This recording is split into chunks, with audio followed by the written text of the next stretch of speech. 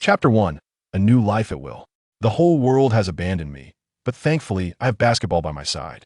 Wow, it's so bright. Guan Yu slumped in his chair, unable to help but complain in his heart. Habitually, he wanted to raise his right hand to shield his eyes from the blinding light in front of him, but he couldn't manage to do it. Hiss. What's going on? Why does my head hurt so damn much? Guan Yu, without the time to wonder why he couldn't lift his hand, felt a sharp pain in his brain. That moment, a flood of information surged towards him, forcefully merging with his original memories. As everyone knows, men like to charge forward, not to be charged at. However, Guan Yu couldn't care less at this moment. The pain was excruciating, and only one thought echoed in his mind. Damn, have I really crossed over? To be honest, although he was orphaned, which fits the conditions for a crossover, Guan Yu's life, or rather, his past life, didn't have too many regrets or strong obsessions. Well, okay, maybe there were a few tiny regrets and obsessions. This is Blue Star, a planet very similar to Earth. With this important information flashing in his mind, Guan Yu couldn't help but breathe a sigh of relief.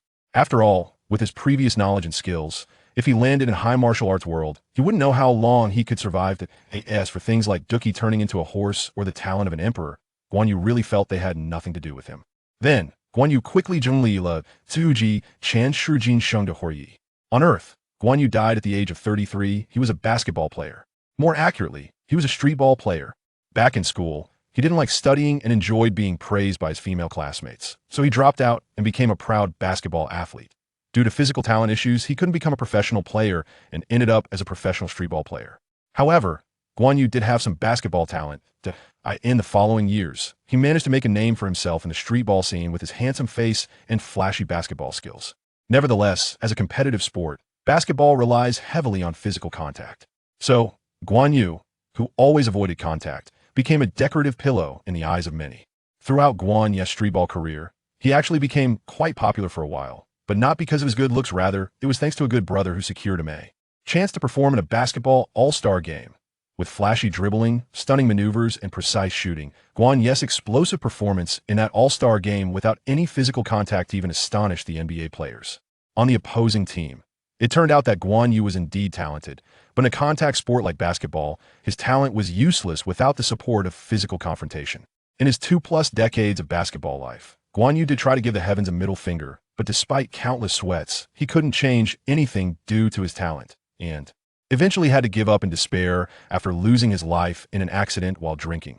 Speaking of which, it seemed that heaven really wanted to compensate Guan Yu for his regrets. Firstly, this man who shared his name had exceptional physical talent. Although he didn't reach the world's top level, he was already streets ahead of Guan Yu in his past life. However, it seemed that where God opened a door, he also closed a window. This man's looks were slightly inferior to Guan Yu's on Earth. Guan Yu's looks in his previous life were evident from small incident. Once, Guan Yu encountered Chen Guanxi on the streets of America and called out, "Brother Guanxi." Chen Guanxi was momentarily stunned, then nodded and said, "Hello. Can we take a photo together?" Chen Guanxi maintained his usual cheeky expression and nodded, saying, "Okay." Then the two took a picture together. Suddenly, Chen Guanxi said to Guan Yu, "Long time no see." That moment, Guan Yu was almost moved to tears. He never expected he could become famous enough for Brother Guanxi to recognize him. However, it later turned out that Guan Yu was overthinking it. After chatting for a bit, Brother Guanxi suddenly said, "Sorry, I mistook you for AZU to that time." Guan Yu truly didn't know whether to laugh or cry. Guan Yu thought about his looks in this life. Although he couldn't compare to Azu, he somewhat resembled Eddie Yin, so it was still acceptable. Exchanging a slight downgrade in looks for a significant upgrade in physical talent, Guan Yu felt it was a huge win. Then, Guan Yu discovered that in this life, he had also entered the NBA thanks to help from noble people and his exceptional physical talent. Yes, as an undrafted player. As for what kind of help from noble people, Guan Yu found he couldn't remember at the moment, just like many other things. But that wasn't the point. The point was that Guan Yu, who now possessed the physical talent he had dreamt of in his previous life, wasn't planning to play it safe and cautiously. Anymore, that it wasn't that his current level was smoothly developing in the NBA. In fact, quite the opposite. His 10-day short contract was set to expire soon, if you remember correctly. The reason he thought this way was entirely because Guan Yu was fed up with a life constrained by rules. Since heaven had given him this precious opportunity to relive his life, why should he still feel so constrained? At worst, he could retire, Guan Yu thought fiercely. After all, unlike the boy in his previous life who had to struggle for money, this live self could live a worry-free life as a wealthy second generation, even if he retired. So, it was time to start this new life at will. Just as Guan Yu made this decision, he felt himself slowly regaining control over his body. He raised his right hand to shield himself from the blinding light, listening to the loud noises around him. A stream of information inexplicably appeared in Guan Yu's mind. The current time was November 2010. He was with his main team, the Clippers, heading to Miami, sitting next to the water cooler, watching his team play against the Heat up close. If it were the previous Guan Yu, he would definitely be anxious at this moment, because this was the last game of his 10-day short contract. If he didn't perform well or stand out, his NBA career would be over. After all, not every team has a female management with significant influence, nor does every female manager hand out a 10-day short contract due to his good brother's sacrifice. In fact, Guan Yu was very clear that the probability of that was minuscule. However, now, Guan Yu, who was preparing to enjoy life as a wealthy second generation, wasn't anxious at all. Instead, he observed everything on the court with curiosity, as if he were just a spectator. Although he had watched the NBA many times on television, this was truly his first time in person. Yet this first experience wasn't exactly pleasant. Because the atmosphere was quite noisy down on the court, players were trash-talking, coaches were loudly giving orders, and the DJ was hyping up the crowd, while the audience's casual conversations didn't seem as quiet as they appeared on TV. Watching the Heat's big three battling it out on the court, Guan Yu quickly got into the groove, pouring himself a cup of energy drink and watching the game while drinking. The way he was acting truly resembled that of a spectator, not a player on the court. The game had entered the fourth quarter, with 6 minutes and 9 seconds remaining, and the Heat led the Clippers by just 5 points, 77-72. To be honest, Guan Yu was somewhat surprised by the score.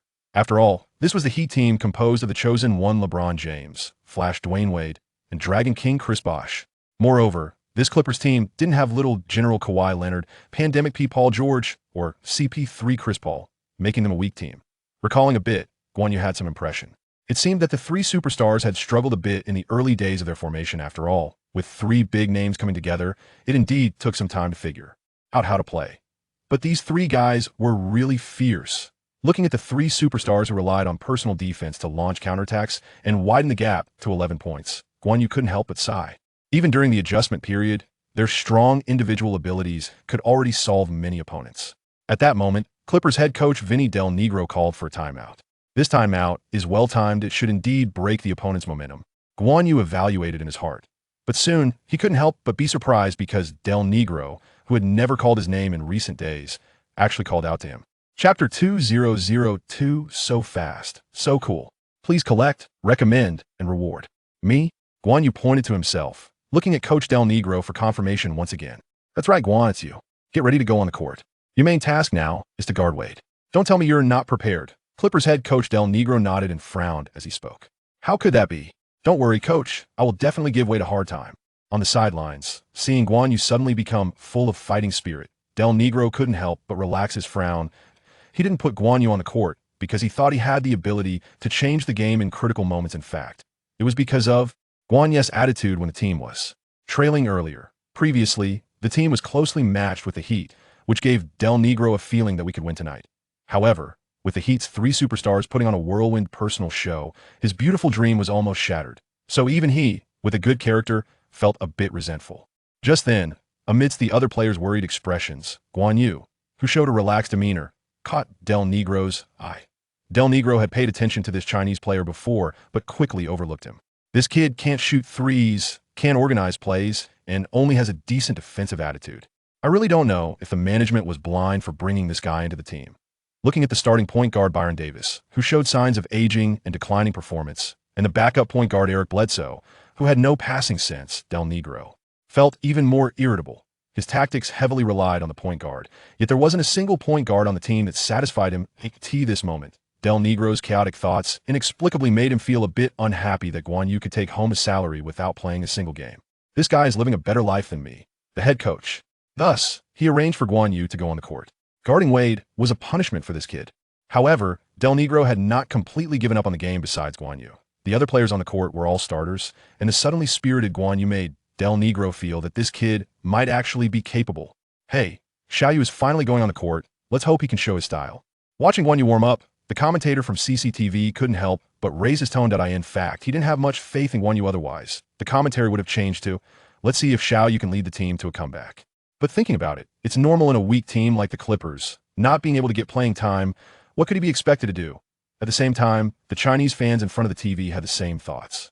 Initially, they were very excited to learn that Guan Yu had joined the NBA and had followed him for a while, but soon they forgot about him. It wasn't that they were heartless, it was just that Guan Yu didn't accept interviews or play in games, making it impossible for them to remember him.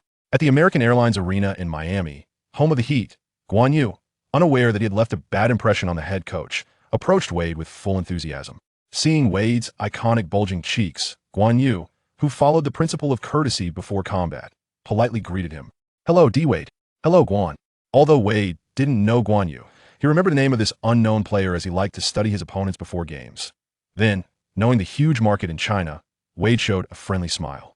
He had collaborations with Chinese companies, and showing goodwill towards Chinese players was beneficial for him. Moreover, he really didn't think that this Chinese rookie could pose any threat to him. Soon, the game continued. The Clippers had an offensive opportunity. However, Guan Yu, who played as the point guard, didn't get the ball immediately. Instead, the ball was passed to Byron Davis, who had a full beard, the original beard. Byron Davis could average nearly 22 points for rebounds and 8 assists during his peak all-star level stats. In the 2007 season, he led the 8th seed Warriors to defeat the top seed Mavericks in a shocking Black 8 miracle.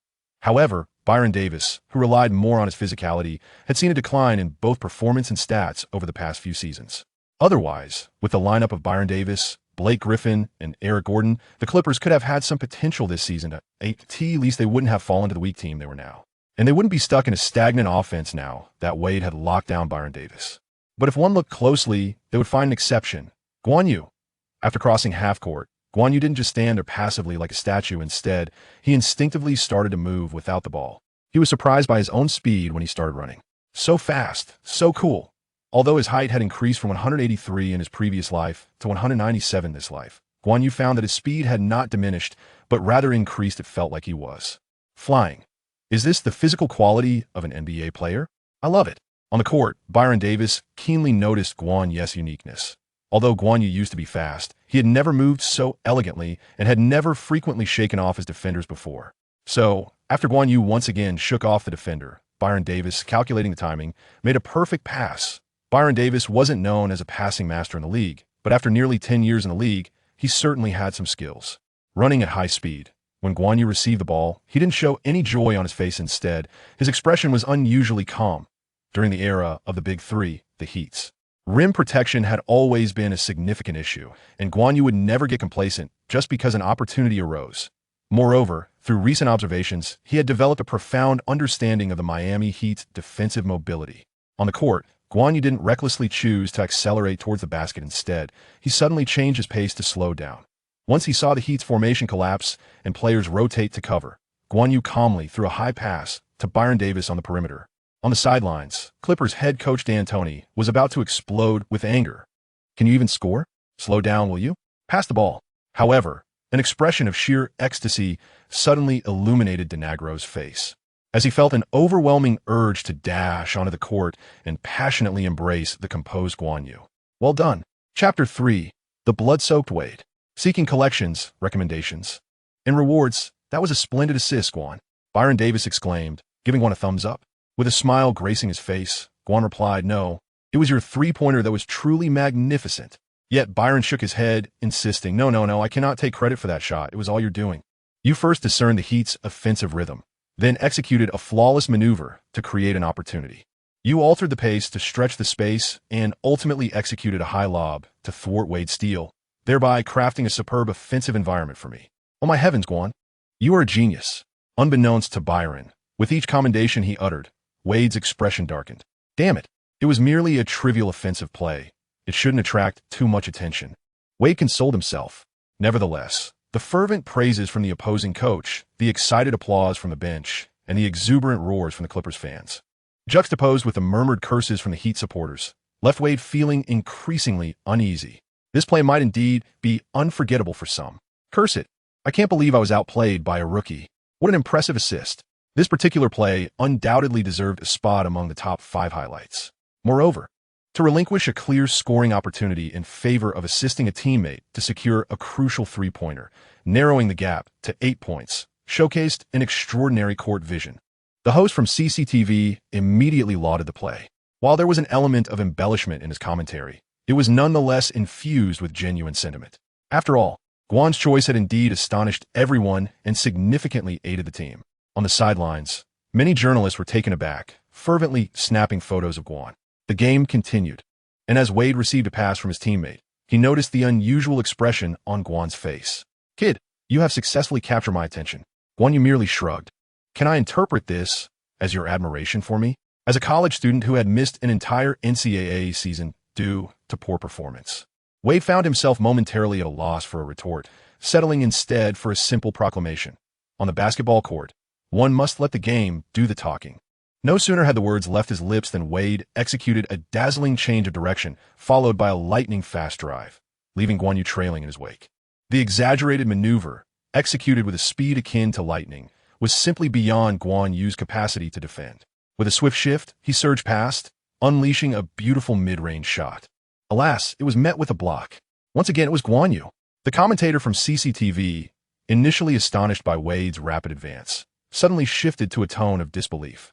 On the court, Wade, caught off guard by the block and losing his balance, found himself sprawled on the floor, while James Bosch and the fans who were poised to applaud stood in stunned silence. What has happened? Only Guan Yu, gazing at his right hand that had executed the block, let out a triumphant howl. In that moment, when Wade had broken past him, Guan Yu was filled with a sense of humiliation, which spurred him to chase down his opponent with all his might. Fortuitously, in his past life, Guan Yu had accumulated a wealth of experience in being outmaneuvered, and thus possessed an almost corporate-level understanding of how to recover in such situations. Coupled with his remarkable speed, explosive jumping ability, and long arms, he managed to execute a stunning chase-down block against Wade's mid-range attempt. Meanwhile, the game continued unabated despite Guan Yu's triumphant roar. The Clippers starting center, come on, effortlessly secured the rebound and quickly tossed the ball to Byron Davis, who was sprinting down the court. The bearded player made an easy layup, adding 2 points to the scoreboard. The score tightened to 77-83, as the Clippers rapidly reduced the deficit to 6 points. What a spectacular block! As Byron Davis approached him, showering him with compliments, Guan Yu couldn't help but smile. It seemed that his skill set, combined with his physique, indeed held promise. "Rookie, I'll remember you." Wade, his face pale and rising from the floor, directed a sharp remark at Guan Yu. The performance displayed by Guan Yu during those 2 plays had thoroughly infuriated him. It is worth noting that even established stars rarely dared to toy with him in such a manner. However, whether in this life or the last, Guan Yu was never one to shy away from confrontation, and in this life, with no fear of retirement looming over him, he had little to fear. "Keep it up," Guan Yu replied nonchalantly, then added after a moment's thought, "By the way, Wade, you might want to transfer the ball to LeBron soon. Or else even if you band together, you 1T capture the championship." Upon hearing Guan Yu's remark, Wade, already seething with anger, found himself unable to retort. The team's recent lackluster performance had not only drawn scrutiny from within, but had also prompted numerous experts to analyze their distribution of ball possession. Most recommendations suggested that Wade should embrace a secondary role, serving as a stabilizing presence and spiritual leader, focusing primarily on defense, while leaving scoring and playmaking responsibilities to James. Such sentiments were understandably irksome to Wade, who had long been the linchpin of the Heat. He firmly believed that, in terms of offensive prowess, he was not significantly inferior to James. However, he refrained from voicing these grievances publicly, aware that doing so could easily incite discord within the locker room and disrupt the team's chemistry. "Humph. Rookie, you are in for a reckoning." Fueled by indignation, Wade resolved to teach this arrogant young man a lesson today. Did he truly think that a mere fluke assist and a block shot rendered him invincible? How naive. The realm of basketball is far more complex than that. Yet, Wade would have to bide his time, as their head coach opted to call a timeout. With a once comfortable 11-point lead dwindling to 6 in less than a minute, any reasonable coach would interrupt the opponent's momentum and strategize a focused defense. Naturally, the likes of the KFC grandpa, who believed in player enlightenment, did not apply here. Returning to the water cooler, Guan Yu, weighed down by the praise from teammates and coaching staff, wore a mask of determination, though anxiety churned within him. "Damn, have I bitten off more than I can chew?" At that moment, the bearded player settled beside Guan Yu, draping an arm around his shoulder, offering warmth accompanied by a rather pungent scent of sweat. "Hey, Guan, don't worry, you're not alone. You have us, your teammates." After gesturing towards the circle of teammates, the bearded player awkwardly withdrew his arm, chuckling, "Well, we may not be able to assist you much on defense, but rest assured, Our offensive capabilities are certainly on par with the opposition. As Guan Yu was about to respond politely, his mouth opened, yet no words escaped. A voice echoed in his mind, initializing the ultimate basketball live streaming system. Chapter 4:004 Humiliation 3. The ultimate basketball live streaming system? Guan Yu's eyes flickered momentarily. Was this a benefit from traversing into another realm? His own extraordinary advantage? Was he still required to play basketball? Guan Yu was somewhat intrigued. However, to be candid, he was quite interested in the type of enhancements he could acquire. Once the system was successfully installed, although no prompts were provided, Guan Yu swiftly deduced its functionality through exploration in all directions. The name of the system, the Ultimate Basketball Live Streaming System, aptly signifies that it allows the streamer, Guan Yu, to initiate a live broadcast, subsequently receiving monetary gifts from viewers, which can then be utilized to purchase items that enhance his basketball prowess. In a previous life, Guan Yu had spent several years as a street ball player and had dabbled in broadcasting, so he did not harbor any aversion to it. Moreover, the myriad offerings in the system's marketplace were undeniably alluring. For instance, the Great North Star physique, referring to Wilt Chamberlain, promised a physique as formidable as that of the basketball emperor himself. As for the number of women he had encountered, Guan Yu was rather indifferent. He merely had a friend curious about the veracity of Chamberlain's extraordinary physique. Naturally, the number of live streaming coins required to exchange for such a physique was exceedingly high, and Guan Yu was well aware that, for the foreseeable future, this aspiration was beyond his reach. Guan, stop daydreaming. The game is about to resume. Remember what I just said? I will always support you. Byron Davis encouraged, giving Guan Yu a reassuring pat on the shoulder. After all, it was thanks to Guan Yu that he had just scored 5 consecutive points. Regardless of whether Guan Yu had been momentarily dazed, he had indeed contributed to the team's success, and more importantly, to his own. Feeling the warmth of his older brother's support, Guan Yu flashed and grinned. Subsequently, he designated the title of his live stream as Online Beatdown of the Flash, and, with a focused thought, officially commenced his inaugural broadcast. The reason Guan Yu chose such an attention-grabbing title for his live stream was, of course, to captivate potential viewers. After all, he was unaware of who his audience might be, so the more alluring, the better. As for the idea of overpowering Wade, after reviewing the system's capability assessment, he recognized the likelihood of success was exceedingly slim. Physical attributes: B for physical condition, A for speed, C for strength, B for endurance, B for vertical leap. Shooting evaluation: C for overall shooting, B for three-point shooting, D for mid-range, B for attacking the rim. Technical evaluation: B for ball handling, B for passing. Defensive evaluation: C for individual defense, C for help defense, D for teamwork. Overall rating: C, categorizing him as an NBA rotational player. Guan Yu surmised that this amalgamation of attributes stemmed from both his own capabilities and those of his predecessor. Otherwise, the ratings would undoubtedly be quite disheartening. As for Wade, he ranks among the top 5 shooting guards in NBA history, if not within the top 3. Moreover, this season, Wade is at the peak of his prowess. Upon initiating the live stream, Guan Yu noticed an almost imperceptible shift in his field of vision. A line of text appeared in the lower right corner. Current viewer count: 0. This revelation eased Guan Yu's anxiety, allowing him to adopt a remarkably relaxed demeanor. Well, he thought, as long as he did his best, no one was watching anyway, and thus there were no stakes. Although, he did harbor a strong desire to confront Wade. For the sake of his previous incarnation, Aaron Gordon, who was unjustly denied the dunk contest championship due to Wade's unsporting behavior, and for his own disillusionment stemming from that incident. However, given his current abilities, he felt somewhat inadequate. Oh, right, I seem to have a new player gift pack. On the court, as Wade charged menacingly towards him with the basketball, Guan Yu suddenly recalled this. Calmly, he opened the system's grand gift package. To be honest, aware of the vast chasm separating him from Wade, Guan Yu did not truly expect to receive any extraordinary item to aid him in overpowering Wade. His intention in opening the gift was merely to prevent an embarrassing spectacle. Yet, when the gleaming item materialized before his eyes, Guan Yu realized he was about to unleash something remarkable. The Great North Star body, Wilt Chamberlain, trial version possessing a physique as robust as that of the basketball emperor Wilt Chamberlain, for 5 minutes. If only there were viewers in the live stream. Guan Yu could not help but mutter to himself. Observing the imposing Wade, who was poised to reclaim his dominance, Guan Yu settled into a defensive stance. The glaring flaws in Guan Yu's defense elicited a silent sneer from Wade. How could I stoop to the level of a novice? Truly, I am regressing with age. On the court, James, Bosch, and the other Heat players awaited with bated breath, eager to witness Guan Yu's inevitable humiliation. Indeed, they anticipated nothing less than his downfall. They were far from believing that Guan Yu, who had previously relied on cunning tactics, could evade Wade's serious prowess. It is worth noting that, aside from his numerous accolades, Wade had secured All-NBA First Team, Defensive Second Team, and All-Star Game MVP honors just last season.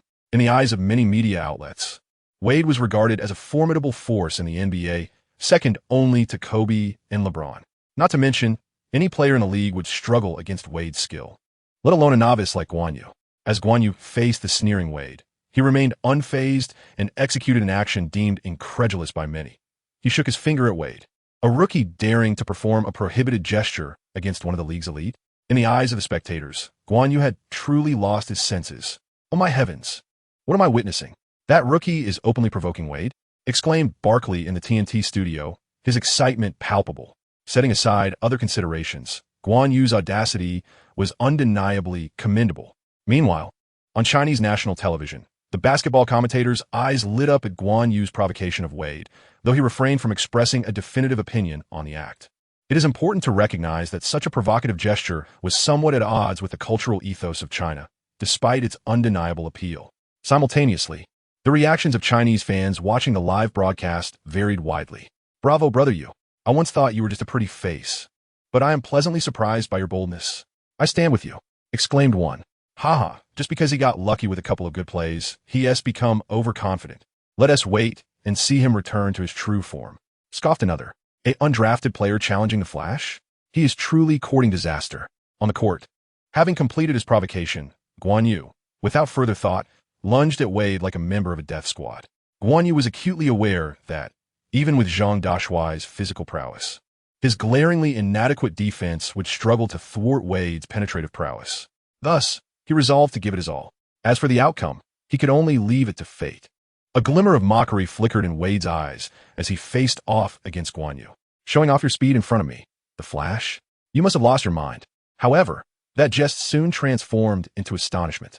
For the moment Guan Yu unleashed his speed, it was evident that he was not a whit slower than Wade, the so-called Flash, and perhaps even swifter. By the time Wade sought to evade, it was already too late. With a resounding smack, Guan Yu forcefully snatched the basketball from Wade's grasp. Guan Yu, with a direct and audacious steal from Wade. A humiliation thrice over.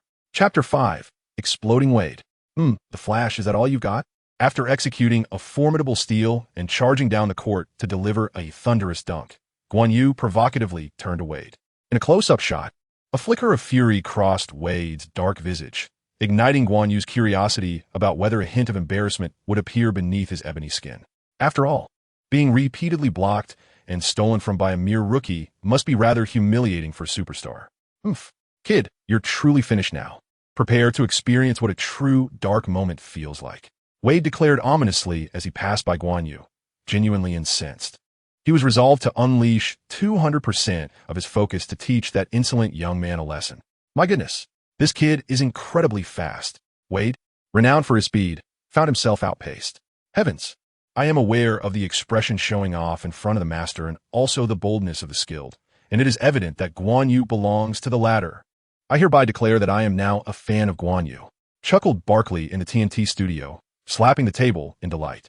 With someone like Guan Yu, the entertainment value is off the charts. His co-host, Kenny Smith, habitually countered, this Chinese lad's performance in the past few minutes has indeed been eye-catching, but he should have provoked Wade. It seems Wade is about to go all out. Meanwhile, on China Central Television, the commentators adjusted their tempo as they watched Guan Yu charge at Wade. Oh, little Yu is sprinting towards his opponent. This is a death charge, showcasing great confidence. Wow, he truly stole it. After a spectacular steal, Guan Yu accelerated and executed a magnificent dunk. Although there was an element of risk involved, Guan Yu's play was undeniably impressive. Before the television screen, many Chinese viewers felt their hearts rise and fall with the ebb and flow of the commentary, ultimately soaring to the heavens. Guan Yu's recent maneuvers have truly exhilarated them. My goodness, Brother Yu is remarkable. He boldly confronted Wade and emerged victorious. I declare that from this day forth, I shall be an ardent admirer of Brother Yu. It is said that Brother Yu is a descendant of his second master. And this moment indeed evokes the sensation of a lone rider traversing 1,000 miles.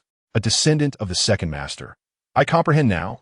Let us swiftly advance to the moment when Brother Yu is bestowed with the title of NBA Martial Saint. Online, with just a single offensive play, Guan Yu has garnered immense recognition from numerous fans. As a former keyboard warrior, he would hardly be surprised by this. At this moment, under the gaze of the crowd on the court, Guan Yu stands in a daze, for the virtual screen before his eyes has begun to transform. Initially, the number of current viewers in the bottom right corner surged from 0 to 511, followed by a cascade of notifications. System: a user has tipped the streamer 1,000 live coins. System: a user has tipped the streamer 2,000 live coins. System: astonishingly, viewers have commenced a relentless stream of generous donations. The streamer has performed splendidly. Wade, that scoundrel, deserves to be ruthlessly punished. Upon entering, I witnessed Chong Wei in action. No, rather, I watched the streamer triumphing over Wade, which is quite gratifying. I made my contribution first. Guan Yu observed the universally criticized Wade, who quietly expressed his gratitude, saying, "Thank you all for your generous donations," before swiftly transitioning the live stream to the backstage. Wade was once again charging towards him. This time Wade, fully focused, moved with precision and agility, leaving no openings and offering Guan Yu no chance to attempt to steal. Soon after, Wade executed his signature move, the Euro step, deftly bypassing Guan Yu's defense and plunging into the paint. As Guan Yu had anticipated, given his current defensive experience and abilities, even with Zhang Dashuai's prowess, he could not completely contain Wade. Wade's strength remained formidable. His Euro step could easily rank among the greats in NBA history. Even if he were 5 centimeters shorter, Jordan's reputation would remain untarnished. Although Wade's character may leave something to be desired, his skill is indisputable. Was there truly no opportunity for the broadcaster? In the backstage live room, a flurry of comments erupted, while Barkley in the TNT studio animatedly narrated. Wade is changing direction. He's successfully breaking through. He aims for a powerful dunk to avenge his previous humiliation. Guan did not concede defeat. He once again chose to pursue from behind. My heavens! What have I just witnessed? Guan Gao leapt into the air, decisively blocking Wade's seemingly certain dunk against the backboard. Barkley was utterly astonished. If previously he had playfully referred to himself as a fan of Guan Yu for the sake of entertainment, this time he was genuinely enamored by the explosive style of play exhibited by Guan Yu. My goodness, the commentator is remarkable. I have rarely witnessed such a chase-down block followed by a dunk.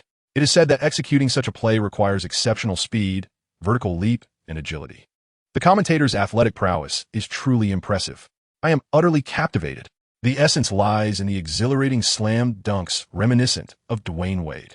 It was truly a delightful experience. What Guan Yu was unaware of was that he had just received another influx of live stream coins.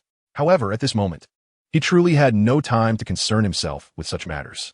Although the title of his live stream was Crushing Wade, Guan Yu was determined to secure a victory in the match. Thus, upon completing a block and securing the rebound, he immediately turned and passed the ball to the fast-breaking Byron Davis. The bearded player seamlessly executed a layup, not only augmenting Guan Yu's assist statistics, but also narrowing the point gap to a mere 2 points. In this contest, they indeed had a glimmer of hope for victory. On the court, Guan Yu once again sought out Wade. Is this what you call your darkest hour? If so, I wish such moments would linger a little longer. After all, that block I just made was quite exhilarating. Wade shot Guan Yu a fierce glare. Initially, he perceived Guan Yu as an inept novice lacking any real skill. But now he comprehended that Guan Yu's explosive physicality posed a genuine threat. This time, I shall undoubtedly score over you. Wade spat vehemently at Guan Yu before continuing his drive. Yet, Guan Yu showed no sign of retreat, pressing closely against Wade and using his robust physique to provide formidable resistance.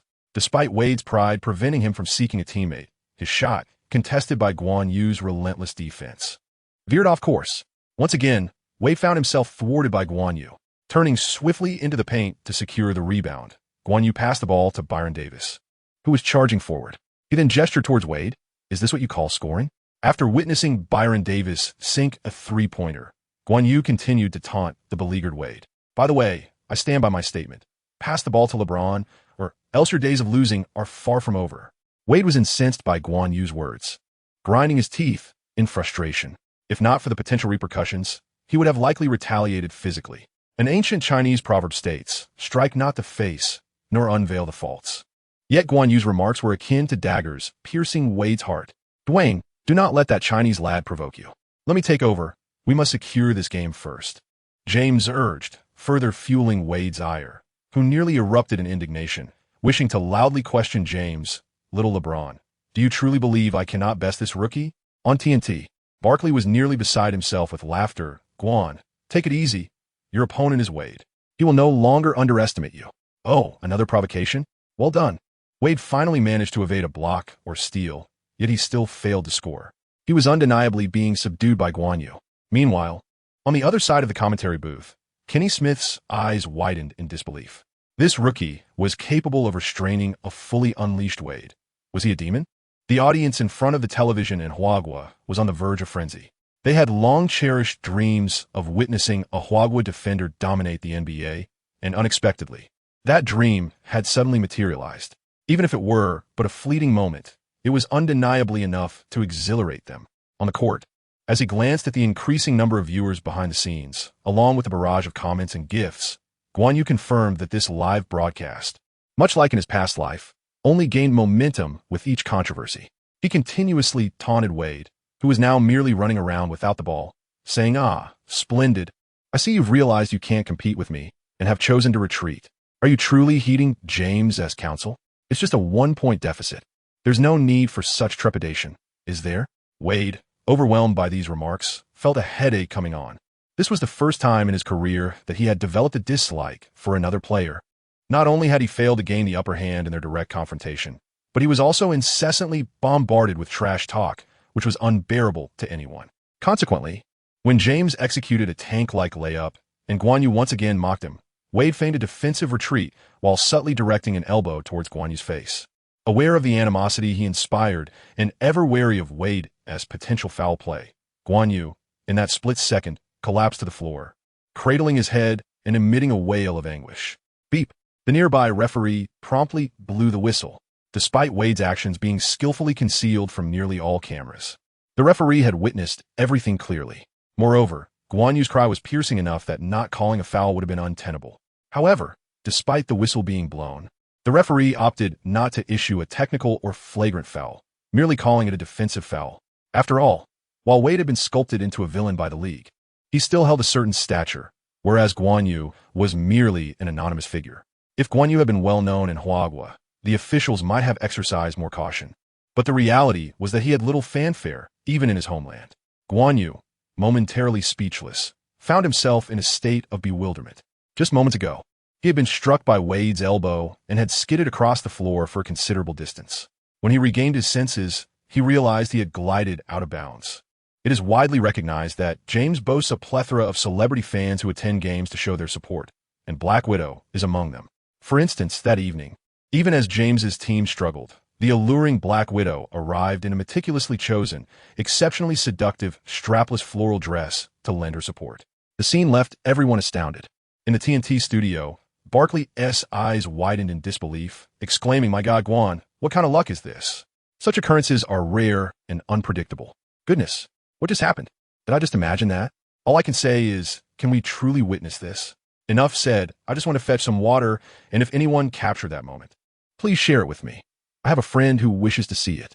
Amidst the cacophony of screams, Guan Yu apologized and swiftly made his exit. After a considerable pause, the crowd gradually regained their composure. Even the players from both teams momentarily forgot to contest the legitimacy of the previous foul. Only the seasoned Wade, who had delivered the elbow, remained irate. "I certainly did not elbow him. Damn, that rookie is far too cunning." Seizing the opportunity, Heat coach Spoelstra quickly called for a timeout. As Wade approached the sidelines, Spoelstra handed him a towel while advising, "Dwayne, that rookie is merely trying to provoke you. Do not fall into his trap. Our primary objective now is to secure the victory." Observing Wade nod in agreement, Spoelstra finally breathed a sigh of relief. From a commanding lead of 11 points to a narrow deficit of 1, who could have anticipated such a rapid shift in the game's dynamics? However, Spoelstra knew that Wade could not be allowed to act recklessly. Otherwise, they might indeed face defeat this evening. They had already endured too many losses and could not afford another. On the Clippers' side, everyone gathered around Guan Yu, praising him for having led them from a double-digit deficit to a triumphant reversal. Once the others departed, The sweaty Byron Davis once again draped his arm over Guan Yu's shoulder and, raising an eyebrow, whispered, "Guan, tell me, what color?" Guan Yu could not help but roll his eyes, choosing to remain silent. He would never jest about such matters. After noticing Guan Yu's expression, Byron Davis seemed to realize that he had crossed a line. Coming from Huagua, Guan Yu was not one to take such jests lightly, prompting Davis to quietly withdraw. The game continued, and Guan Yu resumed his taunting of Wade. However, in his determination to win, Wade ultimately heeded his coach's instructions, focusing on defense and playmaking, thereby refraining from confronting Guan Yu directly, leaving Guan Yu with little opportunity to counter. Unable to rattle Wade's composure, Guan Yu shifted his target and requested to guard James. Contemplating Wade's dismal predicament, James could not suppress a gulp. Having been in the league for nearly a decade, James had weathered many storms. Yet he had never encountered a player as wickedly talented and vocally audacious as Guan Yu. "Hey, LeBron, do you regret your summer decisions now? By the way, I heard some Cavaliers fans have posted videos of them burning your jersey." James responded with a frustrated grunt. Chapter 7:007 The future is promising. James was reluctant to engage with Guan Yu, even feeling the urge to elbow him. From their very first interaction, he understood why Wade had lost his composure. This guy, despite his polished appearance, unleashed a torrent of cutting remarks. Nevertheless, with Wade's experience as a cautionary tale, James opted to avoid confrontation with Guan Yu. If he could not contend with him, why not evade him? Compared to the victory of a single game, James deemed his reputation far more significant. If word got out that a rookie had subdued him like Wade, it could severely tarnish his commercial value. That was simply not worth the risk. Moreover, with Wade's prior attention-grabbing performance, as long as James played it safe, even if they lost, the blame would not fall upon him. A plan well executed. Thus, that night, Guan Yu overwhelmed Wade and intimidated James, while also catching a glimpse of the Black Widow. To return to the main point. At the conclusion of the match, Guan Yu had played for a mere 6 minutes, achieving an impressive 4 out of 5 shooting, including 1 out of 2 from three-point range, accumulating 9 points, 2 rebounds, 4 assists, 2 steals, and 2 blocks, remarkably efficient. However, beyond the impressions he left on both offense and defense, it was his trash talk, the way he stifled Wade, wagged his finger, and the astonishing moment he slid off the court that truly thrilled the audience. Such feats, which would be unattainable for an ordinary rookie, were accomplished by Guan Yu in merely a few minutes. He certainly knew how to entertain. Consequently, Guan Yu's livestream garnered instant popularity, attracting considerable attention and earning him an impressive 35,800 virtual coins in tips. However, Guan Yu found himself momentarily unable to allocate his first earnings, as he was pulled aside by reporters for an interview after the match. In the remaining minutes of the game, due to LeBron's conservative play style, the Heat's already struggling offense fell silent once more. Meanwhile, the Clippers maintained their lead, thanks to Guan Yu and the rhythm established by Byron Davis, ultimately triumphing over the Heat with a score of 108-104, securing a hard-fought victory. The Heat's trio still dazzled with a combined score of 84 points and 21 rebounds, yet their total of 8 assists and 12 turnovers was rather glaring. Notably, Wade accounted for the majority of those turnovers. It is likely that after this night, the Flash would be disinclined to engage in any open forums for quite some time. On the Clippers' side, Griffin contributed 22 points and 13 rebounds. Eric Gordon added 18 points and 5 assists, and Kumon tallied 14 points and 11 rebounds. But the standout was undeniably Byron Davis, who achieved an impressive 37 points, 6 rebounds, and 5 assists. Such statistics might not have seemed remarkable in an era of superstars or explosive data, yet for an aging veteran like Byron Davis, they were particularly commendable. Guan Yu's interview stemmed from his being named the best player of the night, largely due to Byron Davis's endorsement. This evening, Byron Davis, reminiscent of his peak, was acutely aware of who had afforded him such a thrilling experience against the trio, and he genuinely did not mind sharing the spotlight with Guan Yu at this moment. Moreover, Byron Davis understood that compared to himself, an aging veteran, Guan Yu, with his identity as a Chinese player and the added allure of outshining Wade, was indeed the media's focal point. However, witnessing Guan Yu's arrival, the blonde, blue-eyed, wave-haired reporter completely disregarded him, which stirred a hint of jealousy in Byron Davis. Fortunately, Byron Davis was known for his camaraderie, and his relationship with Guan Yu was quite amicable. Otherwise, he might have harbored some resentment. "Hello, Guan Yu, this is your first game, and you achieved such efficient and comprehensive statistics. How do you feel?" inquired NBA TV reporter Ellie, winking at Guan Yu. From a vantage point, Guan Yu who had savored the exhilarating atmosphere, displayed a fitting blend of appreciation and excitement on his face. I feel fantastic. I got into the groove right away with the encouragement from Brother Byron. My coach and teammates provided immense support tonight. I must first thank them. Observing Guan Yu's articulate and poised responses, Ellie was momentarily taken aback. His eloquence was hardly characteristic of a rookie, and even the bearded gentleman beside her appeared visibly excited. If Guan Yu were to discern AI Lee's thoughts, he would undoubtedly chuckle. In his previous life, while he may not have been particularly adept in technology, he had certainly weathered many storms during interviews. Observing Guan Yu's handsome visage, AI Lee refrained from probing further and shifted the topic, inquiring, "You performed remarkably against Wade tonight. Yet I am more intrigued by your incessant exchanges with him, which seemingly led to his emotional outburst. Would you be so kind as to share the details?" Noticing AI Lee's playful expression, Guan Yu smiled and replied, "It was merely some inconsequential trash talk. Perhaps Wade has some inner turmoil." AI Lee could not help but roll her eyes. Causing someone to unravel emotionally is anything but trivial. One final question. According to league regulations, gesturing with a finger during a match is considered a serious provocation and is strictly prohibited. Yet you directed such a gesture at Wade. Are you not concerned about a potential fine from the league? AI Lee, too, was genuinely curious. From her understanding, Guan Yu had only signed a 10-day contract, which starts at 45,000 this season. Furthermore, a finger wag can incur a fine ranging from 10,000 to 15,000, not to mention taxes. If this rookie fails to secure a new contract this season, he might find himself destitute. Was such a risk worth taking? At that moment, AI Lee observed Guan Yu's striking face break into a charming smile as he replied, "I am not worried, for I acted upon my own volition." Meanwhile, Wade became the center of attention during the post-game press conference, frequently questioned about Guan Yu. That night, Guan Yu had undeniably become a sensation. "That guy is a worthy adversary. I lost my composure a bit tonight. However, young man, mind your trash talk and gestures, after all. Not everyone in the league possesses my good temperament." Wade's final remark was evidently directed at Guan Yu. Although Guan Yu's taunts had indeed embarrassed him, Wade, upon reflection, recognized the possibility that Guan Yu's words held some truth, primarily because he acknowledged Guan Yu's prowess. "But you clearly elbowed him during the match," a daring New York journalist pressed. Wade's expression soured momentarily, yet he refrained from elaborating further. "The situation was akin to yellow mud in one's pants. Whether it is excrement or not, it remains unpleasant. My actions were entirely within the rules. I can only say that some people are exceptionally skilled at dramatics. As for LeBron, he skillfully sidestepped the issue, stating, 'Guan is a rather unique young man, with a notable talent for banter.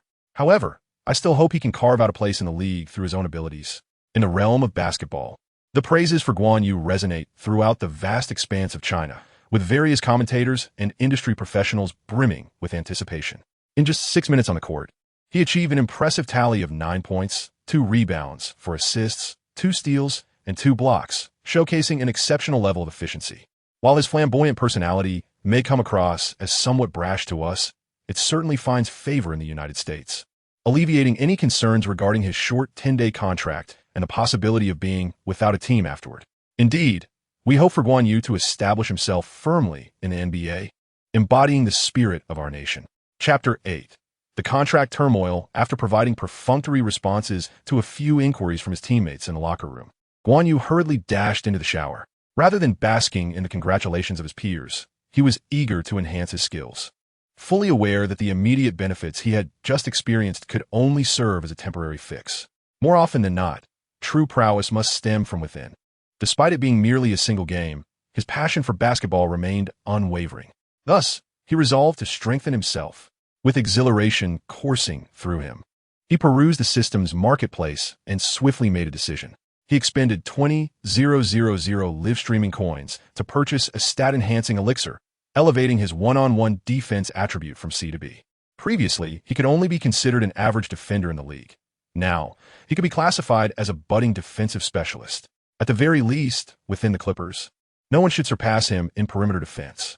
This decision was rooted in the understanding that, as a rotational player, his other attributes were just barely adequate. Yet his one-on-one defense left much to be desired. If he wished to play recklessly in the future, he risked being overwhelmed by formidable offensive opponents. Armed with a solid physique and commendable defense, he now felt confident in facing off against players like Dwayne Wade without being utterly outmatched. rather than relying solely on his physical attributes as he had before. As for the remaining balance of over 10,000 live streaming coins, Guan Yu resolved to save it for potential emergencies. While it might not be financially prudent in the long run, he intended to keep some instant use items for moments of indulgence. After all, life is meant to be savored.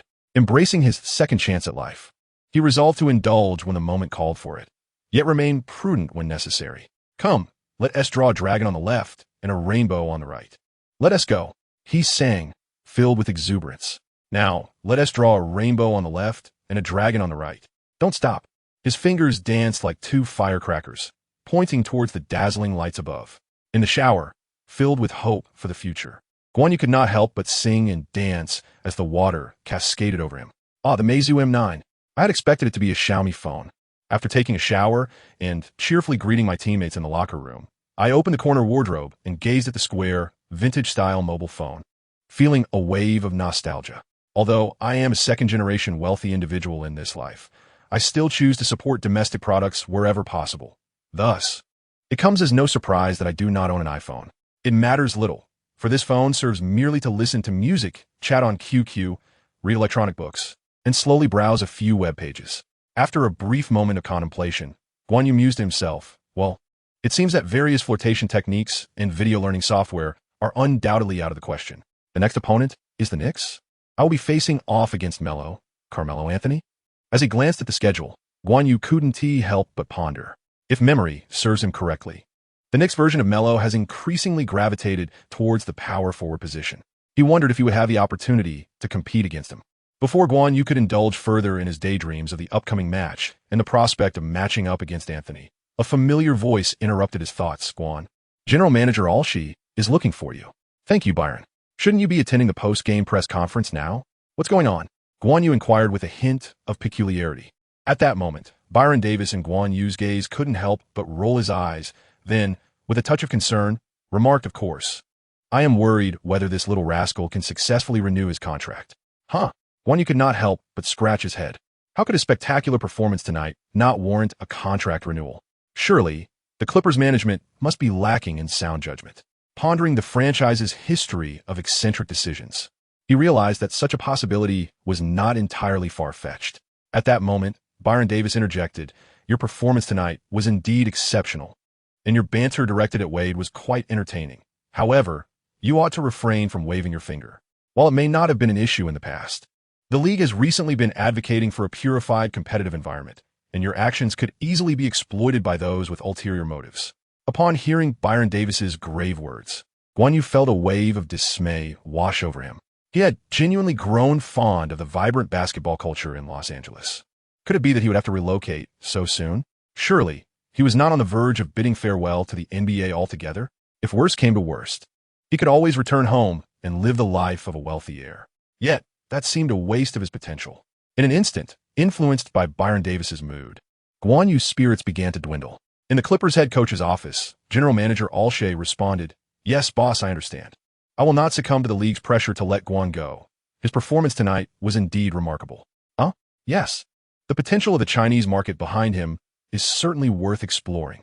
He continued, since he didn't participate in previous games, I'm confident that the sales of his jerseys, shoes, and merchandise will surge after this match. All right, boss, I will have a word with him. We can withstand the league's pressure, but he must not act recklessly. Exhaling deeply, Alshay released a breath he had been holding.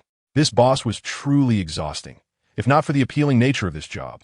Less work, ample pay, and proximity to home, he would not tolerate it. If only I had a different owner, Alshay mused, but he quickly shook his head with a wry smile. Despite the Clippers' subpar performance, their location in Los Angeles had seen their market value steadily increase.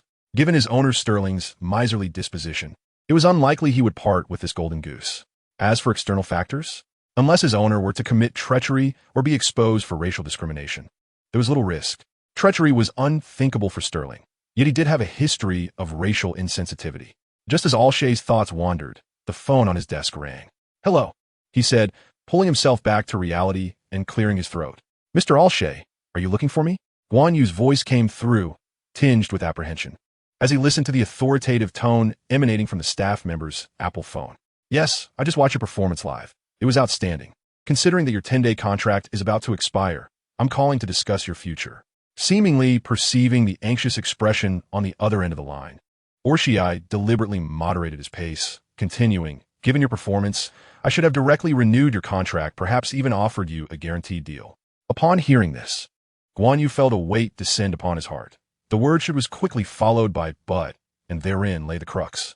Indeed, Orshii's voice carried a hint of regret as he continued. "However, considering the detrimental impact of your finger-biting behavior on our Clippers and the pressure from the league, we have decided to offer you a 10-day short contract. If you have no objections, you may sign tomorrow. Understand that I have fought hard to secure this for you. I'm sorry, but I must decline." Chapter 9. Frenzied Training. What? Orshii could not suppress his astonishment. Among the Clippers, no player had ever dared to reject his requests so boldly.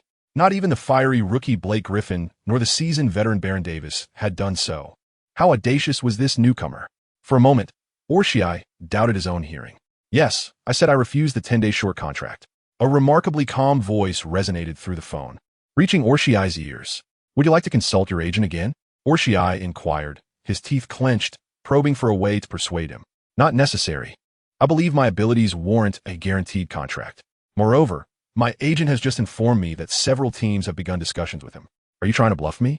This was the first thought that crossed Orshii's mind. He found it hard to believe that a few minutes of good play could prompt teams to engage with Guan Yu. However, recalling the aspirations he had shared with his boss earlier, Orshii could only plead earnestly.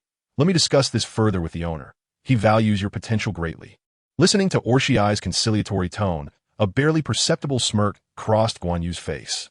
Indeed, the man was attempting to manipulate him, but unfortunately for Orshii, Guan Yu was no longer the naive rookie he once was. In truth, he was merely bluffing. His agent had not sent him any messages. Yet, he firmly believed that his performance tonight had captured the attention of certain individuals. Even if it hadn't, he was confident in his ability to carve out a place for himself in the NBA. "Thank you, General Manager. I am indeed eager to serve the Clippers. But when it comes to contract matters, I must heed my agent's advice." After deftly shifting the responsibility and sensing Orshii's palpable disappointment, Guan Yu exchanged a few more words before hanging up the phone. He would not claim what did not belong to him, but rest assured, no one would dare to seize what was rightfully his. After hanging up the phone and returning the device to the staff member, Guan Yu continued his stride towards the changing room, only to discover that Byron Davis had been waiting for him all along. "Guan, how is it going? Is a new contract finalized?" Upon seeing the concerned expression on Byron Davis's face, Guan Yu shook his head in disappointment. "Damn it, that Alshay fellow must be blind. You've been performing exceptionally well, yet he refuses to renew your contract? It was merely a finger wave. What is there to fear?" Guan Yu somewhat awkwardly interrupted Byron Davis's impassioned tirade, clearing his throat. "Actually, the general manager did propose a 10-day short contract to me." "And then?" Byron Davis inquired with curiosity. "Isn't that the end of it?" "I turned it down," Guan Yu replied confidently. "I believe I deserve a guaranteed contract." Byron Davis found himself momentarily speechless in the presence of Guan Yu's unwavering self-assurance. This fellow is truly confident, as anticipated after conferring with his agent, who is quite renowned in the NBA. Guan Yu swiftly secured a contract that aligned with his demands, a one-year deal valued at $2.3 million. While this amount may pale in comparison to the contracts of superstar players, it stands favorably alongside his fellow rookies. For instance, in the 2010 draft, the 9th pick, Gordon Hayward, received an annual salary of $2.36 million, while the 10th pick, Paul George, earned $2.2 million, in stark contrast to the previous meager 10-day contract. This new agreement solidified Guan Yu's resolve to assert his rights. Otherwise, had he succumbed to Alshay's persuasion, he might still be languishing in the realm of temporary employment. During this period, Guan Yu also managed to acquire the contact information of the Black Widow through his agent and sent her a text message to apologize. After all, he did benefit at her expense in some regard. The day following the game against the Miami Heat, upon arriving in New York, Guan Yu chose not to indulge in frivolous escapades with certain teammates, but instead immersed himself in the training facility. Although his defensive evaluation had risen to AB grade and his mind was filled with numerous defensive techniques and experiences, Guan Yu still preferred to experiment and refine his skills further. Guan Yu has always believed that only through the nurturing sweat can the most exquisite blossoms emerge. During the intervals of intense training at the gym, he diligently perused information regarding the current New York Knicks players, particularly focusing on their star athletes.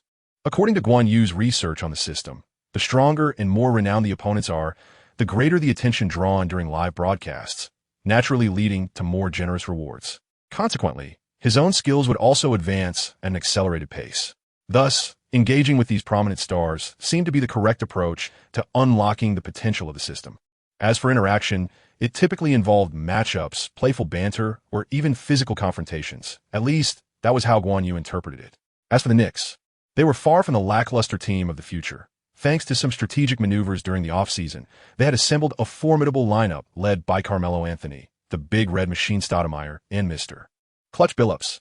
On paper, they certainly appeared formidable. However, once the season commenced, the Knicks did not charge forward with vigor, instead achieving a rather unremarkable record of 2 wins and 2 losses. Thus, Guan Yu sensed that the upcoming match at Madison Square Garden would undoubtedly pose a significant challenge. Oh, what a thrill! In the training facility, after successfully defending against yet another offensive attempt from his practice partner, Guan Yu could not suppress a triumphant roar. The exhilaration of accurately predicting an opponent's offensive trajectory, then matching their movements or disrupting their attack through physical engagement was truly invigorating. In his previous life, playing street basketball, his defense relied almost entirely on gamble-like steals to scrape by. Clap, clap, clap. A resounding applause erupted at the sidelines, accompanied by a voice familiar to Guan Yu. "Byron, what brings you here?" he inquired, astonished at the sight of the well-known bearded figure. "I'm here to congratulate you," Byron Davis replied with a broad smile. Guan Yu could not help but reveal a faint smile. His previous incarnation had fared rather well. At least he had an elder brother in the team who cared for him. In contrast, during his earlier days, he lamented the fact that no teammate had ever liked him, leading him to seek solace among a myriad of beautiful women. "Thank you, Byron. Rest assured, I will strive to control myself and not usurp your starting position." Observing Guan Yu, who was panting and drenched in sweat, yet still found the humor to jest, Byron Davis could not suppress his admiration. With such fervent training, it is no wonder you seized the opportunity to excel last night. Without the requisite skill, even when opportunities present themselves, one cannot grasp them. Byron swiftly dismissed this thought, smiling as he conveyed his intentions. "Guan, if you wish to take my starting spot, you still have a long way to go, but prepare yourself for increased playing time." Chapter 10. Opponent. Hoodie Guy. On November 7th, 2010.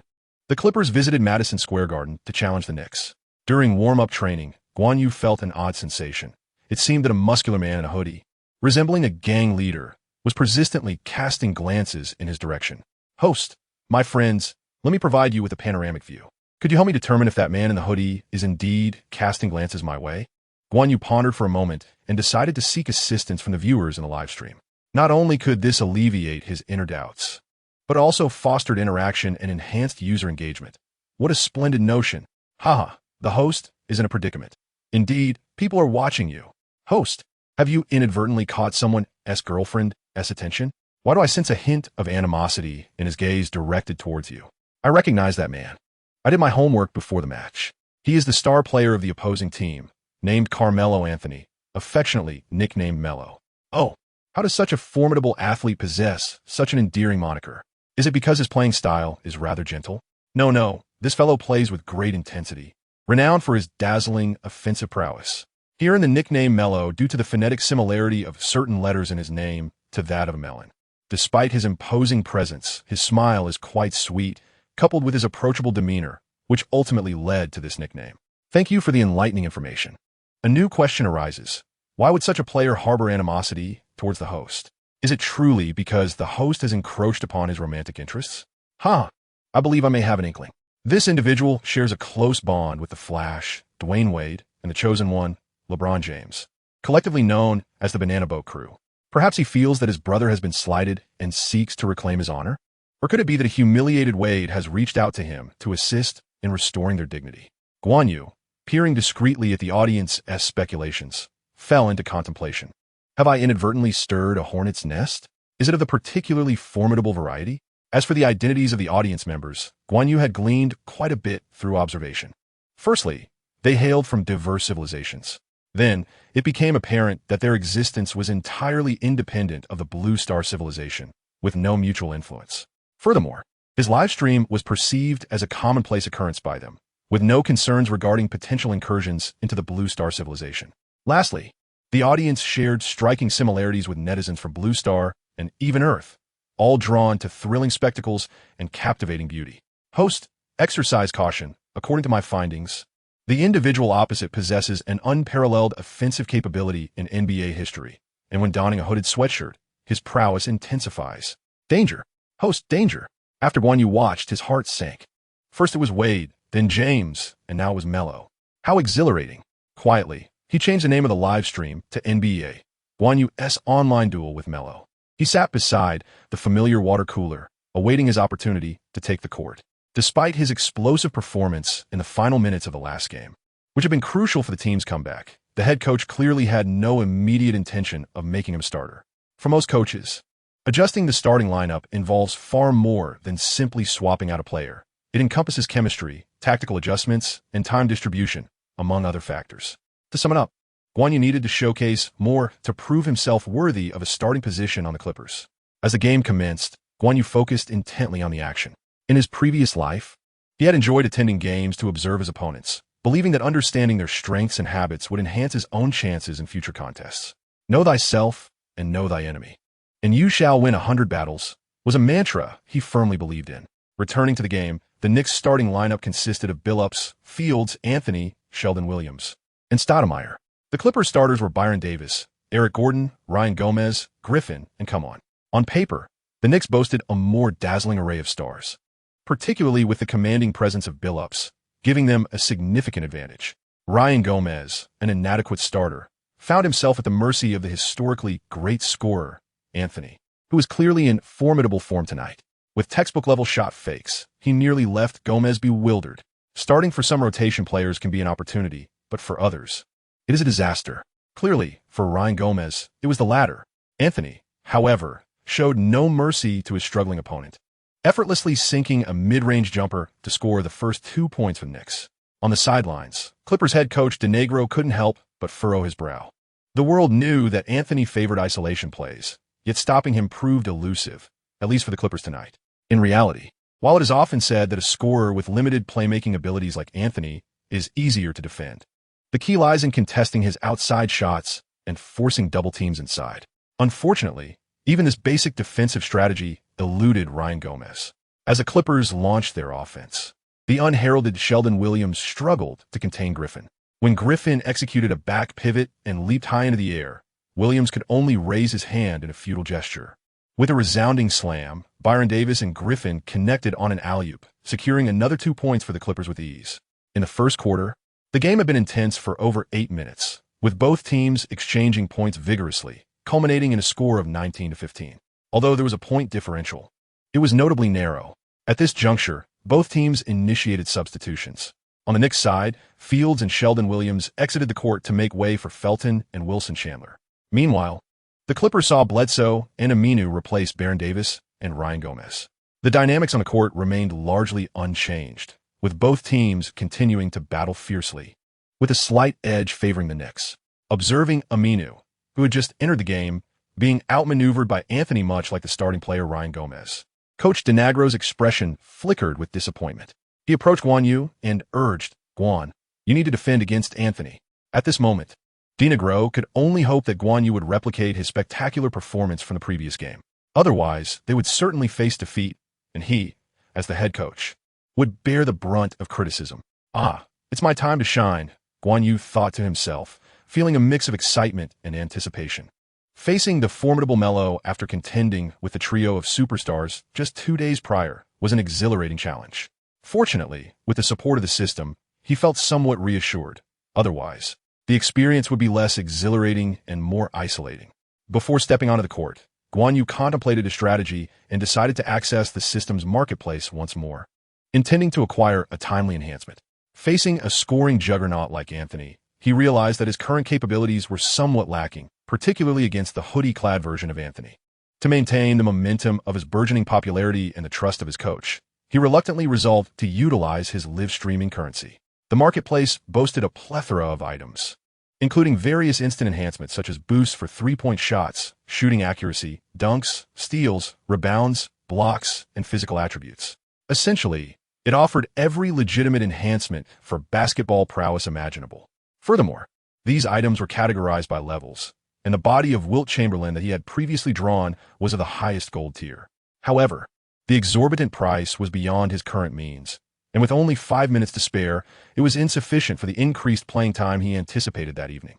Thus, Guan Yu opted for the orange skill set, Stop and Pop, Durant, which enhances the stability of his quick three-point shots. Nicknamed the Grim Reaper, Durant is not primarily known as a shooter, yet he possesses a three-point shooting ability that far surpasses that of an average sharpshooter. His shooting touch is remarkably smooth, making it exceedingly difficult for defenders to disrupt his release. At one point, his three-point shooting percentage reached an impressive 45, placing him among the league's elite. In the playoffs, Durant has repeatedly eliminated opponents with his quick three-point shots, notably his left-side stop and pop that extinguished the Cavaliers' morale during a critical match. While Durant's quick three-point shot may not rival Curry's extraordinary prowess, Guan Yu believes it is more than sufficient to confront the Knicks' glaringly inadequate defense. Moreover, the morale-diminishing effect of Durant's shots could prove advantageous for the team. With the encouragement of numerous fans, Guan Yu stepped onto the court.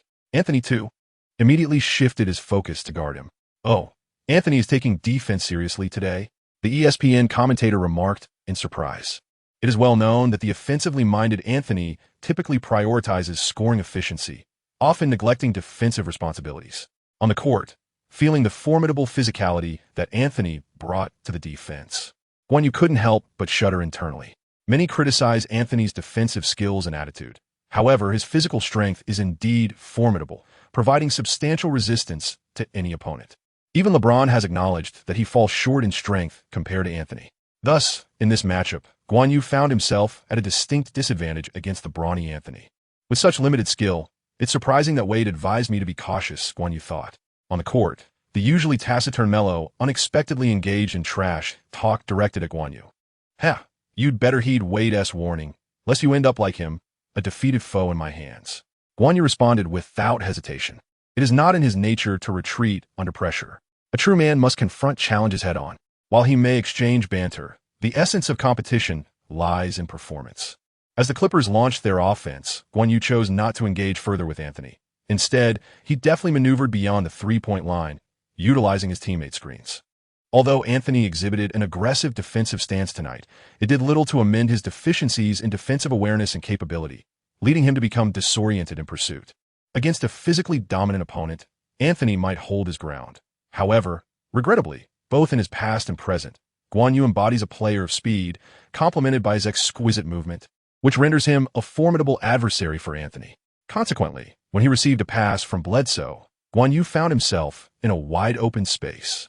Without the slightest hesitation, Guan Yu bent his knee, straightened his waist, and flicked his wrist. The basketball was launched in a captivating arc, executed with a grace that was undeniably aesthetic. As someone who had thrived on the court in his previous life, Guan Yu felt a strong confidence in his three-point shot. Coupled with the stability imparted by Durant's sudden stop three-pointer, the ball soared through the air, tracing a beautiful curve, before descending into the net with a satisfying swish, nothing but net. On the court, Anthony couldn't help but furrow his brow in response. Previously, Wade had earnestly provided him with a dossier on Guan Yu, claiming that this fellow was physically imposing but lacked shooting prowess. However, Anthony was not convinced that such a flawless shooting form could be merely a fluke. Sighing inwardly, he thought, "Wade warned you to be cautious. Why do you refuse to heed his advice?" Listening to Guan Yu's taunting remarks, Anthony mentally cursed Wade, reflecting that if he hadn't trusted that big-mouthed player's words, he wouldn't find himself bored and tasked with guarding this rookie, only to be scored on right in front of him. Nevertheless, Anthony was not one to capitulate easily. "Hey, rookie, don't get too cocky. You're still trailing. And mark my words, I will score right in front of you next round." In the ESPN studio, renowned commentator Bryn furrowed his brow as he observed the unfolding scene. "Wow, this young chap from Huagua is indeed a distinct presence, entirely different from Yao or E. After provoking Wade and LeBron in the last game, he is now taking on Anthony. My goodness, he truly embodies the fearless spirit of youth." However, unlike Wade, Anthony's offensive skills are sure to obliterate him completely. As the Knicks initiated their offensive play, Anthony positioned himself at the right corner, calling for the ball. Billups, with remarkable composure, orchestrated the play and delivered the pass. As a former Finals MVP, Billups may not have the highest popularity, but his capabilities were beyond question. In this instance, Receiving the ball from him afforded Anthony an excellent opportunity to engage in a one-on-one with Guan Yu, without the looming threat of a double team. Guan Yu's defense was commendable, yet regrettably, the disparity in skill and physique between the two players was insurmountable by mere effort. Despite Guan Yu's valiant attempts to thwart him, the proficient Anthony managed to score effortlessly. A top-tier scorer like Anthony cannot be entirely contained. His success hinges solely on his own rhythm and finesse. This also elucidates why Guan Yu chose not to invest in defensive enhancement tools prior to the match. Their efficacy is, indeed, rather limited. Observe closely, rookie. This exemplifies the true prowess of elite scorers. Guan Yu's silence was tantamount to acquiescence. Indeed, the challenge presented by Anthony was formidable, yet he executed it with remarkable finesse. While banter is commonplace, it does not equate to petty mockery. As the Clippers launched their offensive, Guan Yu summoned every ounce of energy, darting about the court with fervor, unwilling to become the target of Anthony's scorn once more. Anthony, too, was relentless in his defense, fearing the repercussions of being outshined by this rookie. However, as fate would have it, Guan Yu received yet another pass from Bledsoe and, with icy resolve, launched a three-pointer, defying Anthony's defensive efforts. Swish! The basketball sailed through the net with an unmistakable sound. Apologies, esteemed scorer, but I have once again succeeded. A sharp taunt pierced the air, reaching the ears of a visibly displeased Anthony.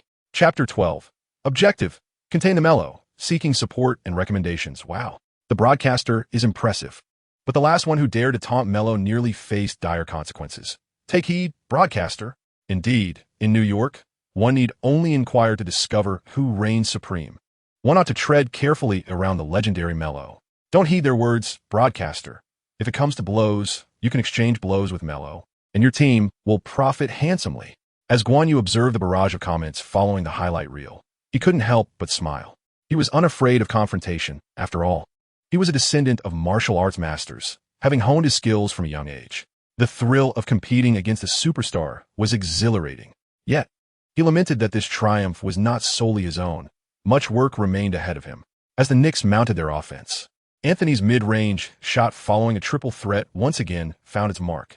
The hoodie-clad Melo had an exceptional touch, and Guan Yu felt as though he was practically glued to Anthony's side, yet he could not contain him. However, Anthony's expression soured upon realizing that Guan Yu had swiftly retreated, denying him the chance for retort. "You scoundrel!" Anthony could only mutter under his breath. What further irked Anthony was the Clippers' offensive move, where Guan Yu, after a deceptive dribble, executed a sudden stop to sink another three-pointer. Absurd. Haha. 3 consecutive three-pointers. Just as expected of me. By the way, Anthony, we've taken the lead. Guan Yu's taunting words splashed across Anthony's face like cold water. At this moment, Anthony's countenance truly reflected his displeasure. Regardless of the opponent's confusion, the fact remained that he had led his team to be surpassed by Guan Yu's efforts. A wave of frustration washed over him as he listened to Guan Yu's incessant chatter. Typically stoic, Anthony had initially engaged in banter to defend Wade's honor, never anticipating that it would provoke such relentless taunts from Guan Yu. Had he foreseen this, Anthony would have certainly disregarded Wade's plight. In that moment, he couldn't help but recall how LeBron had chosen to avoid provoking that rookie during their last match, leaving him with a sense of youthful naivety. The situation was indeed precarious. "Hey, Anthony, why the silence? Do you regret standing up for Wade?" Well, I shall refrain from speaking as well. A monologue is indeed rather tedious. In a display of indifference towards Guan Yu, Melo did not yield in action. With a masterful display of the triple threat, he forcefully pushed past Guan Yu and executed a layup with finesse. However, Guan Yu swiftly retaliated with a three-pointer. Observing Guan Yu's proud demeanor, marked by disdainful eye bags, Anthony found himself harboring an urge to confront him, despite the absence of any trash talk. At that moment, Anthony began to grasp Wade's earlier frustrations on the court. This kid is undeniably arrogant. As the first quarter came to a close, thanks to Guan Yu's formidable performance, the Clippers managed to secure a lead, though Anthony remained uncontained. Nevertheless, with his precise and domineering three-point shooting, the Knicks gradually reclaimed the advantage as they shifted to a dual offensive strategy with Stoudemire and Anthony. Although Guan Yu enjoyed a bit more playing time than usual, the Knicks' deployment of the more agile Landry Fields to guard him diminished Guan Yu's scoring efficiency, despite his continued ability to score. In the final 6 minutes of the game, witnessing the Knicks field their full starters, Clippers coach Dina Groh hesitated. Though Guan Yu's scoring efficiency had waned significantly compared to his explosive first quarter, he still outperformed others, including starting small forward Ryan Gomez. Yet, Guan Yu's relatively weak defense, compared to Anthony's remarkable offense, left Dinagro in doubt. Sensing his coach's gaze, Guan Yu confidently glanced back, uncertain of the meaning behind it. Do you have the confidence to limit Anthony's offensive prowess a bit on defense? Dinagro inquired, approaching Guan Yu with an enigmatic expression. After posing the question, Dinagro chuckled to himself. What was he thinking? This young man from China had indeed faced Anthony before, putting forth great effort, yet still unable to contain him. To Dinagro's surprise, the handsome and robust Guan Yu confidently replied, "No problem, his stamina is waning, while I still have plenty left. I believe I can perform even better than before." Feeling the confidence emanating from Guan Yu's words, Dinagro found himself momentarily swayed, sensing that perhaps this young man might truly deliver. "All right, then you shall guard Anthony once more. If the outcome is unsatisfactory," Guan Yu shook his head and interjected, "in 2 rounds, if my performance does not meet your expectations, you are free to replace me at any time." Dinagro chuckled and replied, "Very well. I shall place my trust in you this once. Young man, do not let me down." Guan Yu shook his head, reassuring the coach that this decision would undoubtedly prove to be remarkably wise. After speaking, he cast his gaze towards Anthony, who was preparing to take the court. "The jovial sweet melon, is it? I hope you will still be able to smile after the game." At that moment, the atmosphere in Guan Yu's live streaming room was exceptionally lively. It seems rather challenging for the host to contain Anthony, doesn't it? Although the host had previously demonstrated formidable defensive skills, the effectiveness of defending against Anthony could hardly be deemed satisfactory. However, considering the offensive side, there remains a possibility of a mutual explosion of talent. Indeed, while the host possesses commendable physical attributes, they may find it somewhat strenuous to defend against Anthony.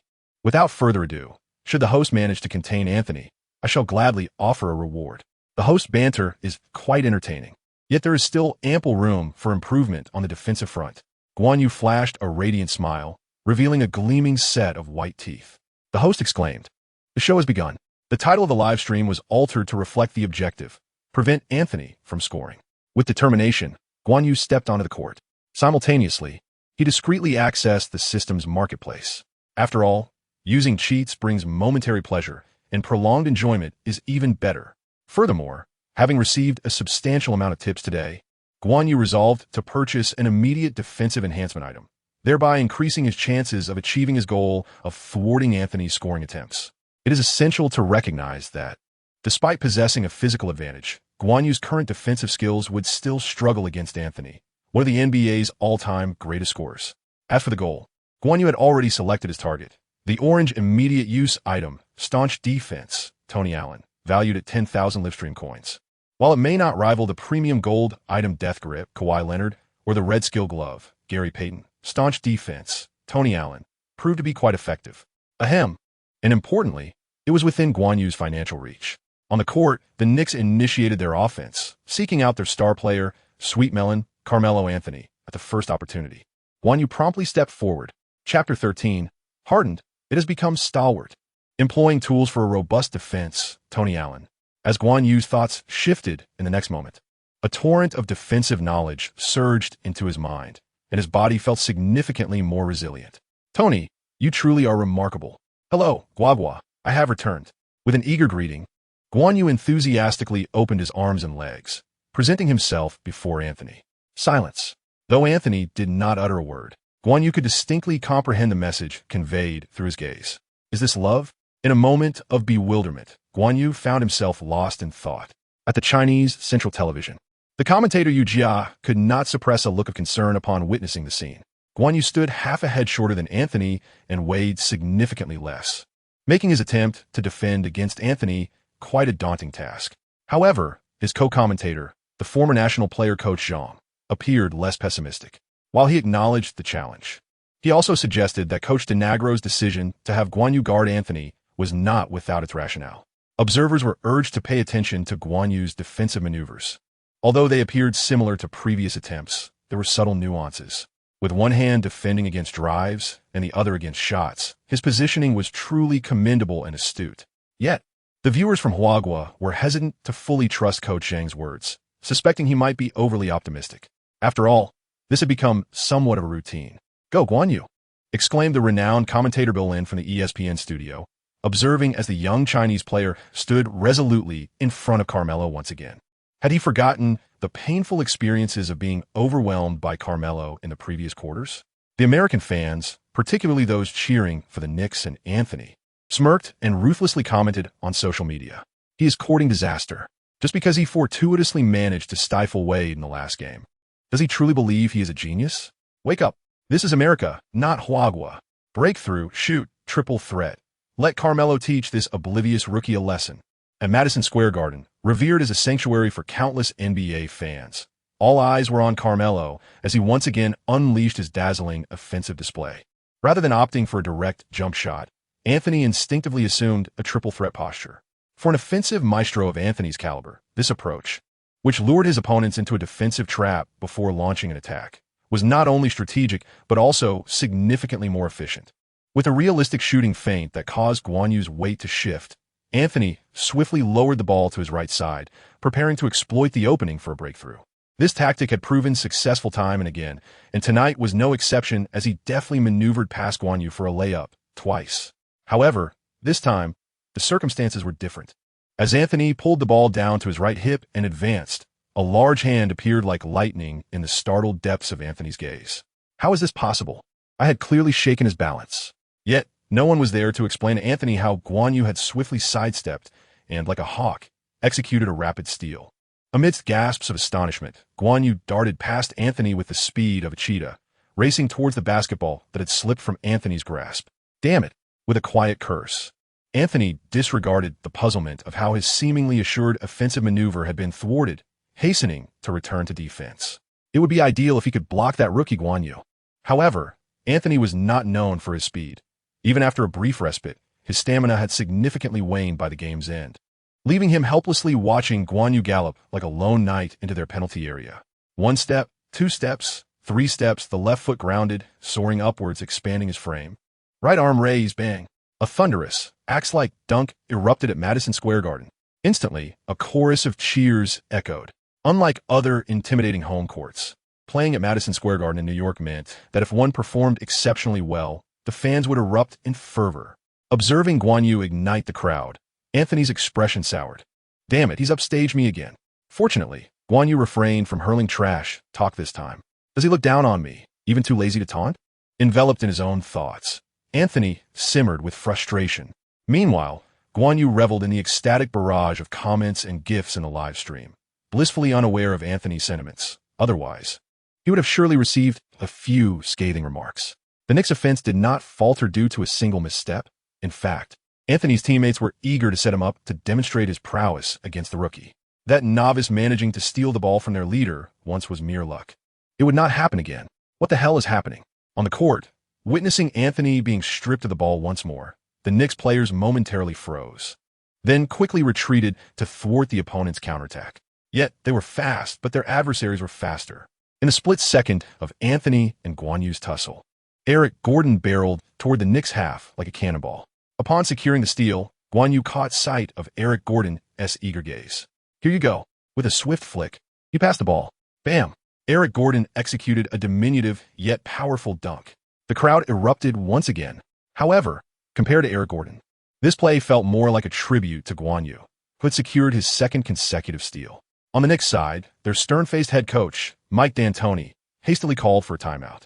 If this continued, morale would plummet, and they would lose. As they exited the court, the Knicks players involuntarily raised their eyes to the big screen, eager to witness how their leader had squandered that possession. The close-up shot of Guan Yu's steal was presented with crystal clarity. In the midst of the action, Anthony remained a masterful and exceedingly perilous triple threat. He initiated a feint with his right hand, deftly transitioning to a left-handed layup. However, Guan Yu's swift reflexes allowed him to execute rapid, delicate steps, positioning himself perfectly before Anthony. Undeterred, Anthony summoned all his focus, pivoting on his right foot to launch an assault from the right flank.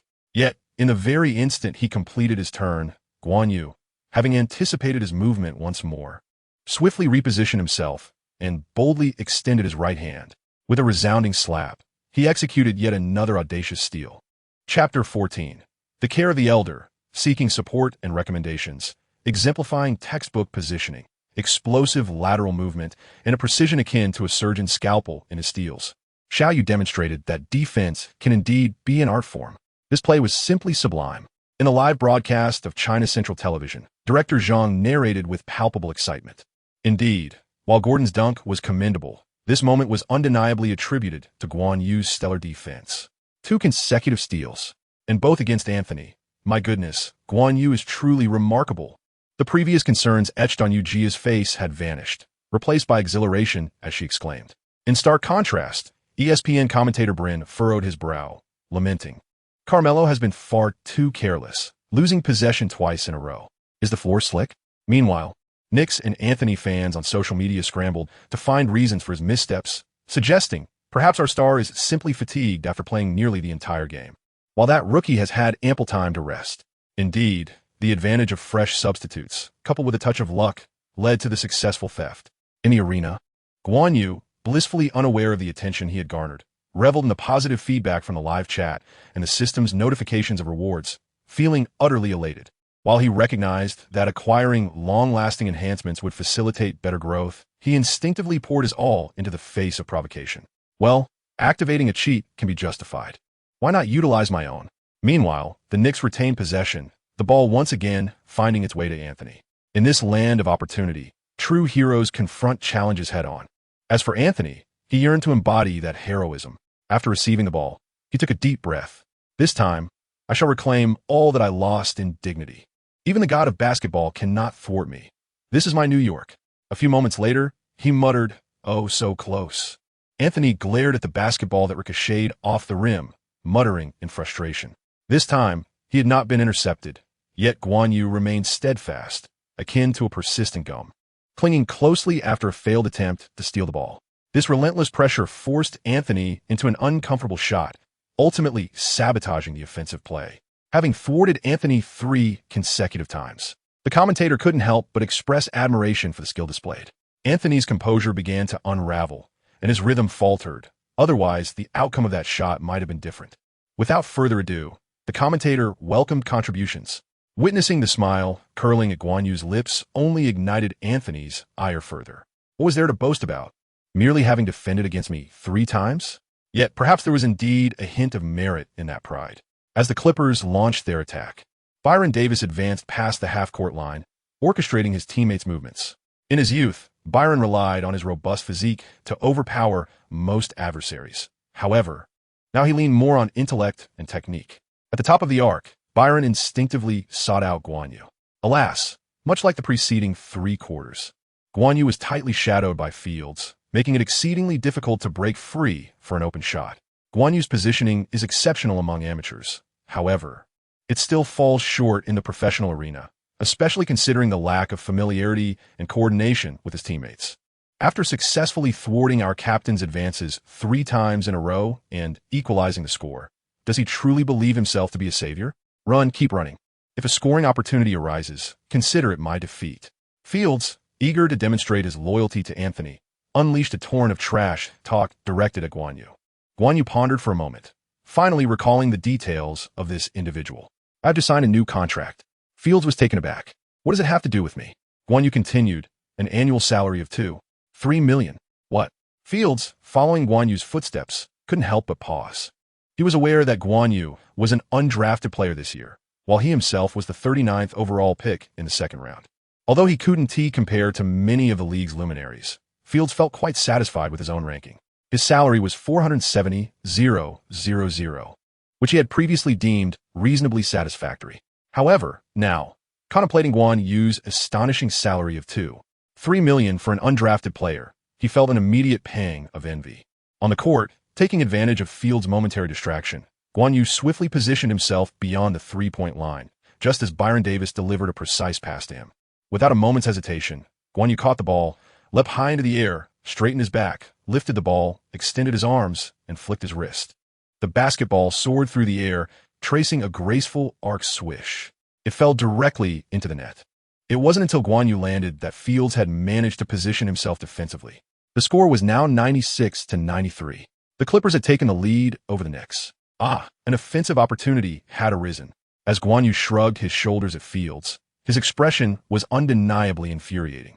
Fields clenched his teeth and threw a punch at the air beside him. FK. He contemplated directing his anger towards Guan Yu, yet the prospect of a fine was unbearable, leaving him to vent in this manner. Oh, what a pitiful creature. Observing Guan Yu's incessant trash talk, Byron Davis hastily intervened to pull him away. This veteran with a grand beard had a foreboding sense that one day, this loquacious young brother would find himself in a brawl on the court. Perhaps that day was not far off, for there were indeed many with violent tendencies in the league. On the Knicks side, Anthony tightly embraced the agitated Fields. While others might not grasp the situation, Anthony was acutely aware of just how infuriating that young man could be. Do not let him provoke you. Once provoked, you have already lost. Anthony comforted Fields. Feeling the warmth of Anthony's embrace, Fields' eyes grew misty. Is this the tender care from an elder? I shall defend with all my might in the next round. As the Knicks initiated their offense, Anthony executed a back-to-the-basket move against Guan Yu, pivoting and sinking a jump shot. Although this maneuver seemed to exploit the rookie's inexperience, Anthony was willing to overlook such matters in his pursuit of victory and to avoid Guan Yu's taunts. Witnessing Anthony stand up for him, Fields felt his eyes moisten anew. Cameron, I shall bear your children. In the following round, Fields poured all his effort into defending against Guan Yu, preventing him from receiving the ball, while on the Clippers' side, Griffin's mid-range jumper went awry. Griffin's shooting had been quite unstable lately. Missing was to be expected. The Knicks countered as Anthony received the ball mid-stride and, under Guan Yu's defense, forced a contested jump shot. Swish. Yes. The score stood at 96-97. After Anthony's scorching 4-point streak, the Knicks surged ahead. The hoodie-wearing melon was indeed formidable. You defend well? Fine. I shall still score. Thus, on social media in the beautiful nation, Knicks and Anthony fans began to revel. Ha ha, my melon is magnificent. His touch is impeccable. The young lad from Huagua is faltering, isn't he? I knew that fellow was merely lucky before. Indeed, why is he no longer spewing trash talk? Has he come to recognize his defeat? Too late. My sweet melon shows no mercy. Chapter 15. Brother Melon, do you have any connections? On the court, Guan Yu displayed no signs of discouragement. It is worth noting that even though he had only acquired the tenacious defense of Tony Allen, not even the relentless grip of Leonard could entirely restrain Anthony. When it comes to a scorer of Anthony's caliber, the only way he can be contained is if he is having an off night. Otherwise, no number of defenders could stifle him. This is akin to a certain night in Guan Yu's past life, where he effortlessly triumphed over numerous opponents. As the Clippers initiated their offense, Byron Davis cast a penetrating glance at Guan Yu. Guan Yu instantly comprehended the meaning behind Byron Davis's gaze and responded with a resolute look, affirming his determination. As a man who boldly confronted fate in his past life, Guan Yu had never known surrender. Byron Davis, perplexed by the sudden surge of confidence radiating from his younger companion, recognized it as a positive development. He had always believed that confidence was the cornerstone of all favorable beginnings. Thus, he passed the ball to Guan Yu once more, despite the relentless pressure from Fields. Receiving the basketball just beyond the three-point line, Guan Yu utilized his teammate's screen to create a slight separation from Fields. Positioned with his back to the basket, he anticipated that by the time he pivoted, he would be adequately defended, leaving him without a chance to shoot. Fields, like a wild tiger, was swiftly assessing the situation. However, his expression soon shifted, for the insufferable opponent he faced did not opt to turn and shoot as expected. Instead, he leapt into the air. Was he attempting an audacious turnaround three-pointer? A flicker of determination flashed in Fields' eyes. Even so, he vowed not to grant him that opportunity. With fierce resolve, Fields propelled himself upward with a sudden burst of speed, intent on delivering a fierce block against Guan Yu. He had only just managed to regain the lead. He could not allow the score to flip again.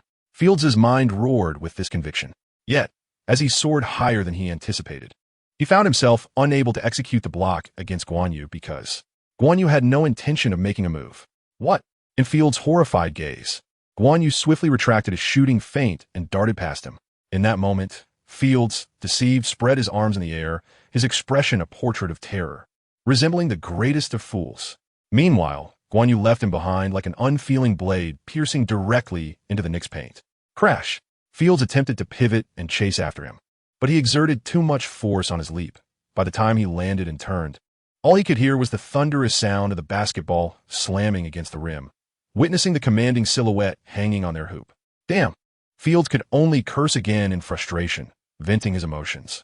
As Guan Yu, emboldened by his success, passed by Fields, he softly remarked, "Keep it up. You're just a fraction short of being able to guard me." Fields thought of retaliating, but considering his finances, chose to relent. Ah, the struggle of poverty. Not worth the trouble. Not far away, Guan Yu, observing the scene, felt an inexplicable sense of regret. If that guy gets ejected, our chances of winning would significantly increase. Guan Yu, equally vexed by Guan Yu, couldn't help but think. Turning back, he noticed that Anthony, guarded by Guan Yu, was unable to receive the ball. However, this did not deter the veteran Billups, who passed the ball to Fields on the other side.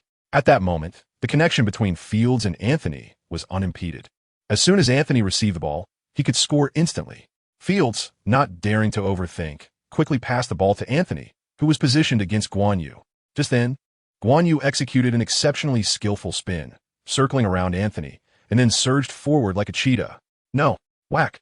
Amid Fields' wails and terrified eyes, Guan Yu successfully intercepted the ball. In an instant, Fields, who had once regarded Guan Yu as the prey, now saw him transform into the hunter. Had he feigned ignorance of the ball's transition, waiting for the perfect moment to make this steal?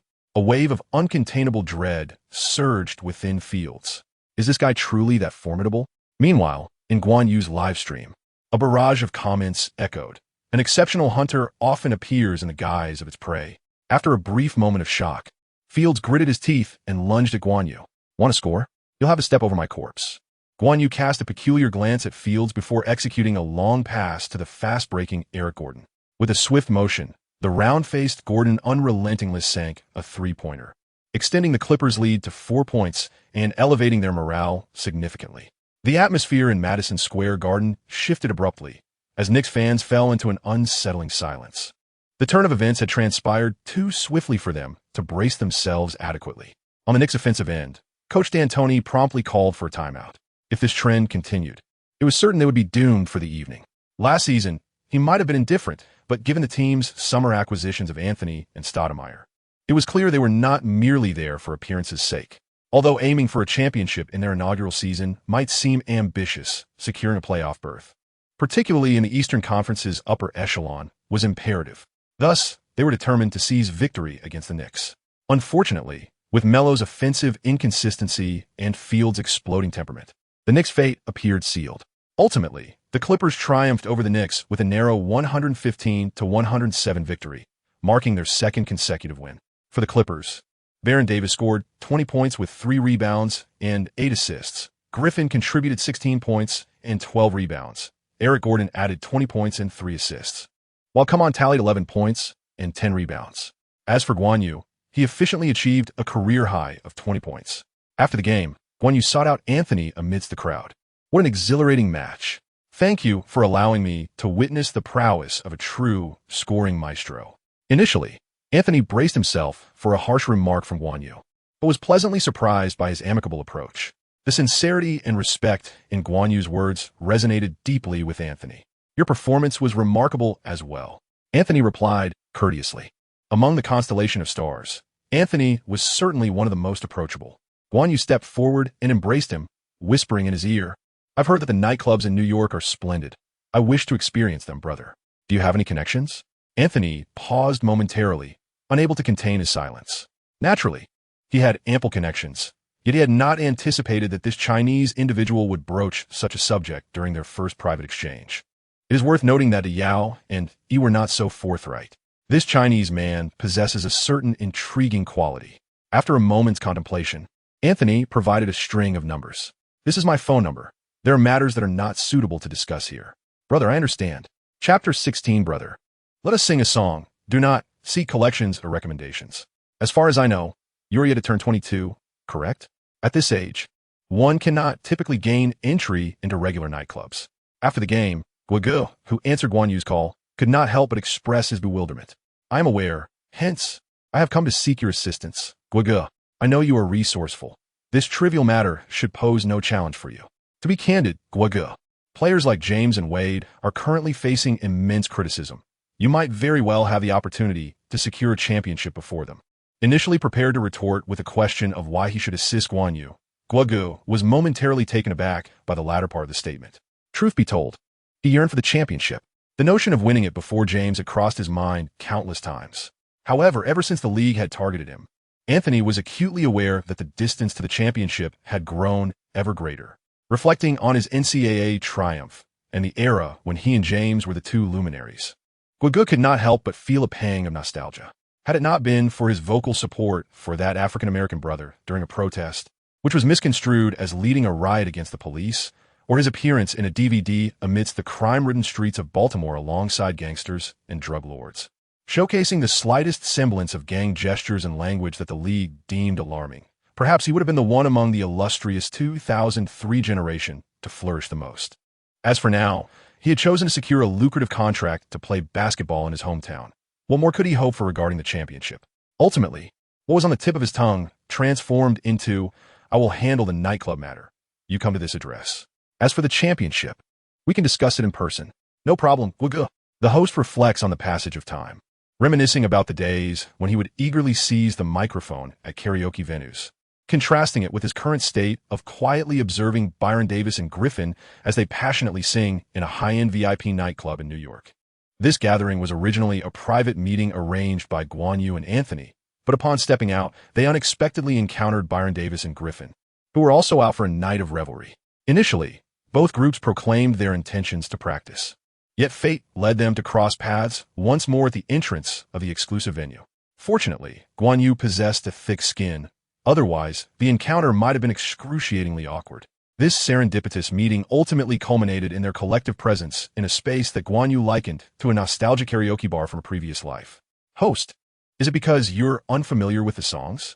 Someone inquires. "No, I suspect the host's singing prowess leaves much to be desired." Another chimes in. "You are all mistaken. The truth is singular." They assert it is the host's hands that draw our attention. At that moment, Guan Yu's hand was engaged in amiable conversation with a blonde, wavy-haired young woman. "Dear brother, why not sing a song?" she encouraged. Frustrated, yet amused, Guan Yu thought, "It seems my friends have come to revel in this spectacle." The previous website being shut down prompted a plea for assistance. "Help my friend out." The host continues with a whimsical commentary on colors and their meanings.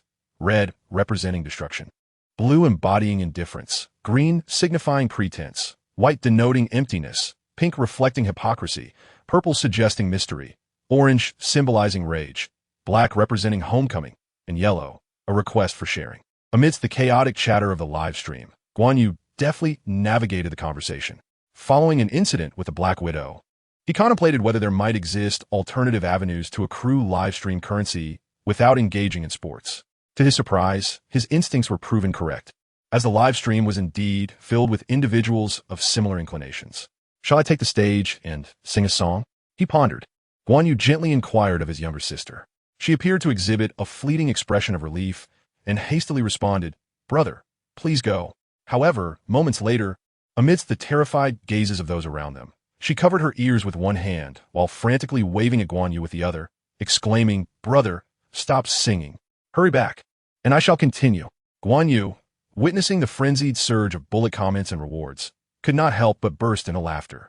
As long as he remains unbanned. This is indeed the secret to gaining traffic. Could it be that Harden possesses a similar system?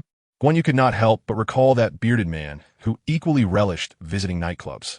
If that were indeed the case, then the fans and friends would have unjustly accused Dangu. Do you think he ventured in the nightclub merely to indulge after being eliminated from the playoffs? No, he did so to better himself. Furthermore, there is also Durant, who, even while lying on a hospital bed due to a severe injury that ended his season, still took the time to like posts of young models on social media. As Guan Yu contemplated various strategies to deceive the group of lecherous viewers in the live stream for monetary gain, he engaged in a lengthy conversation with his street friend, Anthony, who eventually settled beside him. "Bro, let's take a moment to discuss how you can assist me in clinching the championship," he proposed. Guan Yu revealed a nonchalant expression and remarked, "Brother, your prowess is undoubtedly sufficient to secure the championship. What you require now is to enhance other aspects." After skillfully flattering Anthony for a while, Guan Yu departed with the golden-haired, wavy-haired maiden to a romantic suite they had just reserved online. Indeed, following Guan proved to be a wise choice. From this day forth, Guan shall be regarded as my beloved brother, despite our different parentage. That night, as well as the following day, while Guan Yu and the golden-haired beauty fervently immersed themselves in learning foreign languages, the aftershocks of the match began to reverberate. Although this contest was not broadcast nationwide, the banter between Guan Yu and Anthony, along with their on-court duel, managed to capture the attention of several spectators. Moreover, the mental unraveling of fellow rookie Fields, who had been harshly criticized by Guan Yu, added to the intrigue.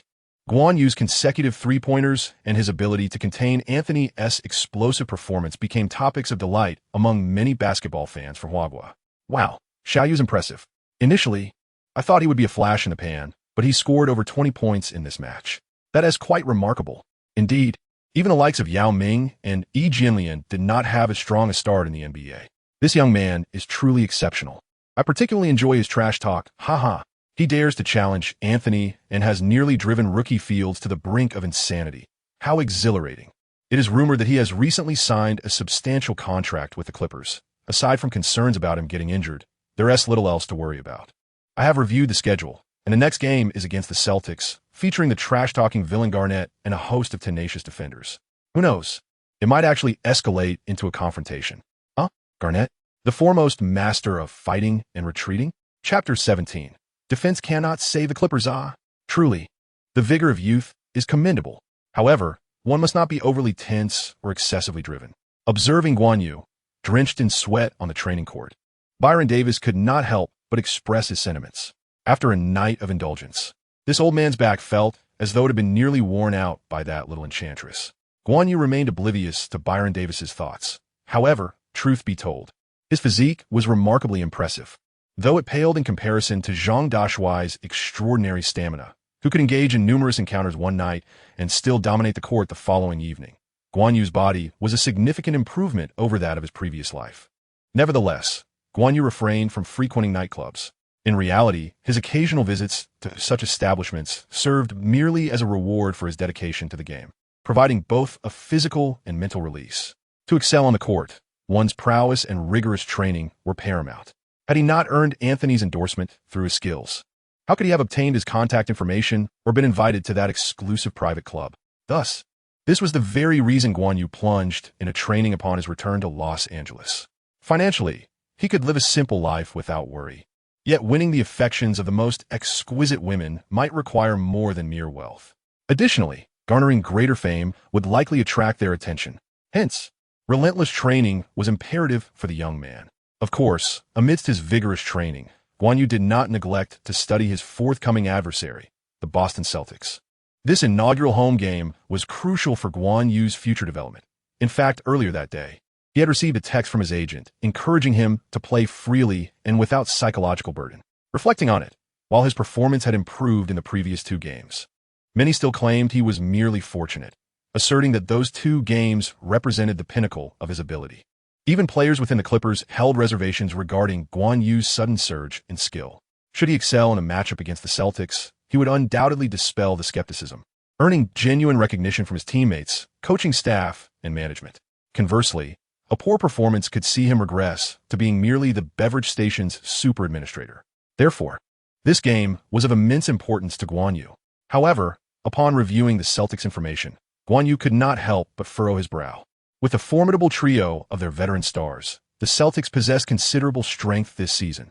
After narrowly losing to the Lakers in a thrilling 7-game finals, the Celtics did not succumb to despair. Rather, they actively recruited both Shaquille O'Neal and his son, who, although not at their peaks, nonetheless bolstered the team's prowess.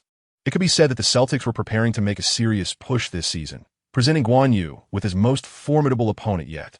In addition to the O'Neals, the Celtics boasted talent such as Paul Pierce, Kevin Garnett, Ray Allen, and Rajon Rondo, among others. Coupled with the championship-winning coach Doc Rivers and his experienced staff, their comprehensive and seasoned lineup would undoubtedly pose a significant challenge. Moreover, Guan Yu harbored an unsettling premonition that Doc Rivers had set his sights on him. As a coach who places immense emphasis on defense and has led his team to numerous championships, Rivers would never underestimate any adversary. Consequently, Guan Yu resolved to forego acquiring any props for the time being, opting instead to adapt as the situation unfolds. Thus, on the evening of November 9th, in Los Angeles at the Staples Center, Guan Yu found himself unable to contain an expletive as he watched his teammates being mercilessly pummeled by the Celtics. Despite having mentally prepared for the possibility that his teammates might falter, the disheartening spectacle and the ever-widening gap in the score proved to be quite unbearable for him. even when facing an opponent like the Celtics, who had triumphed in the past 2 out of 3 finals. As the first quarter reached the 6-minute mark, Coach Denegro, equally disheartened, called a timeout and unleashed a tirade at the starting lineup before turning his gaze towards Guan Yu. Denegro did not perceive Guan Yu as a savior. Rather, he noticed that Guan Yu alone on the bench was brimming with spirit and determination, standing out amidst the despair. "Get in there and strive to close the gap," Coach Denegro instructed.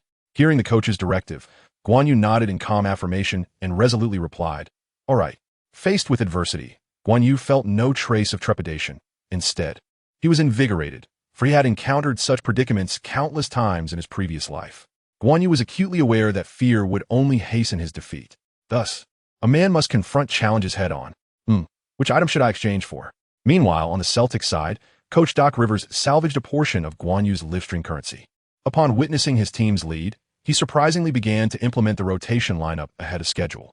Guan Yu pondered for a moment and realized that the current Clippers team he was part of was rather lackluster, hardly deserving of attention. It was likely that the Celtics were entirely focused on conserving their energy to triumph over the Heat in the Eastern Conference Finals and seek vengeance against the Lakers in the finals. However, this was not without its advantages, as Guan Yu could conserve his streaming coins for future use. The Celtics lineup was quite peculiar, with Nate Robinson as the point guard, Delonte West as the shooting guard, Von Wafer as the small forward, Shaquille O'Neal as the power forward, and the other O'Neal as the center. This roster was a curious mix of short, slender, and stout players. Yet, even with such an unconventional lineup, they might still struggle against the opposing team. Indeed, it was reminiscent of the Clippers. Upon reflection, Guan Yu noted that the elite teams truly were elite, as among the substitutes were 4 players he was quite familiar with. Shaquille O'Neal required no introduction. He was a terrifying force in his prime, arguably the most dominant center in NBA history. The younger Shaquille was once one of the league's premier forwards before LeBron's ascent. Delonte West, known by the moniker the Emperor, and Nate Robinson, a 3-time slam dunk contest champion, were also noteworthy. Yet, it was Shaquille O'Neal who remained the most renowned. After watching a few minutes of the game, Guan Yu felt a tinge of melancholy, recognizing that defense alone could not save the Clippers. With his streaming coins accumulating to over 48,000, he was on the verge of surpassing the 50,000 mark, which would allow him to elevate his 3-point shooting to an A grade, thereby enabling him to assist his team more effectively.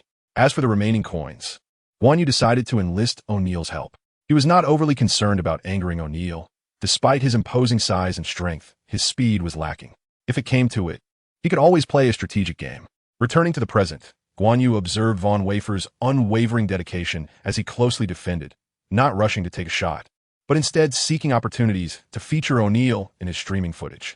As Guan Yu had anticipated, even before he commenced his performance, the appearance of O'Neal in the live stream had already sparked a significant surge in popularity.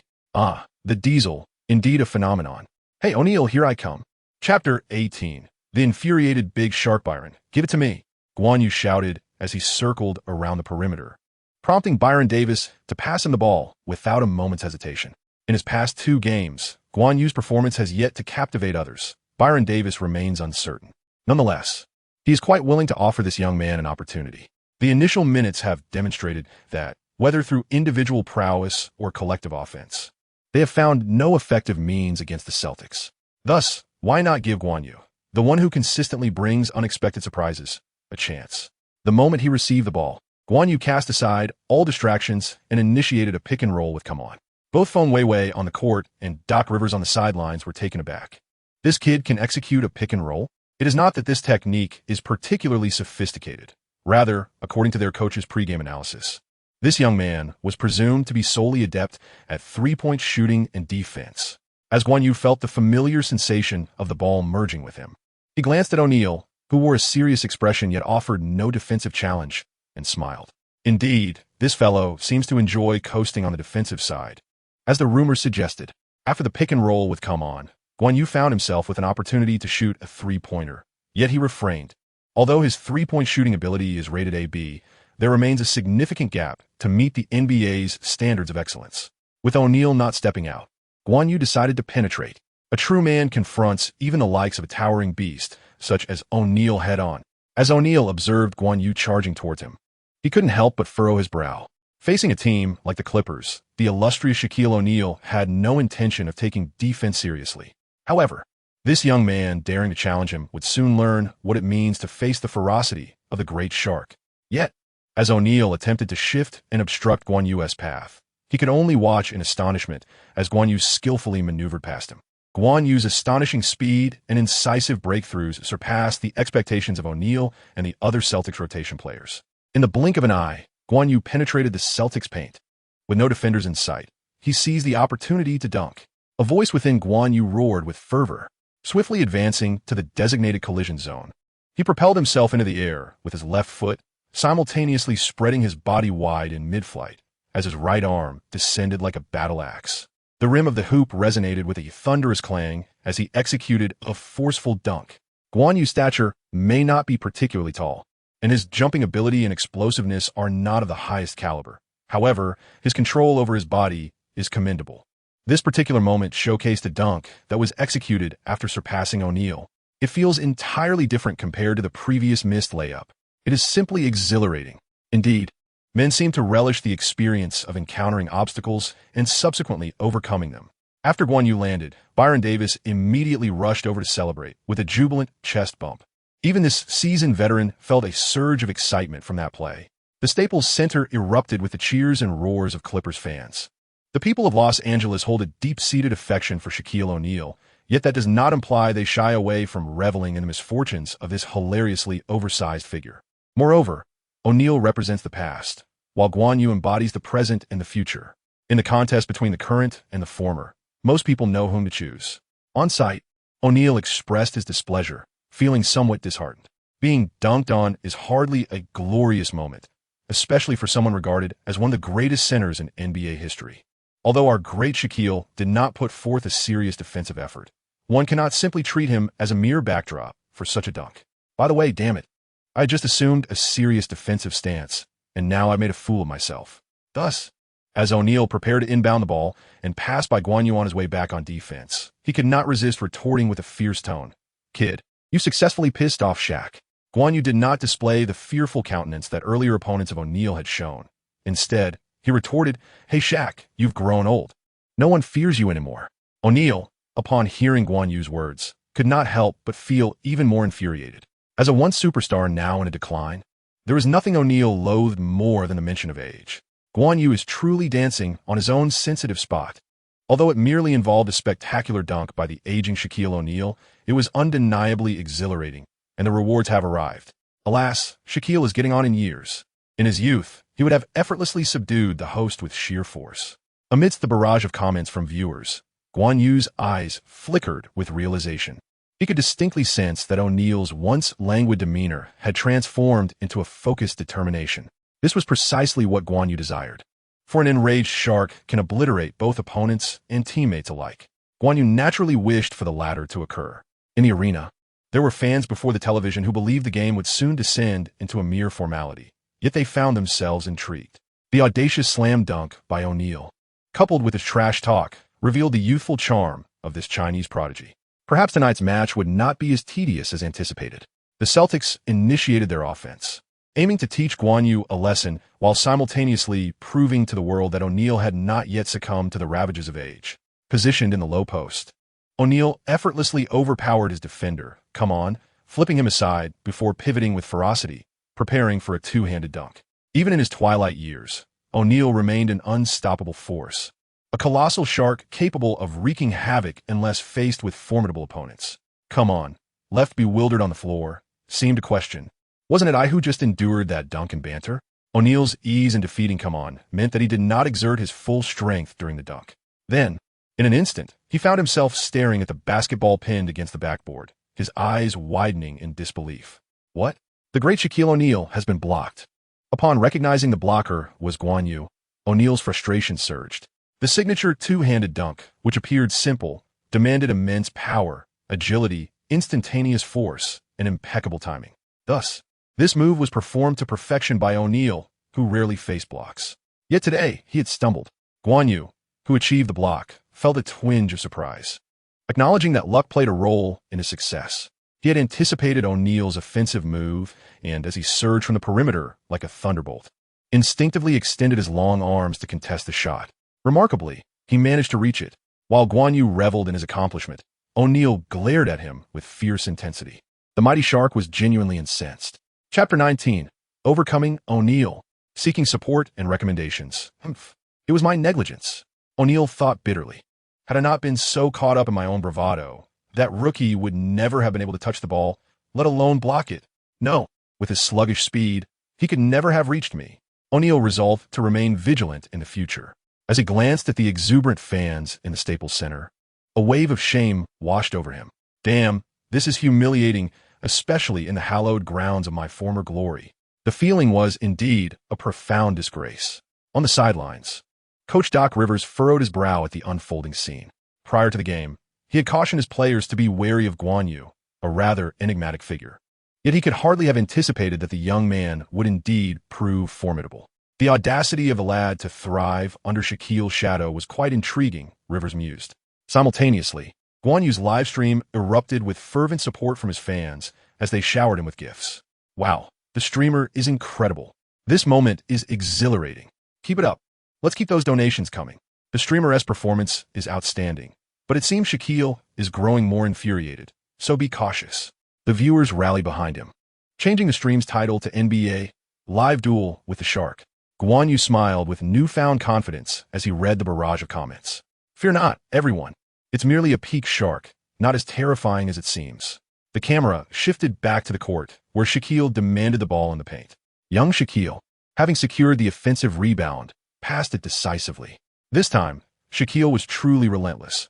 Facing off against Kaman's defense and Guan Yu's double team, he received the ball, took a step, and, with a powerful lift of his massive arm, sent Kaman sprawling to the ground. Ignoring Guan Yu's interference, he forcefully slammed the ball through the hoop. In that moment, Guan Yu found himself utterly powerless. As the giant shark unleashed his fury, there was no stopping him. Kaman, having just risen, was once again knocked to the floor, wearing a bewildered expression. Could someone please take on that young man from Huagua instead of me? He lamented, feeling pitiful, small, and utterly helpless. Guan Yu paid no heed to the blustering ANew. Instead, he approached and helped Kaman to his feet. After whispering a few words to him, he exclaimed, "Hey Chris, how is it that you can't even withstand an old, worn-out shark?" At this moment, Kaman dramatically glanced at the floor and loudly retorted, "The floor is far too slippery tonight. Otherwise, I would surely have been able to hold my ground against him." ANew, already feeling slighted, recognized that the two were likely playing with his mind, yet he could not suppress his growing ire. "You are not treating the aging ANew as a formidable shark. Just wait," he bellowed, particularly targeting that young lad from Huagua. "Do not be fooled by his tough exterior. He is filled with mischief. Lord Shaq will have his revenge, starting with defense." However, the narrative did not unfold as ANew had envisioned. In his prime, he would have dominated Guan Yu at will, but now, he lacked the formidable prowess to control both offense and defense, particularly due to the limitations of his physical condition. Thus, when it was the Clippers' turn to attack, Guan Yu seized the offensive mantle from Baron Davis once more, using a screen to evade ANew and effortlessly making a layup.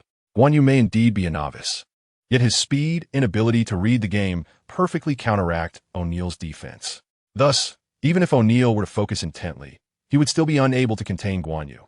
Meanwhile, many spectators watching the match could not help but feel that, based on just these few exchanges, Guan Yu appears to surpass the veteran ANew. Furthermore, both the on-site referees and the commentators on television could not help but regard Guan Yu with newfound admiration. ANew's defense this time was far from the flashy antics of his earlier days. He had actually anticipated the moves and swiftly maneuvered to provide physical resistance, attempting to disrupt Guan Yu's offensive flow. However, Guan Yu deftly utilized his agility to weave through ANew's defenses with remarkable finesse. It is important to note that while ANew may no longer be the defensive powerhouse he once was, he certainly remains above the league's average standard, and his intimidating presence and shot-blocking ability are still commendable. Nevertheless, he was unable to thwart Guan Yu's penetrative advances. Many analysts could not suppress their thoughts. With 3 consecutive impressive performances, if Guan Yu maintains this momentum, the future of this young talent from Huagua is truly immeasurable. The broadcaster's skills shine, leaving the big shark in the shadows. Alas, beauty fades with time, and the general grows weary. The big shark has transformed into an old shark. Although ANew may no longer be at his peak, the The broadcaster's commentary remains exceptional. In the live broadcast room of Guan Yu, the audience expressed their sentiments. Meanwhile, on the court, ANew was utterly incensed, directing his ire solely at Guan Yu for the next several rounds. On defense, he disregarded everyone else, fixating solely on Guan Yu. Yet, astonishingly, he failed to thwart Guan Yu even once. On the Celtics side, the perimeter players attempted to collaborate with ANew, but were met with his haughty refusals. "No need for that. I am Shaq. Do you even know who I am?" Despite his usual jovial demeanor, ANew harbored a remarkable pride within. During these few minutes of confrontation, Guan Yu's offensive performance eclipsed that of ANew. With Guan Yu's guidance, Come On first withdrew from the chair, leading to ANew's blunder, then dramatically fell backward, causing ANew to commit an offensive foul and repeatedly sent ANew to the free throw line. It is well known that the foul strategy, also known as the hack-a-Shaq tactic, was specifically devised to neutralize the formidable ANew. However, this evening, the usually unyielding Big Shark found himself bereft of his rare free throw finesse, repeatedly missing amidst the cacophony of Staples Center fans, sighing in despair. Later on, ANew unleashed several remarkable plays worthy of the top 10. A bulldozer-like spin dunk, a powerful turnaround dunk on the basket, a contested turnaround shot that found the net. Yet, ANew found himself increasingly frustrated, realizing that not only could he not dominate his opponent, but he struggled to even suppress him, merely managing to keep pace. Had it not been for Come On's frail physique and poor interior defense, ANew might have been thoroughly outperformed on the offensive end by Guan Yu. As the first quarter concluded, thanks to Guan Yu's commendable performance, the Clippers surprisingly narrowed the gap to a mere 3 points, an almost negligible figure. Thus, when viewed collectively during the rotation phase, Guan Yu's performance overshadowed that of ANew. Chapter 20. A stalwart confrontation with the old three giants. The streamer exhibited remarkable prowess. That breakthrough was indeed sharp. I admire the streamer's ability to predict ANew's moves, as many of Come On's actions were evidently taught by the streamer. The streamer's continuous innovative strategies proved to be highly effective. After all, it is all in the name of victory, no shame in that. However, even so, the streamer faced a formidable challenge. The Celtics starting defense is among the best in the league. The streamer might manage against the Celtics bench, but against the starters, it is, quite frankly, a daunting task. If not hopeless, then at least exceedingly grim. Amidst the audience's praises, concerns, and donations, Guan Yu, under the coach's directives, navigated the court, continually applying pressure on ANew while contemplating strategies to counter the adversaries. Given Guan Yu's current capabilities, a direct confrontation with the Celtic starters seemed futile, compelling him to seek alternative routes and take calculated risks. For instance, the starters hastily accelerated the pace of their offense, forcing the Celtics, who aimed to conserve energy, into a relentless sprint. Moreover, the substitutes unleashed an aggressive strategy, employing a frenzied 4-1 defense, which facilitated the creation of three-point opportunities for the remarkably capable Guan Yu tonight. In truth, it is not merely that Guan Yu has displayed commendable proficiency in shooting three-pointers. Rather, his three-point skill level has significantly advanced. Although his rating has only ascended from B to B, Guan Yu perceives this enhancement as monumental. He is now just a whisker away from reaching the elite A tier in three-point shooting ability. However, given that he is contending against the Celtics bench players, this level is already more than sufficient. Consequently, as the third quarter drew to a close, Guan Yu's relentless outside shooting propelled the Clippers to narrow the deficit from 11 points down to a mere 3 points. Bravo, Guan Yu. Your three-point shooting is superb. During the intermission, Guan Yu was met with accolades from nearly all of his teammates. Thank you. After a simple smile in response, Guan Yu couldn't help but furrow his brow slightly. Although his abilities had permanently improved by a third and his success rate for outside shots had risen, it still seemed that he was no match for the formidable Celtics. After all, he had previously faced their bench players, but if he truly wished to triumph over the Celtics, he would have to confront the terrifying presence of their seasoned veterans. As Guan Yu pondered how to secure victory in this match, his fans in the live stream rallied to support him. Streamer, you're already doing wonderfully. The strength of the Celtics is far superior to yours. Achieving this level of performance is truly commendable. Indeed, streamer, basketball is not a solitary endeavor. Under circumstances like those of the Clippers, it is inevitable. Just focus on doing your best. Absolutely, streamer. Scoring 20 points in 3 quarters with 4 three-pointers and a plus-minus of 22 is truly impressive. Stunned by the fans' comments, Guan Yu paused.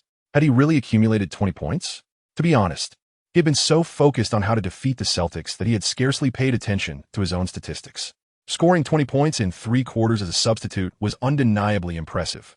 A plus-minus of 22 further indicated that during his time on the court, the team had recovered a 22-point deficit. Guan Yu exhaled deeply, his eyes brimming with determination. Having endured 3 grueling rounds, why should he not strive further to seize victory in this wretched match? A minor loss for a greater gain? To know when to withdraw? Guan Yu has never been able to grasp these concepts. Victory is victory, and defeat is defeat. This evening, he is determined to win and resolutely refuses to lose. With this thought in mind, Guan Yu cannot help but cast his gaze towards the Celtics bench, where the formidable trio of Kevin Garnett, Paul Pierce, and Ray Allen commands attention. Having heard tales of the Celtics' Big Three from various sources, he has yet to experience their prowess firsthand. But the reactions of his teammates during the game allow him to vividly perceive the dominance exerted by this trio. The relentless defensive prowess of Garnett, the kaleidoscopic offensive skills of Pierce, the tireless movement of Allen, coupled with the exceptional chemistry they have cultivated over several seasons. Their presence is undeniably imposing. Guan Yu was acutely aware that if he were to recklessly confront them head-on, he would undoubtedly face dire consequences. Thus, the only path to triumph lay in employing cunning strategies and daring gambles. Naturally, Guan Yu harbored aspirations of one day vanquishing the formidable trio of the Green Army with honor and integrity. However, he remained uncertain as to whether he or time would prove to be the swifter. As Guan Yu continued to refine his strategy in his mind, the fourth quarter of the match commenced swiftly. On the court, the players of the Clippers displayed their fervor. However, the disparity in strength between the teams was exceedingly pronounced. Despite the Clippers' efforts to accelerate the pace of the game and exhaust the stamina of the 3 superstars, the gap widened to 8 points after just over 4 minutes in the fourth quarter. At this juncture, Coach DeNegro called for a timeout. In the realm of the NBA, a 10-point deficit is a significant hurdle. Hence, although Coach DeNegro had no immediate solutions, he instinctively called for a pause. During this brief intermission, Guan Yu approached Coach DeNegro amidst the collective gaze of the spectators. "Coach, allow me to play." His resolute words, coupled with the gravity etched on his face and the determination in his eyes, seemed to bolster the somewhat flustered DeNegro, who responded with a decisive, "All right." Subsequently, DeNegro began to assign roles to the others who had gathered around. "Byron, ensure you pass the ball to Guan Yu frequently. He has feeling it tonight." Byron Davis grinned widely, revealing his bright smile, and replied, "Got it, Coach." "Eric, be sure to reposition often, stretch the formation, and capitalize on fast breaks when the opportunity arises." The round-faced Gordon nodded in understanding. DeNegro then turned to Griffin and Come On, instructing Blake, "Chris, focus on setting screens and protecting the boards for Guan Yu." After exchanging a knowing glance, Griffin and Come On nodded vigorously. The timeout concluded, and the game resumed. Designated as the tactical core, Guan Yu commenced his frenetic off-ball movement. Unlike earlier, when he could easily find open shots, even against Pierce, who was not particularly known for his defensive prowess, opportunities did not come easily. The Celtics trio of superstars were not solely reliant on Garnett for defense. Nonetheless, while Pierce's defense was commendable, his lack of urgency ultimately allowed Guan Yu to slip away after utilizing screens from Griffin and Come On. Byron Davis, ever vigilant, promptly delivered the ball to Guan Yu as he broke free. Positioned at a 45-degree angle from the left side beyond the three-point line, Guan Yu wasted no time. With unwavering resolve, he launched the shot. Swish! The basketball soared through the net, narrowing the deficit to 5 points. The rallying cry of the Clippers had officially begun. As Guan Yu basked in the thunderous applause of the crowd following his three-pointer, Pierce could not help but furrow his brow. Moments ago, while on the bench, he had jested about Shaquille's apparent age, yet now he found himself outpaced as well. This young man possesses remarkable speed. However, beyond his extraordinary agility, what Pierce admires even more is Guan Yu's tactical acumen. Although he has been the leader of the Celtics for over a decade, Pierce vaguely remembers that it took him nearly 2 seasons to attain such a strategic position, where the coach devised plays specifically for him and his teammates to execute. Yet, this relatively unknown young man from China appears to have achieved this status in merely 3 games. As the Celtics launched their offense, Pierce prepared to teach this fortunate rookie a lesson while facing Guan Yu, who was defending him. However, upon receiving a pass from Rondo, the man who had miraculously recovered from 11 knife wounds found himself momentarily stunned. He He realized that the tenacious defense he faced from the Chinese player bore a striking resemblance to that of his former teammate, Tony Allen, which left him in a predicament. Pierce, with his refined offensive skills and smooth shooting touch, often left opponents perplexed due to his robust physique. Nevertheless, he harbored a significant flaw. He lacked endurance. This issue had plagued Pierce for quite some time, and despite his efforts, he remained unable to sustain his performance, especially when compared to those who were more physically imposing. Now, following a grueling night against the Clippers, this deficiency was magnified. When everyone witnessed Pierce struggling against Guan Yu's defense, repeatedly hitting walls and ultimately missing a pull-up jumper that clanged off the rim, they could not help but gasp in astonishment. Such incisive offense paired with formidable defense. Was this for real? On the court, Guan Yu himself felt slightly bewildered. His defense was merely rated B, and yet this 11-wound warrior was faltering. However, beyond his confusion, Guan Yu felt a surge of excitement. After all, Pierce was the Celtics' primary offensive weapon. If he could effectively neutralize him, it would not be a mere fantasy for the Clippers to triumph over the illustrious Celtics tonight. Hey Pierce, Los Angeles does not believe in miracles. With a growing sense of exhilaration, Guan Yu resolved to provoke this 11-wound warrior. Otherwise, it would be a waste of his defensive efforts if Pierce ceased to attack. In response, Pierce cast a disdainful glance at Guan Yu, his frustration boiling over. And he retorted, "Hey, rookie, don't think you're impressive just because you stopped me once. You're the Clippers, not the Lakers. And tonight we will still walk away with a victory." Unbeknownst to him, Guan Yu was unfazed by Pierce's intimidation. Instead, his smirk deepened. This was the so-called number one player, Pierce, and why did he detect a lack of confidence in his words, as if he considered himself inferior to the Lakers? In my opinion, you fall far short of Kobe. Opposite Guan Yu, Pierce's eyes were ablaze with fury upon hearing those words. At that moment, having secured the Finals MVP and the championship, he was indeed brimming with confidence. He directed his famous proclamation, "I'm the best in the world," at Kobe. However, this declaration did not serve as a catalyst for Pierce's advancement. Rather, after Kobe achieved back-to-back Finals MVPs and championships, it became a source of jest among numerous media outlets and fans, mocking Pierce. The impact of Guan Yu's trash talk is undeniably formidable. In response to his indignation, Pierce, fueled by anger, defended fiercely against Guan Yu. Guan Yu did not confront Pierce directly. Instead, he circled the court with him for the entire half, skillfully evading him and exhausting his stamina. "Hey, rookie, is aimless running all you know? This time, you won't get the ball on this offensive play, so give up." Why the silence? Are you afraid of me? Under Pierce's relentless trash talk, Guan Yu's face flushed with embarrassment, yet his eyes remained icy and indifferent. The 11 Knives war god, is it? Can your aging legs keep up? The Clippers' offense did not falter due to Guan Yu's withdrawal. In fact, thanks to Pierce's wandering, the Celtics' defensive stamina revealed cracks. These fissures widened as other Clippers players moved energetically. Ultimately, with Guan Yu's screen, Gordon made a cutting layup, adding 2 precious points for the Clippers. At this moment, the point difference between the two teams had narrowed to just 3 points. "Old man, can you still keep running? Even though we are not the Lakers, we can still defeat you old-timers." Watching Guan Yu dance around his weak spots, Pierce's face darkened with anger. At that moment, Celtics coach Rivers shouted to Pierce from the sidelines, "Paul, don't get entangled with that kid. Play at our own pace." Just as Pierce was about to comply, Guan Yu's irritating voice rang in his ears once more. "Did you hear that, Pierce? Your coach is telling you to stop being stubborn because he knows you are no match for me. You are past your prime. Your era has ended. Accept your fate." Old man. Pierce found himself momentarily speechless, especially since his coach's words seemed to imply the very same. As the Celtics aimed to prove their enduring prowess, Pierce opted for a turnaround jumper. However, Guan Yu's taunt nearly caused Pierce to twist his back, and the basketball soared in a high arc, sailing over the rim and out of bounds. "Keep it up, King of the Week." After landing, Pierce looked at Guan Yu in sheer disbelief. "What the hell did you just say?"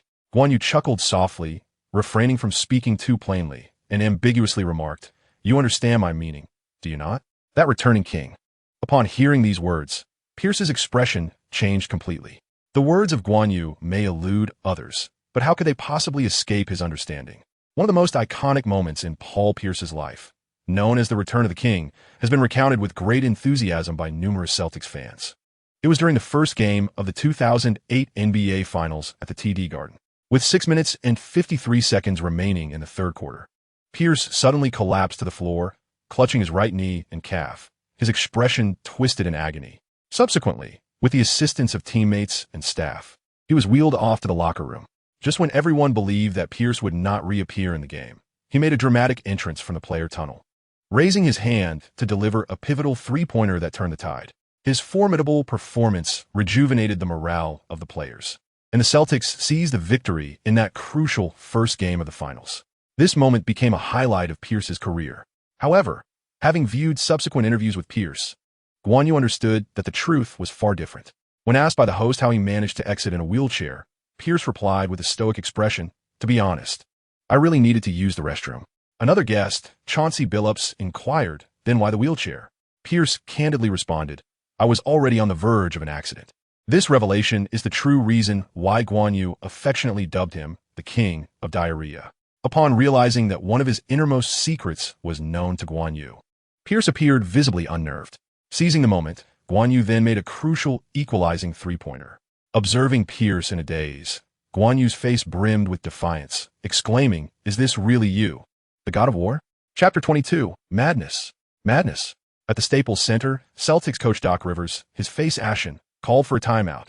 To be outscored 8-0 by a team as lackluster as the Clippers was a significant blow to his pride as a coach renowned for his defensive strategies. In stark contrast, the Clippers fans erupted with thunderous cheers. That 8-0 run truly exhilarated them. The momentum had shifted decidedly in favor of the Clippers.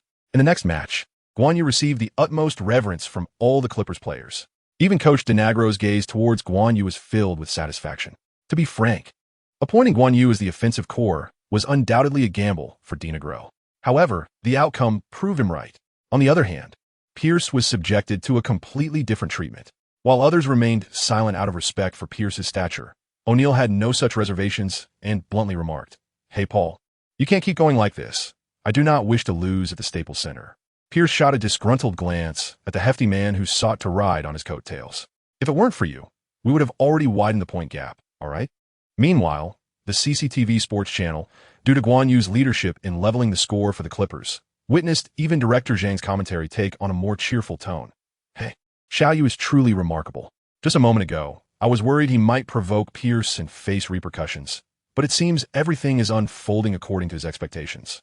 Yu Jian nodded in agreement, stating, "Indeed, although Xiao Yu has been engaging in trash talk to rile up his opponents, his own mindset has remained commendably composed, and his performance has been consistently stable."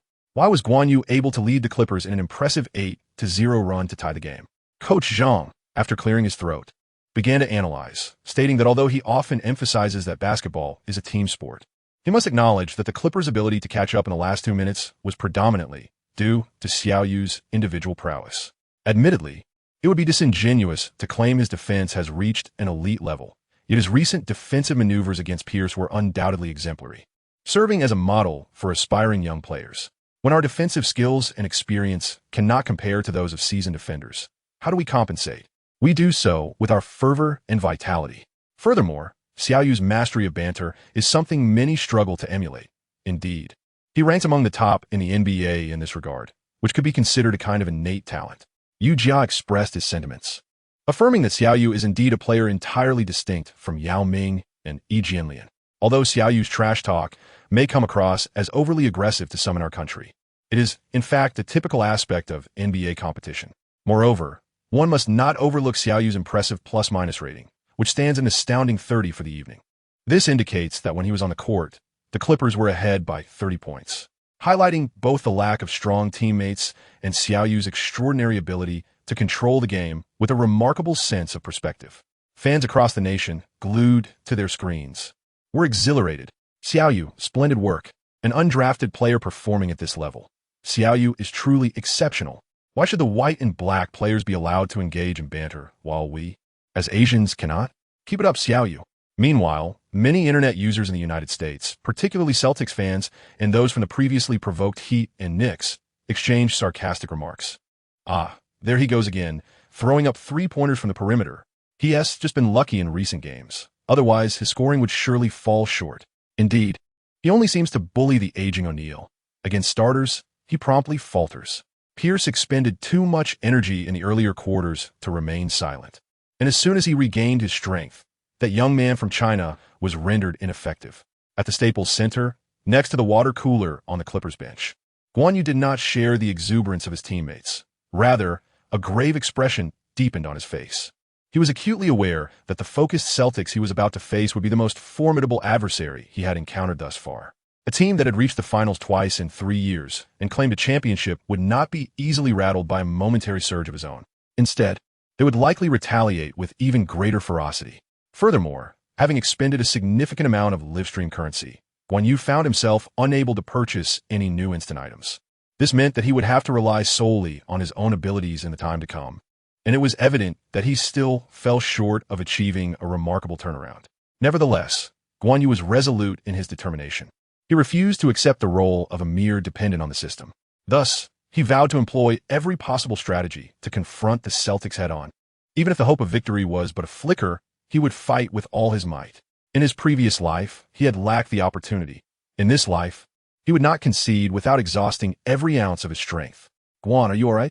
Byron Davis inquired with concern for his younger comrade. In that brief moment, he had distinctly sensed a shift in Guan Yu's demeanor. "I'm fine." Guan Yu shook his head and replied, "Some matters are best kept within one's heart. They need not be spoken aloud." The pause was brief, swiftly concluding. The Celtics seized their opportunity to strike. As Guan Yu had anticipated, the Celtics indeed adjusted their offensive strategy, entrusting the mantle of attack to Ray Allen. Guan Yu was acutely aware that his defensive capabilities were still lacking, yet he relentlessly dashed across the court as if possessed, tasked with guarding Pierce and providing support against Ray Allen. He audaciously attempted to simultaneously stifle the two primary forces of the Celtics. To many observers, Guan Yu appeared utterly deranged. It is worth noting that even the formidable Garnett could not achieve such a feat. Nevertheless, Guan Yu continued to sprint tirelessly. "Is this madness? If only you had experienced the tribulations of my past life, you would comprehend the extraordinary strength one can unleash when cornered." Guan Yu's defense against Pierce was commendable, yet his effectiveness in assisting against Ray Allen was less impressive. After all, his ability to provide support defense was rather insufficient. However, Guan Yu's indomitable spirit profoundly inspired his fellow Clippers teammates. It seems likely that those players were acutely aware of the potential energy they could unleash in the forthcoming moments. Consequently, during a subsequent stretch, the Celtics' offense fell completely silent, managing a mere 6 points over 4 minutes, while the Clippers, hindered by the intensity of their defense affecting their shooting touch, could only muster 8 points. Nevertheless, they withstood the Celtics' resurgence and even managed to take the lead. At that moment, as they observed the Clippers players fervently defending in the Staples Center, the audience was left with a singular thought: madness. Madness. Chapter 23. Who will deliver the final blow? Seeking support and recommendations, no one had anticipated that the Clippers could withstand the Celtics' counterattack. Not even the players on the court. Could it be that we are this formidable? They pondered. This realization only fueled their confidence and strength. The Celtics' big three? Stifling defense? It was all rather overrated. In truth, the Celtics players possessed greater skill than those of the Clippers. However, this superiority was not absolute, especially considering that for the Celtics, this game was merely a routine exercise against an inferior opponent. Meanwhile, under Guan Yu's influence, the Clippers had cultivated a resolute determination to seize victory in this match. It was hardly surprising that the contest had reached such a tense juncture. However, the Celtics were equally unwilling to concede this game easily. For instance, the gentlemanly sharpshooter Ray Allen tirelessly sprinted, launching shots from beyond the arc. While Pierce was attended to by Guan Yu, Allen seized the offensive mantle for the Celtics. Thus, the score became increasingly tight, persisting until only 26 seconds remained in the game. 108-106. The Celtics led by 2 points. The Clippers had possession of the ball. During the timeout, the audience in the Staples Center, as well as viewers on televisions, computers, and mobile devices, could hardly contain their anxiety. The moment of reckoning had arrived. The close-up shots on the big screen repeatedly focused on Guan Yu and Baron Davis. Clearly, despite being a rookie, Guan Yu's explosive performance had garnered widespread recognition. As for Baron Davis, he was currently the Clippers' leading scorer. Moreover, as the mastermind behind the Warriors' miraculous We Believe playoff run, delivering a game-winning shot was as effortless for him as eating and drinking. The sports channel of Huagua, CCTV, could not help but exclaim, "The game has reached its most exhilarating moment." Zhang nodded and remarked, "Indeed, the upcoming round of offense and defense is of paramount importance." It may very well determine the ultimate outcome of this match. Yu Jia continued with her analysis. Yes, with just 26 seconds remaining, the Clippers are likely to manage the clock for their final attack. By scoring, they could deny the Celtics ample time for a counteroffensive, significantly enhancing their chances of victory. Who do you believe will take this final shot for the Clippers? Yu Jia inquired.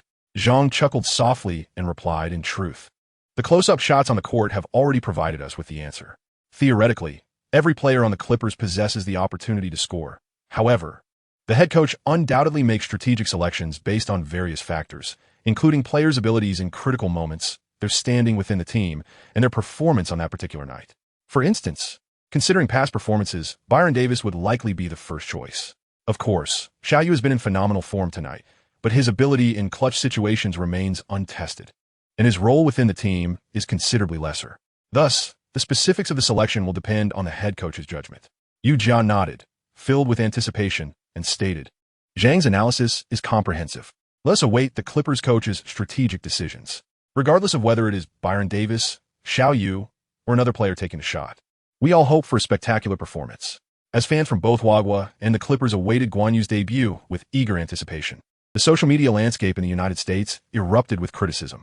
How could they entrust the game-winning shot to an undrafted player? They scoffed. It is undoubtedly Byron Davis who is poised to showcase his unyielding composure. Indeed, that lad's magic seems to have vanished. He has missed several shots. The Clippers have only managed to stay in contention thanks to the defensive efforts of their other players. Thus, it is certainly Byron Davis who is preparing to seal the game. I beg to differ, another voice countered. Let that Huagua kid take the shot. And under the suffocating defense of the Celtics, he will likely miss or even be intercepted and blocked. Wouldn't that be even better? At the Staples Center, the atmosphere was palpably tense. Notably, all fans were unusually engrossed, abandoning their phones to focus intently on the court. Some female fans closed their eyes tightly, clasping their hands in prayer for the Clippers players. Under the gaze of the world, although Griffin, last year's #1 draft pick, had returned from a year-long injury absence, his eyes appeared vacant, giving him a somewhat dazed look. Gordon seemed anxious, repeatedly wiping sweat with a towel, while Kamont's eyes flickered nervously, avoiding every camera he could see. In stark contrast, Byron Davis exuded confidence. His gaze was resolute, a smile gracing his lips, embodying the charisma of a star in every gesture. Equally impressive was Guan Yu. He appeared not only spirited, with his eyes gleaming, but also exuded an aura of ferocity. In this moment, Guan Yu was utterly unperturbed. All he felt was boundless exhilaration. In his previous life as a street ball player, he had executed numerous game-winning shots. Although the intensity and significance of those matches could not be compared to the one tonight, they had cultivated in Guan Yu a remarkable ability to remain calm and increasingly exhilarated at critical moments. At a critical moment, Guan Yu demonstrated remarkable bravery, never faltering. What is there to fear? Youth provides the invaluable freedom to err. Moreover, Guan Yu has long understood that fear is perhaps the most futile emotion in this world. Therefore, it is time to fight. In the Clippers seating area, the head coach glanced at Guan Yu, who seemed to be operating on a different wavelength from the others, feeling an urge to assign him the responsibility of making the game-winning shot. However, he quickly dismissed the thought. While the young man had performed admirably that evening, the final shot would be entrusted to Byron Davis. Firstly, Davis's ability to make clutch shots had been proven, ensuring a higher success rate. Secondly, it was a protective measure for Guan Yu. To be candid, Guan Yu's performance over the past 3 games had significantly impressed him, particularly his defensive prowess against the Celtics, which illuminated the path forward for the team. Thus, it was imperative not to place the burden of the final shot on Guan Yu. A missed game winner could inflict a devastating blow to his confidence, overshadowing the commendable performances he had delivered in these past games. Therefore, continue to grow, young man. When you find your footing, your moment to shine will inevitably come. Subsequently, Coach Denaglo summoned the players, employing the tactical board to outline the game-winning strategy for Byron Davis. Guan Yu, momentarily disheartened, soon regained his enthusiasm. It mattered not that he would not take the final shot this time. He trusted the coach's decision, but one day, he vowed to prove himself as the prime candidate for the decisive basket. Returning to the match, the Clippers prepared to inbound the ball. Byron Davis, guarded closely by Rondo, dribbled past half-court. With 26 seconds remaining and a mere 2-point deficit, the Clippers faced an array of choices. They could opt for a quick 2-pointer or a 3-pointer. or they might choose to manage the clock for a higher probability shot. The possibilities were numerous, and the dynamics of the game remained ever-shifting. Guan Yu diligently analyzed the Celtics' defense, making fervent attempts to disrupt their defensive scheme with his movement. However, once Ray Allen took over the defensive assignment against him, the rest of the Celtics players paid him no heed. They were acutely aware that, as a master of off-ball movement, Ray Allen was formidable in guarding without the ball. On the sidelines, Celtics head coach Doc Rivers exhibited a confident demeanor, fully in control of the situation. Even if you're a rookie, I will not neglect your defense and allow you an easy opportunity to clinch the game. Casting a glance at Byron Davis, who was directing his teammates, Rivers loudly commanded, "Rajon, watch out for the cold-blooded three-pointer. Be alert for the three."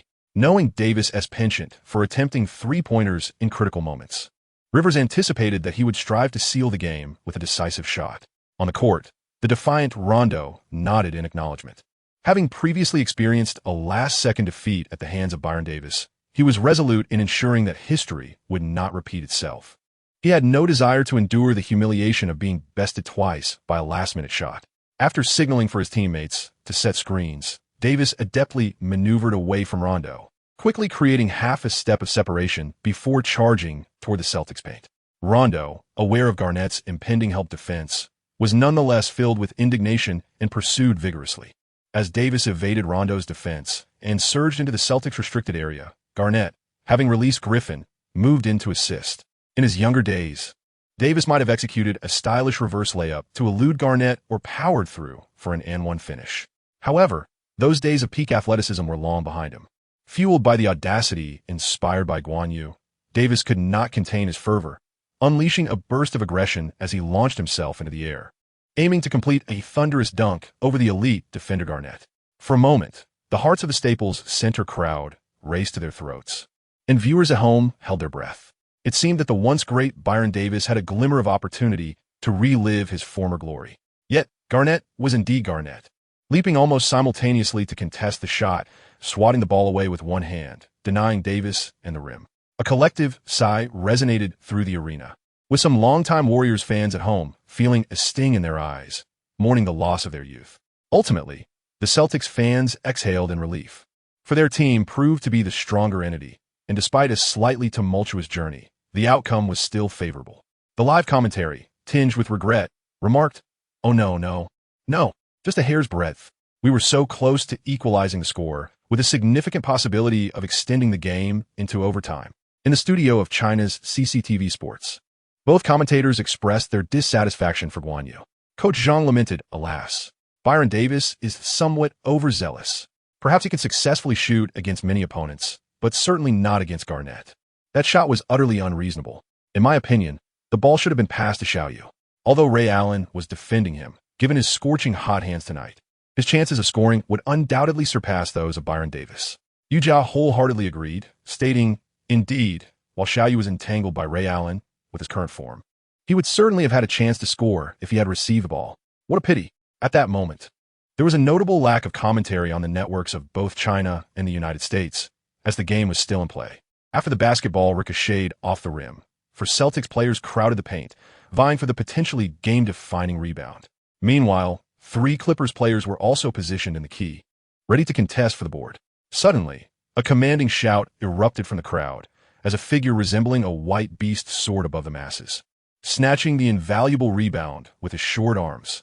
The Clippers still had a chance.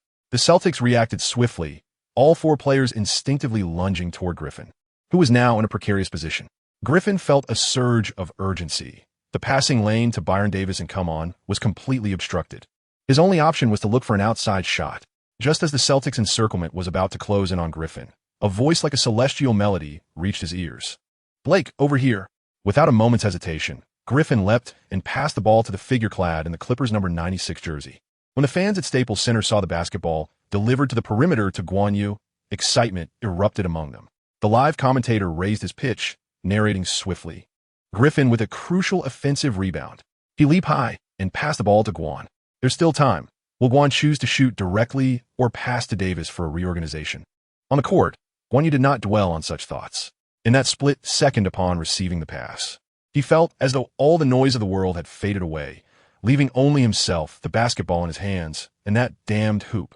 His mind was consumed by a singular thought: to send that cursed basketball through the net. As Guan Yu caught the ball, Ray Allen had also shaken off Gordon's defense and was rushing toward him. However, it seemed as if Guan Yu was entirely oblivious to Ray Allen. Resolutely soaring into the air, with a straightened back, he lifted the ball, extended his arm, and flicked his wrist. The basketball was released from Guan Yu's hands in a remarkably flawless manner. In midair, Ray Allen, passing by his fingertips, couldn't help but display a wry smile. He had exerted every effort, yet it was futile. In the Staples Center, the hearts of all the spectators standing to watch the game, as well as those before their televisions, raced with anticipation. The live commentator exclaimed, "Guan's three-pointer." At that moment, every gaze was fixated on the basketball that could determine the outcome of the match. Swish! The basketball swished through the net. The pivotal three-pointer by Guan Yu has been made. Chapter 25, Deceptive Beauty. It went in. Guan, I want to bear your child. I knew it. I knew this shot would succeed. May the Staples Center be blessed. In the Staples Center, countless fans erupted in thunderous cheers. The emotions that had been suppressed throughout the game seemed to burst forth at this very moment. The dome of the Staples Center felt as though it might be lifted by the exuberant cheers of the fans. Guan Yu has made the three-pointer. The Clippers have successfully taken the lead. Simultaneously, the announcer's voice grew fervent and excited. In the CCTV sports studio, Yu Jia could not conceal her astonishment. He did it. Little Yu has made his first crucial shot in the NBA. This is a splendid beginning. Director Zhang's eyes were filled with elation. Little Yu shot with such determination. Magnificent. I believe our national basketball players ought to learn from Little Yu. Playing the game requires such decisiveness. Hesitation only leads to defeat. Across the Chinese internet, it has transformed into a fan frenzy. Meanwhile, on the American internet, apart from Clippers fans exalting Guan Yu, there was a stark silence. Those detractors of Guan Yu appear to be engulfed in shock and disbelief, unwilling to subject themselves to further humiliation. Concurrently, in Guan Yu's live streaming room, the barrage of praises and donations exploded instantaneously. Guan Yu's breathtaking three-pointer was truly exhilarating. Regardless of the countless words spoken, the grievances on the basketball court must ultimately be resolved through the game itself. On the court, Guan Yu hardly had the luxury to relish the cheers of the spectators, let alone the comments in the live stream, for both teams had already exhausted their timeouts, and the match pressed on. Retreat, swiftly retreat. Guan Yu roared at his teammates from the Clippers.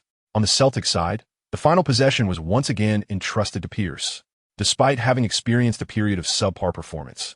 When the moment of truth arrived, the player known as the Truth remained the Celtics' foremost choice. Meanwhile, Guan Yu continued to take on the primary defensive role for the Clippers. Guan Yu resolutely pressed against Pierce, providing a formidable physical challenge that denied him any comfort in handling the ball. On the Celtics side, Garnett attempted to initiate a screen, but Pierce waved him off. In this moment, Pierce aimed to demonstrate to Guan Yu the essence of the Truth. However, Guan Yu's defense was unwavering, exhibiting no signs of weakness and affording Pierce no opportunity for a comfortable offensive play. Ultimately, Pierce was left with no choice but to force a shot against Guan Yu's staunch defense.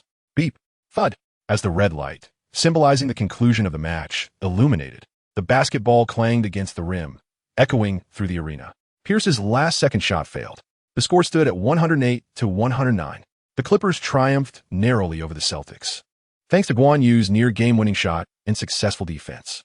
At the Staples Center, the audience erupted into a chorus of cheers, their voices resonating through the heavens. Every player, coach, and staff member of the Clippers raised their arms in exhilaration, their faces alight with joy. Among them, Baron Davis was the first to rush to Guan Yu, enveloping him in a hearty embrace. "Hey, little brother, I always knew you could do it. That near-game winner was truly spectacular. Thank you for saving me from my dismal performance." In the next moment, Griffin and others joined the celebration. "What a beautiful three-pointer and tenacious defense." Griffin proudly remarked, "Buddy, I'm glad you didn't waste my crucial rebound." Gordon, come on, and DeAndre Jordan also exchanged high-fives and hugs with Guan Yu, reveling in this hard-fought moment of victory. After reveling in their triumph for a while, the Clippers began to gradually exit the court. As for the Celtics players, they had long since retreated, seeking solace in a quiet place to nurse their wounds. Throughout the game, they had numerous opportunities to secure a win, yet the outcome was a bitter defeat, delivered in a manner that was profoundly difficult to accept, a near-game winner that slipped through their fingers. Guan Yu exited the arena a tad later, as he was to partake in an interview this evening. Unlike the previous occasion when he was pulled aside for questioning by Byron Davis, this time he was to be interviewed as the standout player of the night. Congratulations, Guan, on achieving a career high of 32 points, and for executing the decisive shot that turned the tide of the game, while also thwarting your opponent's final attempt. The reporter exclaimed. How do you feel at this moment? Guan Yu gazed at the striking blonde, her long legs accentuating her allure, and flashed a charming smile, revealing his delightful dimples. I feel absolutely fantastic. The thrill of altering the outcome of the game is truly captivating. The blonde beauty, captivated by Guan Yu's intense gaze, felt as though he was hinting at something deeper. Reminding herself to maintain her composure, she brushed her golden locks over her shoulder and continued. Were you nervous during that final shot?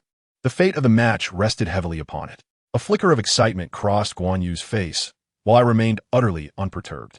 On the contrary, I was remarkably composed, even somewhat exhilarated.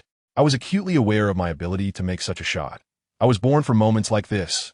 The beautiful reporter found herself momentarily entranced, inexplicably feeling a sense of intoxication. Was it due to the formidable presence of this young man before her? After a brief contemplation, she continued to inquire in her melodious voice. Aside from the climactic moment of the final turnaround, I noticed that during the game, you seemed to exchange some playful banter with both O'Neill and Pierce. What is particularly commendable is that you appear to gain the upper hand in your direct confrontations with them. Do you think you might have irked these seasoned players? Furthermore, do you consider yourself to be on par with them as a player? Upon hearing these words, Guan Yu felt a chill in his heart, yet the smile on his face remained unchanged.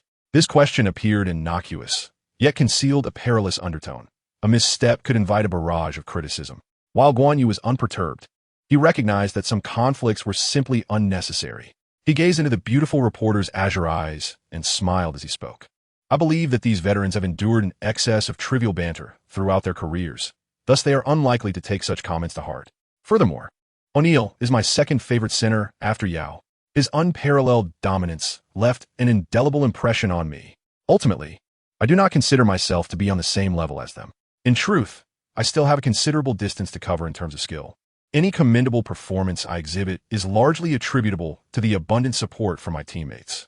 The beautiful reporter was momentarily taken aback, judging solely from his on-court demeanor. She had assumed Guan Yu possessed a cynical and rebellious nature, never anticipating that he would exhibit such clarity and self-awareness off the court. For a moment, she found herself at a loss for how to provoke further controversy. Had she known his thoughts, Guan Yu would have certainly chuckled. Indeed, the more beautiful a woman is, the more adept she seems at deception. As Byron Davis and Coach Dana Groh attended the post-match press conference, responding to countless inquiries, Guan Yu finally found a moment of respite. He reflected on the challenges faced by NBA players. Not only must they compete, but they are also required to participate in various activities as per NBA regulations. Moreover, they must navigate the temptations posed by attractive reporters and fans. Fortunately, Guan Yu possessed a modicum of self-control. Otherwise, he felt he would inevitably be drained of all resolve. While beauty is enchanting, one must choose wisely. In a buoyant mood, Guan Yu opted not to terminate the live stream immediately following the match.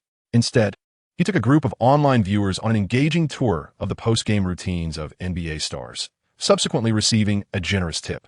Moreover, witnessing the myriad ways in which his followers praised him uplifted his spirits immensely. 9 points, 21 points, 32 points. The streamer was steadily ascending. Upon reflection, he calculated an impressive average of 27 points per game, quite commendable in the 2010 season. A glance at the statistics revealed that only 14 NBA players had averaged over 27 points last season. This indicated that the streamer's scoring prowess was at least on par with stars, such as Zach Randolph of the Grizzlies and Derrick Rose of the Bulls. Having reviewed the current rookie statistics, it appeared that no one could rival the streamer in scoring. However, the top pick, John Wall, with averages of 16 points and 8 assists, along with the fifth pick, DeMarcus Cousins, averaging 14 points and 8 rebounds, could still provide formidable competition. My dear brother, it appears you have forgotten that our esteemed teammate Griffin was sidelined last season, thus qualifying as a rookie this year. His average of 22 points and 12 rebounds is utterly astonishing. If Griffin is to be considered for the Rookie of the Year award, it seems that our broadcaster may face a formidable challenge. Quietly observing, Guan Yu remained silent, lost in contemplation. To be candid, he harbored little interest in the various accolades within the NBA. He felt that the time spent strategizing would be better devoted to training and enhancing his skills in preparation for victory, or perhaps unwinding a nightclub. With this thought, Guan Yu's gaze shifted towards the section displaying his live stream currency. Although he had expended 50,000 live stream coins to elevate his three-point shooting to AB, his impressive performance in the final quarter, particularly the game-winning shot, had garnered him over 30,000 additional live stream coins. Thus, this venture resulted in a significant profit for Guan Yu. While the accumulated coins were insufficient to acquire props that would elevate his abilities to the next level, they were ample for purchasing some immediate use items for emergencies. The journey of enhancing one's prowess is indeed a long and arduous one. After terminating the live broadcast, Guan Yu drove his Porsche Cayenne back to his modest 300-square-meter apartment to recuperate and restore his energy. As the narrative of this match unfolded and the news circulated, Guan Yu's name began to resonate with an ever-growing audience. The captivating story of the game, coupled with a lack of significant news that evening, propelled Guan Yu's near-buzzer beater against the Celtics to the forefront of numerous media outlets. Near-buzzer beater against the Celtics. The fall of a dynasty. The rise of a new star. Los Angeles refuses to believe the truth. The explosive young talent of the Clippers delivers yet another memorable quote, skillfully outmaneuvering the big shark, excelling on both offense and defense. Tonight, I am the king of Los Angeles. In China, the excitement reached a fever pitch. Headlines declaring Guan Yu as the next hope for an NBA superstar and the final piece of the puzzle for the national team's resurgence went viral across the internet. While these posts may have been somewhat exaggerated, for Chinese basketball enthusiasts, they were nothing short of normal. After all, they had long awaited the emergence of an exceptional guard, and Guan Yu's arrival was like a refreshing rain after a prolonged drought, providing immense satisfaction. Moreover, with 3 consecutive performances that improved with each game and a guaranteed contract, it became abundantly clear that Guan Yu was not a fleeting comet, but rather a genuinely talented rising star. Thus, if not now, then when? In the basketball community, Yu Jia directly posted on Weibo, "Follow Guan Yu. He will not disappoint you." Coach Zhang commented, "I was fortunate enough to commentate on Guan Yu's game. I have a premonition that his era is about to dawn." Many other basketball analysts echoed this sentiment with unanimous praise. As for the basketball players themselves, they were equally exhilarated. With current NBA players like Yao Ming, Yi Jianlian, and Wu Sheng, the resurgence of the Chinese national team seemed imminent. Indeed, Wu Sheng had become the nickname bestowed upon Guan Yu by enthusiastic fans. Initially, some believed that the similarity between Guan Yu's name and the legendary Guan Yu was merely coincidental. However, upon further investigation, they discovered that both shared the same birthday, and an ancient report revealed that Guan Yu was indeed a descendant of the famed warrior.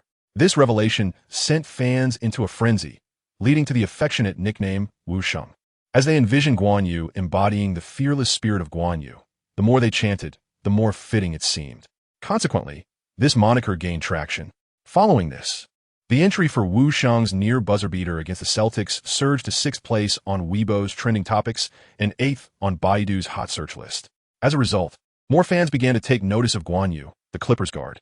In the United States, many other stars were subsequently questioned about Guan Yu's remarkably noteworthy performance that night. Los Angeles refuses to believe the truth? I love that phrase.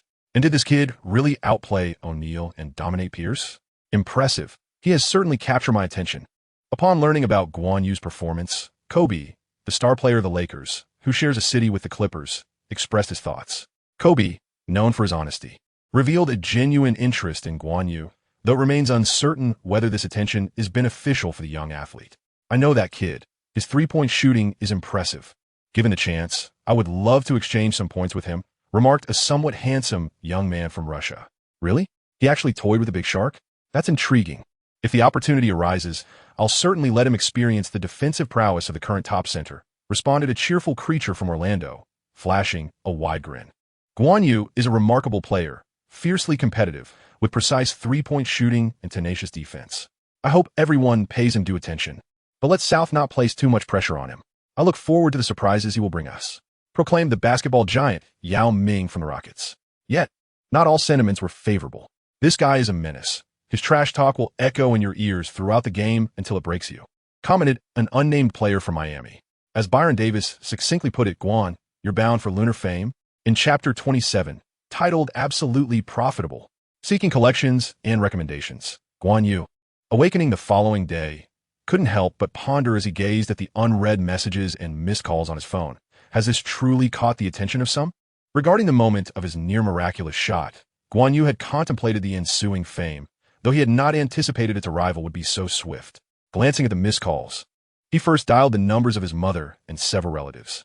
Upon seeing those familiar titles, their messages instinctively surfaced in his mind, allowing him to converse without revealing any signs of pretense. Subsequently, Guan Yu selectively responded to calls and messages from old friends, while conveniently disregarding those attempting to ingratiate themselves. In his previous life, Guan Yu had discerned the fickleness of human relationships and the harshness of societal realities. This time around, he desired to live authentically and unapologetically. As for the numerous missed calls and messages from unidentified numbers, he mused, please do not linger on the past. It is but a legend. Before Guan Yu could process the situation, his thoughts were abruptly interrupted by an irresistibly catchy tune. It quickly dawned on him that it was, indeed, the ringtone of his own mobile phone. Hey, Yuzi, you finally made it big, haven't you? You ought to treat me to a few splendid meals, exclaimed a voice filled with charisma from the other end of the line. At that moment, Guan Yu was already piecing together the identity of the caller in his mind. Zhang Fei, a 22-year-old male and his closest confidant, was a scion of wealth with little ambition. His specialty? The art of wooing women, boasting that no woman was beyond his reach. The depth of their friendship was evident from their names alone, coupled with their shared interests, which had allowed them to forge a profound bond. All right, no problem. Have you returned to Los Angeles from the Maldives? Guan Yu casually inquired. This fellow, in order to win over a junior, had gone on a trip to the Maldives with a group of friends. It had been approximately a week since then. Previously, Guan Yu had asked Zhang Fei why he always pursued juniors. Was it because they were both innocent and alluring? Guan Yu still recalled Zhang Fei's response. Innocence is uncertain, but allure is undeniably present. Soon, a voice emerged from the other end of the line, saying, No, it's just that my cousin, the agent, can't reach you. I wanted to try contacting you myself. All right, remember to get in touch with my cousin. I must go now. I'm in the bathroom. And the junior is about to wake up. With that, the call was swiftly disconnected. A faint smile involuntarily appeared on Guan Yu's face. His dear friend, despite being a bit lecherous, truly had no other flaws. After some contemplation, Guan Yu dialed the number of his friend's cousin, who was also his agent, Zhang Lin. Yuza, have you awakened? I am right outside your door. If it is convenient, could you please open it? Soon, Guan Yu heard the ringing of his phone outside, followed by a steady voice emanating from the other end. All right, Linga, I'm on my way. As Guan Yu approached the door, he replied thoughtfully. Recalling the assistance he had received from Lin in the past, he found it quite natural to address him as Brother Lin. Upon opening the door and welcoming the impeccably dressed gentleman, whose meticulously styled hair and elite demeanor matched his recollection, Guan Yu curiously inquired, Brother Lin, what brings you here? I noticed you made several calls before coming directly. Adjusting his gold-framed glasses, Zhang Lin's eyes sparkled with a hint of excitement as he clearly articulated, Yuzi, you become quite the sensation, haven't you? Guan Yu Chao smiled at him with a mischievous grin and casually remarked, I caught a glimpse of the news. It seems you've made quite a few headlines. Haven't you? Zhang Lin nodded and then shook his head. It's not merely a few headlines. The print media in the United States alone has featured 18 front-page stories, and the online portals boast even more. As for in China, it has virtually dominated the headlines of all sports media and many major websites. Guan Yu scratched his head, pondering that if this were indeed the case. It certainly seemed a bit heated. So, has a brand endorsement finally come knocking? Guan Yu inquired with a hint of speculation. Zhang Lin nodded, stating that his phone had scarcely ceased ringing throughout the night. Numerous sneaker brands, such as Nike, Adidas, Li Ning, and Anta, had sent their offers. Gatorade, Ely, and many other endorsements were also pouring in. A flicker of excitement couldn't help but dance across Guan Yu's face. He realized that the sensation of potentially becoming a member of the affluent generation was rather delightful. Lingu, could you help me select a domestic brand for the sneakers? And if there are other endorsements, let's prioritize local ones, he said, his somewhat juvenile response eliciting no rebuttal from Zhang Lin. Instead, Zhang adjusted his gold-framed glasses and gently reminded him, Yuzi, I also support domestic products, but you must consider this carefully. While other endorsements may be inconsequential, choosing a domestic brand for your sneakers could present significant challenges in the NBA.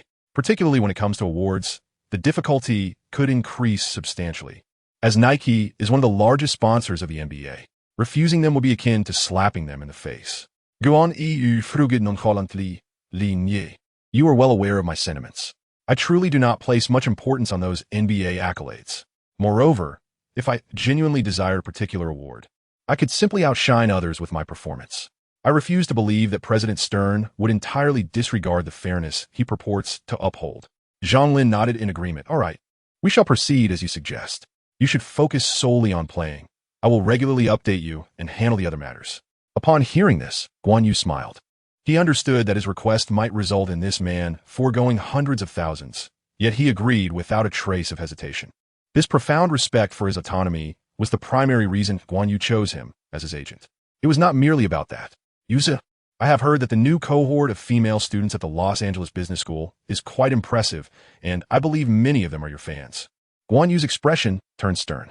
Am I truly the kind of person who idolizes Chao? Ling Ge, I will be free next week. Could you assist me in making some arrangements? A sly grin of a debauched gentleman appeared on Zhang Lin's face. He chuckled. No problem. I will handle it. You need not worry. By the way, Yuzi, you have garnered quite a bit of attention lately. Be cautious not to get caught on camera. Guan Yu cast a knowing glance at Zhang Lin, conveying his understanding. It must be said that Zhang Lin's efficiency in handling matters is remarkable. It took no time at all for him to secure Guan Yu's endorsement. Ultimately, he finalized a lucrative sneaker deal with ANew, a brand preparing to venture into the international market. The contract amounted to $30 million over 3 years, a substantial agreement indeed. In contrast, Yao Ming's initial contract was for 7 years at $50 million, while LeBron James's was valued at $93 million over the same duration. As a defender, Guan Yu sneakers are undoubtedly more marketable than those of Yao Ming. According to market analyses, although Guan Yu's skills on the court still lag behind Yao's, his commercial value is rapidly approaching. After all, Guan Yu consistently delivers astonishing performances and spouts remarkably audacious trash talk. In just 3 games, Guan Yu has graced the headlines more times than many players do in their entire careers. To quote a contemporary business adage, signing Guan Yu is undeniably a lucrative venture. Chapter 28. The offensive maniac Humph. Dare to reject us at Nike? You're in for a rough time. While Zhang Lin enjoys unprecedented success and navigates between various major brands, the headquarters of Nike in the United States has begun to prepare some enticing offers for Guan Yu. At this moment, Guan Yu remains blissfully unaware, having cast aside such trivial matters and immersed himself in rigorous training at the gym. In Guan Yu's heart, clarity prevailed. Rather than indulging in distractions, he resolved to enhance his prowess and deliver a remarkable performance. For with a commendable display, all challenges would dissipate effortlessly. Moreover, the recent comments from viewers in the live streaming room provided Guan Yu with substantial inspiration. The broadcaster's astonishing feats had already captured the world's attention. Yet the question remained whether he could maintain this brilliance with stability. In my view, the broadcaster's situation bears a striking resemblance to that of Lin Shihao, famously known as Lin Crazy, from an alternate timeline. While he thrived as a substitute, achieving overnight fame, the broadcaster must tread cautiously. For Lin Shihao's subsequent career was far from illustrious. It appears that their initial success stemmed from opponents' unfamiliarity. However, once they garnered popularity, adversaries would undertake meticulous studies and strategic preparations, making it challenging not only to dazzle the audience anew, but also to sustain previous standards. Indeed, this aligns with the concept of the rookie wall. The broadcaster's innate talent mirrors that of Lin Shihao, yet a considerable gap remains to reach the pinnacle. Furthermore, his reliance on three-point scoring renders him susceptible to being effectively neutralized. Viewed through this lens, the circumstances appear rather bleak. Persevere, broadcaster. We eagerly await your continued display of audacity. Stand tall. In the training facility, Guan Yu, having shed countless beads of sweat, continued to acclimatize to his physique. Even amidst rigorous training, he remained resolute, instinctively reviewing footage of the upcoming opponent, the Cavaliers, alongside their prevalent tactics. Knowledge of oneself and one's adversary ensures invincibility in battle. Guan Yu harbors a fervent desire for victory in every match.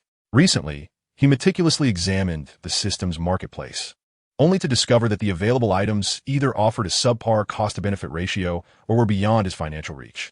Unfortunately, there were no affordable items that could enhance his performance stability. However, as Guan Yu set aside distractions to analyze footage and strategize, a voice resonated within his mind. Ding! Congratulations, host, you have acquired the badge. Offensive expert, bronze, upgradable, purchase permission. Guan Yu was momentarily taken aback. He quickly realized that the system had activated a new feature. Having played the NBA 2K series in his previous life, Guan Yu was familiar with badges and understood their significant impact on enhancing a player's abilities. However, he had never heard of the offensive Juggernaut badge before. Upon accessing the system interface, Guan Yu noticed an additional badge page beside the basic information and capability evaluation sections. After a fleeting thought, Guan Yu opened the badge page, only to find it empty. Suddenly, he recalled the system's notification indicating that badges were available for purchase rather than already acquired. He hastily navigated to the marketplace and discovered, indeed, a badge option nestled between permanent and instant items. Upon opening the interface, he found a solitary bronze badge available for purchase, while the others remained grayed out, indicating they were not for sale. Names like Dreamlike Footsteps, Death's Embrace, Fearless Terminator, Remote Transporter, and High Difficulty Basketball King ignited a fervor within him.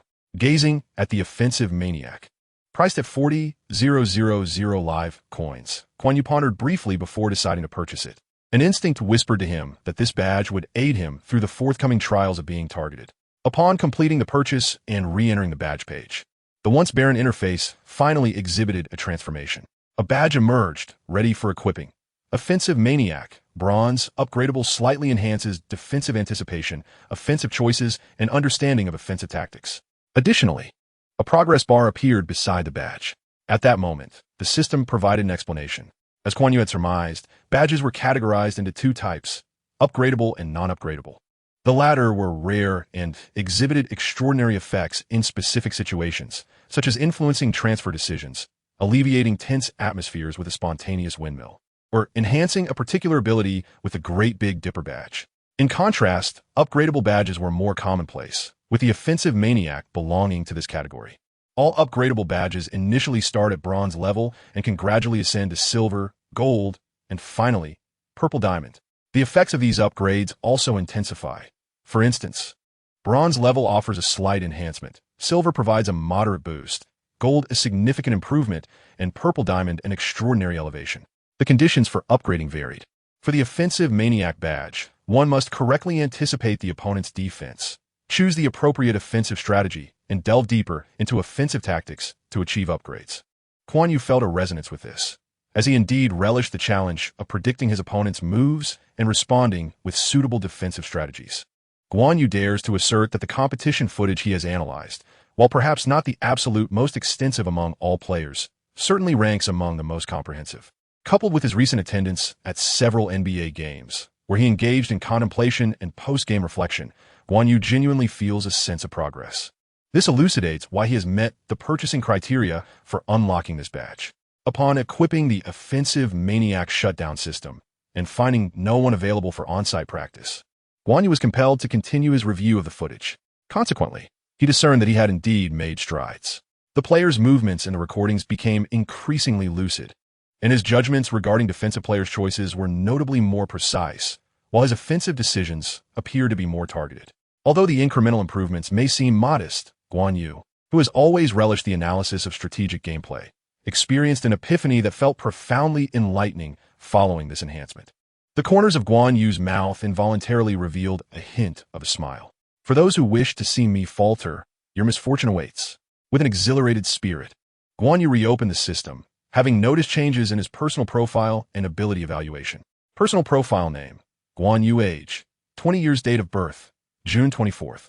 1990. Height, 197 centimeters. Weight, 90 kilograms. Occupation, player for the Los Angeles Clippers. Ability evaluation. Physical qualities, B. Speed, a strength, C. Endurance, B. Jumping, B. Shooting evaluation, C. 3-point, B. Mid-range, D. Attacking the rim, B. Technical evaluation, B. Ball handling, B. Passing, B. Off-ball movement, B. Defensive evaluation, C. On-ball defense, B. Help defense, D. Overall evaluation, C. NBA primary rotation player level. Chapter 29 on November 11th. At the Staples Center, Guan Yu and his teammates faced the Cleveland Cavaliers in a much-anticipated matchup. The event attracted considerable attention among the sneaker company executives, particularly from Nike and Adidas. There was an expectation for Guan Yu's performance to decline, thus embarrassing the anti-executives. Regrettably for them, their wishes did not materialize. The previous season, the Cavaliers had a fair chance of defeating the Clippers, but after LeBron James took his talents to the Miami South Beach during the summer, the Cavaliers had transformed into a lackluster team. Their current star player was none other than M.O. Williams, who bore the nickname M.O. The Clippers won this match with ease and joy, resulting in Guan Yu's limited playtime of only 12 minutes. Nevertheless, he managed to score 15 points, an impressive efficiency. Even the executives from Nike and Adidas, who were observing the game, had to concede that Guan Yu's graceful playing style, handsome appearance, and consistent performance showcased boundless potential for commercial viability. An annual salary in the millions might not be a gamble after all. There could even be opportunities for a lucrative find.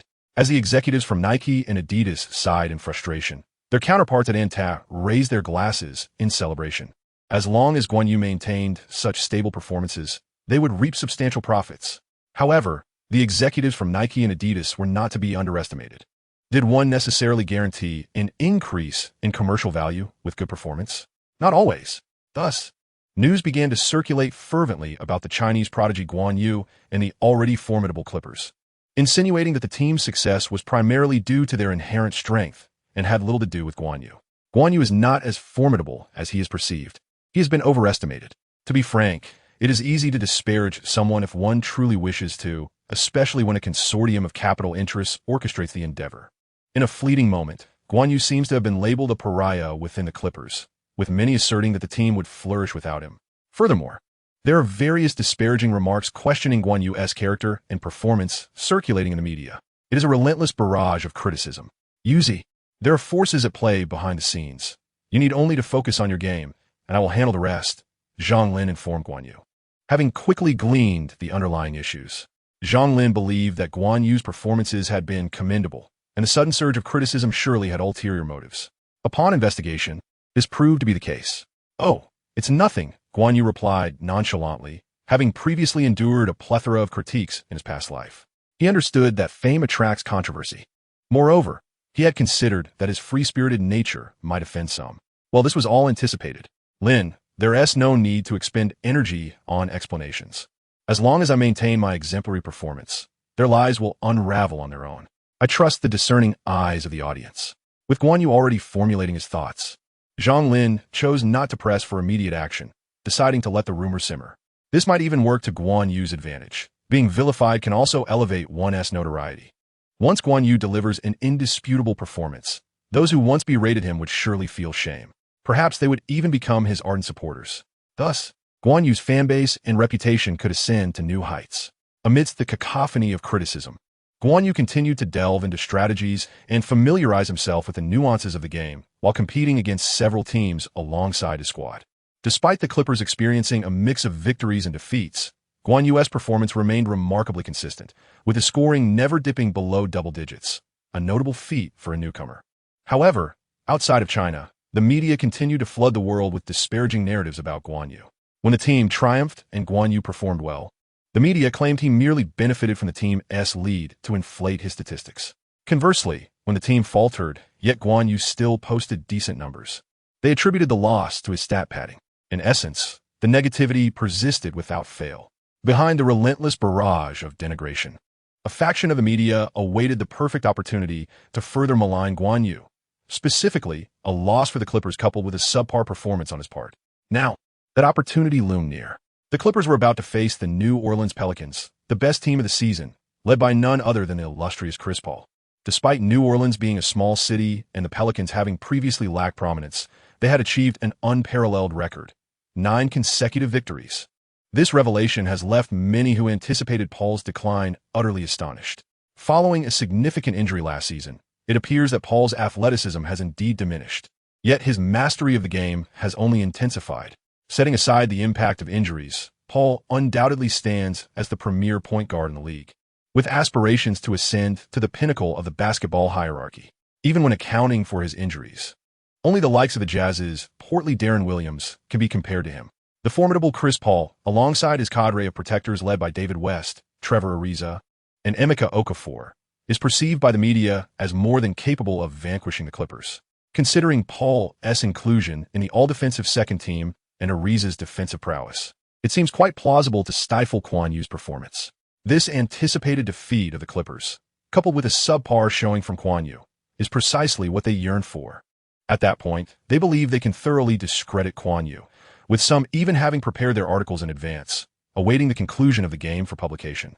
Choosing to embrace a domestic brand and brazenly rejecting Nike and Adidas, a lesson has been learned. Prior to the match, those unscrupulous writers received a significant piece of news. The Clippers' original starting small forward was injured, allowing Guan Yu to step into the starting role. They felt that this would bolster Guan Yu's performance.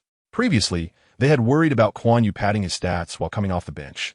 Now, as a starter facing a more formidable defense, they were convinced that his numbers would plummet. Furthermore, with the absence of the starting small forward, the Clippers' strength would undoubtedly wane, leading to a certain defeat. Indeed, what fortuitous news! On the evening of November 19th, the Clippers, with a record of 6 wins and 5 losses, welcomed the challenge of the Hornets at the Staples Center. Before the game commenced, Guan Yu's fans expressed their concern in the live stream. The Hornets, riding a 9-game winning streak, were not to be taken lightly. Indeed, the streamer might find himself matched up against MVP-level Chris Paul, which posed a challenge. Moreover, since Paul is a close friend of Dwayne Wade, he would surely show no mercy to the streamer.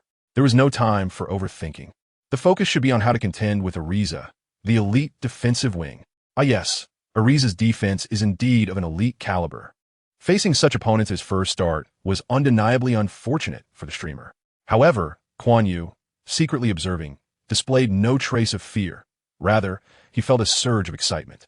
The league's best? Let us challenge the league's best. Chapter 30, the opening act indeed. Please consider saving and recommending. Hey Charles, I heard Quan signed a shoe contract worth $10 million a year. What are your thoughts? Before the game, in the TNT studio, Kenny Smith playfully teased Barkley to hype up the match. All right, I admit I'm a bit envious. Barkley unabashedly opened his mouth to offer his assessment. However, it is indeed justifiable for Guan to have such a lucrative sneaker contract, as his commercial value is undeniably high. Kenny Smith astutely grasped the underlying implication of Barkley's words and pressed further. Are you suggesting that while Guan's commercial value is high, his abilities do not match it? Barkley chuckled mischievously and waved his hand dismissively. That is not what I said. Those are your words. Yet, his demeanor unmistakably conveyed acquiescence. Kenny Smith continued to probe. Then you must also believe that tonight Guan will not be able to replicate his extraordinary performance? Barkley laughed lightly and replied, indeed. Extraordinary performances are not easily repeated. Moreover, in the preceding games, teams have begun to implement targeted defenses against Guan. The Hornets coach, unless his brain has been kicked by a mule, would certainly not allow Guan to play freely. But what if Guan manages to deliver another remarkable performance? Kenny Smith persisted. Barkley opened his mouth wide, declaring, then from that moment on, I shall be his fan. That evening, at 10:30 p.m., the game commenced at the Staples Center. The Clippers' starting lineup included Baron Davis, Eric Gordon, Guan Yu, Griffin, and Come On. The Hornets' starting 5 were Paul, Bellinelli, Ariza, David West, and Okafor. Among the Clippers' starters, aside from Bellinelli, who was somewhat lacking, the other 4 included the superstar Paul, while the remaining 3 were quite notable in their own right. David West was a well-known tough power forward in the league, adept in both offensive and defensive capabilities, and was Paul's most trusted ally. Ariza, one of the key contributors to the Lakers championship in 2009, currently benefited from the buff of being a former Rocket, showcasing his 3D style of play. Okafor, the second overall pick in 2004, had outshone Howard that season to become the Rookie of the Year, renowned in the league as a shot-blocking machine and a double-double creator. In Guan Yu's impression, this Hornets team seems to have made no significant breakthroughs this season. However, both their record and the prowess displayed in the footage indicate that the Hornets are indeed a formidable squad. As the two teams faced off for the jump ball, Okafor triumphed over Come On, granting the Hornets the opportunity to initiate the offense. The Hornets showed no signs of hesitation. After Paul dribbled past half-court, he bypassed the play call and directly signaled to David West. Following a pick and roll, West penetrated the lane and skillfully finished with a layup, exploiting a momentary lapse in rhythm. At that moment, Paul exhibited no trace of having recently returned from injury. He was undeniably assertive. Oh, as I have mentioned, Paul, is the type of player I admire. His ambition and tenacity are qualities worthy of emulation by all. Remarkably, Kenny Smith refrained from his usual banter. Indeed, Chris is a player who prioritizes passing over scoring. Yet in the 8 games before his injury last season, he averaged an astounding 29.5 points per game, alongside 10.5 assists. Should the team require it, Chris can also emerge as an unstoppable scorer. On the court, Guan Yu felt a surge of intensity.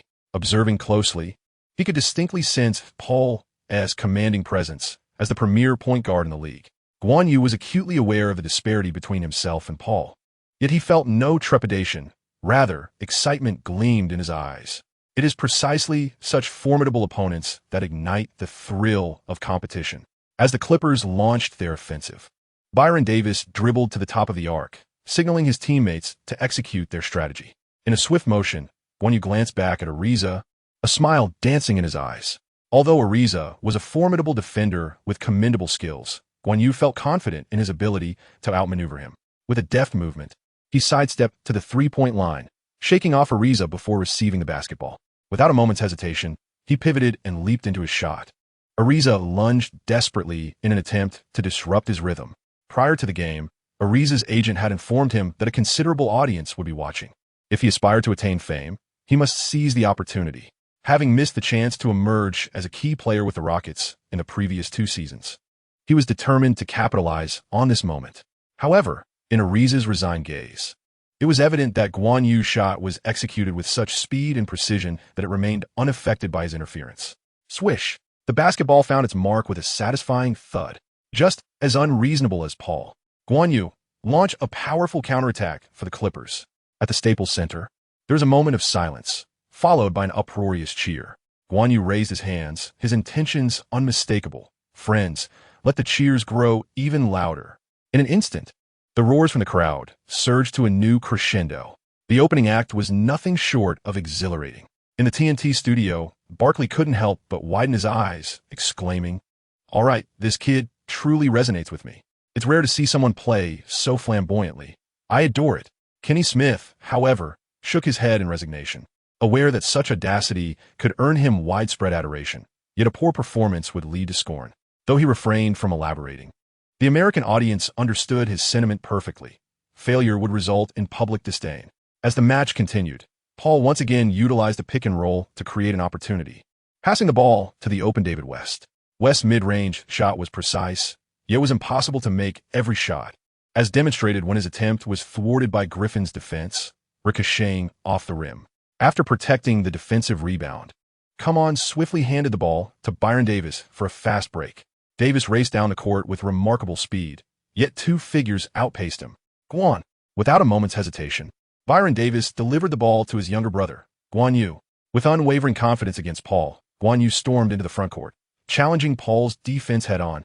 Feeling the intensity of the confrontation and the subtle jostling, Guan Yu summoned his strength and forcefully pushed Paul out of bounds. In that fleeting moment of contest, Guan Yu held his ground with remarkable tenacity. The referee's whistle pierced the air, signaling a defensive foul on Paul. Unperturbed by the whistle, Guan Yu seamlessly maneuvered the basketball into the hoop. 2 points counted, and he was awarded an additional free throw. As the ball swished through the net, the crowd erupted in jubilant cheers. This remarkable young man from Huagua truly lived up to their expectations, even surpassing what they had envisioned. Well done, Guan Yu grinned, relishing the praise from his teammates. His physical prowess was undeniable, and indeed, the offensive dynamo badge proved invaluable. In the past, he might have leaned on his height to take a jump shot against Paul, but with the offensive dynamo, Guan Yu discovered a newfound mastery over Paul's defensive rhythm. This revelation led to that memorable moment of him charging directly at Paul. Swish! Guan Yu also received a penalty. He scored 6 points consecutively at the beginning. Guan Yu made a formidable entrance. Chapter 31. The Art of Words Manifesting as Reality. On the court, Paul observed the arrogant Guan Yu, discreetly nursing his ribs while cursing under his breath.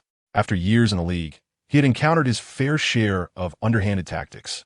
Yet never had he suffered such indignity from a rookie. Paul was aware of his own less-than-ethical play style, but he could not comprehend how a newcomer could execute such subtle yet forceful maneuvers. Meanwhile, Guan Yu cast a discreet glance at Paul. Earlier, during their confrontation, he had slyly employed a series of subtle tactics, pinching, pushing, and delivering a sharp elbow, drawing from the survival skills he honed on the street courts. He pondered how these techniques would manifest with his newfound, more powerful physique.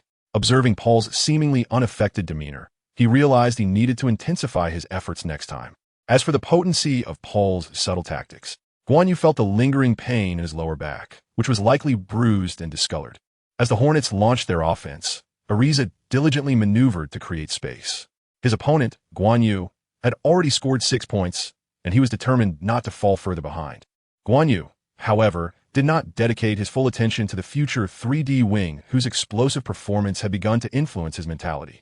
He was acutely aware that this individual would only develop his three-point shooting after joining the Wizards, as his current shooting percentage hovered around a mere 30. To put it succinctly, Guan Yu had already prepared himself for a swift counterattack the moment this player attempted to shoot a three-pointer. Ahem, it should be noted that Guan Yu harbored no disdain for his poor shooting skills. On the court, Paul from the Hornets quickly deciphered the Clippers' defense. To be candid, the Clippers' defense appeared riddled with flaws in Paul's discerning eyes. Otherwise, he would not have boldly penetrated the paint to score from the outset. Here.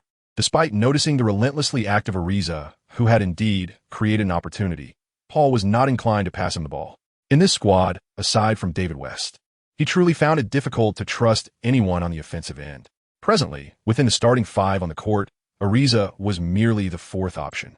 However, upon observing Guan Yu's lackadaisical defense, Paul felt an inexplicable surge of indignation. Do you truly disregard Ariza as a teammate? Although he might be rather unreliable, he was still part of the team, after all. After a brief moment of contemplation, Paul resolved to impart a lesson to Guan Yu. Calculating the trajectory, he delivered the ball to Ariza, who had found space on the left arc. Shoot it. Ariza, Paul thought to himself. At that moment, a thunderous shout echoed throughout the arena. Rebound. Startled by the sudden exclamation, just as he was about to release his shot, Ariza's hand trembled slightly. Paul, with a look of incredulity, thought, disrespecting Ariza is one thing, but don't underestimate my precise passing. With a frustrated exclamation, both Ariza and Paul muttered curses as the basketball ricocheted off the rim. Thanks to Guan Yu's warning, Griffin secured his position and snatched the rebound with great force. Without a moment's hesitation, he launched the ball down the court, allowing a figure to bolt ahead like a galloping steed into the Hornets' half. Receiving the basketball, Guan Yu faced an untouched basket, effortlessly executing a powerful two-handed dunk. Guan Yu commenced the match with an impressive 8 consecutive points. The intentions of Ariza and Paul to teach Guan Yu a lesson were thwarted, ultimately providing him with effortless scoring opportunities. This lad is rather cunning, Ariza exclaimed vehemently, venting his frustration over his own missed three-pointer while Guan Yu capitalized on a defensive counterattack. No worries, be more cautious next time. Paul, wearing a facade of gentle reassurance, was inwardly seething with rage, thinking, damn it, useless. I should never have trusted him. If I pass to him again in the next 5 minutes, I'll consider myself a fool. Amidst the fervent cheers of the audience, Guan Yu, feeling elated, could not help but frown at Ariza's foul language. This fellow exhibits a lack of respect. Hey, Ariza, right? If your skills are lacking, refrain from lashing out. If I were your head coach, regardless of your incessant barking, I would immediately call a timeout and substitute you out. You pathetic player, overwhelmed by an undrafted rookie. You're practically asking for trouble. Hey, rookie, clean up your language. Both Ariza and Paul, already disgruntled, unleashed a tirade towards Guan Yu. However, the ensuing events left them utterly despondent. Beep. The Hornets' head coach, coincidentally echoing Guan Yu's earlier remarks, called for a timeout, seemingly intent on substituting the beleaguered Ariza. Ha ha ha! Ariza and Paul instantly deflated. What a phenomenal play by the commentator. By the way, have you heard of the phrase, words become deeds? I noticed the commentator was quite excited earlier, seemingly preparing for a one-on-two showdown. Commentator, do not forget, this is your first career start. Maintain your composure. Maintain composure indeed. When the moment calls for action, seize it, and trust your teammates afterward. Be cautious as Ariza, though generally mild-mannered, has a history of elbowing DeRozan in the back of the head. One must remain vigilant. As for Paul, there is no need to elaborate. Those in the know understand. In the live chat, viewers, while showering the streamer with gifts, fervently discussed the unfolding drama. Meanwhile, in the TNT studio, Barkley sighed in disappointment. We were so close to witnessing an exhilarating confrontation. This timeout comes at the most inopportune moment. Kenny Smith, glancing at the visibly excited Barkley, rolled his eyes.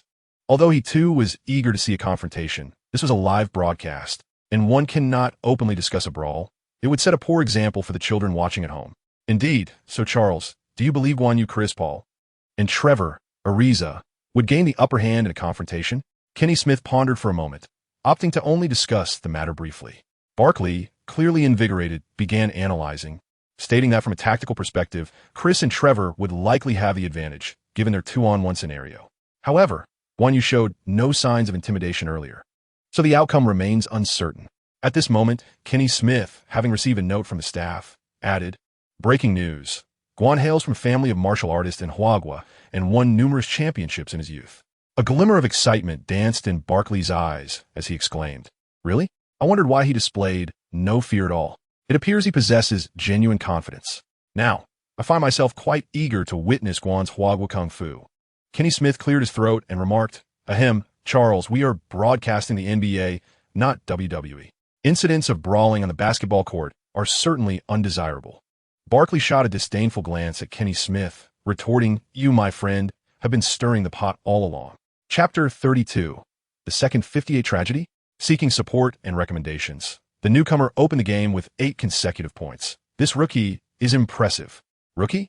My dear, it seems you haven't watched a game in quite some time. This fellow has already performed admirably in the previous matches, and indeed, he is excelling today. By the way, remember his name, Guan. The older gentleman was not mistaken. Guan's performance tonight is truly phenomenal. He absolutely deserves a starting position.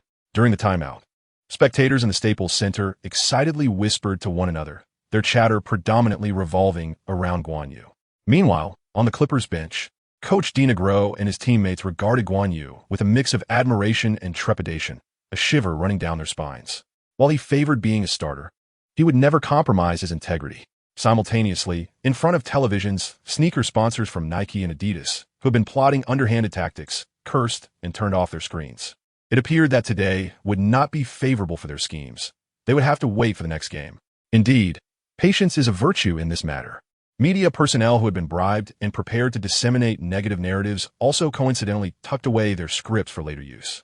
Given Guan Yu's explosive start, even if he faltered afterward, the prepared narratives would be rendered useless. Soon after the timeout, Paul, embodying the lone hero, eschewed screens and directly maneuvered past Byron Davis to penetrate the paint. With a deft change of rhythm, he scored effortlessly. Nearby, Guan Yu watched in admiration. While Paul may not possess the finest sportsmanship, his prowess is undeniably formidable. The three-point shooter, having stemmed the team's bleeding, cast a provocative glance at Guan Yu, clearly conveying, "Rookie, allow me to demonstrate what it truly means to be a top NBA guard." Guan Yu offered a faint smile, choosing silence, yet after halftime, he directly requested the ball from Byron Davis for a one-on-one. Byron, possessing the wisdom to decline, recalled his understanding of Paul, this seasoned player, who would never provoke Guan Yu without a reason. There must be an ulterior motive. "Brother, give me the ball," Guan Yu urged. Despite his instinct to refuse, Byron nevertheless passed it over, swayed by the address of brother. Observing Paul swiftly approaching to double-team Guan Yu, Byron called out, "Guan, watch out for the double team." In the previous match, facing Ariza, a formidable wingman, and Paul's pressure, Guan Yu would have been a loss. Yet now, with the offensive juggernaut badge in hand, he had deptly read the double team and, against all odds, penetrated the paint to score with a layup. Paul couldn't help but frown at the sight. This rookie indeed possessed some skill. Having allowed a rookie to score 10 consecutive points, Paul's composure was tested, especially as the team trailed by 6. Eager to achieve a 10th consecutive victory after leading the team through 9 straight wins, Paul sensed that today's start was less than favorable. In the next possession, when David West's open mid-range shot went awry, Paul felt a surge of frustration. "Brother, don't play with me. That shot is usually a sure thing for you." On the sidelines, Hornets head coach Monty Williams couldn't suppress his exasperation, shaking his fist in dismay. While their opponents thrived, his team struggled to find their rhythm, an evident disparity. In the words of Huagua, it was as if the roof had caved in during a storm.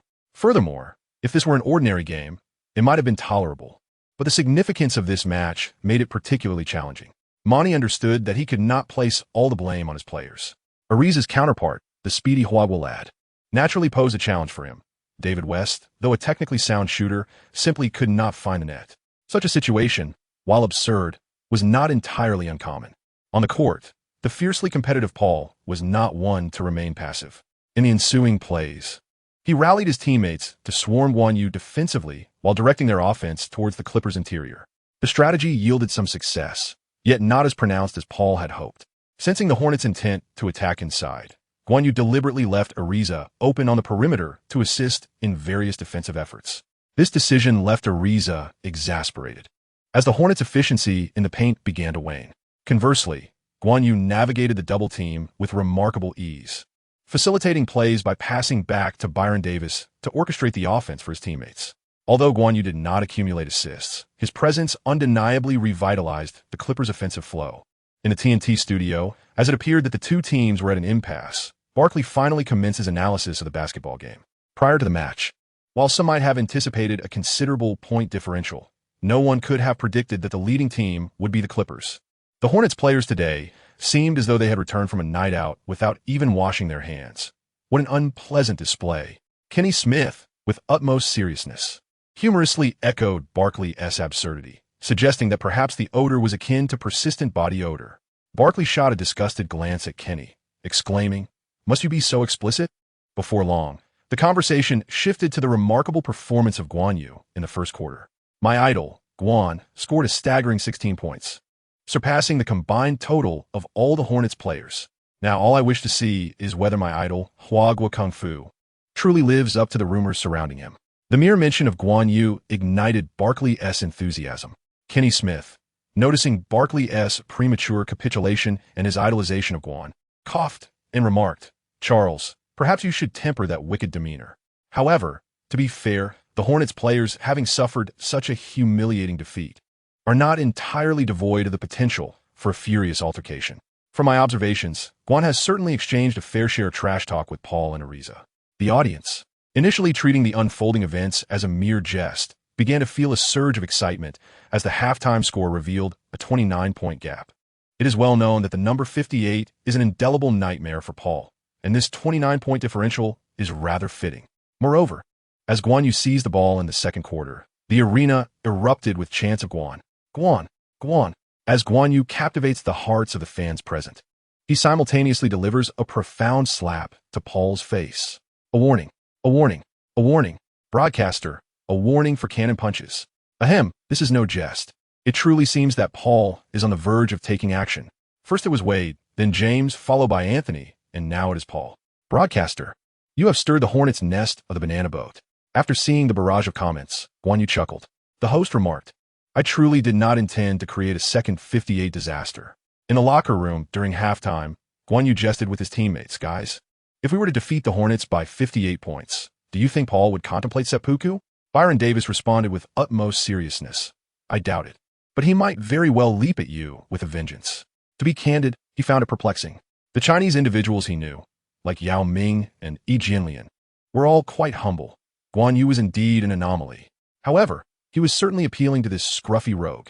Just remember to come my way. Although I haven't practiced much, my size could provide some cover. Senator Come On chimed in with a straight face.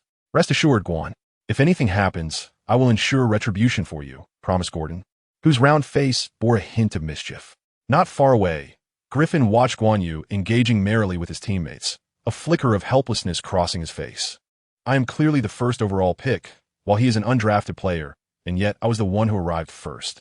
At that moment, surrounded by his companions, Guan Yu flexed his bicep, declaring, Fear not, I possess the martial arts of Huagua. If Paul stirs up trouble, I shall make him rue the day. As the second half commenced, Guan Yu remained on the bench, observing the game. According to coach Dina Groh, Guan Yu played with such fervor that his stamina depleted far too rapidly, rendering him unprepared for a full NBA game. Thus, he needed to focus on managing his energy. Guan Yu did not contest this, as the coach's words rang true. Besides, not playing and enjoying the sidelines was a delightful experience in itself. Moreover, he could save on live-stream currency by not purchasing stamina-enhancing items. Truly a win-win situation. Meanwhile, on the Hornets side, Monty Williams, the coach, instinctively breathed a sigh of relief upon noticing Guan Yu's absence. Frankly, he feared that if Guan Yu took the court, another 58 disaster might ensue. For reasons he couldn't quite articulate, Monty felt that today's significant loss was somehow tied to Guan Yu's formidable presence. Alongside the head coach, the other Hornets players, including Paul, also felt a wave of relief. Truth be told, they were genuinely intimidated by Guan Yu's relentless offensive prowess. Guan Yu possesses a chilling ability to effectively counter any defensive strategy employed against him, rendering opponents utterly perplexed. As the second half commenced, Monty Williams' expression softened considerably, for his team finally began to score, gradually diminishing the deficit from 29 points to a mere dozen. However, Monty Williams' brief moment of joy was abruptly interrupted when, With the sound of the whistle echoing from the sidelines, the coach Dinegro reinstated Guan Yu onto the court after a prolonged respite. A sense of foreboding flickered in Monty Williams' eyes, prompting him to lean in and whisper a few words to Paul. Strangely enough, as Guan Yu re-entered the game, the Hornets appeared unchanged, yet the basket seemed to manifest an invisible barrier, vehemently rejecting every shot from the Hornets. Consequently, the point differential surged back towards 30 in rapid succession, much to the delight of the spectators who were reveling in the spectacle. Look at that. Those so-called experts who labeled us as pushovers. The league leaders are being thoroughly dismantled by us. As the saying goes, joy and sorrow coexist. The delight belongs to the players and supporters of the Clippers, while the despair is naturally felt by the Hornets. In truth, the outcome was inconsequential. A loss is a loss, regardless of the margin. Moreover, with time slipping away, a 58-point gap seemed nearly insurmountable. Yet, one perpetually confident, 183-centimeter-tall individual believed he could still rally his team, especially if that detestable player from Huagua remained off the court. In the TNT studio, Barkley was animatedly pounding the table, exclaiming, "Guan, go for it." Kenny Smith chuckled. "This is the first time I've seen you concede so early, Charles. Are you that eager to be one of Guan's fans?" Barkley shot him a disdainful glance, asserting, "Guan's performance today has been remarkably steady. He has excelled even against the Hornets' relentless pursuit. So what if I choose to support him? I believe his fan base will only continue to grow." Kenny Smith, keenly sensing the moment, ventured, "Do you think Guan can reach the levels of Yao or E?" Barkley unabashedly replied, "Absolutely. Although Guan's current abilities may still fall short compared to Yao, his assertive character is, in fact, more suited for the NBA. Coupled with his flamboyant playing style and the allure of Los Angeles, it is quite effortless for him to amass a fan base comparable to that of the great Yao Ming." Observing Guan Yu as he indirectly assists his teammates, Kenny Smith remarked on his extraordinary talent, noting that while he can display selflessness, he is also capable of dominating the game for several consecutive plays. Conversely, he can also focus solely on facilitating his teammates' success without concern for personal statistics. Charles Barkley, fully embodying the perspective of a Guan Yu enthusiast, analyzed, "This is what we call leadership quality. When a team needs me to score, I can step up and carry the load. When my scoring isn't required, I can refrain from shooting and concentrate on drawing attention from my teammates." While the speaker may not have intended a deeper message, the listener certainly took heed. For instance, Barkley's words resonated with Clippers owner Sterling, who mused that perhaps this young talent from China could indeed serve as a leader. Skills can be honed over time, but such charisma is of paramount importance. Furthermore, solidifying Guan Yu's position would undoubtedly attract a multitude of Chinese fans to the team, while his personality also possesses a strong appeal to American audiences. Lost in thought, Sterling found himself beaming with delight. The scene then shifts back to the court, where the Clippers are on the offensive. Once again, leveraging the effects of the offensive juggernaut badge, Guan continues to penetrate the Hornets' defense, driving towards the paint. Tonight, the Hornets' paint has truly been breached by Guan Yu. He scores again. As Guan Yu mastered the timing of his shots, he executed a delicate jump shot that found its mark amidst Barkley's booming voice. However, immediately after landing, he stumbled as someone struck him forcefully from behind. The impact was quite fierce. Despite Guan Yu's swift attempt to regain his balance, he was propelled forward uncontrollably. "Watch out!" echoed the alarmed voices from the press area beyond the baseline. It was crucial to heed such warnings, as careening into the press zone filled with photographic equipment could lead to injury. "Make way!" Guan Yu shouted at the startled reporters and the audience in the front row, desperately trying to steady himself, yet still struggling to halt his momentum. After a brief commotion of chaos and shouts, an eerie calm descended upon the scene. Guan Yu found himself cradled in the arms of a girl with golden hair and a captivating visage, though she wore oversized sunglasses. A name flickered through Guan Yu's mind: Emma Watson. The delightful fragrance emanating from her momentarily ensnared him in a reverie. However, the sound of scathing insults drifting from the direction of the court reignited the flames of his fury. "Damn it! Someone just tried to undermine me. My dear lady, I apologize for any offense caused. I shall make amends after the match." After exchanging a brief greeting with the seemingly dazed girl, who resembled Watson, Guan Yu dashed back onto the court. "If one wishes to play tricks on me, there shall be consequences." Chapter 34. The terrifying third shot. "Who is it? Who dared to strike my backside?" As Guan Yu turned and charged back into the fray, his eyes scanned the chaos within the arena like a hawk. There, amidst the turmoil, stood Paul from the Hornets, innocently raising his hands as he was surrounded by a throng of people. Was it you, you filthy player? Did I not just humiliate you with a 58-point victory? Why resort to such underhanded tactics against me? With a wealth of experience in court conflicts and brawls, Guan Yu quickly deduced the situation. Broadcaster, there's no doubt. This is Paul's deceitful ploy. I always thought the threat of a foul was a jest. Yet here we are, faced with the harsh reality. The audacity of this third shot is astounding. No wonder he has failed to reach the conference finals for so many years. After swiftly scanning the barrage of comments to avoid collateral damage, Guan Yu, without a moment's hesitation, charged toward Paul, fists raised. While typical players might cower in fear of league penalties and negative repercussions, not Guan Yu. He was unafraid of retirement itself. What is there to fear? Let us confront this head-on. Damn it, what do you mean by that? Guan Yu remains indifferent to whether Paul is regarded as the premier point guard, whether he harbors resentment due to being overshadowed by a certain superstar at Staples Center who claimed the MVP, or whether he is haunted by the nightmarish memory of suffering a crushing defeat by 58 points.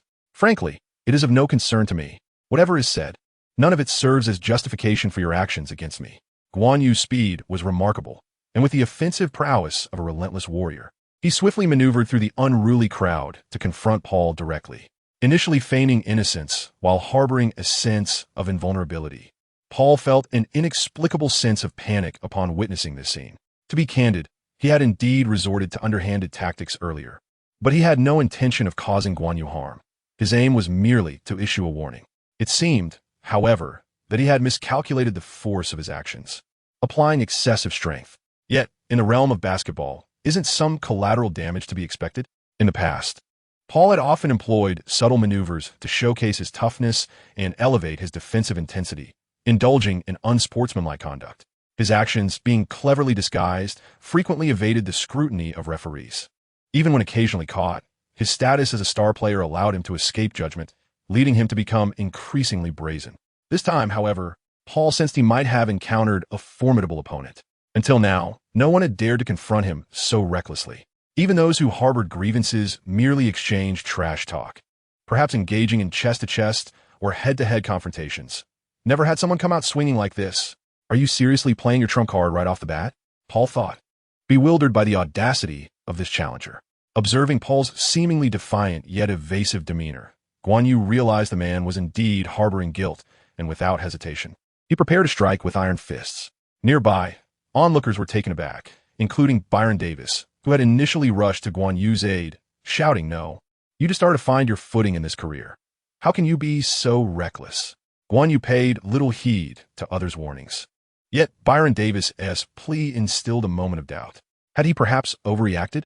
In that fleeting instant of hesitation, the opportunity slipped away as the bald brute David West swiftly positioned himself between Guan Yu and Paul. Meanwhile, Paul subtly retreated a step, his quick reaction underscored by a lingering trepidation. He had realized that Guan Yu was not merely posturing. He was genuinely prepared to engage. Observing Guan Yu's seasoned stance, Paul recognized that one punch from him would be unbearable. "Hey, I merely bumped into you because I couldn't stop in time. It's your fault for losing your balance and rushing out." He attempted to rationalize, retreating further to place more teammates and referees between them. Yet, the feigned bravado in Paul's voice betrayed his underlying anxiety. Despite several individuals now interposing themselves, Paul did not feel entirely secure. "Is that what you call losing control? Do you truly believe you weren't intentional?" Guan Yu seethed with indignation at Paul's forced explanation. "Did you truly believe I am just another rookie you can easily bully?" With a fierce shout, Guan Yu swiftly dodged and weaved, nearly reaching Paul, who was so startled that he hurriedly sought refuge among the crowd. "Enough already. Can't I even indulge in a little verbal sparring?" In his fluster, Paul dared not continue his chatter. His life was at stake. At that moment, players from the Clippers rushed over. "Guan, take it easy," Byron Davis said, embracing Guan Yu from behind. "No need to stoop to this little man's level," added Gordon, who was gripping Guan Yu's thigh. "This is being broadcast live across America. We can ambush their locker room after the game," whispered Come On, standing protectively in front of Guan Yu. Having lost the initiative and no longer intending to escalate matters, Guan Yu shot a furious shout toward the now invisible Paul in the crowd. "Paul, I won't forget you." Amidst the throng, Paul felt a mix of indignation and fear, unsure of who the true rookie was here. Ultimately, after a brief chaos, the The referee issued Paul a technical foul and delivered a gentle verbal warning to Guan Yu, bringing the incident to a close. To be honest, Guan Yu's relentless spirit had even startled the referees, prompting them to speak softly during the warning. "Guan, you're incredible. I haven't seen such a spirited rookie in ages," exclaimed Barkley in the TNT studio, his eyes gleaming as he pounded the table. Kenny Smith glanced at Guan Yu, who was being coaxed by the coach, exuding a fierce aura, and swallowed hard. It seems Guan truly knows his martial arts. If Paul hadn't been quick on his feet, he might have actually been in for a beating. The game resumed swiftly, yet the tension ignited by the altercation lingered, escalating the rivalry between the teams. The referees were exasperated, needing to remain vigilant, blowing their whistles at the slightest physical contact. At this juncture, the outcome of the game seemed to lose significance. Observing the fragmented match disrupted by the referee's whistles, Paul wore a mask of determination while internally he was in a state of panic. Several plays prior, Guan Yu had charged at him, causing Paul to hastily pass the ball, his focus now entirely on survival rather than winning the game. "Damn, did I fight? Can this rookie play properly? I may have accidentally targeted you, but you've already been intimidated. Is it necessary to keep your eyes on me? Am I really going to lose face over this? Don't think I fear you just because you're taller and stronger. Can we not negotiate? I still want to make my way in this league." Chapter 35, The Topic Creator. Finally, it's over. On the bench of the Hornets, Paul exhaled in relief, feeling as if he were sitting on pins and needles. Glancing at the score of 86 to 124, though they had lost by 38 points, at least it wasn't a staggering 58-point defeat. Paul shuddered at the thought. However, his expression soon shifted. The last thing he wanted was for the incident involving that Chinese lad's tactical retreat to become public knowledge. Meanwhile, Guan Yu, who had been substituted early, cast a penetrating glance at Paul, vowing to himself, "One day, I shall return the favor with a resounding 58. Cough, cough, Guan, it's all over now," Byron Davis said with a smile as he embraced Guan Yu in the Clippers locker room. The other Clippers players, while wearing smiles, could not shake the palpable aura of menace radiating from Guan Yu, causing them to swallow hard and silently thank their stars for not having irked him earlier. Damn! Even though his Chinese martial arts were not put to use, the intensity he exuded was formidable. "I know," Guan Yu declared, "today marks my debut as a starter, and I refuse to tarnish it with any blemishes." Upon hearing Guan Yu's words, the others could only inwardly exclaim in awe. They realized that had today not been this young man's first starting game, Paul might have been in serious trouble. The original starting small forward for the Clippers, along with other players vying for competition with Guan Yu, could not help but feel a wave of trepidation. Well, starting is splendid, but one's life takes precedence. Moreover, Guan Yu's impressive performance, scoring 10 consecutive points at the outset and a total of 31 points throughout the game, had already placed him in a league of his own. At the press conference, Guan Yu's entrance caused a stir. His explosive performance on the court had won over many members of the media, and with the added spectacle of him intimidating Paul, no journalist could resist the allure of such a sensational figure. "Guan, everyone is eager to know whether your aggressive stance toward Paul, charging from the sidelines into the fray, was genuine, as in, did you truly intend to strike him?" A journalist, sporting an inquisitive yet harmless smile, inquired of Guan Yu. Guan Yu cast a glance at the reporter's badge from the New Orleans Daily and instantly realized that this journalist was attempting to set a trap for him while trying to salvage Paul's reputation. Thus, feigning ignorance, he replied, "Not at all. Although Paul shamefully pushed me out of bounds from behind, I had no intention of resolving the issue through force. As for why I raised my right hand, it was merely to fix my disheveled hair." The reporter persisted. "Then why did you seem to target Paul throughout the subsequent matches?" Guan Yu retorted without hesitation, "Come on, as you mentioned, this is the NBA. Isn't it quite common to encounter such levels of confrontation? To take it to heart seems rather petty, don't you think?" Faced with the reporter's inquiries, Guan Yu responded with unyielding firmness, "Just as you said, this is the NBA. Isn't it routine to double-team or provide help defense? So if I focus on Paul, what of it? Is that unacceptable?" The reporter from New Orleans found himself at a loss for words, struck speechless by Guan Yu's assertiveness. As an unrecognized king, he had never faced such indignity and yearned to continue questioning. However, Guan Yu had already signaled to the press officer, indicating it was time for the next question. The press officer understood and passed the microphone to a local journalist from Los Angeles, thus restoring the interview to a more conventional tone. "Guan, first and foremost, congratulations on your debut as a starter today. You had an outstanding performance, scoring 10 quick points at the beginning and finishing the game with an impressive 31 points. How do you feel at this moment? Guan Yu chuckled softly, expressing his gratitude. I truly feel exceptionally wonderful at this moment. As for my performance today, I owe a significant part of it to my teammates, who have crafted an excellent offensive environment for me. Guan Yu is acutely aware that his playing style predominantly commandeers the opportunity to shoot, which inevitably encroaches upon the interests of certain teammates. Hence, it is imperative for them to offer their praise when warranted. By the way, upon your recent exit from the court, you fortuitously landed in the embrace of Emma Watson, who happened to be watching the game. What do you have to say about this? At this moment, a particularly inquisitive journalist posed the question. Guan Yu was momentarily taken aback, for he had not anticipated that the woman today was indeed Emma. With an expression of sincere regret, he addressed her. Emma, I truly apologize for my abruptness today. I shall seek an opportunity to apologize to you in person. At the post-match press conference, Guan Yu emerged as the undeniable focal point, responding to each query from reporters with remarkable composure. In contrast, Coach Dina Groh and Byron Davis once again played subordinate roles, as the inquiries directed at them invariably revolved around Guan Yu. It was inevitable. Any media personnel with discerning eyes recognized Guan Yu's knack for generating buzz. His controversial moment when he startled Paul, tumbling into the arms of Emma Watson, coupled with his explosive start where he scored 10 consecutive points, led his team to a staggering 29-point halftime lead over the Hornets. Each of these incidents warranted extensive coverage, and Guan Yu managed to encapsulate them all within a single game. Avoiding Guan Yu in tonight's match was simply out of the question.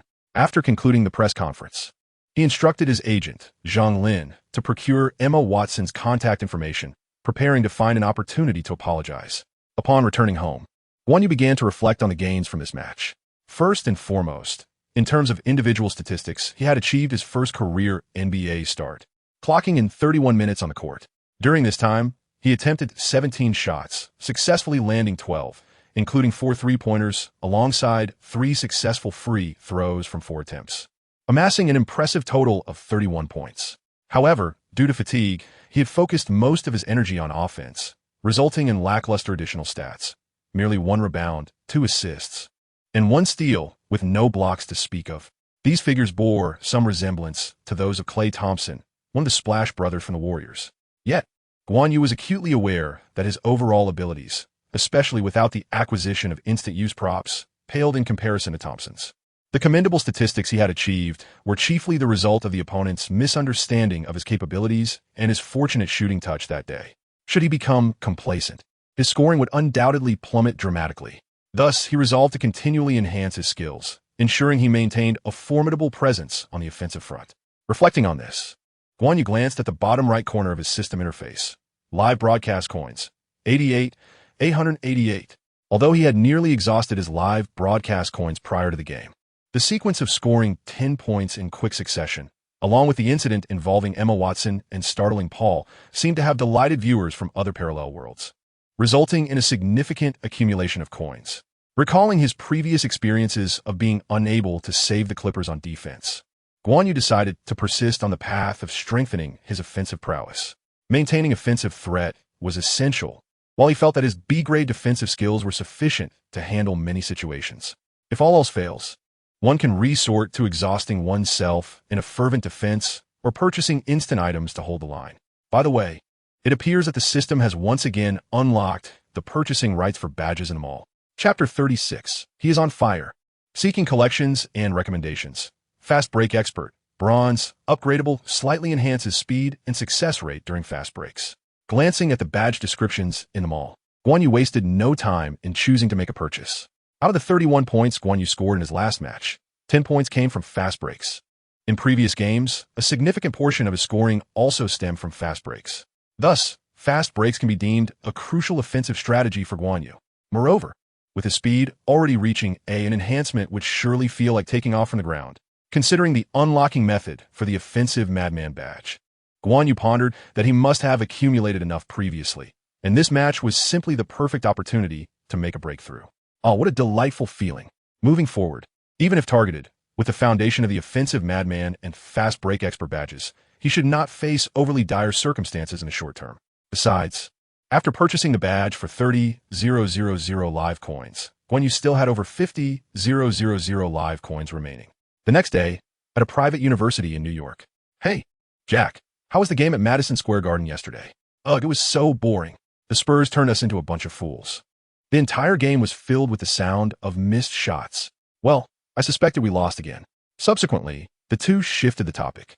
Although they had vaguely heard that the Knicks were planning to reinforce their team for a championship run, last night's game was simply lackluster and devoid of discussion points. Yet, neither found anything unusual about this, for such scenarios had become the norm. At that moment, a fan from the table in front of them turned around and remarked, "Jack, you transferred your season tickets, right? Rather than spending money to endure this, why not catch a Clippers game?" Last night, the Clippers defeated the Western Conference leading Hornets, ending their 9-game winning streak. During the game, a dirty play from behind caught Guan off guard, but once Guan turned around, he swung his fists, scaring the assailant into a frantic retreat, nearly sparking a second war. Really? Instantly, Jack and his table-mate were completely intrigued. To be honest, they had previously discussed how dirty Paul played and hoped to see him get a lesson. However, they also understood that the league was grooming Paul as a new generation S-idol, so witnessing him being taught a lesson was nearly impossible. Therefore, hearing that Paul was scared into a wild escape was simply exhilarating. After watching the video on their phones, Jack and his companion were thoroughly entertained. Haha, starting with a 10-point lead, trailing by 29 at halftime. If I were Paul, I'd be terrified too. However, I would never resort to treachery behind someone's back. Indeed, this individual is a habitual offender. It is merely unfortunate that he was halted by his teammates. Otherwise, we could have witnessed a remarkable scene of Paul being pummeled. By the way, wasn't it this young man from China who previously wagged his finger at Wade and competed in scoring with Guan? Indeed, this fellow possesses a vibrant personality, and I have already become his admirer. Furthermore, after his unfortunate tumble beneath Scarlett Johansson's skirt, he fortuitously found himself in the embrace of Emma Watson during this match. Goodness, she's my goddess. This chap's luck seems excessively fortuitous, doesn't it? Enough said. Coach, I wish to play basketball. A similar spectacle unfolded across various locations in the beautiful country in China. Although there were 8 matches yesterday, the discussions surrounding the other 7 pale in comparison to the Clippers versus Hornets clash. The Clippers decisively vanquished the league-leading Hornets, ending their 9-game winning streak, with Guan Yu intimidating Paul into a frantic retreat, and the rookie scoring 10 points in rapid succession, culminating in his fall into Emma Watson's arms. Each incident could easily headline the news, let alone those transpiring within the same game. Consequently, following the post-match press conference becoming the center of attention, Guan Yu's performance, along with the Clippers and Hornets game, became the focal point for all media outlets the following day, beyond dominating the headlines. Some outlets even glossed over other matches in the sports section, dedicating vast amounts of space solely to the Clippers. For a moment, it seemed as though only the Clippers and Hornets had played on the 19th. Meanwhile, Guan Yu became the quintessence of focus. By the 21st, after a day of fervor, many who do not even follow basketball had heard of Guan Yu's name. Guan Yu has risen to prominence. The media, unafraid to rehash old news, has resurfaced stories of his exclusion from the draft, his spectacular performances against Wade, his fierce rivalry with Anthony, and his near buzzer beater against the Celtics. Upon reflection, many have realized the extent of the contributions made by this young man from China to the headlines, coupled with the prior sponsorship from Nike and Adidas promoting Guan Yu. Regardless of the nature of the coverage, his name has been etched in the minds of many. Consequently, Guan Yu's witty banter, his 3-point shots, and his ability to break through double teams have become a source of imitation among fans, leading to the term Guan Yu mania sweeping across the globe. In a luxurious villa in New York, the morning sun filtered through the white curtains, casting a gentle glow upon the cream-colored bed linens. Within the warmth of the heated room, Scarlett Johansson lay languorously on her side, clad in ultra-short hot pants that accentuated her long legs, lost in thought. This year marks her breakthrough, having gained worldwide recognition for her portrayal of a sultry female agent in Iron Man 2. Her stunning performance has captivated film enthusiasts globally, revealing that a female superhero can embody both beauty and formidable skill. However, with this acclaim comes a new set of challenges. To elevate her status to that of the world's premier actress, her agent believes it is time to negotiate with Marvel regarding her solo film. Yet, the progression of this endeavor has proven less than straightforward. If Scarlett had already starred in several box office hits, Marvel might have readily acquiesced to her agent's requests. But alas, that is not the case. Consequently, Scarlett finds herself troubled by this predicament. Becoming the ultimate leading lady has always been her dream. Her agent, Mary, continually asserts that she is on the cusp of a breakthrough. But where lies this elusive turning point? Scarlett furrows her brow, grappling with her frustration. Buzz, buzz. At that moment, her phone vibrated on the bed. The news about the young man from China, Guan Yu, taking the world by storm? As she gazed at the notification and recalled the blush-inducing encounter with the young man who had the audacity to apologize later, Scarlett suddenly conceived a bold idea. Simultaneously, Emma Watson, en route to an event promoting Harry Potter and the Deathly Hallows, displayed a puzzled expression upon receiving a ticket from her agent. "Ailey, what does this mean?" The agent, named Ailey, smiled at the ethereal Emma Watson. "This is a gift of apology from Guan Yu. I suggest you attend. It will be beneficial for the film's promotion and enhance your own fame." Emma Watson smiled sweetly. "I trust your judgment. He is truly on fire lately." Chapter 37. Endorsing Porsche. Has this young man recently become quite the sensation?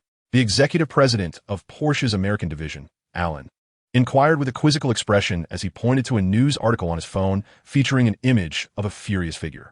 At home, his son had been adamantly expressing his desire to become a man who, like Guan, never relinquishes his dreams.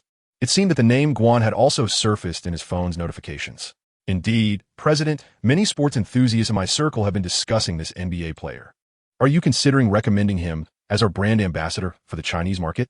It appears that our presence in China has yet to gain traction, and having him as our spokesperson might yield unprecedented results."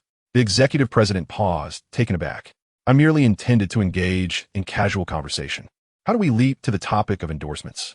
Yet, upon reflection, he realized the relevance.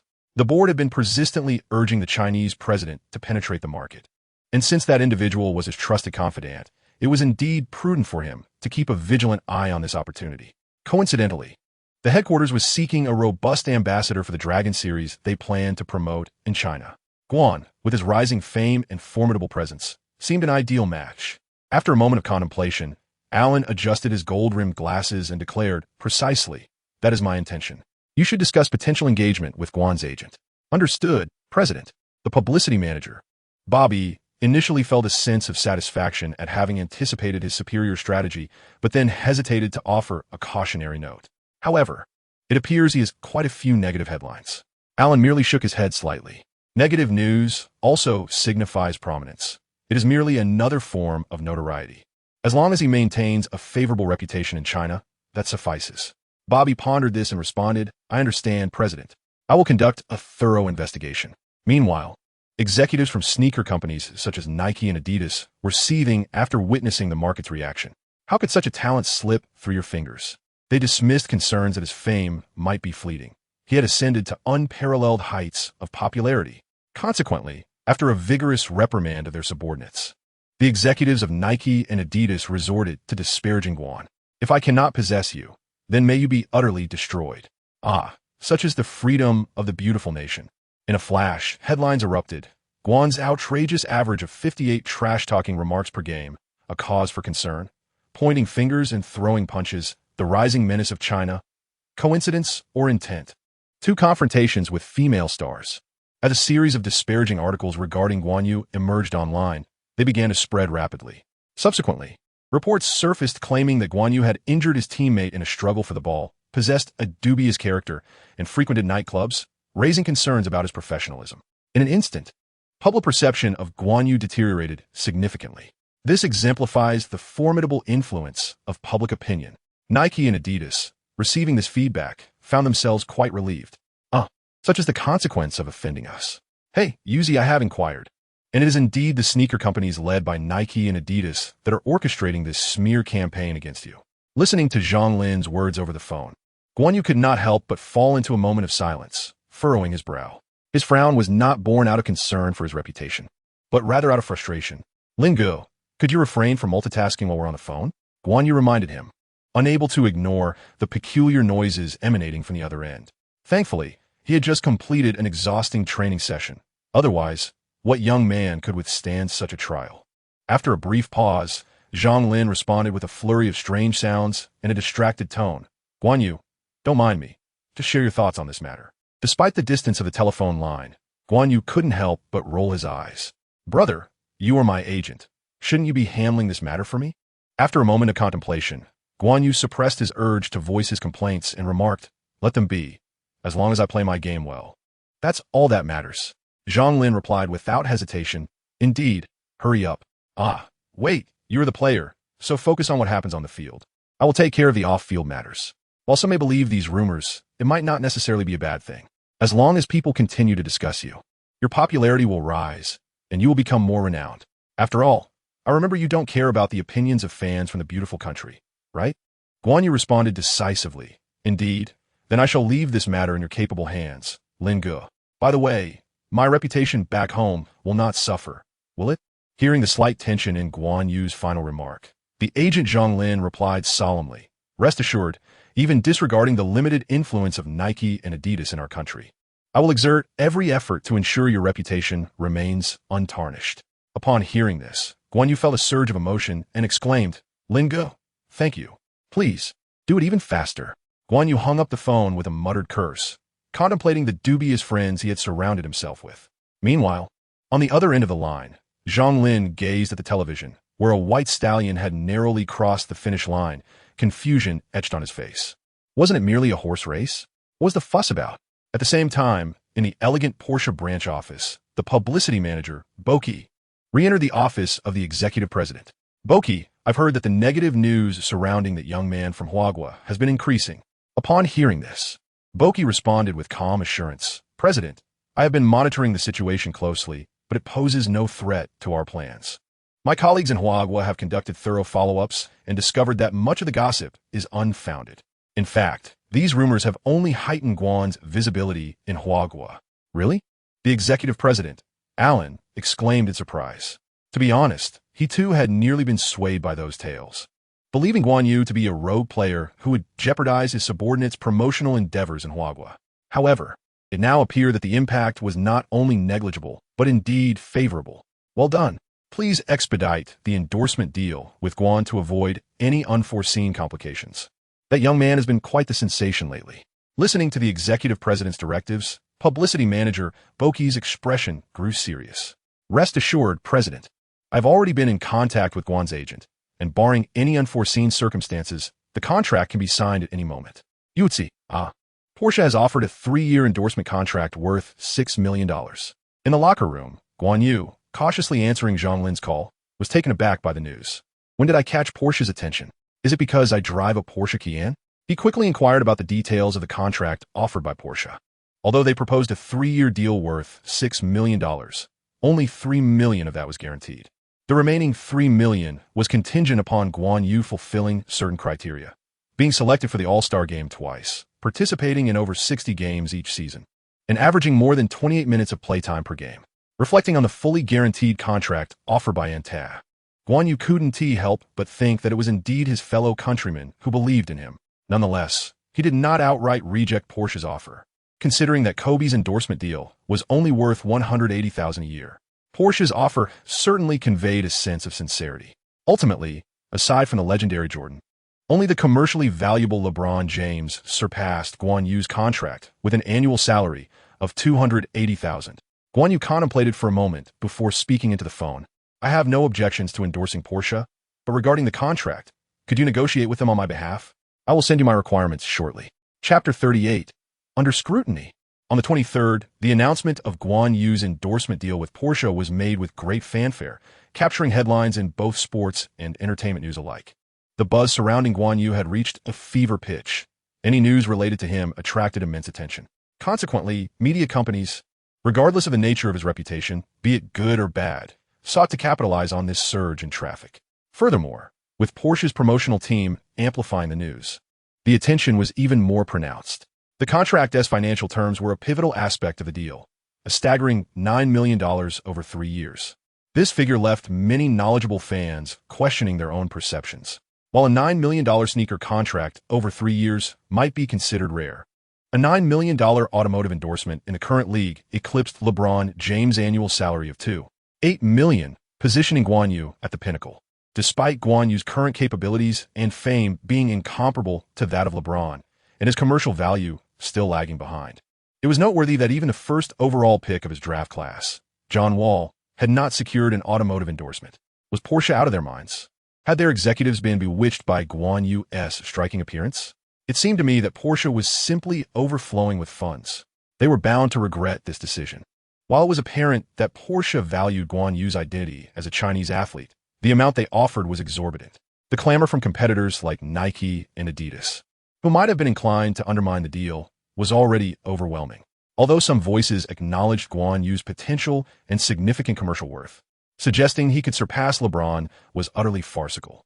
After all, LeBron was the darling of all endorsement deals.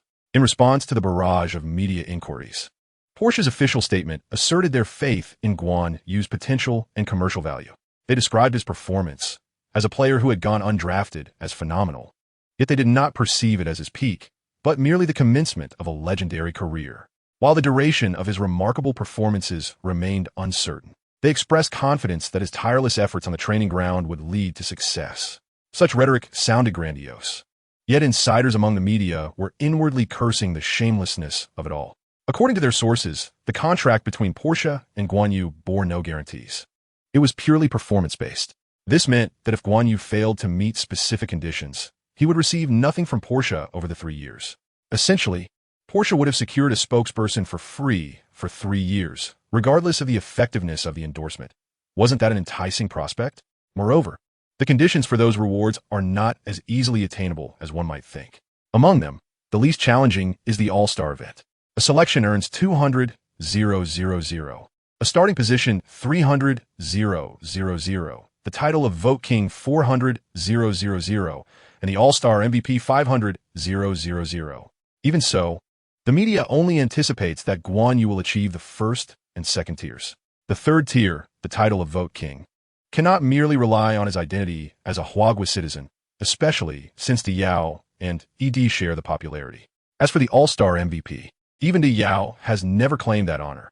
More formidable awards, such as those for scoring leader, assist leader, steal leader, and even the championship, offer greater rewards. Yet the corresponding challenges are significantly more daunting. Thus, those media personnel who feel that Guan Yu may not garner substantial endorsement fees from this rather gamble-like contract would vehemently denounce Porsche's unscrupulousness. However, that is where it ends. Large corporations are not philanthropists. Their true nature is to devour without leaving a bone behind. Yet, these journalists are unlikely to reveal this more plausible truth, as doing so would fail to attract the attention and curiosity of fans, consequently diminishing their traffic. Thus, the headlines transform into extravagant contract. Guan is the first in the league. Shock. James has lost favor. He is the new darling of the business world. The top rookie of the decade. He is unmatched. Do you know Guan? What kind of person is he? In the locker room of the Staples Center in Los Angeles, John Wall, the rookie of the decade, approached a somewhat secluded spot and addressed the tall figure quietly changing into training attire. Wall, having entered the league under the halo of the first overall pick, was the darling of coaches, management, and media alike. His career has been remarkably smooth sailing. He excelled in the summer league, showcasing his leadership qualities with an impressive average of 23, 5 points and 8 assists per game, leading his team to a perfect 4-game sweep, and ultimately being crowned MVP of the summer league. Consequently, he was universally acclaimed by the media as the most outstanding player of the decade, likely to dominate the league in the future. With his stellar performance in the summer league, Wall, often compared to a pass-savvy Derrick Rose, outshone Blake Griffin, emerging as the frontrunner for Rookie of the Year. Even ESPN, known for its various rankings, included this rookie, who had yet to play an official game, in the list of the top 50 active players. It is noteworthy that this was an honor that Durant had not previously achieved. Furthermore, with ED on his team, the Washington Wizards enjoyed increased viewership and buzz. Wall appeared to embody the essence of a life winner. However, recently, Guan Yu's meteoric rise has added a modicum of pressure upon him, particularly following the announcement of Guan's lucrative sneaker contract with ANew. Initially, Wall was riding high with a 5-year, $25 million contract with Reebok, but upon learning of Guan's substantial deal, he found it increasingly difficult to maintain his smile. It seems the disparity is rather significant. Wallbon is not a petty individual, yet he cannot withstand the provocation from the media. Thus, before his journey to Los Angeles, he resolved to teach Guan Yu a lesson. This report only served to stoke the flames of Wall's fury, especially since no automobile had sought his endorsement. Upon hearing the news, Jinlian glanced at the newly appointed leader of the team, who had previously displayed a hint of arrogance, and remarked, "I am not well acquainted with him." but I have heard he trains diligently. Wall looked at Yi Jinlian with eager anticipation, while Yi Jinlian stared back at Wall, leaving him bewildered. Is that all? Wall questioned. Not far from Wall, the General Arenas, who had been suspended last season for brandishing a firearm in the locker room alongside teammates, cast a fleeting glance at Wall. The rookie likely chosen by management to succeed him. Though he remained silent, his mind was already swirling with unsettling thoughts. If Wall is defeated by that Guan Yu, and I manage to overcome him, will management choose to retain me? Meanwhile, Josh Howard, who was attentively monitoring Wall's every move, chuckled softly.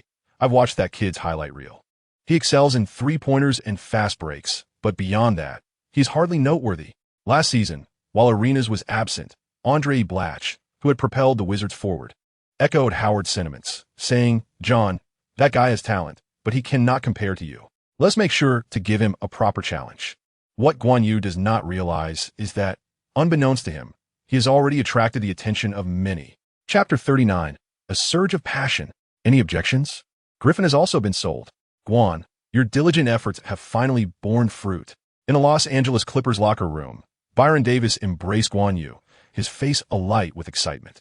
To be honest, no one within the Clippers roster understands better than Byron Davis the relentless training and dedication that this undrafted rookie has poured into seizing every opportunity to reach this point. The dream has seamlessly transitioned into reality, a true embodiment of the American dream. At the outset, Guan Yu did not harbor such profound feelings. After all, training and competitions had long since become an integral part of his existence. However, with Byron Davis elevating the atmosphere to such heights, he found himself stirred with excitement. At last, he had brought everyone's attention back to his illustrious name. He had finally achieved the recognition he longed for. He chuckled, expressing gratitude to Brother Byron, acknowledging that his identity as a Chinese national had indeed played a significant role in his success. Guan Yu was inherently modest, yet he was taken aback by the immediate excitement of his teammates. Hey Guan, honestly I wish I were Chinese. Upon hearing Griffin's words, the others did not mock. Instead, they nodded in agreement. Indeed, it's a pity my skin is too dark. Even if I were to acquire Chinese nationality, they would probably not accept me. I have fair skin and decent statistics, but I wonder if it is still possible to obtain Chinese citizenship now. They all firmly believed that they were no less capable than Guan Yu. Guan Yu possesses the potential to secure lucrative sneaker contracts and commercial endorsements. If they are of Chinese descent, they certainly can as well. The identity of being Chinese is undeniably appealing. Among them, the most promising and popular last year's #1 draft pick, Griffin, still enjoys sneaker endorsements, while others largely rely on their salaries to make ends meet. Initially, this may not seem significant, but with Guan Yu as a point of comparison, it's impossible for them not to feel envious. Come on, let us be real. Do you truly believe that Guan Yu's success is solely attributed to his Chinese identity? Reflect on this. Who among you has undergone more rigorous training? Whose offensive skills can rival those of Guan Yu? Who can outplay Wade and engage in a thrilling back and forth with Anthony while delivering such eloquent banter? Listening to the remarks of leader Byron Davis, those previously restless individuals fell silent, as they indeed overlooked that Guan Yu himself is remarkably talented and captivating. When Byron Davis delivered his final remark, they erupted into laughter. Guan Yu seldom engages in trash talk during team training. He appears to be an entirely different person on the court. Please, everyone, cease the mockery. If you ask me, rather than jesting about switching to a Chinese nationality, we should focus on delivering remarkable performances. To my knowledge, there will be an increasing number of broadcasts of our matches domestically, and, as long as we excel, we will gain recognition in our country. At that time, endorsements will undoubtedly follow. In a single utterance, Guan Yu's words ignited a spark in the eyes of the Clippers players. Upon hearing him, they recognized the truth in his statement, especially with the endorsement of Chinese products by a Rockets player serving as a precedent. Indeed, they were not without prospects. Observing his eager teammates, Guan Yu mused. Take today's match against the Wizards, for instance. Since my compatriot E is on the opposing team, it has been dubbed the China Derby back home.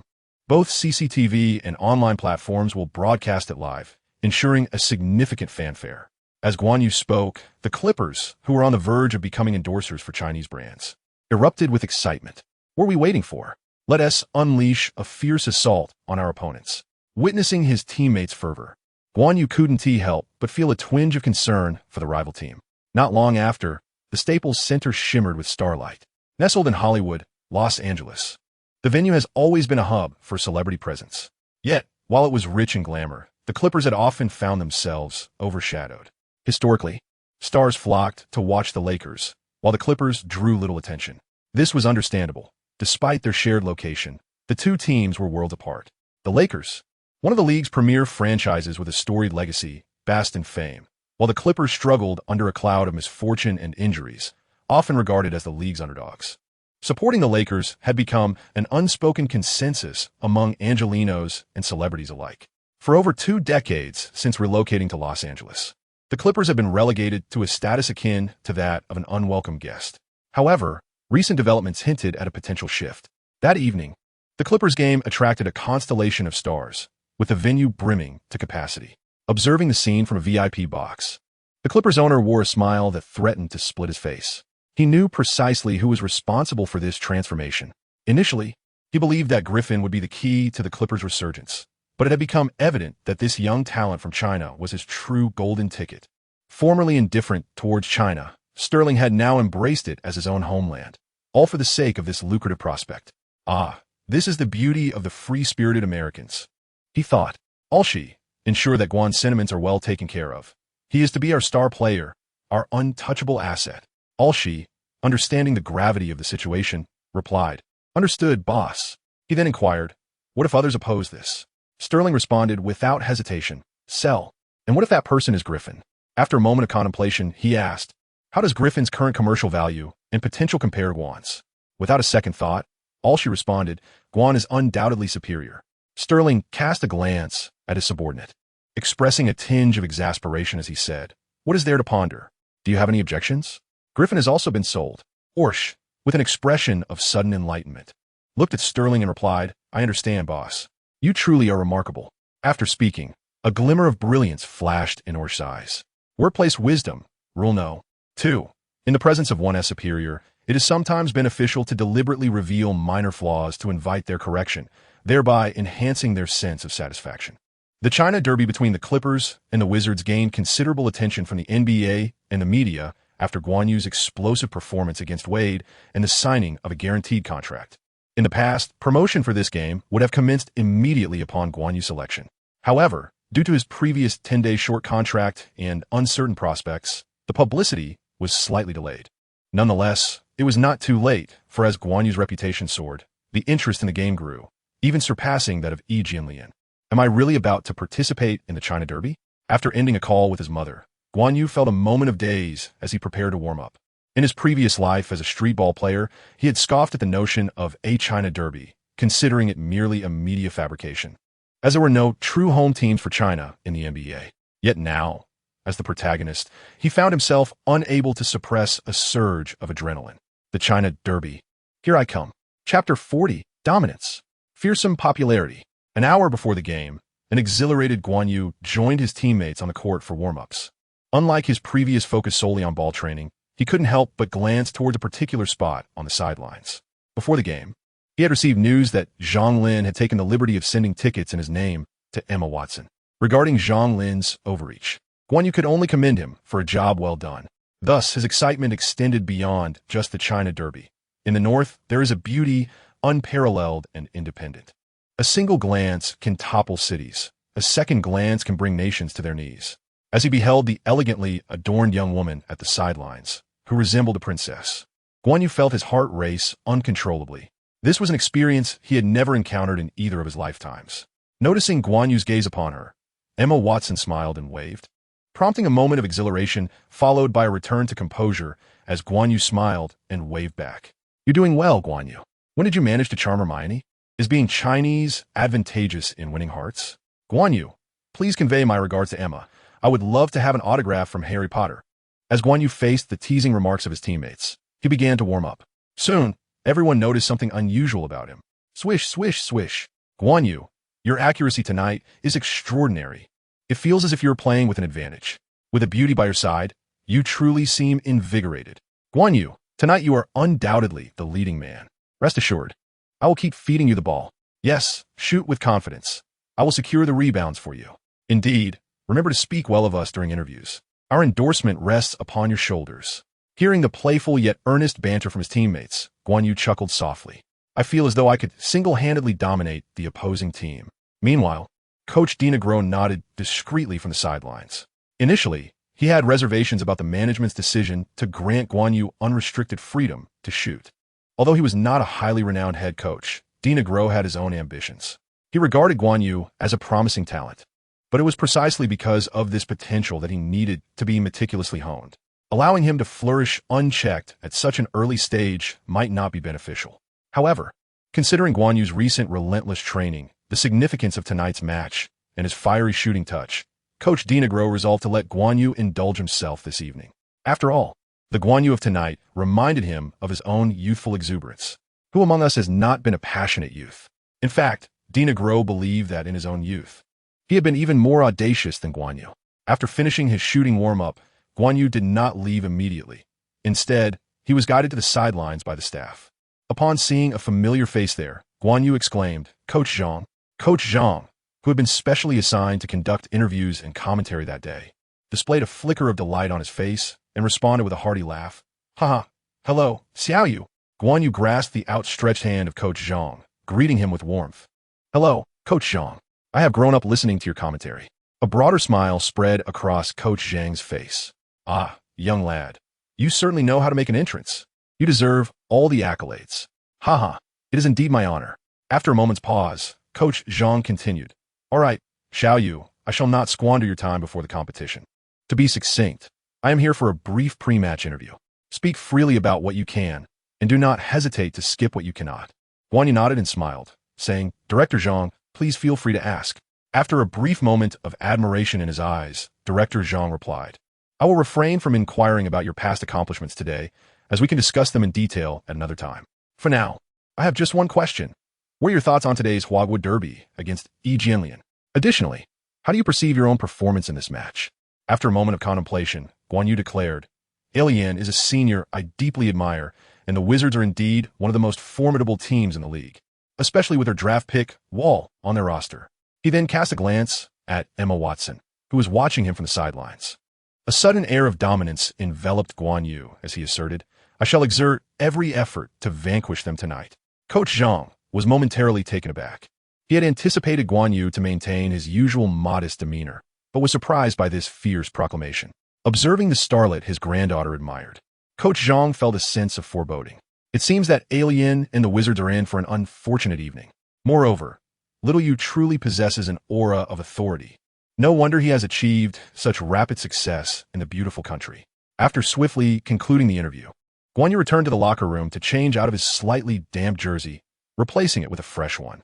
Gazing at the resolute expression in the mirror, Guan Yu clenched his fist. Tonight, he had countless reasons to give his all. Beside Guan Yu, his teammates, resembling a herd of excited beasts, were equally exhilarated.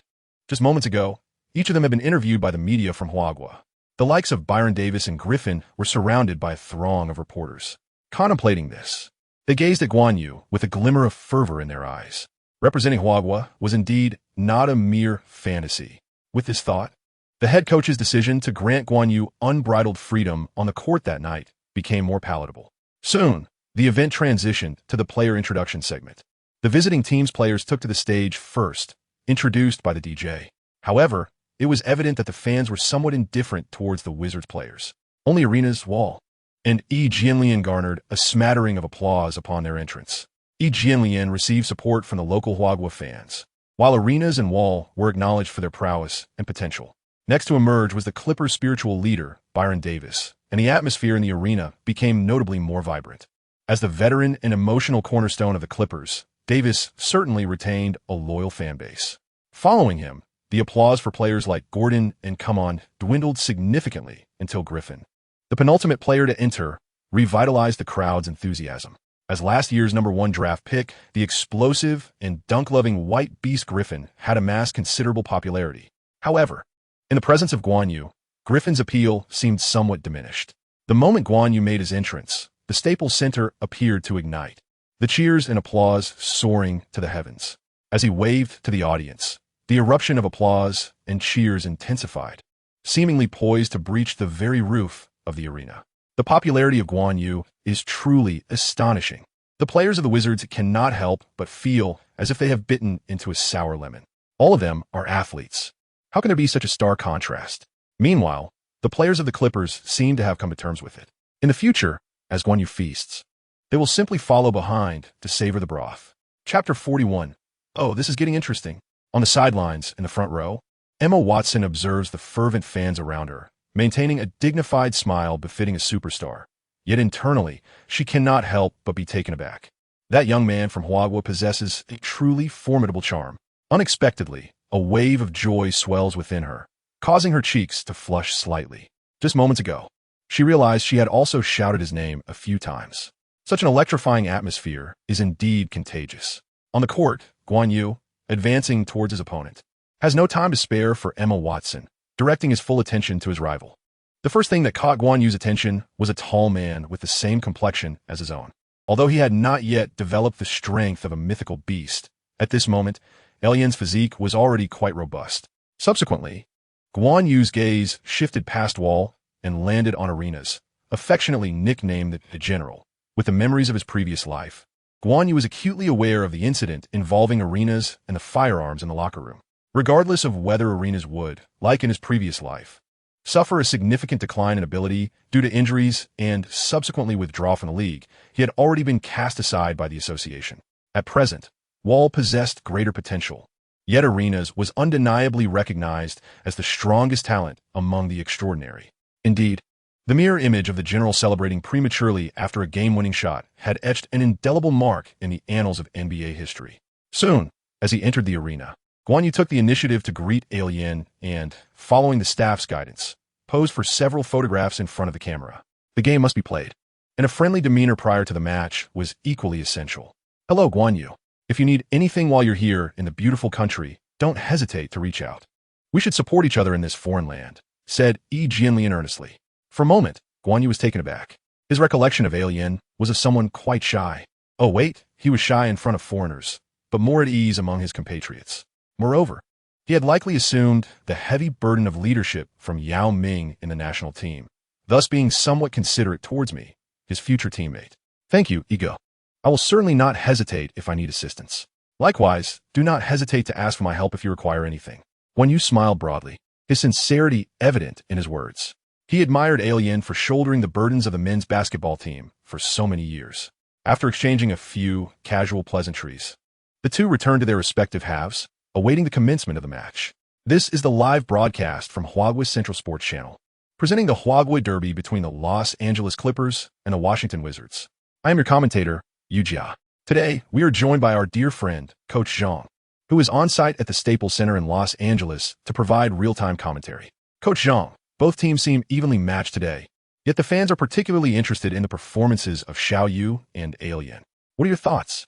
Yu Jia asked with a hint of envy, as he too wished to be in Los Angeles, but alas, his request for leave was denied by his superiors. Greetings to all our viewers. The atmosphere here is quite boisterous, so I will keep it brief. Prior to the game, I interviewed both players. Alien remains as humble as ever, while Xiao Yu exhibits a certain commanding presence. In my opinion, Alien's abilities may not be inferior to those of Xiao Yu, yet Xiao Yu plays with audacity and camaraderie with his teammates. Reflecting on Guan Yu's seemingly effortless scoring in the pregame, Coach Zhang added, moreover, Xiao Yu has shown a fiery touch leading up to today's match. Thus, I cannot predict the outcome, but Xiao Yu is likely to deliver an extraordinary performance. Upon hearing Coach Zhang's remarks, the Huagua audience couldn't help but feel a surge of anticipation. Fans have long awaited Alien's rise, yet due to his temperament, while he has performed admirably, he has not reached the heights many hoped for. With the emergence of Guan Yu, their affections have swiftly shifted. On the court, Guan Yu, unaware of the multitude of eyes upon him, stepped onto the stage with exuberance. The game was finally about to begin. At that moment, the starting lineups for both teams were announced. For the Clippers, Byron Davis, Eric Gordon, Guan Yu, Griffin, and Come On. For the Wizards, Wall, Arenas, Josh Howard, Jianlian, and Blatch. Upon seeing the Wizards lineup, Coach DeNegro couldn't help but glance at Coach Saunders of the Wizards. Well, you're pulling a fast one. While DeNegro was not surprised by Jianlian's inclusion, he was taken aback by the decision to bench McGee. Such a move would undoubtedly compromise their interior defense, though it would significantly enhance their offensive capabilities. Is this in alignment with the league's trend towards an offensive style of basketball? As DeNegro pondered on the court, Blatch seized the opportunity for the Wizards to take the initiative, overpowering Come On. With JaVale McGee absent, The players on the court for the Wizards moved swiftly, and with the lackluster defense from Griffin, Come On, and Gordon of the Clippers, Arenas effortlessly found himself with a chance to shoot a three-pointer. Swish! The General Arenas nailed the three-pointer. Long before the rise of the three-point phenomenon in recent years, Arenas had diligently honed his shooting skills, and it is fair to say that his three-point shooting now ranks among the elite in the league. It is noteworthy that, even years after his retirement, Arenas dared to compare his three-point shooting with that of current NBA player Nick Young. Furthermore, with $100,000 in cash, Arenas casually sank 95 out of 100 three-point attempts in the training facility.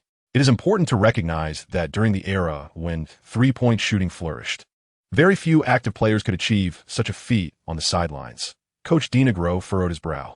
It is crucial to remember that Arenas was the first agent to score 60 points in the Staples Center. If he found his rhythm, the Clippers could very well be overwhelmed by his scoring alone. The Clippers advanced to the front court, and Baron Davis promptly passed the ball to Guan Yu. After several days of competition, Guan Yu's prowess had garnered recognition from many teammates, and with Coach DeNegro declaring Guan Yu as the offensive focal point before the game. Davis's pass was exceptionally decisive. Upon receiving the ball at the right arc's peak, Guan Yu did not immediately launch an attack. Instead, he instinctively observed the Wizards' defensive positioning. As anticipated, the Wizards lacked the stringent defensive framework akin to that of the Celtics, and they didn't even possess the Heat's versatile defensive stance. Through his experiences in several NBA games, Guan Yu's vision continued to expand. In Guan Yu's mind, the badge of the offensive maniac flickered, instantly compelling him to signal Come On to step forward for a screen. The ever-obliging Come On eagerly complied, exerting himself to provide a steadfast shield for Guan Yu. With countless compatriots from Huagua watching him, alongside the prospect of future endorsements, Come On felt an invigorating surge of strength coursing through him. Meanwhile, the Wizards center Blatch had long been fixated on Guan Yu, eager to deliver a striking blow. However, with a mere feigned screen, Guan Yu deftly evaded the overly enthusiastic defender. In the meantime, Arenas, who was originally tasked with guarding Guan Yu, found himself ensnared in Come On's relentless entanglement. Guan Yu seized the opportunity and leapt high with unwavering determination. He straightened his waist, extended his arms, and flicked his wrist, launching the basketball with precision. This three-pointer was executed with almost no interference. The ball traced a graceful arc through the air, and with a crisp swish, it descended directly into the net. Guan Yu, in a bold move, returned an answer ball to Arenas. The General Arenas, upon witnessing this, felt his pupils constrict. Oh, this kid is quite intriguing. Chapter 42, The Tale of the General. Absolutely exhilarating. Is this the darling of the media nowadays? Arenas mused, demanding the ball from his teammates and advancing with it, while sizing up Guan Yu, who was defending him. But will you one day find yourself in a predicament similar to mine? Once, Arenas was as fiery as Guan Yu is now, recognized globally thanks to the Adidas figure that represented him. At that time, he was at the pinnacle of his life. Had the timeline ceased at that moment, perhaps Arenas' life would have taken a completely different trajectory. During his freshman year of high school, Arenas, raised in Los Angeles, was told by his coach that he was destined for a life devoid of collegiate basketball. Thus, he trained tirelessly day and night, ultimately becoming the scoring king of California. In his freshman year of college, experts predicted he would see 0 minutes of playtime, yet he persisted in his relentless training. By his sophomore year, he emerged as the scoring leader of his team, effectively silencing those who had previously rejected him. Then, during the draft, he was deemed undersized and fell to the second round. Nevertheless, Arenas refused to succumb to despair. Instead, he intensified his training to rapidly enhance his abilities, earning the title of Most Improved Player in his second year. He did not relent in his rigorous training, pushing himself even harder, resulting in a robust physique and exceptional shooting skills. This led to a series of highlights in his career, an average of 29.3 points per game, ranking 4th in the league, scoring 60 points at the Staples Center, and securing a monumental contract worth $100 million over 6 years. Initially, everything seemed perfect, until one day, injuries robbed him of his athletic prowess, dimming his once bright star. And then there was that damned locker room gun incident. Observing Guan Yu before him, Arenas felt a surge of nostalgia. Once, he too basked in the media's adoration, surrounded by incessant rumors. Back then, everyone took it for granted. After all, he was Arenas. But now, any minor misstep on his part would be sensationalized as negative news. Was it merely cutting the tips off Blatch's shoes, or placing fresh excrement in them? Was it simply sleeping with Nick Young's girlfriend to help his little brother see through the nature of a gold digger? Was it just repainting a teammate's car green? He had not changed. It was his damned world that had transformed. Gazing at Guan Yu, who also seemed ensnared by rumors, Arenas felt a twinge of curiosity. If this young man from Huagua were to lose his current prowess, how would he be consumed by this merciless world? He is indeed quite eager. And today, let this senior impart a valuable lesson to you. Dribbling to a position just over a meter away from the three-point line, Arenas rises high with determination. Despite having previously perused the data on Arenas and prepared himself to a degree, Guan Yu found himself momentarily caught off guard. Swish! The basketball sailed through the net once more, a remarkable display of consecutive three-pointers from the general. As perhaps the most formidable long-range shooter in the league, if not the sole contender, Arenas stands as the progenitor of these audacious three-point shots. Hey, rookie, do you see it now? This is what true artistry in three-point shooting looks like. In that fleeting moment, Arenas, the country boy hailing from Los Angeles, couldn't help but feel a surge of pride. Guan Yu contemplated the presence of Emma Watson on the sidelines, Coach Zhang, and the countless viewers across Huagua, unable to suppress a grin. Oh, is that so? Then I shall respond with a three-pointer. Arenas was momentarily taken aback. Such a bold disposition? He would greatly appreciate it if it were a teammate or a substitute, but against an adversary. Haha. Rookie, come forth. Broadcaster, do not be deceived. The general is provoking you. If you become entangled in his game, you will fall into his trap. Indeed, while Arenas may be a scoundrel, few can rival him in the art of the three-pointer. Guan Yu found himself unable to attend to the barrage of comments from his fans who had been relegated to the background. However, even if he had noticed them, he would not choose to evade their attention. When it comes to three-point shooting prowess, Guan Yu was acutely aware that he was not a match for Arenas. Yet, this evening, feeling particularly in tune with the game, he understood that he might very well outshine the imposing figure of the general who consistently dominated the court. On the sidelines, Dina Groh, witnessing the verbal exchange between Guan Yu and Arenas as the latter initiated his advance past the half-court, could not suppress a frown. Unlimited freedom to shoot is not to be wielded so recklessly. Furthermore, such overt intent in offense. Does he fear his opponent will not apply strong defense? On the court, Arenas, fixated on Guan Yu, relentlessly engaged in physical confrontations while hurling a barrage of taunts. Hey, rookie, don't overreach. Hey, rookie, ease up on the dribbling, or your coach will substitute you out. Yet, at the very eye of the storm, Guan Yu remained undisturbed, his mind tranquil, fixated solely on one thought, to sink that damned three-pointer. As he dribbled into the front court, he assessed the positioning of his adversaries and signaled Griffin for a pick. In the instant he utilized Griffin's screen, Guan Yu, with Arenas trailing closely, unleashed a three-point shot. Meanwhile, Griffin had successfully drawn away his defender. While Arenas possessed formidable offensive skills, his defensive capabilities were rather average. His ability to navigate screens was notably limited. Therefore, although his attempt to close in on Guan Yu appeared fierce, it ultimately failed to impose significant interference. Guan Yu's strike was precise, with just the right amount of force. The audience in the Staples Center and those watching from their screens had already raised their fists in anticipation. Whoosh! Guan Yu once again delivers a hollow three-pointer. His response from beyond the arc is met with another. The cheers from the crowd and those watching on television erupt with fervor. Hey, veteran, I promised I would respond with a three-pointer, he remarked, casting a disdainful glance at Arenas. His gaze then shifted towards a particular section of the stands, where a vibrant and youthful figure stood energetically waving, cheering for his aesthetically pleasing three-pointer. In a moment of exhilaration, Guan Yu felt an overwhelming surge of excitement, and his hands became notably warmer. The Wizards launched their offense, and Arenas was determined to take matters into his own hands. The rest of the team had long since grown accustomed to this. His obsession with ball possession was beyond imagination. Moreover, if he were to ignore taunts, that would not be the cold and defiant general they remembered. However, this time, Arenas was thwarted. Just as he feigned a signal for a teammate to set a screen and unleashed a sudden three-point shot, the basketball had vanished from his grasp. It was Guan Yu's audacious steal. In a state of euphoria, Guan Yu's entire being surged with energy, not merely his shooting touch.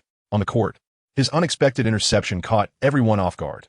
By the time they reacted, Guan Yu had already dribbled the ball past half-court with finesse. Guan Yu's speed is inherently swift, and with the added advantage of being a master of fast breaks, Even arenas can merely watch in awe as Guan Yu executes a dazzling slam dunk and scores. As Guan Yu landed with a thud, he cast a disdainful glance at arenas. "Old bird, has your tank run dry?"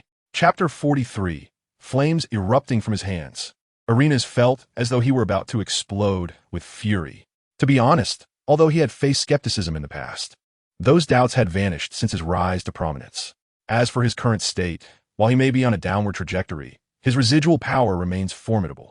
Guan Yu, the audacious newcomer who dared to confront him so directly, was indeed the first to do so. After finishing his confrontation with arenas, Guan Yu left him behind, turning to acknowledge the fervent fans who cheered and waved their KT boards in support. On the sidelines, Coach Denagro's worried expression vanished, replaced by composed demeanor as he observed Sanders, who sat across with a furrowed brow. "Ah, if it's a battle of offense they desire, we are not to be underestimated." Simultaneously, Coach Denagro felt a wave of relief for granting Guan Yu the freedom to unleash his potential tonight. Otherwise, the unfolding situation could have been quite precarious. Moreover, Guan Yu's performance was indeed on fire. Within the first 2 minutes, he had scored 8 points with a flawless 3-for-3 shooting, setting the stage for what could be a record-breaking night. Meanwhile, on the Wizards' side, Arenas was intent on going solo, yet their coach Sanders insisted otherwise. "Hey, Gilbert, pass to John. Let him orchestrate the play."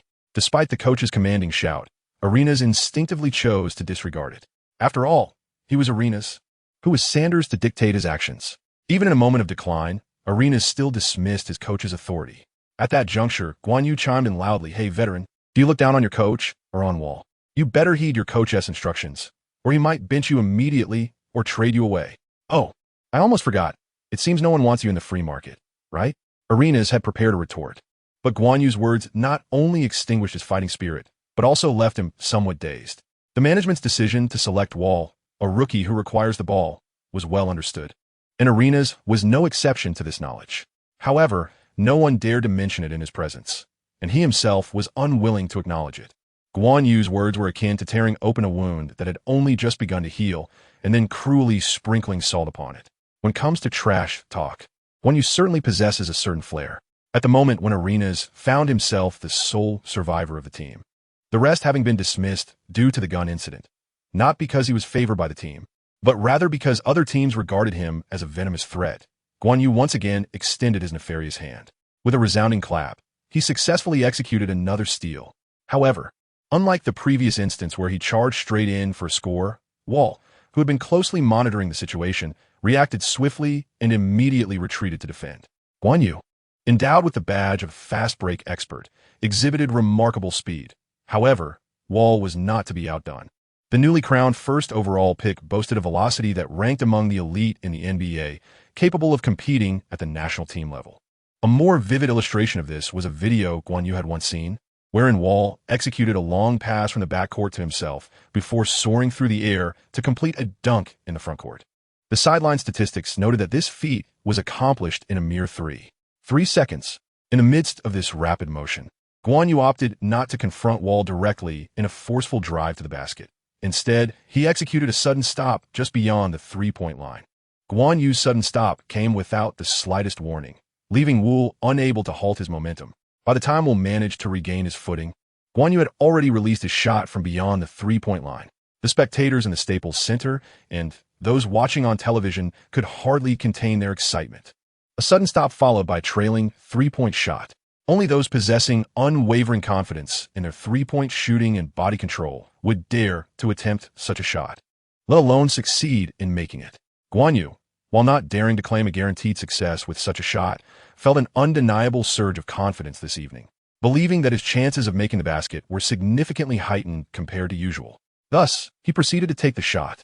However, as the ball left his hands, a subtle shift in his expression revealed his concern.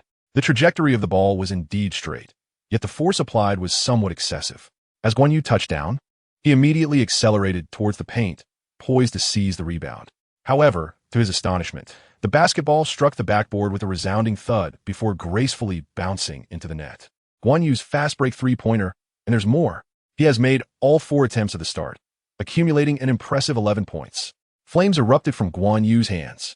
At the Staples Center, the cheers of the audience reached a new pinnacle, with some exuberant fans even roaring in excitement. It had barely been 3 minutes since the game commenced. If this momentum continues, the league's single-quarter record could indeed be within reach. In front of their televisions, numerous fans from Huaguo were equally exhilarated, shouting and cheering. It is important to note that this is still Guan Yu's rookie season.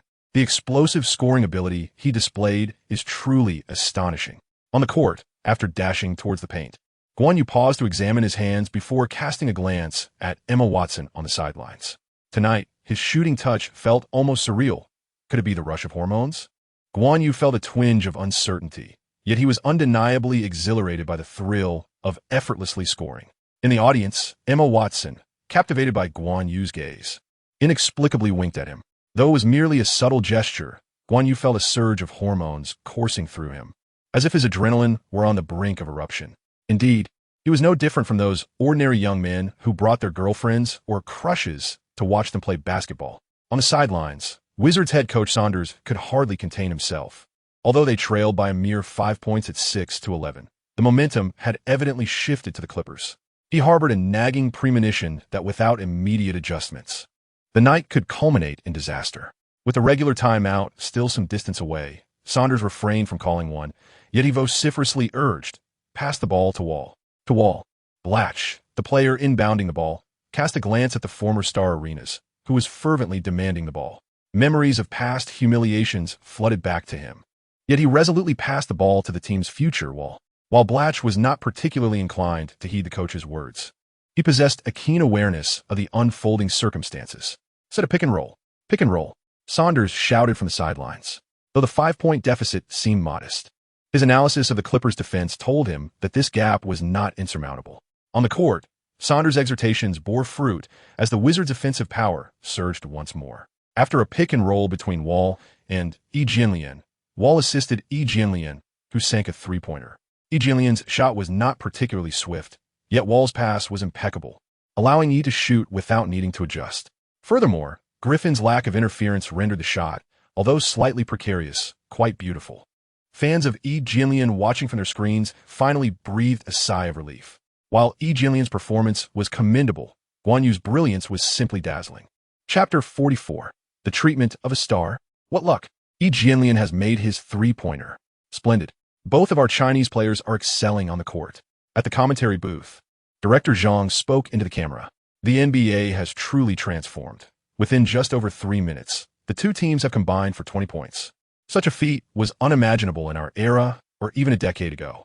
Just as Director Zhang marveled at the rapid evolution of the game, Guan Yu, having made a vigorous cut, received another pass from Baron Davis.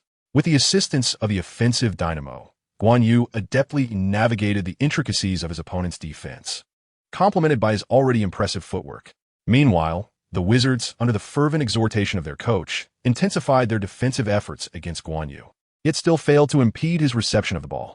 Little Yu has caught the pass. Josh Howard is closely trailing him, leaving no room to maneuver. Wow, what a shot. That attempt was off. Splendid. The execution was impeccable. Little Yu's shooting touch is sublime, and his decision to shoot immediately upon receiving the ball is a commendable strategy. On the court, as Guan Yu sinks the three-pointer, he is filled with exhilaration. This sensation is truly magnificent. The score stands at 9-14. Guan Yu scored 14 consecutive points. He alone embodies an entire team. This is partly due to the Wizards' commendable offensive efficiency. Had they been a less proficient team, they might have already fallen behind by a margin of 10 points. On the sidelines, Emma Watson could not contain her growing excitement. Initially, she merely complied with her agent's request to see if she could garner some popularity for her upcoming film. Watching the game was merely a secondary endeavor. However, as the fervent shouts of the fans enveloped her and she observed the commanding figure on the court with his impeccable shooting skills, she found herself swept up in the exhilaration. As a child star, Emma Watson had witnessed numerous grand spectacles, adeptly maintaining her composure and the poise expected of a star.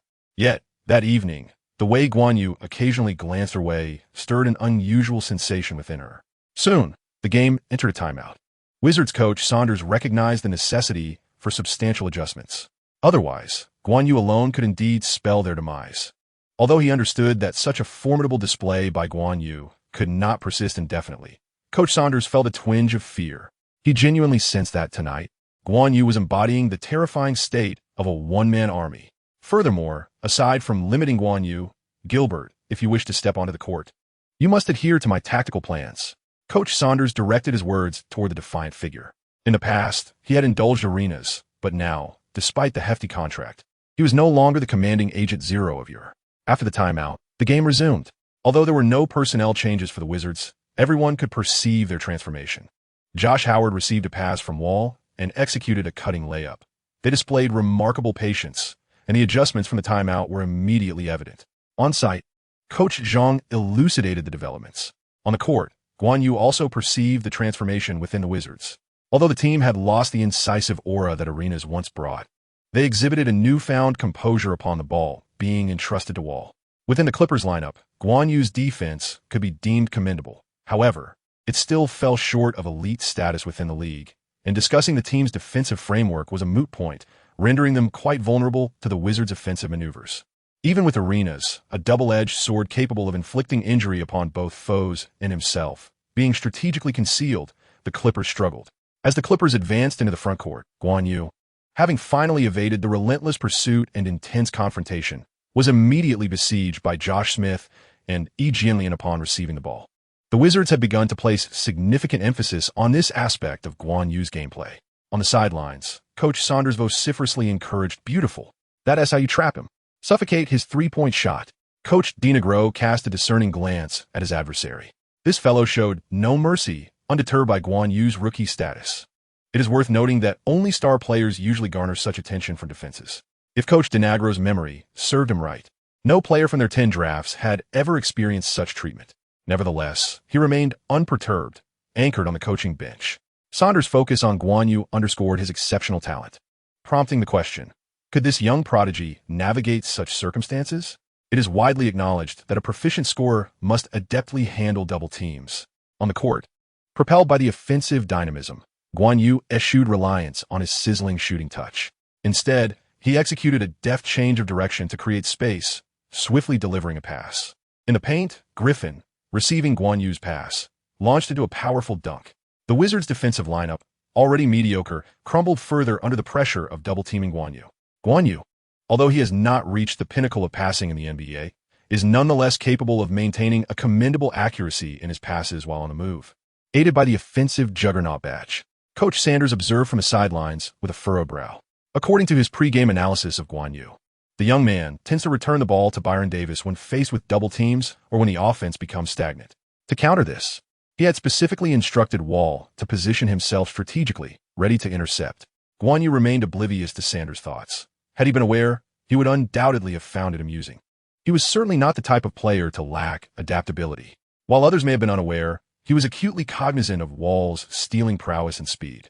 Thus, rather than passing to Baron Davis, it would be far more prudent for him to execute the pass himself. Even if it resulted in a turnover, he would still have the opportunity to retreat defensively, thereby preventing Wall from seizing the moment for a fast break. On the court, the Clippers continued to struggle against the Wizards, as Arenas effortlessly converted a layup following a series of quick passes. Nevertheless, the Wizards remained unable to contain Guan Yu.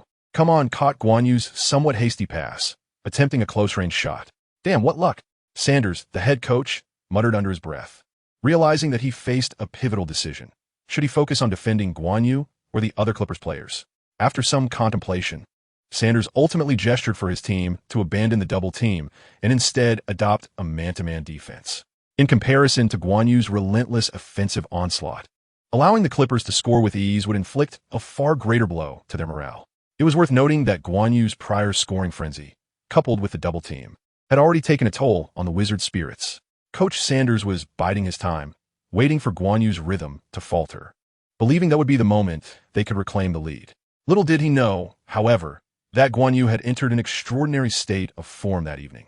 Chapter 45, An Unintentional Nightmare. On the court, the Wizards executed their half-court offense with precision, as Blatch received Wall's pass and easily made the layup.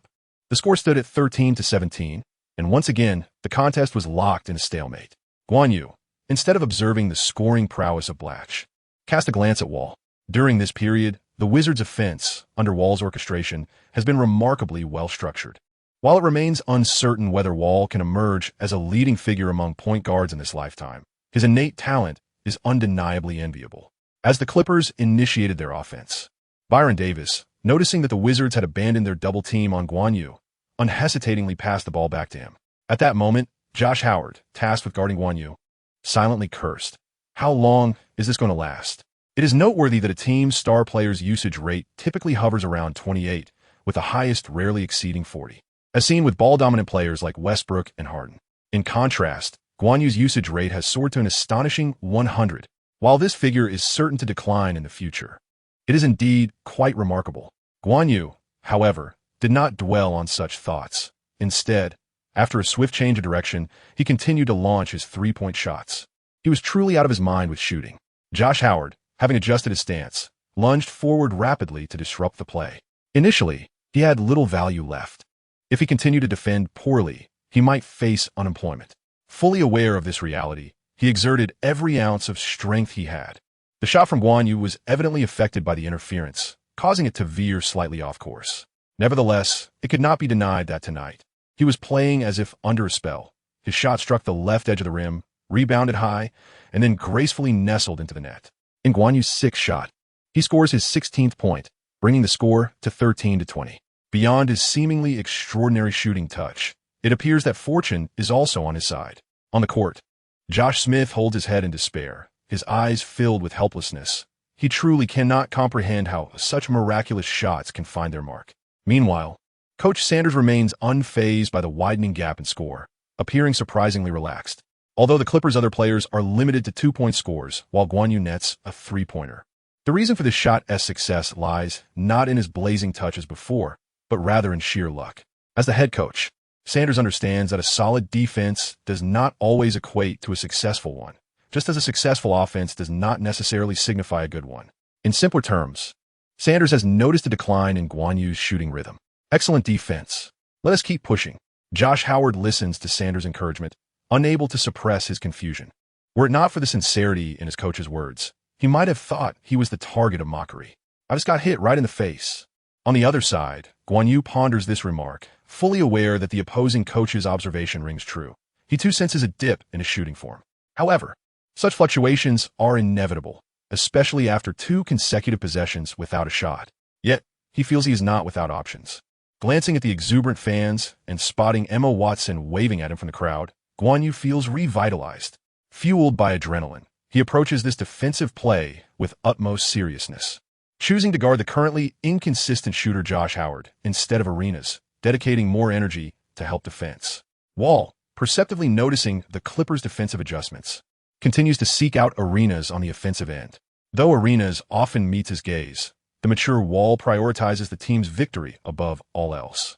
However, as soon as the ball leaves his hands, Wall internally screams in dismay. Suddenly, a white flash darts from the connection between him and Wall, executing a steal with remarkable speed and swiftly transitioning to a fast break.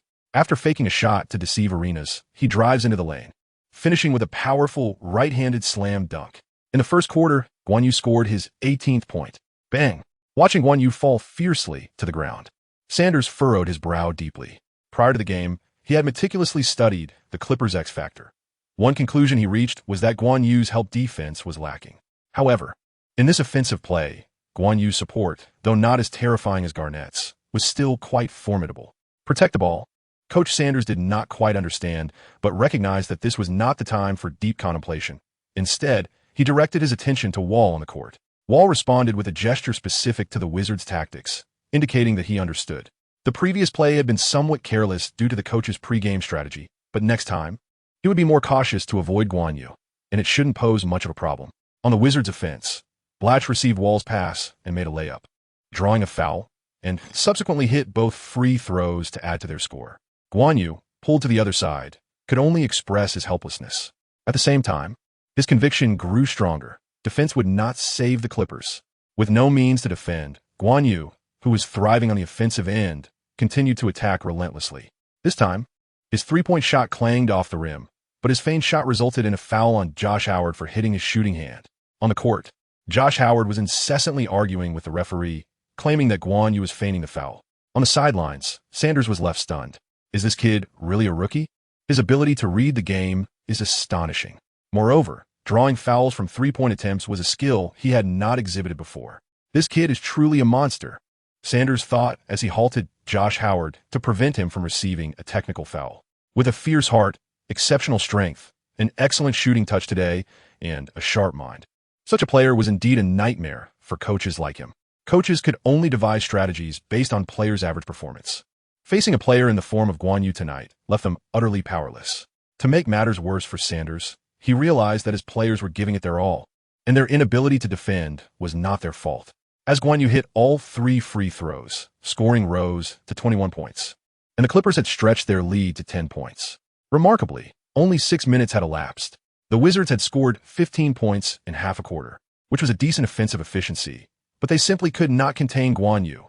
As the Wizards advanced, Arenas, under Gordon's defense, launched a strong three-pointer and made it. The collapse in the first half evidently left this general feeling somewhat embarrassed, completely disregarding Coach Sanders. As the Clippers launched their next attack, Coach Sanders had an epiphany. To hell with reason.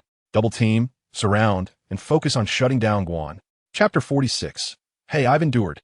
Amidst the thunderous roar of Sanders and the relentless defensive pressure from the Wizards, Guan Yu, after missing a challenging three-pointer, relinquished his pursuit of individual scoring and began to facilitate his teammates instead. The Clippers' offensive prowess was formidable, and with the Wizards concentrating their defensive efforts on Guan Yu, they astonishingly widened the gap to 15 points by the end of the first quarter. Indeed, Guan Yu found himself effectively contained, managing only 2 attempts in the latter half of the quarter, one of which was a highly difficult floating shot. As the first quarter concluded, the score stood at 22-37. However, despite the Clippers' exceptionally high score, what captured everyone's attention was Guan Yu's individual performance. He had an astonishing first quarter, amassing 23 points. This not only shattered his own record for points in a single quarter, but also set a new franchise record for the Clippers. In this moment, Guan Yu had indelibly etched his name in the annals of Clippers history. During the intermission, Coach DeNagro's smile was uncontainable. It is worth noting that Guan Yu is still a rookie, and now he has already scored 23 points in a single quarter. One can only imagine the potential that lies ahead. Such thoughts were almost overwhelming for Coach DeNagro, who felt a drool escape at the very notion. In the realm of the NBA, there exists a consensus that exceptional players and coaches mutually elevate one another.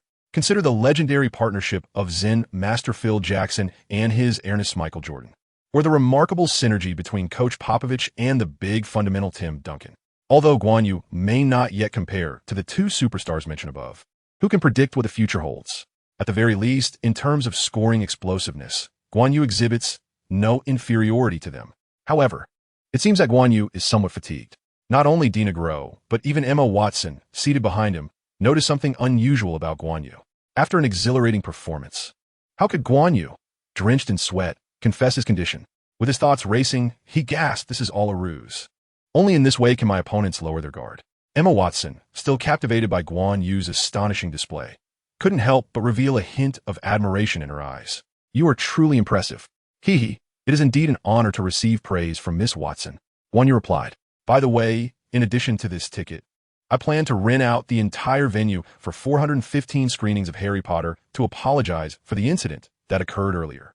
Emma Watson momentarily froze, then quickly responded, "There's no need for that. It wasn't your fault." Recently, Emma Watson had heard from her manager about the estimated cost of renting a venue in Los Angeles, and Guan Yu's proposition would certainly require a substantial sum, likely in the hundreds of thousands of dollars. Although she verbally declined, Emma Watson felt a flicker of joy within. For April 15th is her birthday.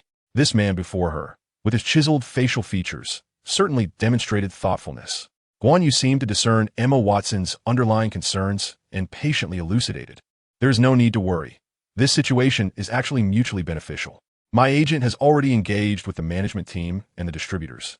Our management will allocate a portion of the funds for promotion, while the distributors will offer certain concessions. As for myself, my financial contribution will be rather minimal."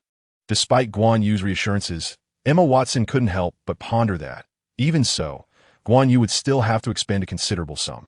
After a lengthy discussion, Emma Watson finally accepted Guan Yu's unique apology. When the two turned their attention back to the game, they discovered that the Wizards had significantly narrowed the point gap.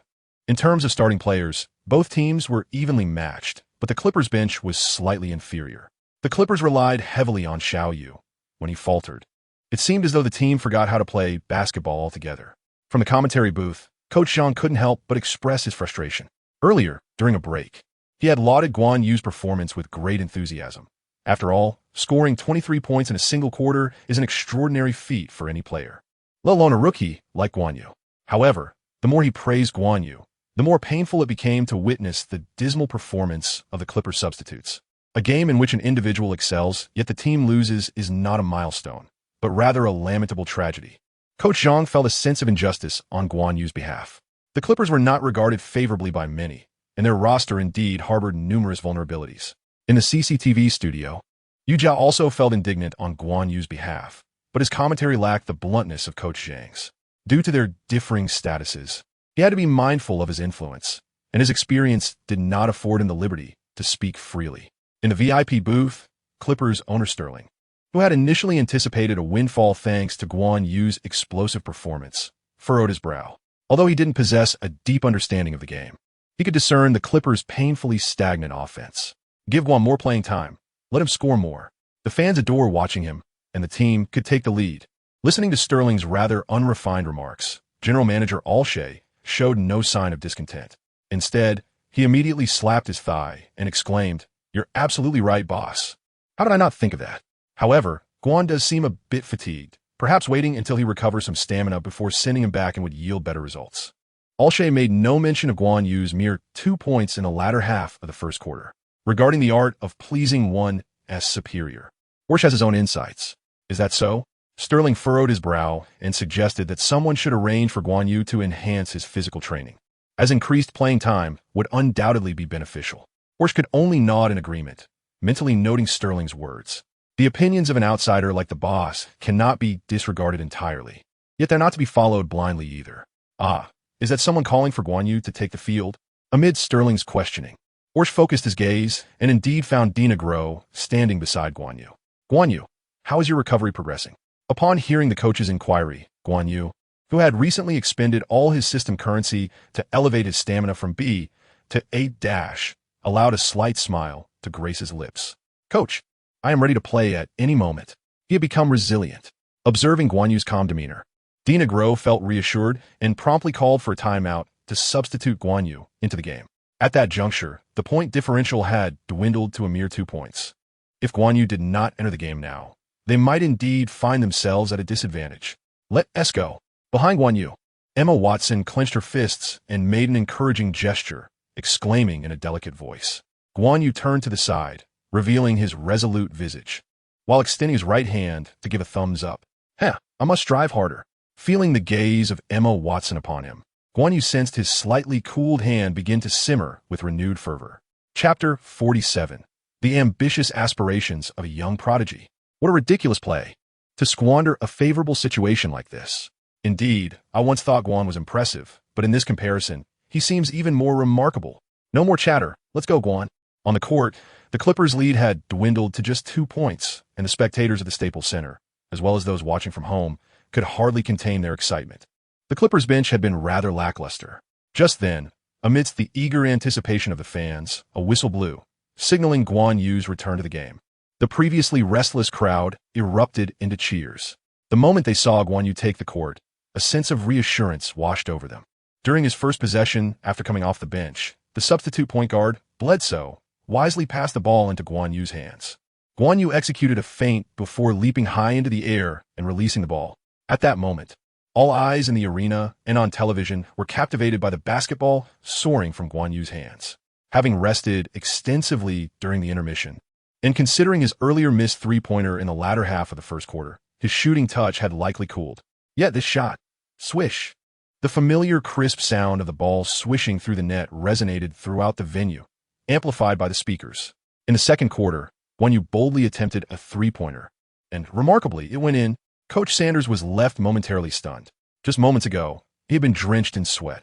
How could he have regained his stamina so swiftly? Or was he merely playing a part? Coach Sanders pondered, considering that their team had already lost numerous games this season. One more wound team make a difference. However, if Guan Yu were to achieve extraordinary statistics, it would not only reflect poorly on himself, but also bring scorn upon Wall, who would undoubtedly face backlash.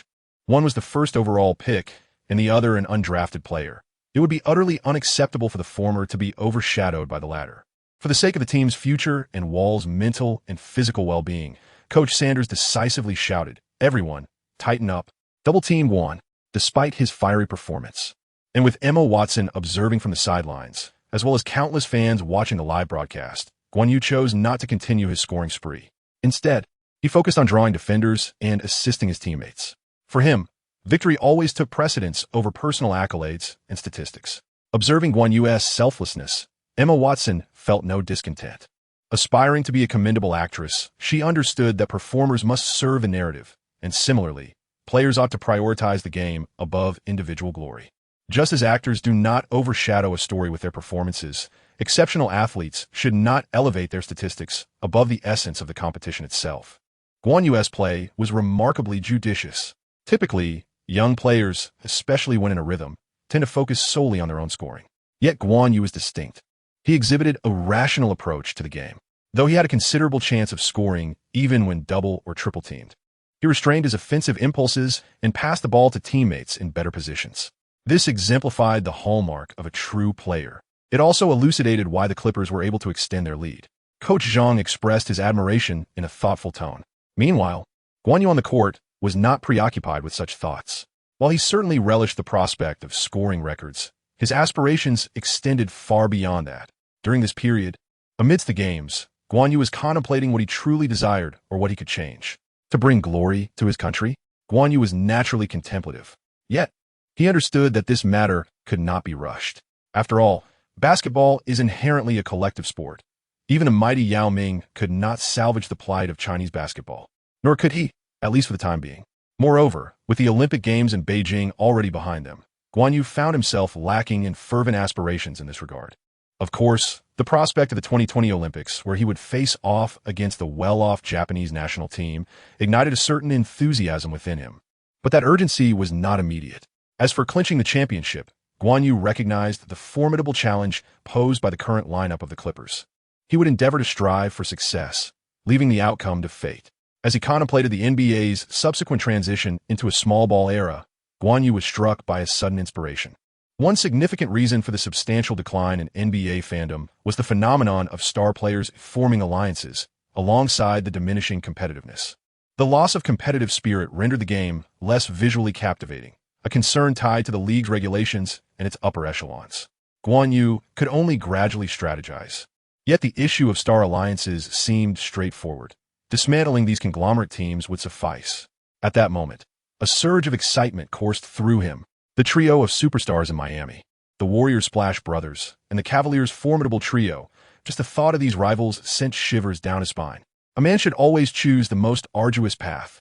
Fans, allow me to present to you the finest of the NBA. Of course, Guan Yu was acutely aware that his current capabilities were insufficient for such ambitions. But with the perspective of a time traveler, he felt there might yet be a way. Unbeknownst to anyone within the heart of this novice, an audacious plan was slowly taking shape during this period. A humble rookie, yet harboring grand aspirations. Returning to the game, by the end of the second quarter, Guan Yu had scored a mere 5 points, bringing his total to 28.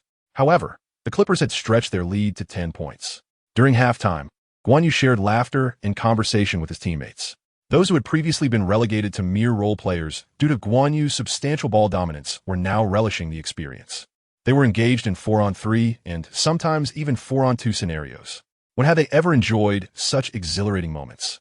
It was worth noting that prior to this, the team's leading scorer, Griffin, though explosive in his dunks and prolific in points, had failed to attract double teams due to his lack of a long-range shooting ability and mediocre passing skills.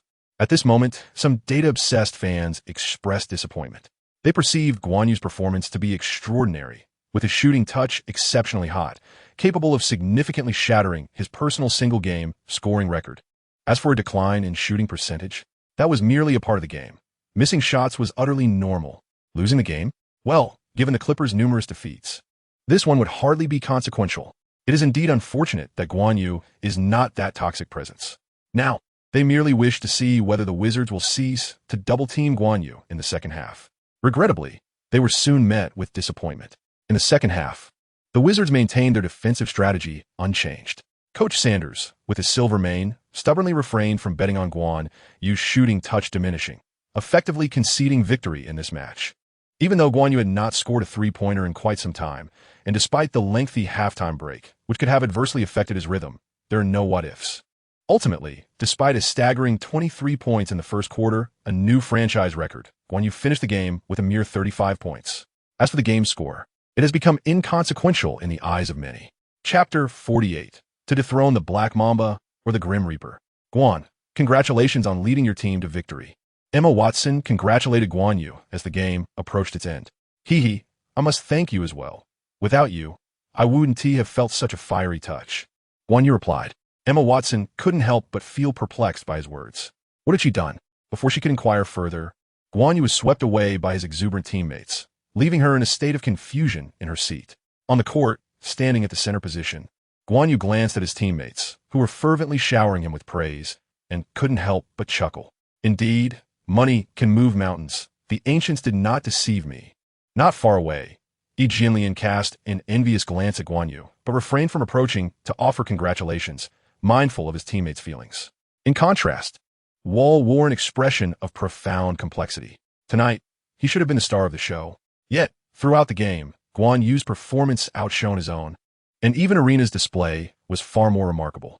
Although Wall's statistics of 16 points and 11 assists were commendable, he murmured softly to himself, fans, it seems, are far more enamored with flamboyant scoring displays. Among the Wizards, Arenas, who scored 32 points, regarded Guan Yu with evident admiration. This young man's defiance is strikingly reminiscent of my own in years past. Though I must concede, his physique pales in comparison to mine. After praising Guan Yu, commentator Zhang revealed a hint of regret on his face. Yu, what a pity. He had a genuine chance to shatter Jennings' rookie season record of 55 points tonight. As the spectators were lost in their reflections on the game, Guan Yu, having celebrated with his teammates, gazed wistfully at the empty spot along the sidelines. However, he quickly managed a light-hearted smile. Until we meet again, my little Hermione. Post-game, Guan Yu and the Clippers became the talk of the town once more. When the historic achievement of 23 points in a single quarter was linked to the China-US rivalry, it was impossible for fans not to be exhilarated, especially since these elements involved Guan Yu. Media outlets noted that while audiences and readers previously encountered Guan Yu in trending news, many were now actively inquiring about him. This momentum didn't cease. When it was revealed that Guan Yu had engaged in playful interaction with Emma Watson during the game and later invited Clippers fans along with Watson's admirers to a private screening of Harry Potter, he transcended the realm of sports to headline entertainment news. The convergence of a sports icon with a magical princess undoubtedly expanded their fan bases and sparked considerable excitement for both Harry Potter and the Clippers. A true win-win scenario. Is this guy too good at showcasing his talents? The executives at Nike and Adidas couldn't suppress their headaches. Had they known Guan Yu could attract such attention, they would have eagerly sought to secure a contract with him. The endorsement fees would surely have paid for themselves in no time. Nike, in particular, felt the weight of concern as the NBA All-Star voting approached, with Kobe at shooting guard and Durant at small forward, both of whom were their favorite players. The current trajectory suggested that Guan Yu might indeed usurp one of them, relegating them to the bench. This would undoubtedly be a significant blow for Nike. It is essential to acknowledge that they have meticulously devised comprehensive plans in honor of both Kobe and Durant. Guan Yu's actions have undeniably caused them not only embarrassment but also considerable distress. Regardless of the circumstances, it is imperative to manage public opinion carefully, ensuring that this individual does not secure a spot in the All-Star game, as directed by Nike's upper management. Although the Clippers have yet to submit their list of All-Star candidates, it is common knowledge that unless the team's management is utterly irrational, they would be unlikely to overlook the immense popularity of Guan Yu, with the precedent set by Yao Ming displacing Shaquille O'Neal as a starter in the All-Star game. Nike's executives, despite their aversion to Guan Yu, cannot afford to underestimate the fervor of Chinese basketball fans and Guan Yu's current influence. Thus, on the day following the China Derby, while there are praises for Guan Yu, a greater volume of discourse has shifted towards sensationalized narratives surrounding both Guan Yu and Emma Watson, along with many fictionalized accounts of stunning women. Furthermore, this time, there has been an influx of negative press regarding Guan Yu's alleged nocturnal escapades and refusal to participate in team training sessions. Since the impact on the game seems unattainable, they have resorted to tarnishing his reputation in other aspects of his life. The smear campaign has been executed with a degree of sophistication, blending elements of Guan Yu's genuine on-court transgressions with fabricated slander. While completely fabricated accusations are easy to discern, the amalgamation of truth and falsehood presents a challenge for the audience, leaving them in a state of uncertainty. Consequently, the chorus of skepticism surrounding Guan Yu has swelled, reminiscent of the scrutiny faced by Yao Ming in the past.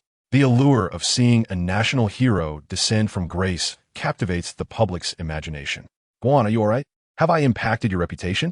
Questioned Emma Watson, her voice laced with concern, as she spoke to Guan Yu, who had just finished a grueling practice with a robust teammate. A subtle smile tugged at the corners of his mouth at the sound of her caring words. It was indeed a pleasant feeling to be regarded with such concern, especially by a prominent figure. Emma, don't overthink it. This has nothing to do with you. It's merely some commercial grievances that have led certain individuals to tarnish my image. You are not implicated in this at all. Upon hearing this, Emma Watson exhaled in relief. Recently, her association with Guan Yu had propelled her popularity to new heights, with her film's box office soaring as well, marking an exceptionally gratifying period for her. She found herself being courted by distinguished screenwriters, renowned directors, and prestigious brands. Having grown up as a child star, Emma Watson yearned for a breakthrough, and now, the opportunity lay before her. If there is anything you need assistance with, do not hesitate to reach out. I believe we can consider ourselves friends now, Emma Watson suggested thoughtfully. She had always been uncomfortable with feeling indebted, and this time, she felt a pang of guilt, as if she had exploited Guan Yu in some way. Guan Yu chuckled heartily. Hee, all right, Emma. If you need any assistance, feel free to reach out to me. After exchanging a few more words with Emma Watson, Guan Yu finally ended the call. At that moment, a deep, gravelly voice approached with an expression of admiration. Guan, you still claim you are not in a relationship with Hermione? The conversation you just had was truly delightful. You are truly remarkable. First as Black Widow, and now as Hermione. Guan Yu cast a sidelong glance at the man, renowned in his past life for his integrity, and said earnestly, DeAndre, set aside your trivial thoughts. Your focus should now be solely on enhancing your defense to secure a starting position. Chapter 49. The counterattack of the Porsche. The publicity effect is quite remarkable. It seems the internet is abuzz with negative reports about Guan, and many fans have begun to boycott him. This is all thanks to your orders, boss. While a player's self-performance on the court is undoubtedly the most captivating aspect for fans, any issues regarding their character can lead to a significant loss of followers. Furthermore, by inciting both the Black Widow and Hermione, he has also angered many fans of these two. Keep a close watch on him. We must ensure that he does not secure a spot in the All-Star starting lineup. Understood, boss. Guan Yu was unaware of the conversations taking place among the executives at Nike, yet he had heard from his agent, Zhang Lin, that companies like Nike were conspiring against him behind the scenes. In both of his lifetimes, Guan Yu had never learned any commercial tactics. Thus, he could only quietly jot down the names of various sneaker companies and their affiliated artists in his little notebook. Consequently, his only recourse was to undermine these sneaker companies by targeting their endorsers, thereby diminishing their corporate value. However, while Guan Yu patiently awaited the schedule, Porsche was far less patient. After all, one must consider the master when dealing with the hound. A colossal enterprise like Porsche would not engage in a simultaneous confrontation with sneaker companies on behalf of Guan Yu. Yet this did not imply a lack of means to safeguard its legitimate interests. Soon enough, Porsche's publicity department unveiled their latest promotional video, which swiftly quelled many dissenting voices. The video eschewed extravagant visuals, instead showcasing Guan Yu's regular training highlights. The sheer intensity of his rigorous training left viewers astonished and deeply impressed. Previously, they understood that NBA players received lucrative contracts and endured arduous training, but they had no idea it could be this grueling. Just imagine how many garments were drenched in sweat from such strenuous workouts. No wonder he achieved success. His training intensity could rival the highest echelons of the NBA. As a personal trainer for the NBA, I can confidently assert that few could match the caliber of his training regimen, let alone execute it with such precision. Furthermore, it was evident that he was not merely putting on a show. Everything he accomplished appeared remarkably effortless, and that final monologue of his was simply magnificent. When it comes to effort, I will not be outdone by anyone, for I know that effort is the least commendable thing to boast about. It is merely the foundation, something everyone can achieve, the most basic and insignificant of endeavors. Guan, your learning speed is truly remarkable. At the Staples Center, Byron Davis remarked as he watched Guan Yu approach the paint. It's all thanks to your excellent teaching. With the ball in hand, Guan Yu could not resist, executing a swift change of direction, followed by a rapid acceleration towards Byron Davis. Byron quickly shook his head, saying, "While I am delighted to hear you say that, I know it is not merely my teaching. It is your extraordinary ability to learn." Not long ago, upon realizing Guan Yu's desire to enhance his offensive skills, Byron had unreservedly imparted his techniques for changing direction and accelerating. Yet, within just a few days, Guan Yu had already mastered these skills. It is worth noting that he had previously struggled tremendously to acquire these techniques. Indeed, the adage holds true: comparison breeds envy. This fellow truly possesses immense potential. In response, Guan Yu, who had purchased an acceleration learning item from the system mall, smiled silently. This matter traces back to the previous Huagwood Derby. After that match, while sorting through the system, Guan Yu discovered that the system had inexplicably upgraded itself. Following this upgrade, the system underwent significant changes, one of which was the disappearance of timely items from mall. However, a new item named Essence Elixir appeared, capable of enhancing basketball skill learning. Contemplating how to face an even stronger defense while still performing admirably, Guan Yu decided to utilize this item while learning from Byron Davis, the team's most skilled defensive player. Guan Yu understood that with his explosive performance in the Huagwood Derby, opposing teams would undoubtedly devise more targeted defenses against him. Thus, his offensive capabilities needed continual improvement. After evaluating his own strength, Guan Yu realized that his three-point shooting touch determined the upper limit of his offense, while breakthroughs and fast breaks defined the lower limit, which led him to learn about changing direction from Byron Davis. After a session of training with Byron Davis, Guan Yu suddenly burst into laughter. As he had speculated, after several days of intense training, his breakthrough badge had finally been unlocked. Master of Change, Bronze, upgradable, slightly increases the success rate of direction changes. Without a second thought, Guan Yu opted to purchase it. Now, even with poor touch, he possessed enhanced offensive capabilities to assist his team. Amidst diligently honing his skills, Guan Yu did not forget his grand objective: to counter the trend of super teams. His primary goal this season was undoubtedly to challenge the Heat's Big Three. Numerous teams in the league aspired to take down the Heat's trio, and in Guan Yu's eyes, they could be categorized into several types. The first category consisted of the five powerhouses: the Lakers, Celtics, Magic, Mavericks, and Spurs. The Lakers, Celtics, and Magic need no further elaboration, for they're the only three teams to have graced the final stage in the past 3 years, and their strength has only increased during this offseason. Thus, although the Heat were the most talked-about team this offseason, they were not necessarily on par with the aforementioned three in terms of strength. As for the Mavericks and Spurs, one was the champion of the 2010 to 2011 season, while the other was led by the seasoned Popovich and the GDP trio, both fully capable of contending for the championship. Next, we delve into the formidable contenders: the Bulls, Knicks, Pacers, Thunder, and Trailblazers. If memory serves me correctly, during a previous season, the Bulls maintained an impressive regular season record, consistently ranking among the elite in the NBA. Although they may struggle to overcome the Heat in the playoffs, with a refined roster, they could indeed pose a significant challenge. As for the Knicks, with the likes of Carmelo Anthony and the dynamic Amare Stoudemire, they too hold potential opportunities.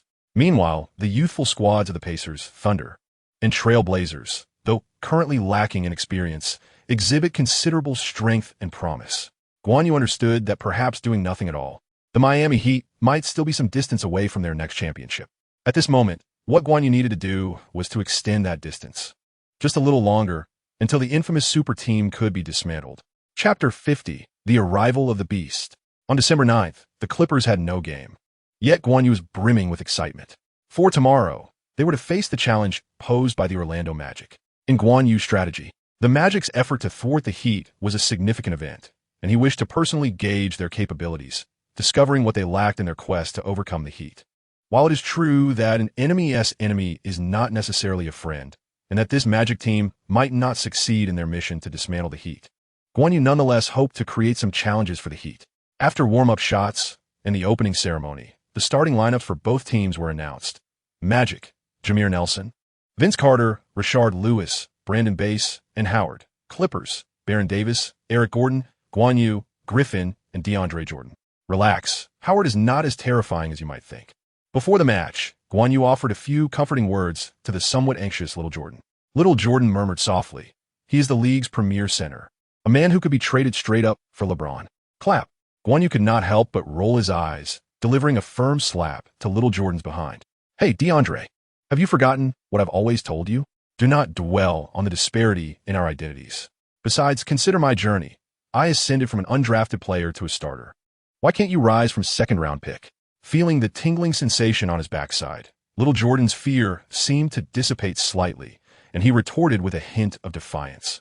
True, losing to him is expected in the eyes of many, but if I were to triumph over him, instinctively licking his lips, a glimmer of determination sparkled in his eyes. That would be truly remarkable. Just then, Baron Davis approached Guan Yu, nudging him with his elbow. What did you say to that big guy?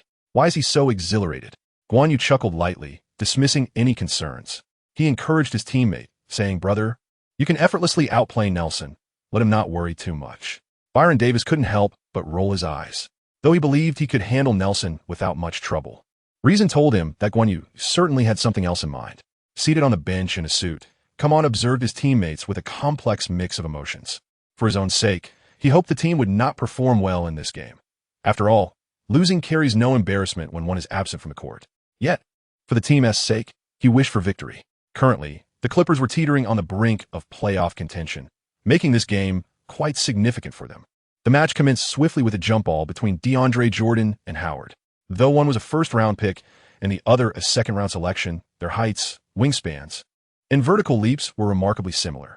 DeAndre Jordan certainly possessed his own leaping prowess, as evidenced when he leapt with all his might to tap the ball towards the Clippers' side. The Staples Center erupted in cheers, astonished by the unexpected success of Come On in the jump. Upon receiving the basketball, Byron Davis surged forward, quickly met by the tenacious Nelson from Magic, who provided physical resistance. With Howard patrolling the paint, the Magic's defense was known for its aggression. However, Byron Davis stood undeterred, pushing past Nelson and continuing his steady advance. In terms of physicality, even if Byron Davis was not at his peak, he was unfazed by any guard in the league. Meanwhile, Guan Yu was running off the ball, guiding the aging Carter. Thoughts of the once great half-man, half-god behind him momentarily distracted Guan Yu. This season, aside from Kobe lingering at the tail end of his prime, the other prominent shooting guards were largely forgotten. Allen Iverson had fallen into obscurity. Now, playing in the Turkish league, the once dazzling Tracy McGrady had been traded to the Pistons after accepting a minimum salary from the Rockets. In this light, Carter's situation seemed relatively fortunate. Moreover, in Orlando, he still had a genuine opportunity to pursue that gleaming Larry O'Brien trophy. Brother, over here. With Guan Yu's call, Byron Davis delivered a precise pass. After receiving the ball, Guan Yu made a brief adjustment before effortlessly sinking a three-pointer. Dandre, splendid job. Guan Yu provided exceptional support, blocking Carter's DeAndre Jordan with a thumbs up. The young man, with his mountain-like physique and robust arms, effectively shielded Carter, who was no slouch defensively. DeAndre, upon hearing this, sheepishly scratched his head and remained silent. Originally a lottery pick, he faced a crushing disappointment when he went unnoticed on draft night, only to be selected by the Clippers in the second round. This setback left him feeling uncertain, even in his third year. However, Guan Yu's praise sparked a flicker of confidence within him. Perhaps he was not so inadequate after all. On the sidelines, Coach DeNegro observed with contemplation. It appeared that the elusive screen setter he had been searching for might have finally emerged. Following the Hogwood Derby, despite Guan Yu still making headlines occasionally, his encore performance had not been as stellar as before. DeNegro, who had treated Guan Yu as a core player akin to Griffin, could only offer direction and advice for his development.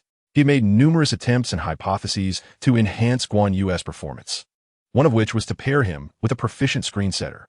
Previously, out of consideration for Come On's feelings, DeNegro had hesitated to promote DeAndre to the starting lineup, allowing him to provide Guan Yu with screens. It was only due to Come On's injury that he could implement this change. The early results seemed promising. On the Magic side, Howard, having failed to defend against the play, glanced at DeAndre, his face still beaming with cheer. To Howard, screens were the work of blue-collar players. Although this formidable beast would occasionally contribute to his team's victory, it was often dictated by his mood. Having achieved great success, he found little motivation to match the enthusiasm of his taller opponent. Listening to the crowd's cheers and praises for Guan Yu, Howard was inexplicably reminded of the humiliation he faced when being dominated by Yao Ming throughout the league. This thought dampened his spirits. Thus, he resolved to retaliate. This summer, he had trained with the legendary Hakeem Olajuwon in Houston, learning the elusive footwork. Olajuwon had claimed that he had mastered 6 out of 7 facets, indicating Howard was nearly proficient. It must be said, Although Howard was technically gifted, he still managed to startle DeAndre with his somewhat rigid low-post movements, resulting in a powerful, two-handed dunk. Howard grinned widely. "Hey, rookie, have you witnessed the prowess of the mighty beast?" Chapter 51. The Emergence of the Master of Deception. DeAndre, don't take it to heart. Remember what I told you earlier. Defending him doesn't require jumping. Just keep your hands raised and apply pressure. During the defensive play, Guan Yu comforted little Jordan. Guan Yu was acutely aware that in order to defend against Howard, it was crucial to prevent him from gaining any momentum. Otherwise, his hook shot would likely devastate his own team. This was not to imply a lack of respect for Howard, but rather a recognition of his offensive limitations. After all, the ability to shoot with finesse is a natural talent, and many dedicate their lives to honing their skills without success. Howard, regrettably, fell into this category. As Byron Davis advanced into the frontcourt, he instinctively sought out Guan Yu. Although he had been with the team for a comparatively short time, Guan Yu's offensive prowess had garnered unanimous acclaim, establishing him as the primary offensive option for the Clippers. On the court, DeAndre Jordan continued to set screens for Guan Yu. However, this time, an opportunity did not arise, as Howard had effectively followed him. With a slight delay from Howard, Carter maneuvered past the defense and once again positioned himself in front of Guan Yu. The formidable beast, lauded as the league's finest defender, premier rebounder, and top shot blocker, was not merely capable of guarding the paint. He was an active and versatile force.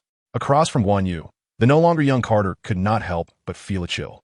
Guan Yu's off-ball movement displayed during his recent run was indeed as remarkable as the rumor suggested. To be candid, Carter had faced off against many adept off-ball players like Ray Allen and Rip Hamilton, but while some rookies could maneuver well, he had rarely encountered one who could so adeptly utilize teammate screens. This was, after all, a natural consequence. After fruitless physical training in his past life, Guan Yu had to exert considerable effort in mastering techniques such as positioning and shooting. As Carter marveled, Guan Yu was simultaneously assessing Carter's defense.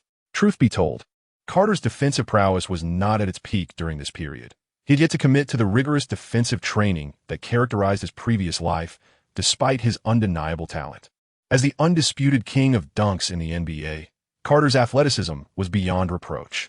While it was accurate to say his defense was lacking, when he truly focused, he was not someone to be easily underestimated. For instance, at this moment, with an opponent behind him, Carter firmly positioned himself in front of Guan Yu. All right then, let us see the prowess of the master of change of direction. Outside the three-point line, Guan Yu pulled the ball back and suddenly accelerated to the right. Observing this, Carter swiftly slid to his left rear. In terms of speed, Carter considered himself second to none. As he moved forward, Carter abruptly thrust his body forward, offering physical resistance. With Howard looming behind, even Carter dared to adopt such an aggressive defensive stance. While contemplating how to trap Guan Yu with his teammates or draw him in a Howard-esque defensive zone, Carter noticed Guan Yu's speed suddenly decrease. Alarm bells rang in Carter's mind. Guan Yu was not slowing down due to physical contact, but rather, he was choosing to decelerate. Carter quickly adjusted his steps, preparing to prevent Guan Yu from surpassing him. In that instant, Guan Yu unexpectedly executed an early change of direction, compressing his body and transforming his speed from slow to explosive. The change of direction and acceleration caught Carter off guard as he watched Guan Yu glide past him. Before Carter could react, Guan Yu had already penetrated the paint. Inside the Magic's restricted area, Howard, who had been eyeing Guan Yu, had just extricated himself from DeAndre Jordan's tenacious grasp and was moving to position himself defensively. Howard moved swiftly, yet Guan Yu was even faster. Bursting into the paint, Guan Yu leaped to evade Howard's frontal block, launching himself from the side. With a resounding thud, he emphatically slammed the basketball into the hoop. The crowd erupted in exuberant cheers. Magic head coach Stan Van Gundy couldn't help but furrow his brow. This change of direction and acceleration was quite formidable. As Guan Yu retreated, a hint of exhilaration remained on his face. The sensation of breaking through an opponent one-on-one was absolutely exhilarating, a stark contrast to the satisfaction of a jump shot. Moreover, facing the formidable defender known as the Beast, the exhilaration was simply overwhelming, although one could argue that this was a moment of unexpected triumph against him. Underneath the basket, Howard flashed a grin, seemingly unfazed. Yet there lingered a hint of seriousness. The head coach had meticulously analyzed the offensive prowess of Guan Yu from the Clippers prior to the game. Little did they know, Carter still failed to contain him. Carter felt a sense of grievance. Prior to the match, being a consummate professional. He had taken the time to study Guan Yu's offensive skills. His conclusion was that Guan Yu possessed a formidable three-point shot and a commendable counterattack. But his ability to penetrate the defense was, in his estimation, far from impressive. At least, he had confidence in his capacity to defend against him. However, reflecting on the helplessness he just experienced, Carter couldn't help but mutter, "Damn, these newcomers are monsters," as the Magic initiated their offense. Howard demanded the ball in the paint once more. The current strategy of the team revolved around one star and four shooters, which necessitated that Howard, as the star, exert dominance within the key to unleash its full potential. Yet alas, bang, Howard's hook shot ricocheted off the rim. Stan Van Gundy on the sidelines could not suppress a facepalm. He had repeatedly advised Howard against becoming enamored with low-post isolation plays, but to no avail. Howard, who firmly believed that a center must excel in low-post play, disregarded this counsel. Dream could do it. Shaq could do it. Yao could do it. Why couldn't he? Yet the truth remained, he simply could not. The running menace of the paint posed a top-tier threat, whereas the Beast's low-post game was merely reliant on chance. Jordan, having secured the defensive rebound, was brimming with excitement, instinctively seeking out Guan Yu upon turning back. He had consistently done so during the rotation, a habit ingrained in him. Guan Yu's speed was remarkable, and as Howard released the ball, he had already begun his rapid advance. By the time he reached the front court, only the swiftly retreating Nelson remained before him. This time, Guan Yu opted to drive toward the basket. Having recently mastered the art of change of direction and successfully executed it once before, he was eager to replicate that experience and embrace the rhythm once more. However, faced with the 183 centimeters tall Nelson, Guan Yu chose not to accelerate after a change of direction as he had done previously. Instead, he executed a sudden burst of speed during his approach, followed by a swift change in direction. The sudden acceleration and change of direction left Nelson staggering, nearly losing his balance upon contact with Guan Yu, his eyes widening in disbelief. It is essential to note that the techniques of accelerating after a change of direction and changing direction after accelerating are entirely distinct and somewhat contradictory. Yet, Guan Yu seamlessly employed both with effortless finesse. It was utterly outrageous. Crash! Guan Yu executed a powerful slam dunk, securing 2 more points. From the very onset of the match, Guan Yu established the tempo to his advantage. The master of change of direction revealed his prowess. Chapter 52. How to make the Magic recognize their own mediocrity. Unspoken struggles. Guan Yu has once again unleashed a fervent offensive display. With the added finesse of a master of deception, the Orlando Magic find themselves utterly powerless against him, lacking a formidable presence on the perimeter. Subsequently, as the Magic were compelled to resort to double-teaming Guan Yu, the remaining sharpshooters of the Clippers began to strike. Eric Gordon needs no further introduction. The scoring prowess exhibited by Guan Yu has ignited an intense competitive spirit within him. He has been training with unparalleled dedication, to the extent that one might think he sleeps in the training facility. Byron Davis, though not provoked by his younger counterpart, is nonetheless determined not to fall too far behind as the elder statesman of the team. Consequently, he has also intensified his three-point shooting practice, previously preferring to hone his physique in the gym. In essence, the entire Clippers roster has been swept up in Guan Yu's momentum. Conversely, for the Magic, despite Howard's sporadic contributions, their scoring efficiency remains disappointingly low. As the game approached the first timeout with just over 6 minutes elapsed, the score stood at 9-16. On the sidelines, Stan Van Gundy appeared somewhat disheartened. In his view, the Clippers' nearly non-existent defensive lineup should not be outpacing them by such a substantial margin. What has led to this significant disparity in the score? Guan Yu's incisive breakthroughs are undoubtedly one reason. However, Stan Van Gundy couldn't help but glance at Nelson. Although the recent external evaluations of Howard's young prodigy have been favorable, Van Gundy is acutely aware of the negative impact this diminutive point guard has on the team. Offensively, despite Nelson's commendable average of 13 points and 6 assists per game, Van Gundy is well aware of the superficiality of those assists. When it comes to orchestrating the team's offense, Nelson is truly inadequate, were it not for the consideration of Howard's sentiments. Van Gundy would have long urged the management to trade Nelson away. At this moment, Guan Yu is pondering the same dilemma. The Magic's interior defense is remarkably robust, nearly unparalleled in the league. Consequently, against the Heat, who lack interior strength, they not only dominate but also showcase their main roster. However, their organization leaves much to be desired. How can a magic be made to realize the necessity of enhancing their organizational capabilities? Guan Yu found himself lost in contemplation. Should he simply obliterate Nelson? Without hesitation, he decided to act. Thus, Guan Yu approached Coach Dinegro for a brief discussion. In the past, any player daring to interfere with his tactical arrangements would have faced a barrage of reprimands from Coach Dinegro. However, upon realizing that it was Guan Yu making the request, he slowly uttered a single word, "All right." Glancing at Byron Davis, Coach Dinegro announced, "Byron, take an early rest. Ryan Gomez, you're in." Byron Davis had no objections regarding Guan Yu, whom he had always supported. Moreover, he was well aware that their ability to suppress the formidable magic was largely due to Guan Yu's contributions. So he thought it only fitting to allow his younger counterpart some playtime. The match swiftly resumed. The Magic initiated the offense, with Nelson bringing the ball up the court. Observing the opponent, who was nearly a head shorter than him, Guan Yu immediately applied full court pressure to confront him, only to be shoved aside. Haha, the commentator was rather hasty. Don't let Nelson's height of 183 centimeters fool you.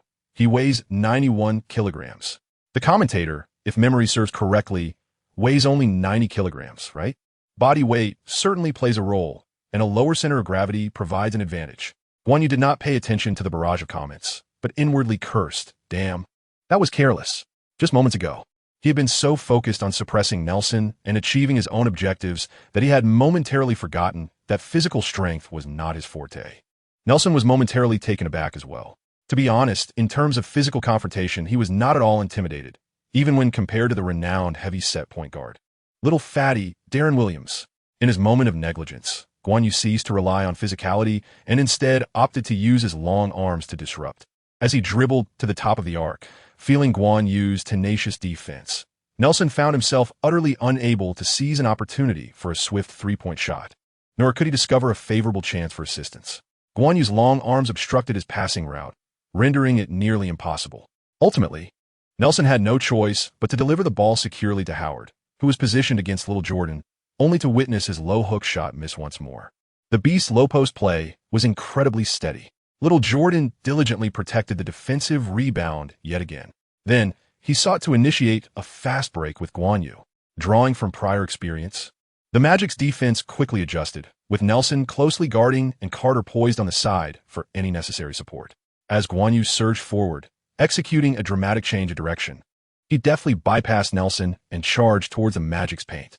Carter's gaze sharpened as he assumed a classic defensive stance, ready to let Guan Yu experience the essence of his defense.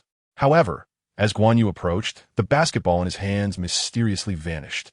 On the perimeter, Gordon received Guan Yu's pass and launched a shot. Swish! It's in. Guan Yu's assist adds a delightful note. Although his passing cannot be deemed exceptional, his intentions were genuine, and surprisingly, it led to a successful play. After several more minutes of gameplay, during the substitution phase, Nelson found himself in a daze. During this period, not only did he fail to score or assist, but he also committed 2 turnovers under Guan Yu's defense, which was utterly absurd. It is worth noting that previously, he would only commit 2 turnovers throughout an entire game. Do I have a grudge against this kid? Why does it feel like he's always targeting me? Nelson couldn't help but ponder.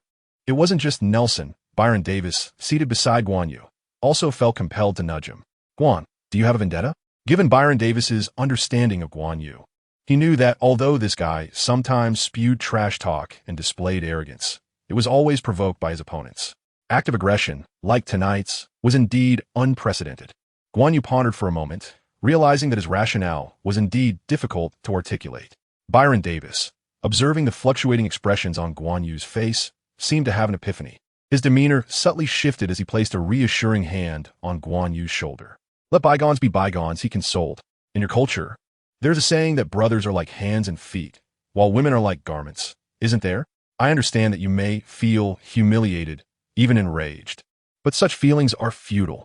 Cast aside the past, and rest assured, I will help you seek justice.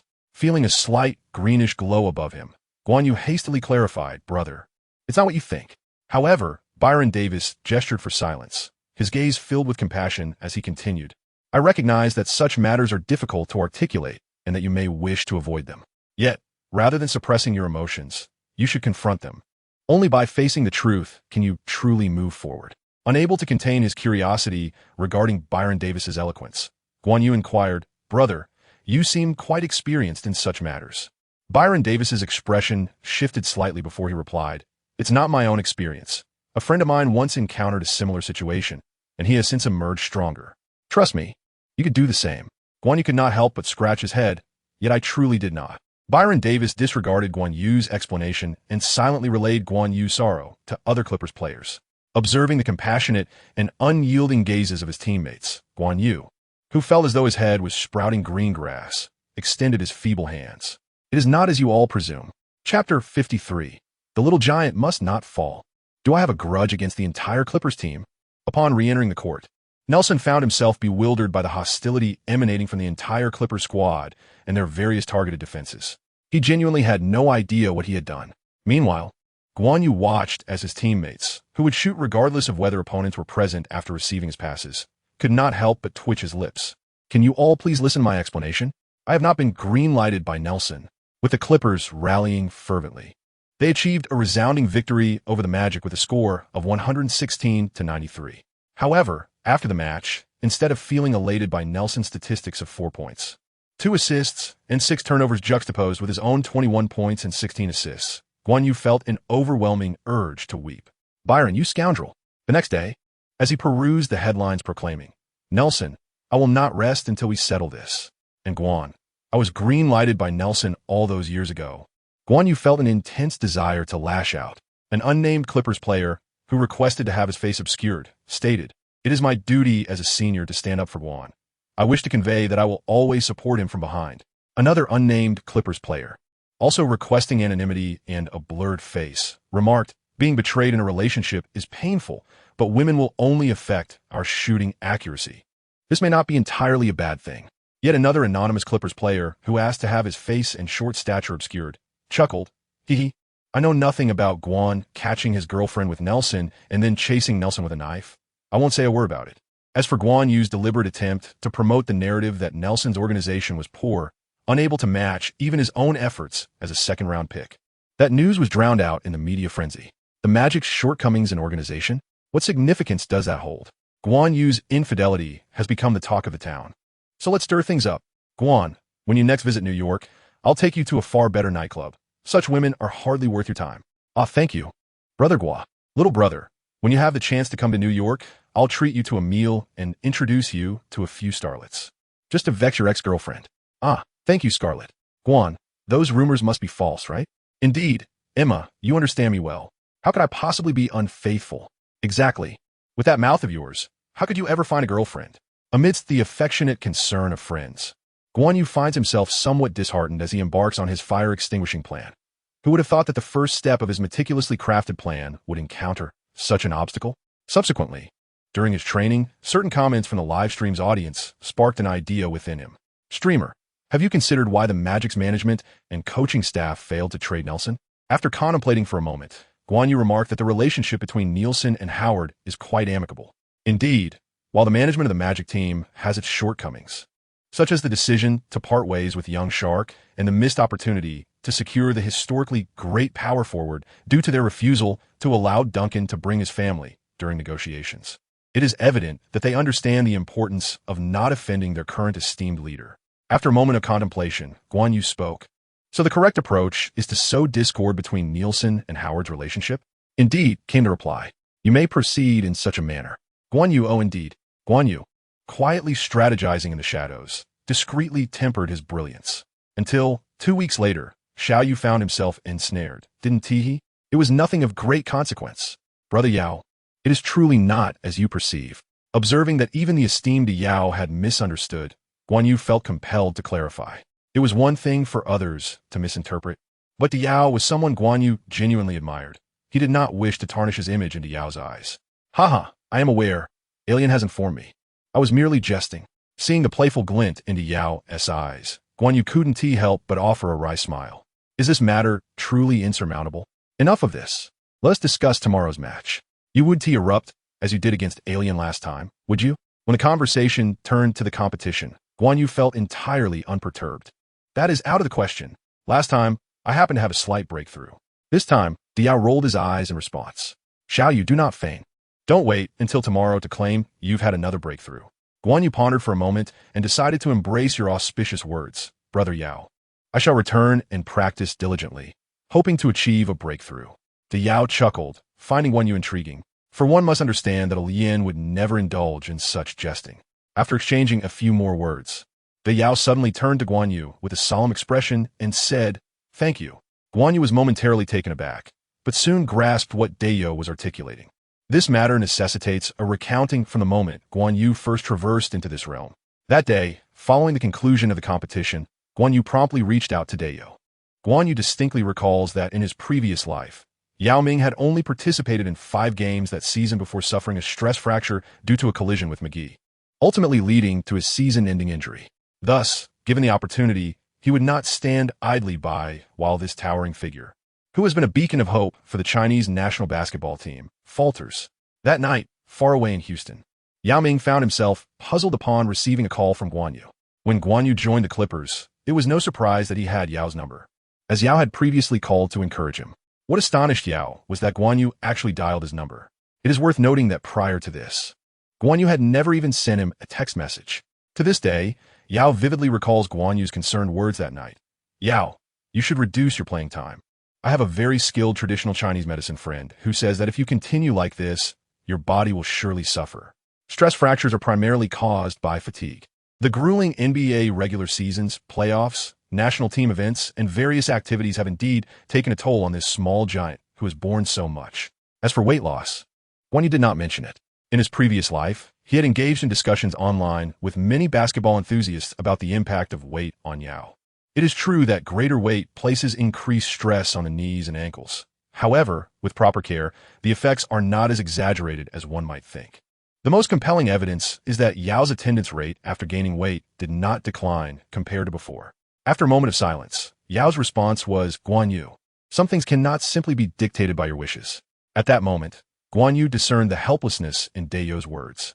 The expectations of the nation, the plans laid out by Team Yao, and the demands from the Rockets management all conspired to suffocate him, rendering Dayo unable to halt his relentless pursuit.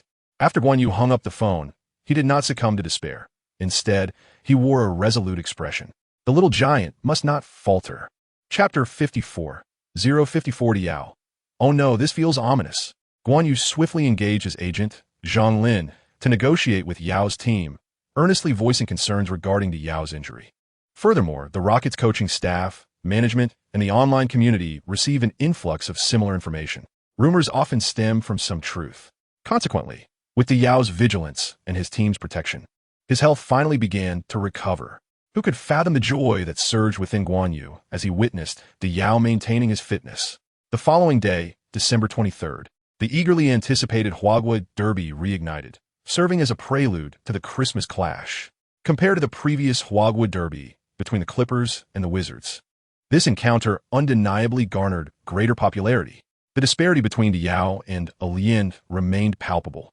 That evening, at the NBA headquarters, Stern's countenance darkened as he scrutinized the back-end data. The statistics were undeniably impressive. Yet, the more favorable the figures, the more discomfort Stern felt.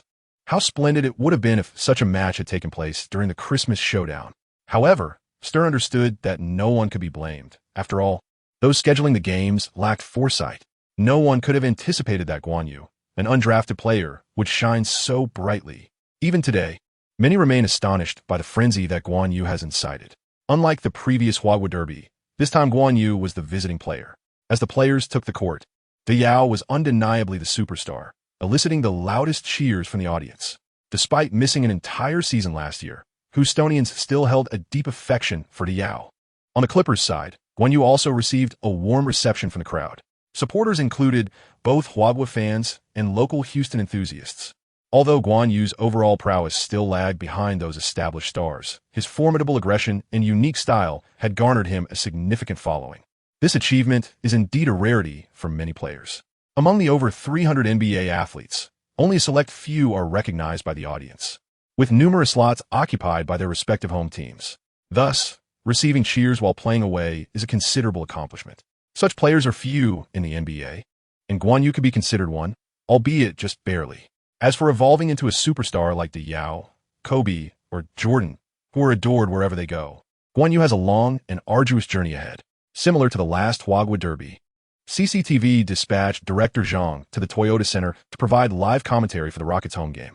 Meanwhile, fans across televisions, computers, and mobile devices in Huawei were eagerly prepared. Hello everyone, I am Yu Jia. Now, let us turn to Director Zhang for an analysis of today's match. In the sports broadcasting studio of China Central Television, Yu Jia offered a somewhat bittersweet commentary. Zhang, once again indulging abroad, remains confined to this studio. Hello everyone. Let's first examine the starting lineups for both teams. We begin with the visiting Clippers. As you can see on the screen, Come has recovered from his injury. However, the Clippers have chosen to start DeAndre Jordan as the center for this match. This third-year center has truly seized the opportunity, showcasing his worth during his time as a starter. As he continued his commentary, Coach Zhang expressed a sense of nostalgia. Injuries are a formidable adversary for players, yet they also present opportunities for others. The case of Come, who lost his starting position due to injury, is not uncommon in the NBA.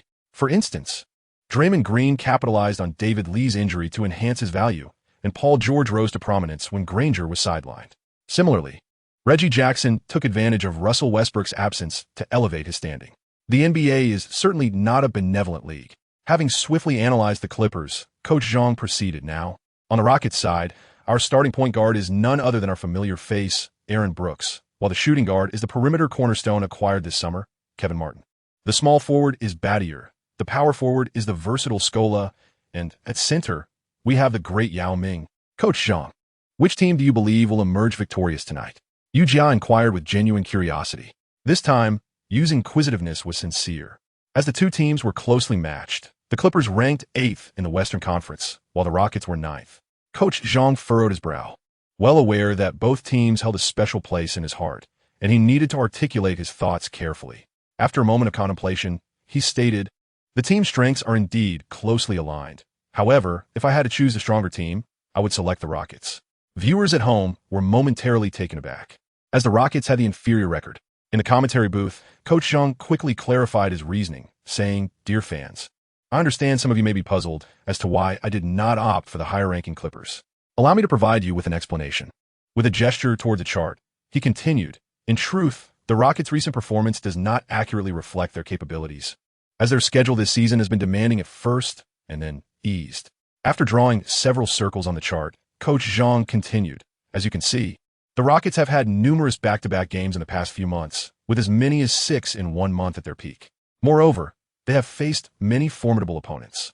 Having discussed the schedule, Coach Zhang added, "At the same time, Clippers' Andre Jordan will undoubtedly struggle to contain Yao Ming.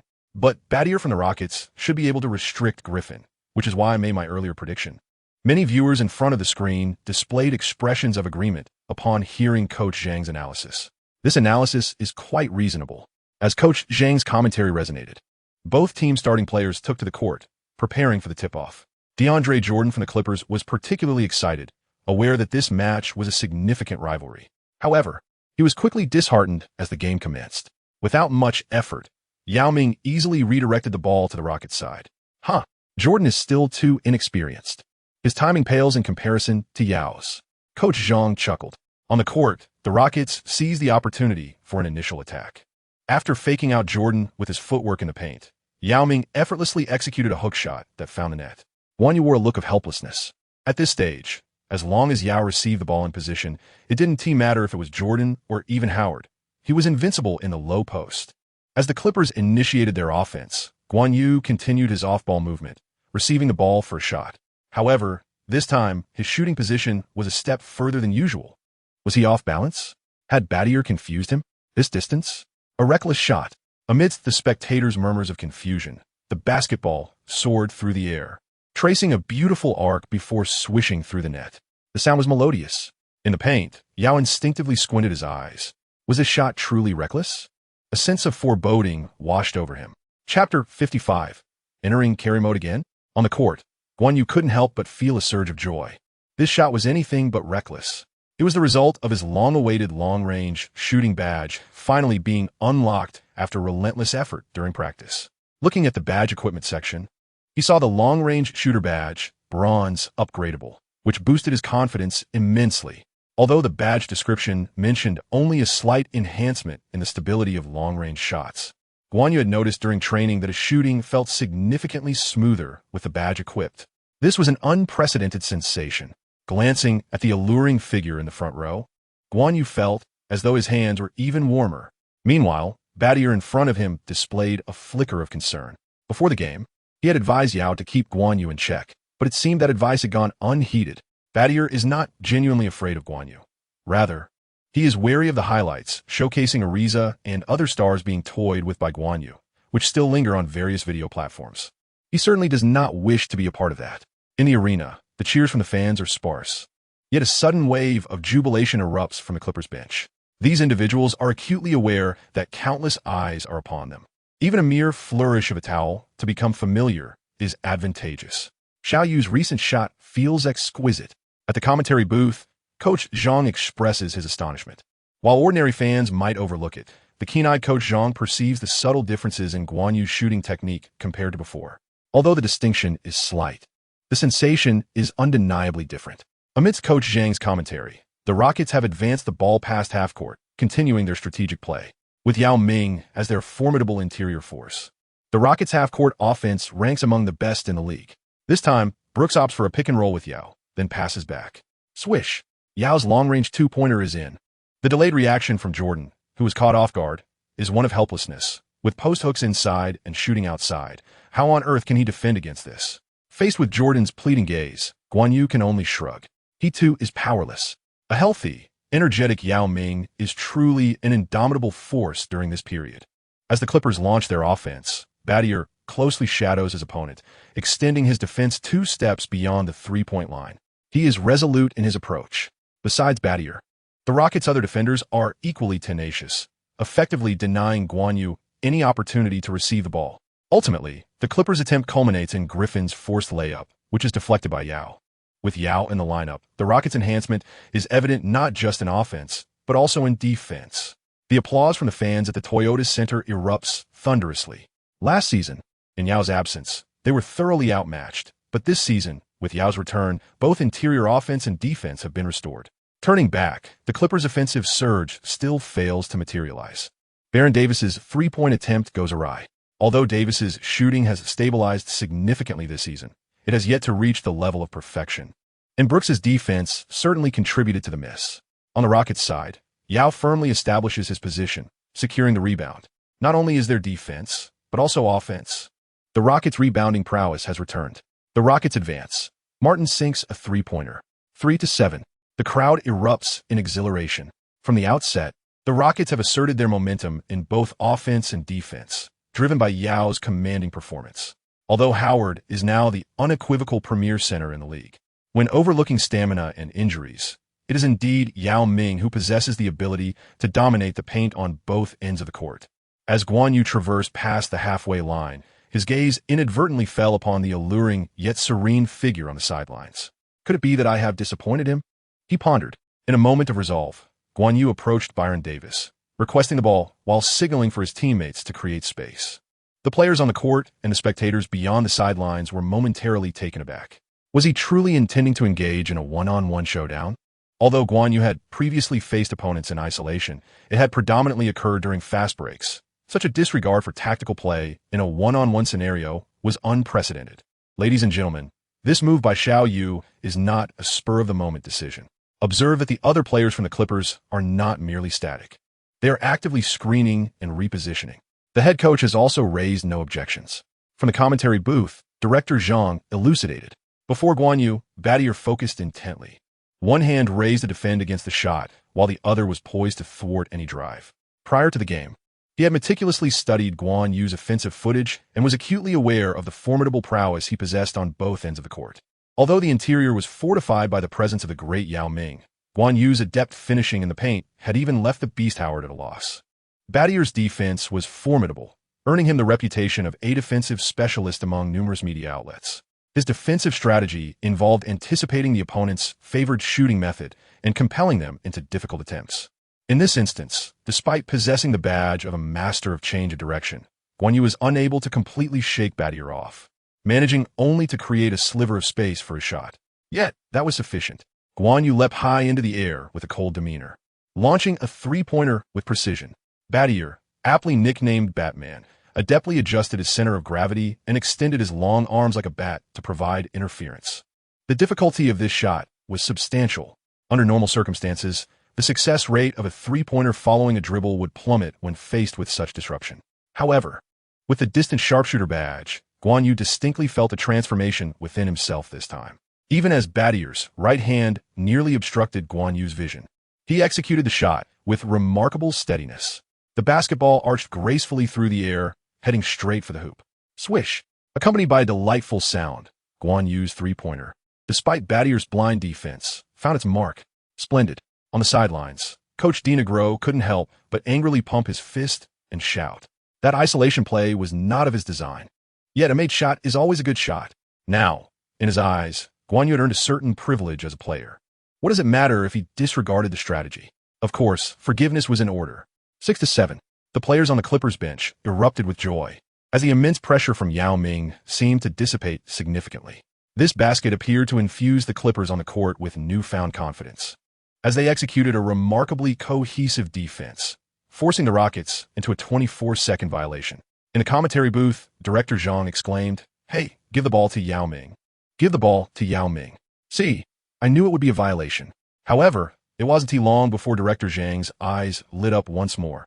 After crossing half court, Guan Yu signaled for an isolation play. Like Director Zhang, many viewers at home suddenly perked up. Goodness, is he entering carry mode again? Chapter 56. Yao Ming. What happened to the promise of restraint? The NBA is home to numerous stars who relish isolation plays, such as the basketball god Michael Jordan, the Black Mamba Kobe Bryant, and the Answer Allen Iverson. These individuals share a common title, superstar. Guan Yu is not a superstar, but rather a newcomer. Therefore, when he makes the move to engage in one-on-one play, fans cannot help but feel he is overly arrogant, yet they also experience a thrill of excitement. The exuberance of youth. On the court at the top of the key, Guan Yu chose not to pass the ball, instead opting to initiate a series of rapid directional changes once more. However, in the face of Badier's increasingly formidable defense compared to their previous encounter, he found himself unable to break through. Guan Yu, unable to maneuver further, suddenly executed a retreating step amidst a series of swift directional changes. Without waiting to regain his balance, he leaped high into the air and released the ball from his grasp.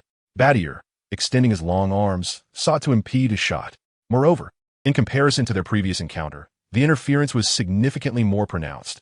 His lengthy reach not only obstructed Guan Yu's vision, but nearly enveloped the basketball itself. The sphere soared over Badier's fingertips, tracing a magnificent arc through the air.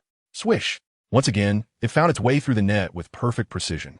Guan Yu has made his third three-pointer of the match, the second being a remarkably difficult shot. The score is now 9-9. Both teams have returned to a level playing field. Incredible. That player has found his rhythm once again. The Clippers bench, along with the viewers in front of the television, are all in a state of excitement. Guan Yu's three-point shots have become increasingly reckless. Yet astonishingly, they find the net. It's truly outrageous. On the commentary bench, Coach Zhang remarked on Xiao Yu's shooting choices, stating that if the ball goes in, it is indeed justified. Meanwhile, the audience was left agape, their expressions reflecting a sense of helplessness. The goals scored by Guan Yu have truly devastated their morale. It would be one thing if Badier had failed to defend properly and allowed the goal, but he had actually performed admirably in his defensive duties. Indeed, in the future, Curry would also execute numerous such goals that leave opponents helpless and elate fans to the skies. After Guan Yu scored, he felt an exhilarating rush. While retreating on defense, he raised his hands in a gesture reminiscent of shooting a three-pointer, his gaze drifting once more towards the sidelines. There, a captivating figure was fervently cheering for him, seemingly oblivious to the feelings of those around her. Witnessing this scene, a subtle smile tugged at the corners of Guan Yu's mouth. Scarlett Johansson? The broadcaster certainly has an impressive charm. How alluring. Such a figure, simply stunning. On the court, the game continued, yet once again, under the Clippers' stringent defense, Yao Ming failed to receive a pass. However, Scola, after skillfully faking Griffin in the low post, effortlessly scored with a layup. The Clippers displayed commendable defensive enthusiasm, yet their defensive shortcomings remained evident. The score stood at 11-9. Observing the Rockets regain the lead, the audience erupted into applause and cheers once more. This score was pivotal. When contending against an offensive powerhouse like the Clippers, solid defense alone may not suffice. An effective offense is essential for a greater chance of victory. Before long, the Rockets fans in the stands erupted in a chorus of astonishment. This was because in this sequence, the Clippers did not even attempt to pass the ball to Byron Davis, but rather directly sought out Guan Yu. Guan Yu advanced with remarkable speed and unwavering poise, distinctly unlike certain shooting guards who often fumble the ball while dribbling. Upon reaching the front court, Guan Yu, in a breathtaking burst of speed, suddenly came to a halt just beyond the three-point line, swiftly releasing his shot. In a single offensive play, he managed to execute a counterattack, delivering a stunning, trailing three-pointer. Though the audience watching from their screens sensed that Guan Yu would attempt a three-pointer, they were taken aback by the audacity and sheer boldness of his actions. On the court, having completed his shot, Guan Yu raised his right hand triumphantly. Swish! And it's in. In this match, Guan Yu made his fourth three-pointer. As the ball left his hand, he instinctively struck a celebratory pose with his right hand before quickly transitioning back to defense. With the enhancement of the long-range shooter badge and his fiery touch tonight, Guan Yu could distinctly feel the warmth radiating from his hand. In the stands, the elegantly dressed Scarlett Johansson could not help but leap to her feet, exuberantly cheering once more. At that moment, commentator Zhang finally noticed her, remarking, "Xiao Yu certainly has an appealing charm. We can see that even in Houston, he has female fans." In the CCTV studio, Yu Jia interjected, "Ahem, Director Zhang. That's Scarlett Johansson, a renowned actress from the United States." Zhang was momentarily taken aback, internally exclaiming in astonishment. How quickly time has passed, from Emma Watson to Scarlett Johansson. This Xiao Yu could easily transition to the entertainment industry instead of basketball. As Zhang turned his attention back to the court, he realized the dynamics had shifted dramatically. In pursuit of Martin, Guan Yu suddenly executed a clever maneuver, exploiting a blind spot to intercept Brooks' pass intended for Battier. He then launched into a swift fast break. Battier, who initially intended to relieve the tension with a three-pointer, moved forward to challenge but was left floundering on the ground as Guan Yu deftly changed direction at high speed. Subsequently, Battier could only watch helplessly as Guan Yu completed a spectacular one-man fast break dunk. So fast, Scarlett Johansson thought to herself. Just moments ago, there were Rockets players trying to catch up, yet they were utterly unable to keep pace. At the New York headquarters, NBA Commissioner Stern wore a somewhat nuanced expression as he observed this scene. This kid is maturing rather too swiftly.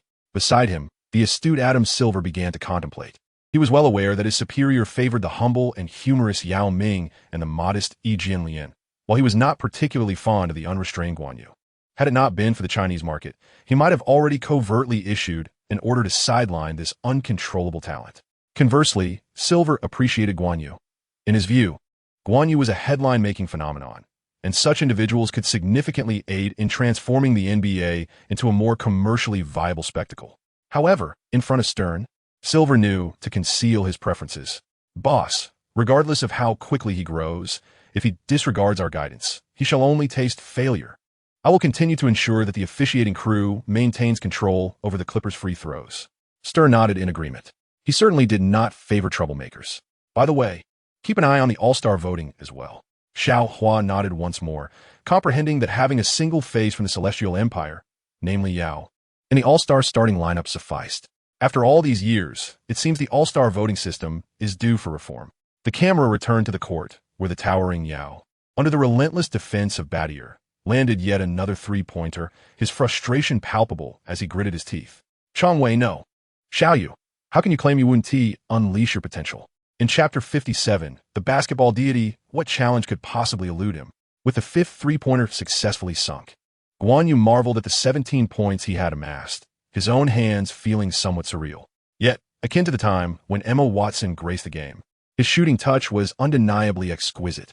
Coupled with the enhancement of his badge, it was not just his defenders and the audience who found the situation astonishing. He himself was in disbelief. At that moment, in the front row, the exuberant Scarlett Johansson gestured a heart sign towards Guan Yu. Upon hearing the timeout whistle, Guan Yu, who had been fixated on the action, caught sight of this gesture and halted his defensive stance. He raised his right hand high, mimicking the act of catching the heart and pressing it against his chest. At this juncture, the large screen and broadcast captured the moment perfectly. Xiao Hua maintained a facade of indifference, yet internally he was elated, envisioning the next day's sports headlines, nay, entertainment headlines, already formulated. Yao couldn't help but furrow his brow in a bittersweet smile, hoping that during the national team's matches, His young comrade would not be beguiled by the allure of beauty. Meanwhile, the youthful viewers in front of their televisions were utterly ecstatic, witnessing the most exhilarating game paired with the most glamorous stars. Indeed, a dream come true. Simultaneously, in Oklahoma City, a somewhat handsome young man, upon witnessing this scene, vehemently threw his phone to the ground. Damn it! In the aftermath of the pause, Guan Yu faced inevitable declines in efficiency when confronted by the Rockets' double team. Nevertheless, he is not one to abandon his passing instincts. Consequently, when Guan Yu attracted the defensive pressure, his teammates on the Clippers maintained a commendable offensive efficiency. Speaking of defense, apart from DeAndre Jordan, the rest of the Clippers occasionally succumbed to lethargy. However, when it came to offense, they were anything but sluggish. On the other side, with Yao Ming on the court, the Rockets could offer some resistance, but once he left, both their offensive and defensive structures crumbled. It truly was a case of losing without embarrassment. The absence of key players was glaringly evident. This scenario bore resemblance to their previous encounter with the Wizards, where Guan Yu exhibited an explosive scoring touch yet failed to surpass the 40-point threshold. This was primarily due to Comont's commendable performance, as he propelled the Clippers bench to further extend their lead, ushering the game into garbage time from the third quarter onward. Is it merely a matter of racking up points during garbage time? Guan Yu harbors no reverence for basketball and has no desire to engage in such unbecoming acts.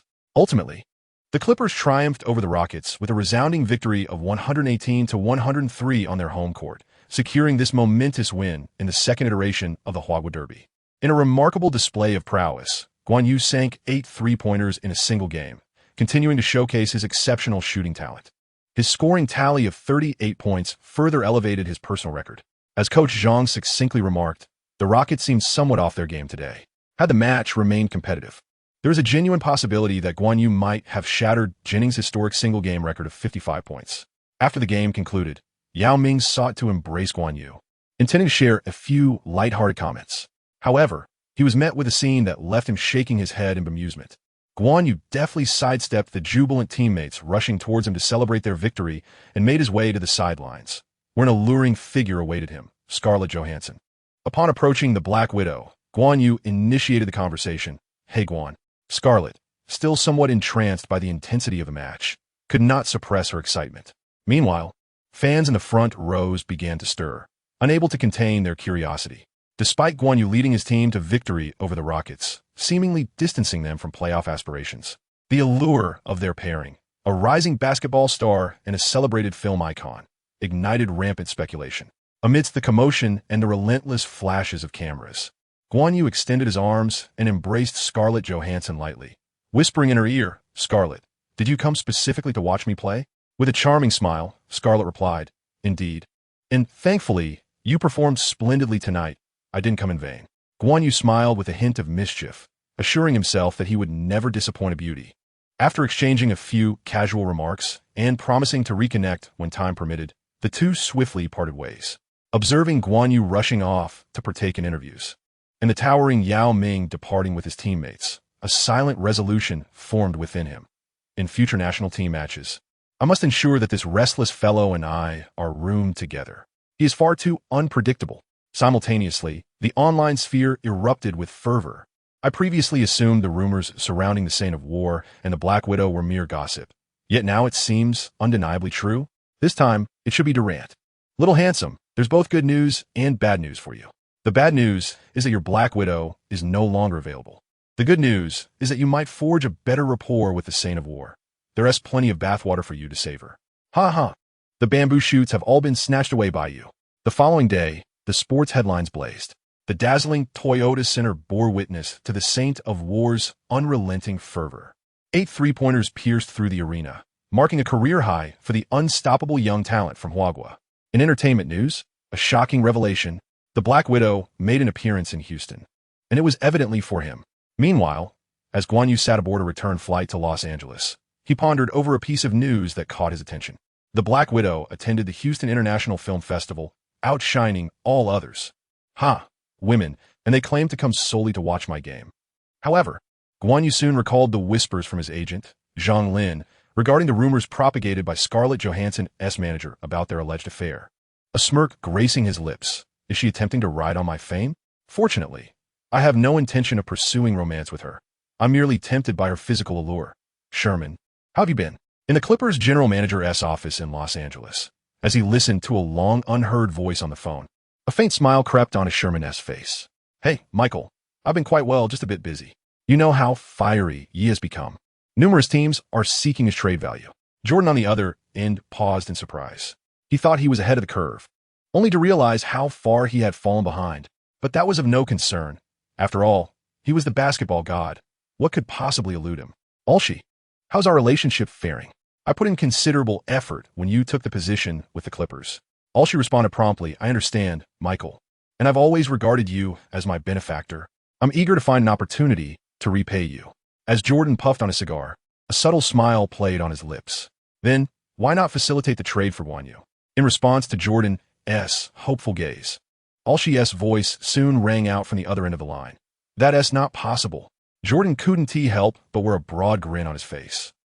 Chapter 58. Jordan said, I still can't believe there's no way out. Michael, it's not that I don't want to help you. Upon hearing this, Jordan narrowed his eyes, feeling truly powerless.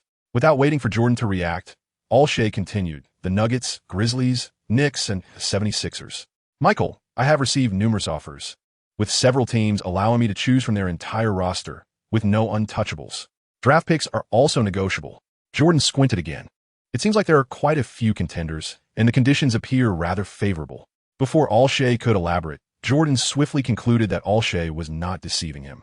The Nuggets had been performing decently, but the departures of Anthony and Billups had significantly diminished their star power, causing attendance to plummet to the bottom of the league. Therefore, they desperately needed a superstar to revive their market. Consequently, the highly discussed Guan Yu had caught their attention.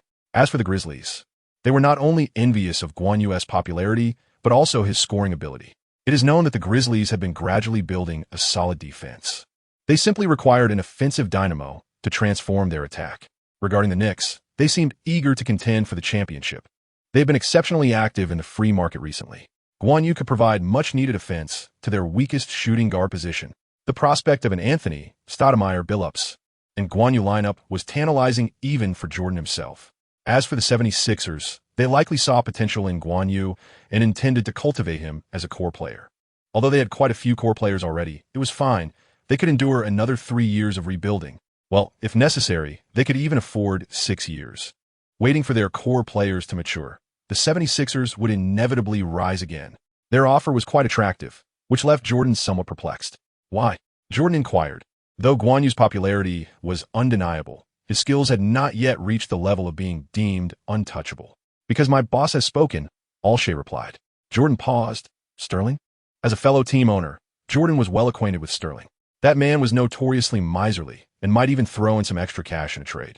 Sterling was exceedingly optimistic about Guan Yu's potential to enhance the Clippers' commercial value, thus declaring that he would never trade Guan Yu, no matter the circumstances. Upon hearing this, Jordan's face genuinely fell. He finally believed Alshi's words. It turned out that Sterling was focusing on Guan Yu's marketability, leaving Jordan with no viable options. All right, if your boss's perspective changes, please inform me immediately. Jordan could only respond with resignation. Absolutely. Michael, you are my benefactor. After a few casual exchanges, Jordan hung up the phone, exhaling in frustration. The basketball deity found himself grappling with many challenges beyond the court. Damn it, I refuse to believe there's no way out. He mused, returning from a stroll at the club, feeling somewhat indignant. Soon, he managed to acquire the contact information for Guan Yu's agent, Zhang Lin, and subsequently obtained Guan Yu's number. If he could incite Guan Yu to publicly express a desire to leave the Clippers, Sterling would have no choice but to relent. If all else failed, he could apply pressure from multiple fronts. Jordan's resolve hardened as he contemplated the situation. Hey, Guan, this is Michael Jordan. Are you interested in joining me in Charlotte to create something magnificent? In Jordan's eyes, while he had no leverage over the money-driven Sterling, he could certainly sway the player-turned-ambassador. Guan Yu.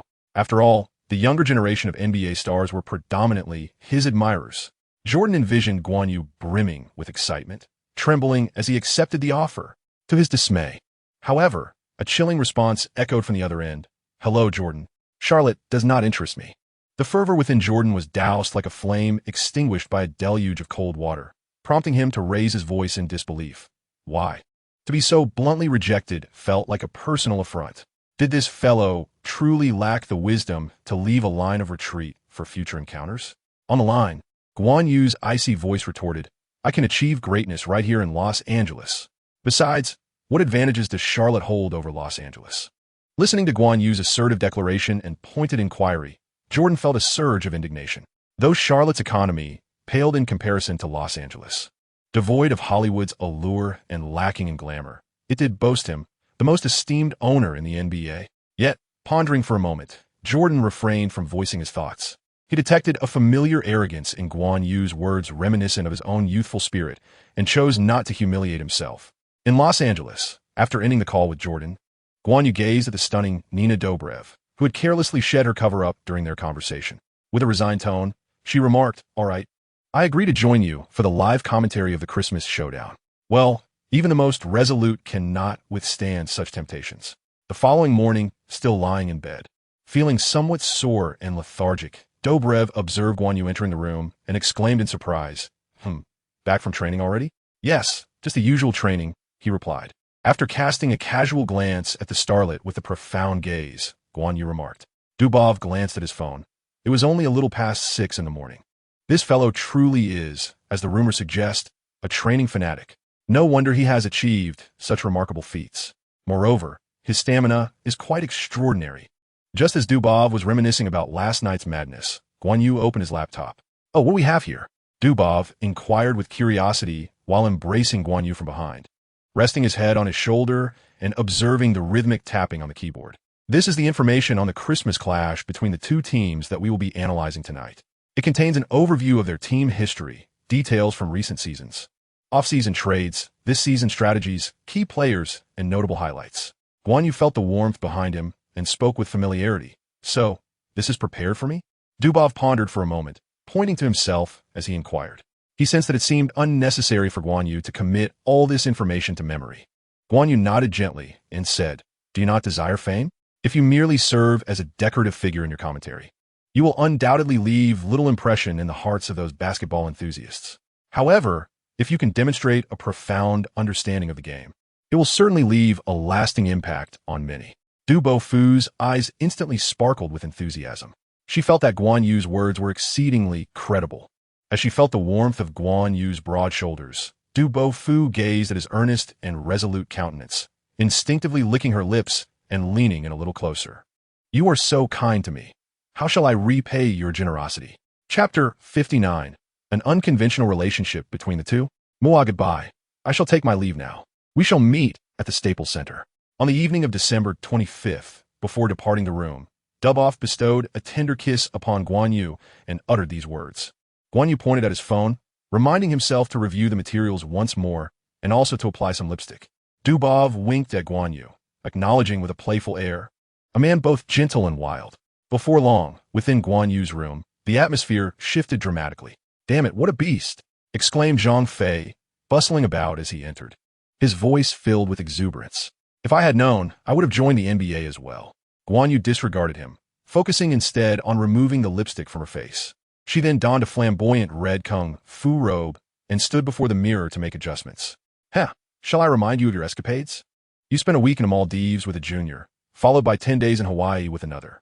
Don't try to convince me that it was merely for inspiration. Zhang Fei chuckled. How could they possibly compare to a superstar? I must confess, I too am an avid fan of the Vampire Diaries. I previously mocked the league for their oversight in not arranging a Christmas showdown for you, but it seems you ought to express gratitude to those who scheduled the matches. Guan Yu pondered for a moment before exclaiming, Unfortunately, such an opportunity is rare.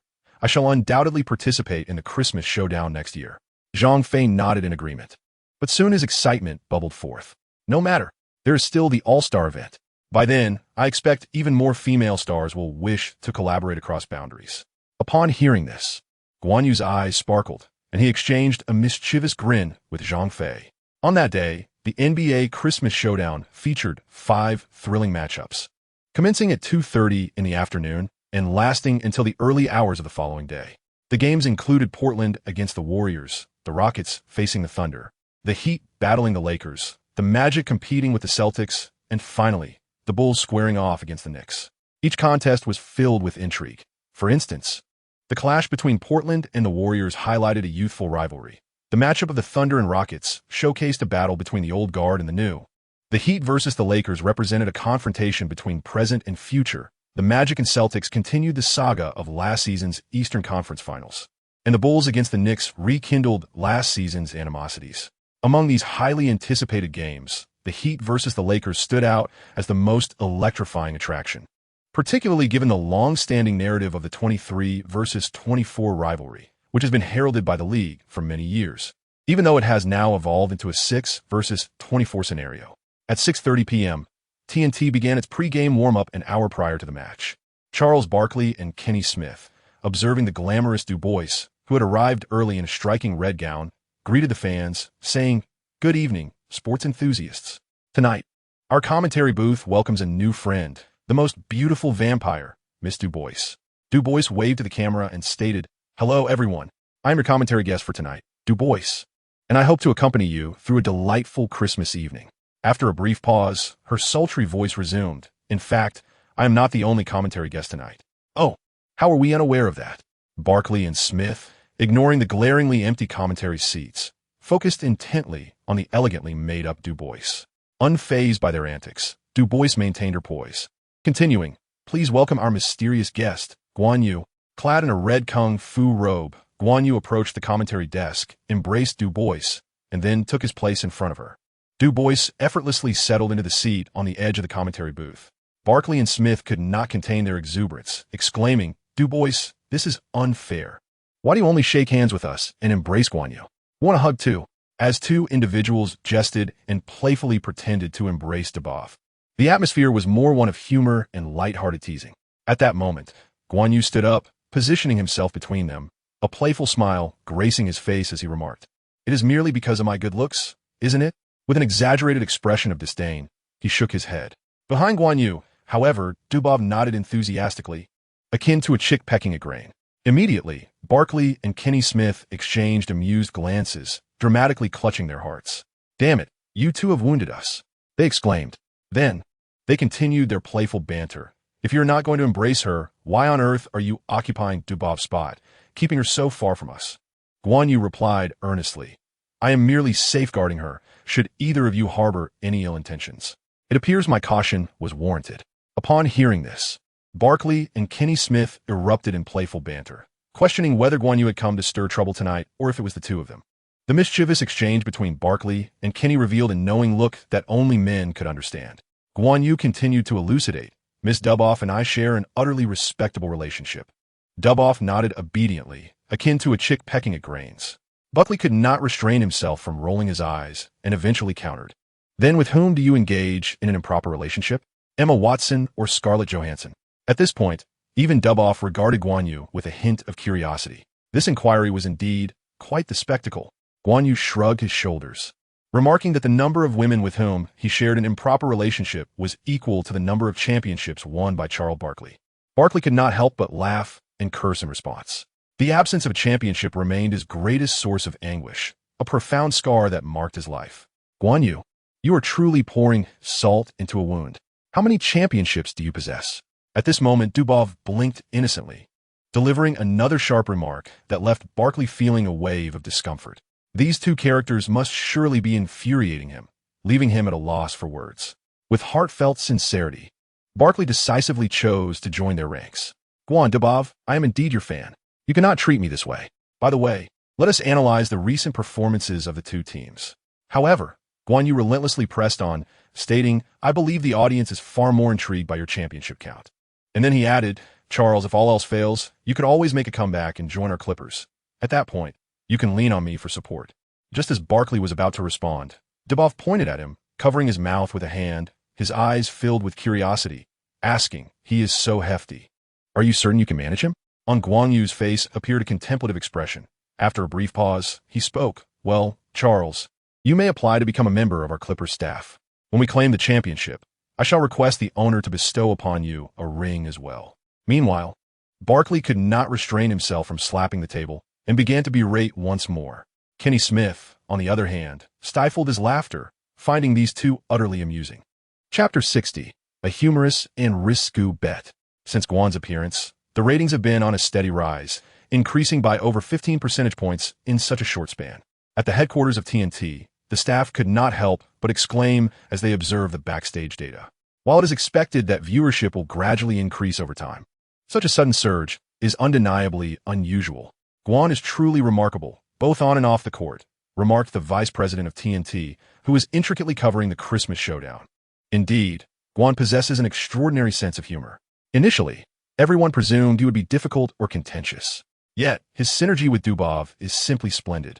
Those unaware might even believe they are scripted or that the two share a romantic relationship. Moving forward, it would be wise to seek further collaboration with Guan. He is undeniably impressive. The staff could not contain their excitement, engaging in animated discussions. Simultaneously, at the NBA headquarters, Silver pondered over the data from TNT. With Stern's retirement approaching, he was scouting for the next face of the league. Among them, Guan Yu stood out as one of his favorite players.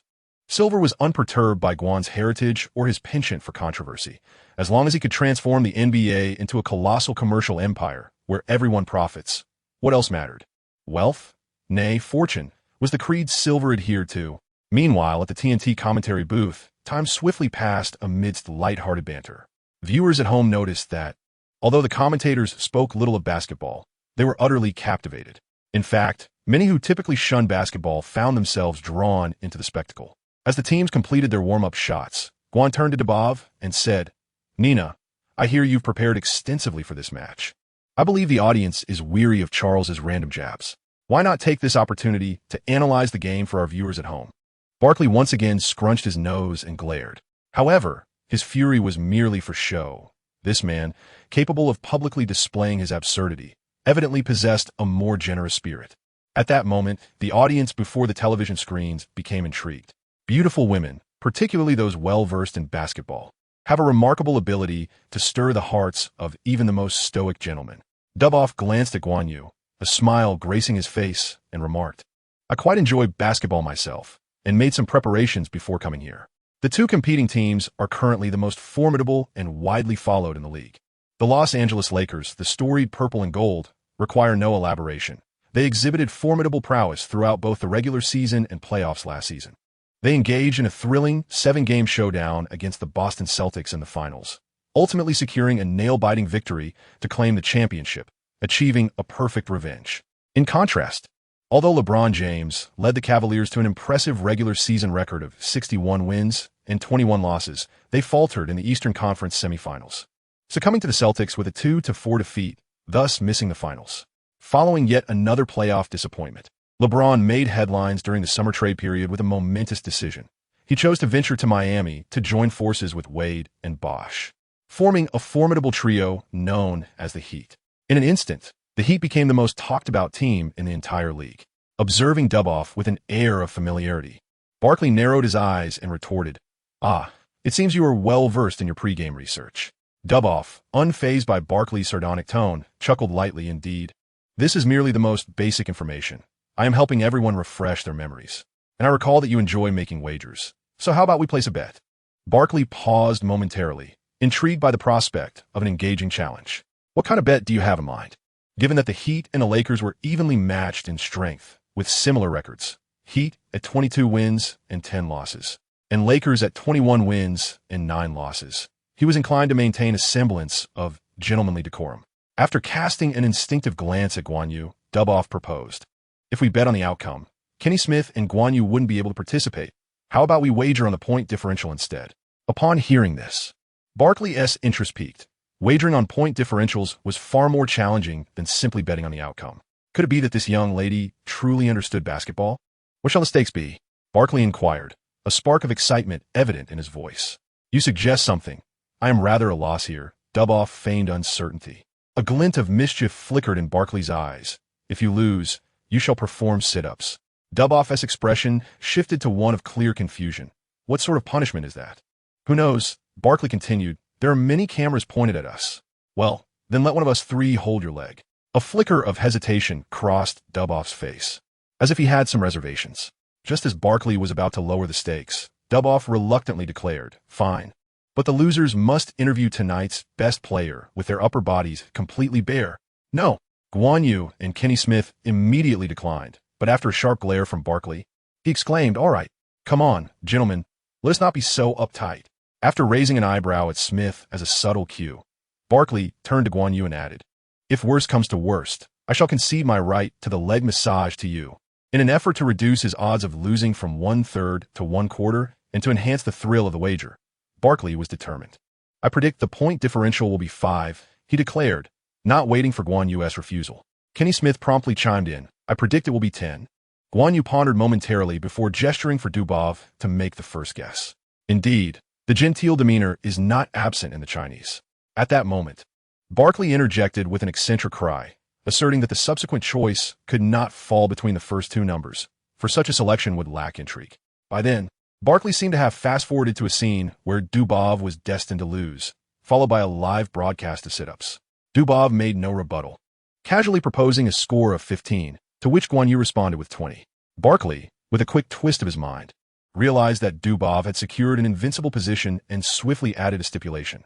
Thus, there would be 2 winners and 2 losers. Guan Yu and Dubov did not refuse. At this point, the stakes of the wager became clear.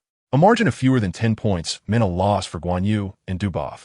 A margin of 11 to 15 points indicated a defeat for Barkley and Dubov, and a margin exceeding 15 points would result in a loss for Barkley and Kenny Smith.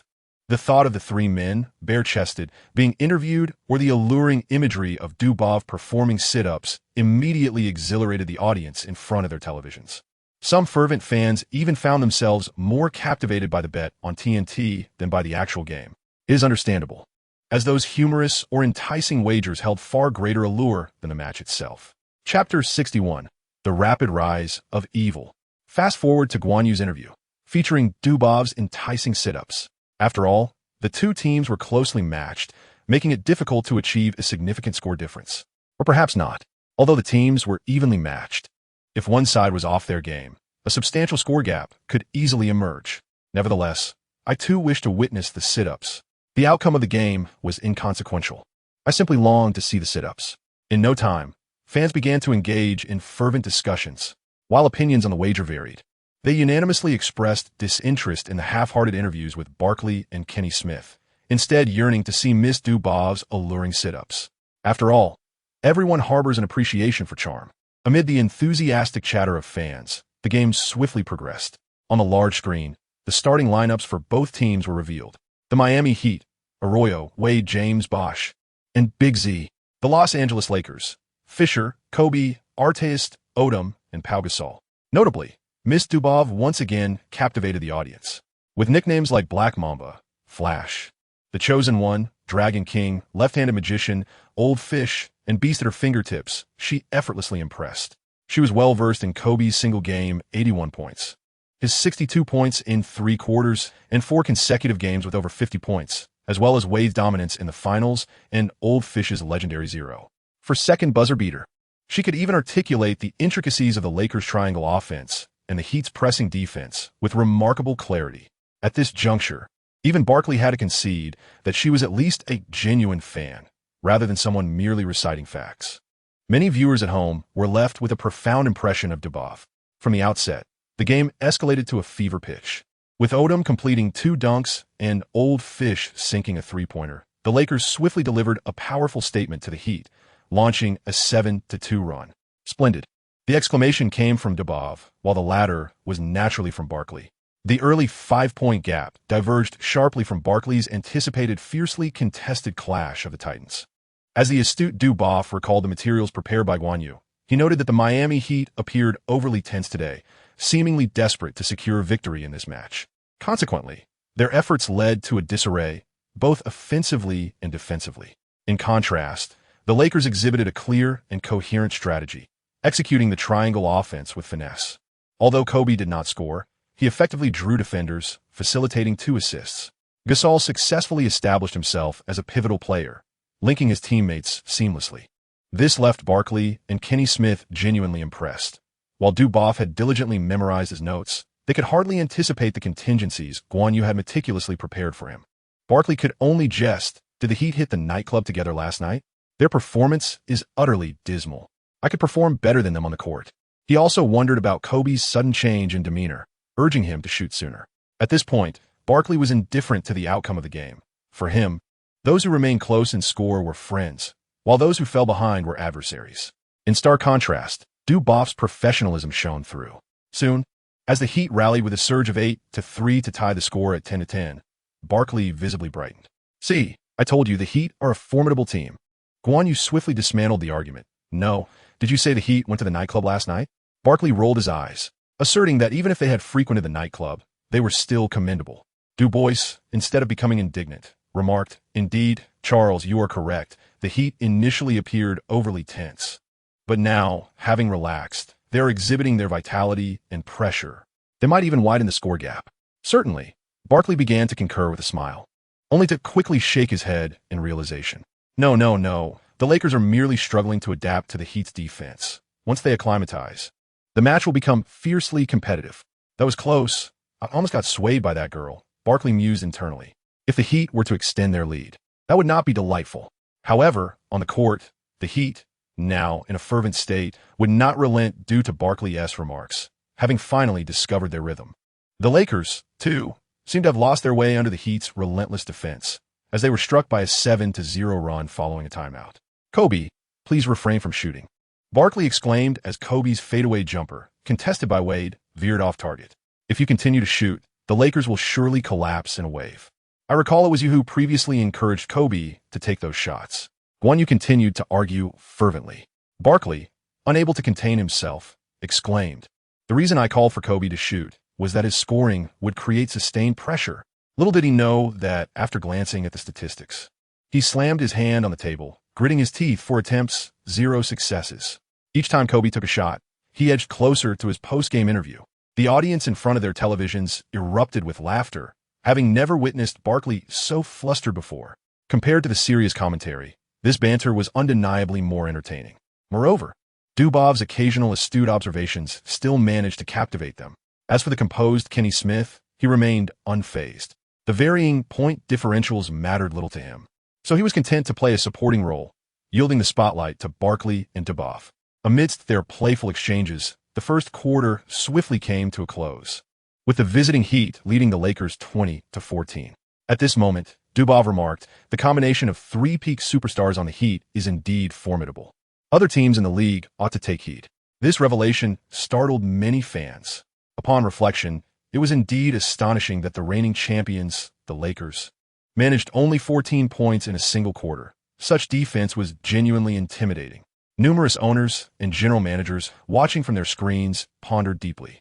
The Heat's powerful emergence was now inevitable. What path should they choose? Some were dismissive, others contemplated imitation, some sought to resist, while others prepared to bide their time, focusing on the future. The spectrum of reactions was vast and varied. At that moment, a flicker of seriousness crossed Guan Yu's eyes. To counter this formidable, malevolent Heat team, one could never be too prepared. Gugu, Shosho, Wolf King rose. The responsibility of extinguishing the flames in the East now falls upon you. Kobe, Stone Buddha, driver. Dusho, regardless of who advances to the finals, they must perform at their absolute best. And of course, they must first pass my scrutiny. Chapter 62. Successfully stealing the spotlight. Pass the ball to Kobe, pass the ball to Kobe. In the second quarter, as Kobe found his rhythm, an exasperated Barkley, embodying the essence of Kobe mania, could not help but vent his frustrations. These Lakers players are utterly inept. Not only can they not make their own shots, but they also fail to pass the ball to their leader, Kobe. I truly cannot fathom how they secured the championship just months ago. Guan Yu remained silent, merely conveying a glance to Dubov. Upon catching sight of Guan Yu, Dubov immediately grasped the situation. She had turned her back. The Heat were evidently pressuring Kobe to take more shots, thereby severing his connection with his teammates. The Lakers had not deteriorated. They remained a championship-caliber team. The reason for their current predicament was the formidable strength of the Heat, who played with remarkable precision. Barkley was well aware of this. He simply refused to accept the mounting evidence of the Lakers' growing deficit. The viewers at home were thoroughly entertained, enjoying not only the expert analysis and banter, but also witnessing Barkley's missteps. In the second quarter, as Kobe's shooting percentage improved, the Lakers' offense saw a resurgence, with their scoring skyrocketing from 14 points in the first quarter to 24 in the second. However, the Heat excelled even further, amassing 27 points in this quarter. Consequently, they concluded the first half with a 47-38 lead, establishing a 9-point advantage. Even Kenny Smith began to feel the tension. If this pace continued, he would be doomed to share Barkley's fate. Thus, during halftime, he frantically offered strategies to the Lakers. They could not afford a run with the Heat, who boasted Wade, James, and Bosh. Doing so would only allow the opponent to dictate the tempo. The Lakers needed to focus on a half-court game, maintaining their composure to enhance their shooting efficiency. As long as they denied the Heat opportunities for fast breaks, the Lakers still had a significant chance to narrow the gap, or even emerge victorious. Barkley, adhering to his persona, continued to jest, acknowledging that while the Lakers had Kobe and Artest, the athleticism of the other players paled in comparison to that of the Heat's extraordinary lineup. Stick to a ground game, fellas, heed my advice. Unfortunately, the situation on the court did not unfold as they had hoped in the third quarter. The point differential fluctuated but remained around 13 points, ultimately settling at 11 by the end of the period. Barkley found himself in a state of resignation, paving the way for Kenny Smith to take center stage. Given the current rhythm of the game, Dubov's chances of succeeding with her sit-ups appeared bleak, leaving the greater suspense regarding whether she or Guan Yu would exit to interview that evening's standout player. As the fourth quarter commenced, the exuberant Heat players gained momentum, stretching the lead to as much as 21 points. Even during garbage time, under Kenny Smith's enthusiastic exhortations, Shannon Brown continued to thrive, scoring repeatedly, yet failing to reduce the deficit to within 15 points, ultimately leaving it at a staggering 16. Oh no! As the final whistle blew, Kenny Smith could not suppress a wail of despair, while Barkley had already reclined in a state of defeat at the commentary desk. I just remembered some matters at home. I must take my leave. As Guan Yu and Dubov were captivated by Kenny Smith, Barkley, with an exuberant shout, deftly vaulted over the commentary desk and made a swift escape. Should he proceed to interview, his already less than magnificent image would undoubtedly appear even more ludicrous. Just as Barkley was on the verge of a successful getaway, a figure materialized before him, followed by a sweeping kick that sent him sprawling to the ground. It was Guan Yu. Meanwhile, Dubov and Kenny Smith remained unfazed. For Guan Yu's charge was swift, yet his leg sweep was deliberately languid, clearly a jest. As Barkley slowly fell to the ground, he exclaimed, "My God!" Rumors surrounding Chinese martial arts are no mere deception. The onlookers erupted with laughter, as did the staff behind the scenes at TNT. The viewership ratings were bound to soar.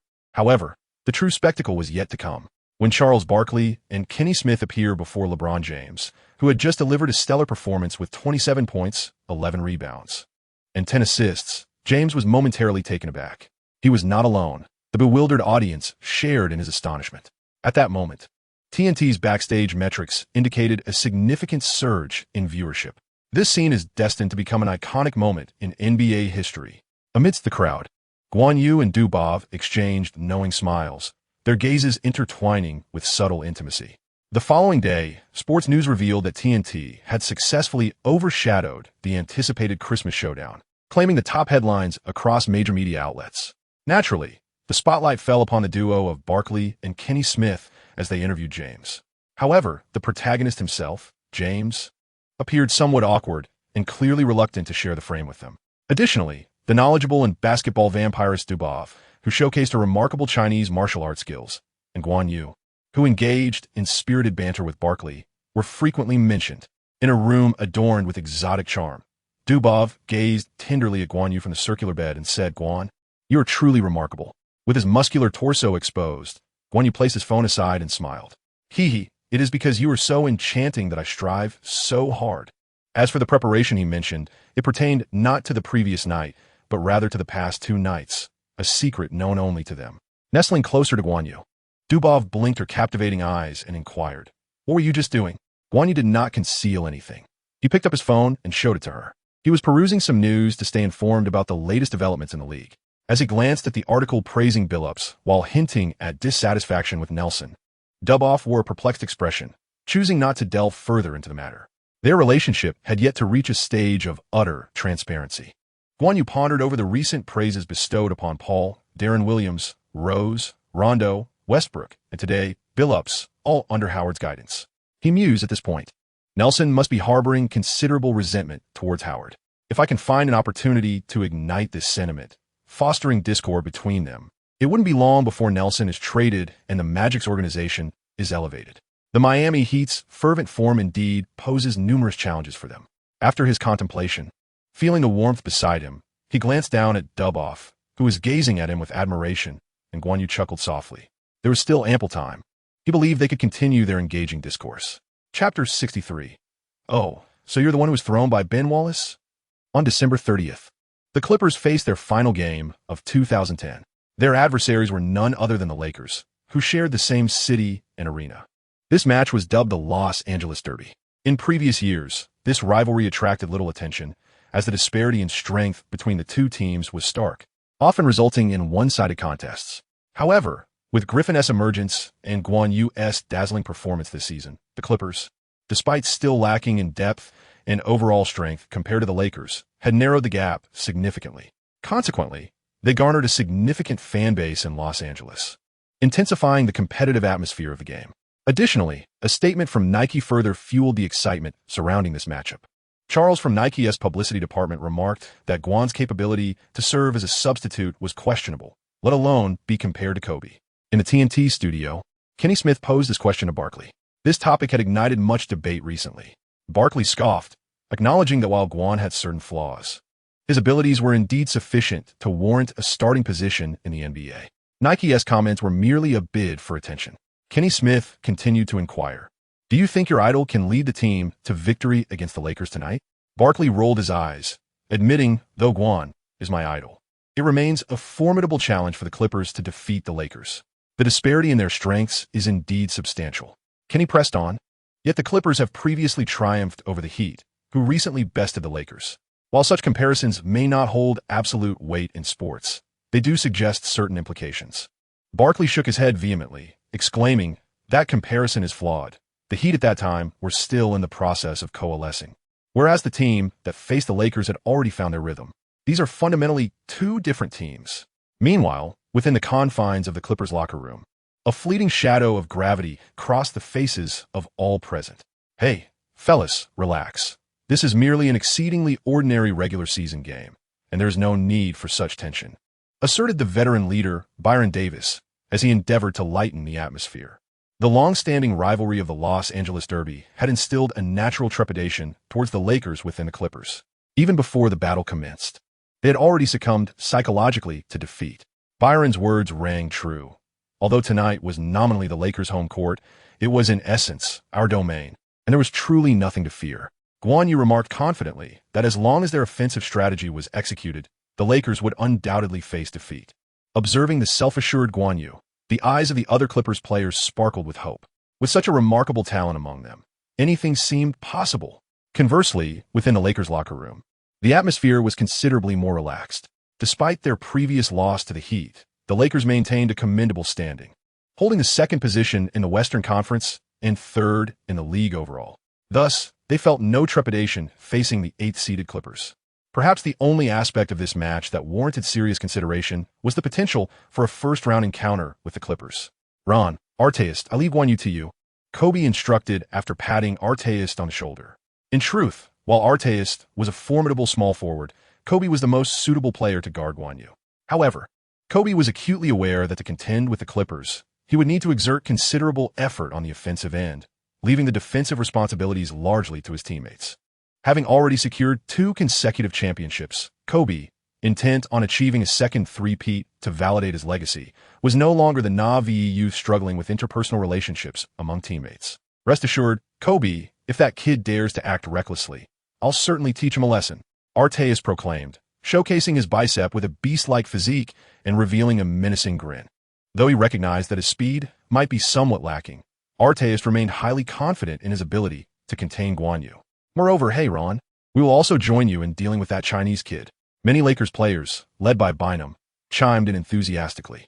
The allure of substantial endorsement contracts and a series of high-profile romantic entanglements surrounded them.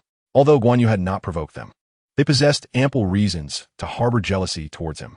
To many of them, they believed themselves to be far superior to Guan Yu. Thus, in their eyes, it was Guan Yu who had stolen what could have rightfully belonged to them. Consequently, they were eager to deliver a decisive blow to Guan Yu during the competition. Soon, amidst great anticipation, the starting lineups were unveiled. For the Clippers, Byron Davis, Gordon, Guan Yu, Griffin, and DeAndre Jordan. Ever since coach Dina Groh discovered that placing Come On in the role of substitute yielded commendable results, Come On had been assigned to the bench. This left Come On in a state of despair. His extraordinary prowess as a substitute was not meant for perpetual benchwarming. On the Lakers' side, Fisher, Kobe, Artist, Gasol, and Bynum. This was indeed the Lakers' most frequently utilized starting lineup. Much like Come On, the talented Odom often found himself targeted when starting, yet thrived in a substitute role, effectively uplifting his teammates.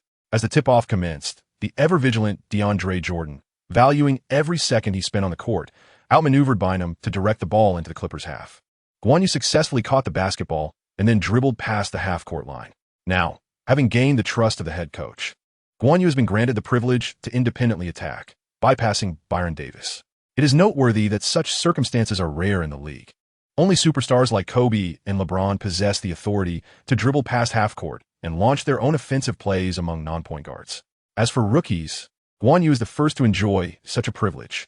On the Lakers' side, Artist immediately swung his formidable elbow towards Guan Yu, observing the ferocious approach of Artist. Akin to a wild beast, Guan Yu refrained from engaging in direct confrontation and instead initiated a dramatic change of direction. Although Guan Yu is no longer as fearful of physical contact as he was in his previous life, facing off against a beastly small forward like Artist still proves to be quite a challenge. Not to mention, this is the same player known for causing disturbances at the Palace of Auburn Hills or stirring up excitement during games. Guan Yu harbors considerable skepticism regarding Harden's subsequent outburst, attributing it possibly to being struck in the eye by Artist or perhaps having his vital meridians stimulated. Although Guan Yu is not one to shy away from trouble, he prefers to avoid unnecessary conflict. While Artist's athletic prowess is commendable, speed is not his forte. The unexpectedness of Guan Yu's sudden descent, coupled with his exaggerated change of direction, resulted in Artist being effortlessly bypassed, allowing Guan Yu to penetrate the key and score with a layup. "Hey, rookie, do you only dare to play defensively?" Artist bellowed menacingly at Guan Yu, his chest puffed out. "Yao is far more formidable than you." Guan Yu gazed at the provocateur. Artist, raising an eyebrow with a cultured demeanor. "Ah, you exhibit such bravado," being thrust 10 meters away by DeBen without retaliating, only to languish on the technical bench. Indeed, demonstrates remarkable fortitude. Artist, ignited by the remark, erupted with fury. The incident at the Palace of Auburn Hills was an eternal wound in his heart. "You're courting death," he bellowed, swinging his fist towards Guan Yu with fervor. Chapter 64. Will my rib survive this? Beep, beep, beep. The sharp whistle reverberated across the court as the referee rushed towards the two. Staff members by the sidelines hurried to intervene. Viewers at home were left in astonishment. They understood that the local derby often ignited intense rivalries. Yet such an explosive start was indeed a rarity. "Damn it, you'll pay for this. Today is your end," Artist shouted as he was pulled away, while Guan Yu remained unperturbed, even harboring a trace of regret. If only the referee hadn't intervened so swiftly. I could have dodged his wild punch and defended myself appropriately. Guan Yu instinctively contemplated. He was certainly unwilling to take the initiative and exchange pieces with a tie. However, if he were to adopt a defensive counterattack strategy, others would be at a loss for words. "Referee, he has insulted me. Will you not impose an additional technical foul?" Guan Yu, unlike others who would be consumed by indignation, instead exerted pressure on the referee nearby. The referee cast a warning glance at Guan Yu, stating, "I have heard you provoke Artist. Refrain from causing further trouble." Guan Yu's expression turned somewhat cold, and he retorted with remarkable fortitude, "So, he can threaten me, and I am to remain silent?" The referee felt a twinge of distress in his heart. What is it with the youth nowadays? So brazen and unyielding. They are utterly unafraid. However, the referee's predicament only deepened as he observed Guan Yu, who, disregarding him, spread his hands toward Artist, challenging, "If you have the guts, come and outplay me on the court. I'll be right here waiting." Upon hearing this, Artist surged with fervor, attempting to confront Guan Yu, only to be restrained by the referee and the staff. After a considerable time, the court gradually returned to a semblance of calm. The referee's countenance was exceptionally grim. Had it not been for the higher-ups in the league proclaiming their intent to support Guan Yu in the forthcoming period, they would have already issued him a warning for a technical foul. Although Guan Yu's actions did not cross any boundaries, each one teetered perilously on the edge of recklessness. In the TNT studio, Barkley enthusiastically pounded the table, declaring that the softies in the league ought to witness what a true contest among men should resemble. Kenny Smith added, noting that neither of these individuals is one to be trifled with. I have a premonition that today's game will not unfold in a conventional manner. On the sidelines, Baron Davis patted Guan Yu on the shoulder, urging him to calm down, remarking that the other fellow is merely a despicable character, unworthy of his concern. Guan Yu cast a glance at Byron Davis, his tone devoid of any fluctuation. "Brother, I am not angry." Byron Davis, sensing the underlying implication, allowed a silent sigh of relief. It is indeed prudent to avoid entanglements with troublemakers like Arteist whenever possible. I simply intend to annihilate him tonight. With Guan Yu's words resonating like a declaration, Byron Davis could not help but facepalm. I knew it. This guy would not relent.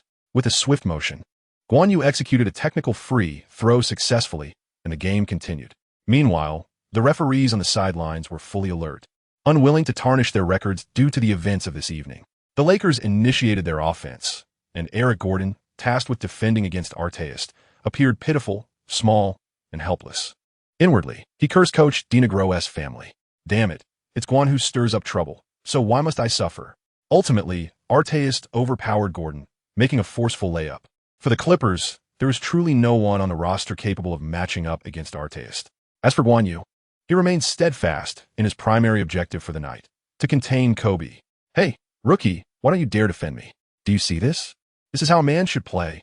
Arteist incessantly engaged in physical confrontation with Guan Yu, while his verbal taunts flowed without pause. Guan Yu did not continue to engage in amicable communication with him.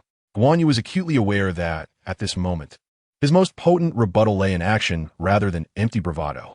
As the Clippers advanced into the offensive zone, Guan Yu deftly maneuvered to the perimeter, receiving the ball after utilizing a screen to evade Arteist's defense. Arteist, having adjusted his defensive stance, was no longer the aggressive force he had been in the previous play. Instead, he maintained a calculated distance. As a rare player capable of clinching the Defensive Player of the Year title as an outside shooter, Arteist, despite a decline in form, remained one of the most formidable defenders in the league. With a resolute demeanor, Guan Yu signaled his teammates to spread out. Then, like a hawk fixated on its prey, he began to dribble, locking eyes with Arteist. The latter could not suppress a cruel smile. "You dare to drive past me? You're courting disaster." It was worth noting that on that fateful Christmas night, even the so-called chosen one, LeBron James, despite scoring 27 points, had never succeeded in a direct drive against Arteist, opting instead for outside shots and relying on his teammates for screens. However, the smile on Arteist's face soon faltered. With a left-hand shoulder fake and a leftward dribble to feign a breakthrough, Guan Yu abruptly pivoted to the right, leaving Arteist momentarily rooted to the spot. Arteist attempted to pursue, but found himself immobilized by his previous adjustments. Yet this did not daunt him. In the blink of an eye, he unleashed a fearsome elbow, renowned throughout the league for its ferocity, aimed squarely at Guan Yu. But to Arteist's astonishment, Guan Yu remained vigilant. At the instant Arteist made his move, Guan Yu instinctively extended his right hand backward, deftly deflecting the formidable elbow while simultaneously grazing Arteist's ribs, applying a covert yet impactful force. Arteist felt as if struck by lightning. Damn, this guy plays dirty. Stunned, Arteist could only watch in disbelief as Guan Yu glided past him, culminating in a successful layup assisted by Bynum. Although Bynum's defensive effort was commendable, Guan Yu's rapid breakthrough left little room for reaction, rendering Bynum's interference minimal. "Hey, Ron, where are you? Weren't you supposed to be waiting for me? Why are you just standing there?"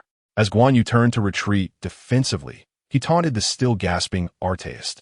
To his surprise, Arteist, still reeling from his agony, discreetly shielded his ribs, which were still throbbing with pain, and found himself utterly unable to muster a retort. Bynum and the other Lakers players were perplexed by Arteist's unusual demeanor. It was well known that even in defeat, he had never been one to falter. Arteist, catching the bewildered gazes of his teammates, felt a pang of despair, thinking, "Goodness, can my ribs be fractured?" Chapter 65. The one who always gets hurt is the sister-in-law. "Ron, Arteist, are you all right?" Kobe inquired, unable to contain his concern upon seeing Arteist remain motionless for an extended period. Although he had previously harbored a dislike for the brutish player, their shared experiences had fostered a degree of respect for Arteist, while others continued to ponder the situation. Kobe was the first to notice Arteist's peculiar state. I'm fine," Arteist gasped, his facial features contorting with discomfort. Kobe frowned, sensing something amiss, but choosing not to press further. Arteist, suppressing his pain, began to reposition himself for offense, yet refrained from calling for the ball. At that moment, he was acutely aware that even a simple layup, let alone a fierce drive, was beyond his capability. The Lakers initiated their offense, with Kobe executing a turnaround jump shot that found its mark. Although Kobe's physical prowess had begun to wane during this period, his technical skills had been honed to an exquisite level. Guan Yu possesses formidable defensive capabilities. However, whether he can score depends entirely on Kobe's shooting touch. Nonetheless, Guan Yu remains unperturbed. With a system at his disposal, the balance of power will eventually tilt in his favor, rendering him even more formidable than Kobe. Even without the system, with his physical prowess and diligent honing of skills, he is confident in carving out a niche for himself in the NBA. As the Clippers advance offensively, Guan Yu demands the ball for a one-on-one. Artest grimaces in frustration. After 2 consecutive defensive plays, he realizes that he is struggling to contain this rookie. Coupled with his current injury, he feels increasingly overwhelmed. Yet, mindful of his tough guy persona, Artest suffers in silence. At the top of the key, Guan Yu shows no mercy. He lunges right, executing a deceptive leftward crossover that leaves Artest completely behind. With a deft step back, he effortlessly launches a three-pointer. Artest hardly interferes at all. Swish! The basketball sails through the net, producing a crisp sound. The score now stands at 8-4, with the Clippers extending their lead to 4 points. Kobe casts a reproachful glance at Artest. Has this guy been out at the club last night? So soft? Allowing a rookie to score 8 consecutive points. This is disastrous. On the sidelines, Zen Master Phil Jackson maintains an air of inscrutability from his coaching seat, offering no directives, claiming instead that players should adjust themselves. Whether this is a genuine philosophy or a reflection of his inadequate adaptability is open to interpretation. At the TNT commentary booth, Barkley expresses his admiration, exclaiming, "Truly, he is my idol." Guan Yu's scoring ability at the outset is remarkable. If he can sustain such aggressiveness throughout the game, numerous scoring records might fall. Kenny Smith concurs, indeed, but this is to be expected. After all, veterans like Artest often underestimate a rookie like Guan Yu, even if he is already the Clippers' leading scorer. Barkley chuckles and adds, "Let us give credit to those analysts. Had they not labeled Guan Yu as merely a stat patter, he wouldn't have garnered such scoring opportunities." Meanwhile on the court, the game continues, with Kobe's shot missing the mark under Jordan's defensive pressure. In this defensive sequence, Guan Yu exhibited no psychological pressure as he signaled for DeAndre Jordan to assist in the coverage. If one cannot defend, it is only prudent to seek the support of teammates. Even when faced with the formidable Kobe, who is seldom double-teamed, Guan Yu would adopt the same strategy. Just because you're defending me one-on-one doesn't mean I must reciprocate. Please, the NBA is not a turn-based game. Otherwise, it would be simpler to send players out for a one-on-one duel. On the court, the Clippers executed a swift counterattack. As Artest hesitated to call for a double team, Guan Yu made a decisive move, darting into the paint with a dramatic change of direction. Due to his explosive previous performances, the Lakers' imposing front-court duo, Gasol and Bynum, were fixated on him. Thus, as Guan Yu penetrated the Lakers' defense, both players lunged towards him in a simultaneous effort to contain his advance. Faced with their encroaching presence, Guan Yu did not immediately pass the ball. Instead, he charged toward the 2 defenders and, just before colliding with their formidable wall of defense, deftly tossed the ball behind his head. The sound echoed as Griffin soared into the air, catching the ball and delivering a spectacular 2-handed dunk. The score now stood at 10-4, with the Clippers extending their lead to 6 points. On the sidelines, Coach Dunleavy, with a triumphant single-arm gesture, couldn't help but glance at the opposing Zen Master. Did you see that? I have my own ace up my sleeve. You can keep playing dead." However, the Zen Master had indeed earned the right to play possum. On the court, Gasol began to showcase his prowess. With his back against Griffin, he pivoted and cut along the baseline, skillfully penetrating the paint. Then, using a deft flick over Griffin's outstretched arms, he slammed the ball through the hoop. Although Gasol was often labeled as the Spanish bunny for his seemingly soft style of play, he was, in truth, a versatile player capable of both interior scoring and facilitating, making him the ideal second-in-command coveted by every coach. Meanwhile, Griffin, visibly displeased, clamored to retaliate. Guan Yu, of course, chose to accommodate him. Recently, Griffin had begun to harbor subtle discontent over issues regarding ball possession. While Guan Yu was unafraid to confront him directly, he preferred to avoid unnecessary conflict. After all, even though Griffin's effectiveness had diminished in the playoffs due to his struggles with mid-range shooting, there were few power forwards in the league who could rival his prowess. Moreover, Guan Yu was acutely aware that Griffin's shooting could be improved with practice. Though he resolved to appease Griffin, Guan Yu did not make his intentions overt. Instead, he attracted the attention of Gasol and other Lakers players with a driving play before swiftly passing the ball out. Gasol reacted promptly, scrambling to defend the paint. However, Griffin was quicker and more ferocious, leaping into the air like a griffin, and without hesitation, he slammed the basketball down into the hoop with tremendous force. The sound echoed as Guan Yu observed Griffin hanging from the rim and Gasol sprawled on the ground beneath DeAndre Jordan. He was prepared to charge into the paint at any moment. Griffin's dunk was indeed ferocious. The players became entangled once more, but thankfully, the timely intervention of the referees prevented any escalation of conflict. Throughout this tumultuous exchange, the formerly lively artist pushed forward, yet subtly yielded to Guan Yu, his ribs still aching. The game continued, with Gasol utilizing his solid footwork to execute a series of fakes before delivering a hook shot. Although he had become a mere backdrop in the unfolding drama, Gasol maintained his composure. Having been shaped by European team basketball, he had truly ingrained the concept of prioritizing victory into his very being. However, today was destined to be a day of suffering for Gasol. In this instance, Guan Yu could no longer withstand the relentless double team from Artest and Kobe, resulting in a missed shot.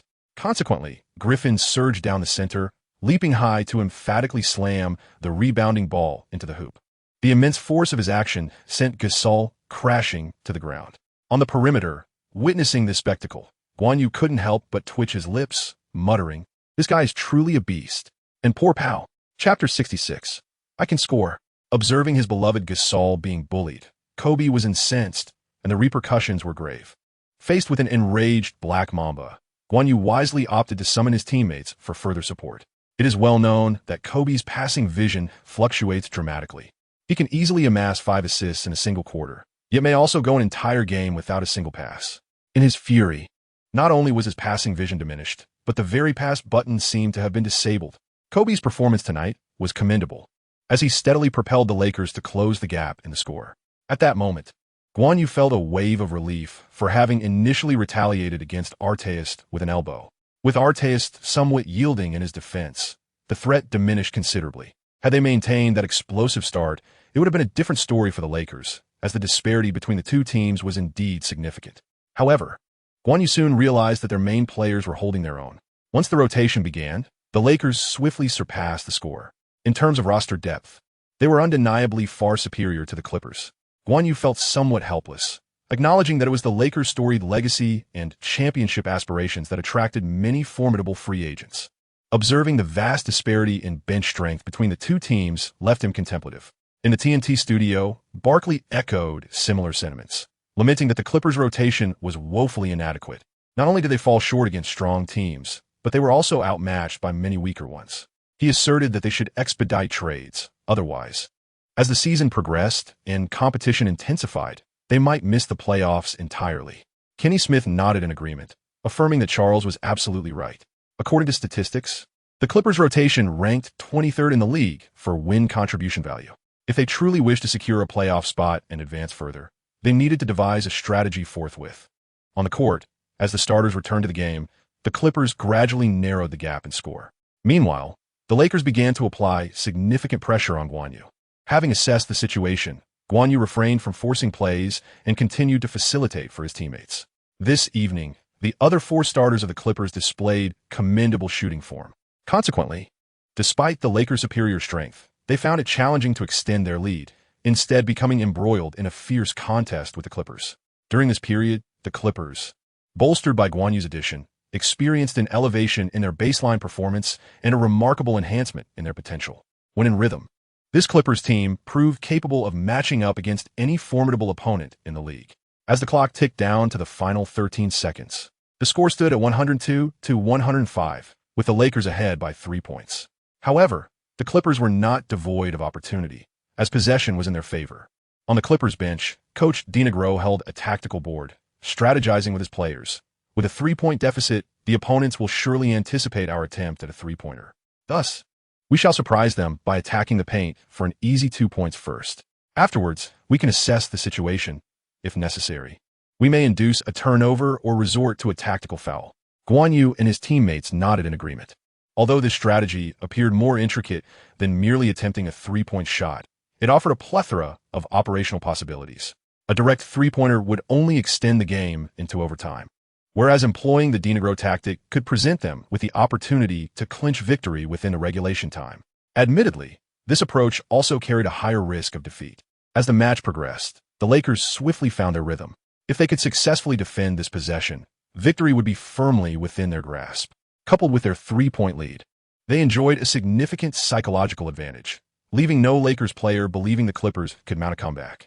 The Clippers executed their offensive positioning, as Come On and Griffin provided consecutive screens for Guan Yu and Gordon, as well as Byron Davis. Although they aimed to penetrate the paint for an easy 2 points, they still had to execute the play in its entirety. As Coach Dinegro had anticipated, the Lakers concentrated their defensive efforts on the perimeter. In the critical moment, Griffin found himself with a nearly open look at the basket. However, at that juncture, this former number 1 pick, plagued by a lack of confidence in his mid-range shot, hesitated and opted to drive toward the basket instead. Yet, this fleeting moment of indecision cost him the prime opportunity to score. On the Lakers' side, Bynum, embodying the essence of a young Shaquille O'Neal, showcased his formidable rim protection skills, seamlessly positioning himself between Griffin and the hoop. Griffin, determined, charged at Bynum, undeterred by his imposing presence. With broad shoulders and a robust physique, Bynum met Griffin's challenge with a sinister grin, raising his arms high, ready to contest the shot. His mindset was untroubled. Even if it meant committing a foul, he felt no pressure, which only amplified his ferocity. As Griffin lunged forward, he internally lamented the necessity of overpowering Bynum, yet he lacked the confidence to dominate him. In a moment of uncertainty, Griffin faltered midair and chose to attempt a jump shot. Guan Yu and Coach Dinegro, observing from the sidelines, were left exasperated. This player, even if he were to draw a foul, would have fared better than altering his shot at the last moment. Predictably, as Guan Yu and many others anticipated, Bynum's formidable interference caused the ball to ricochet off the rim. In the arena, Lakers fans erupted into jubilant cheers. With that defensive stop, victory seemed almost assured. Their tradition of dominating the Clippers would undoubtedly continue. Yet, in the next instant, the exuberance of the Lakers fans abruptly ceased.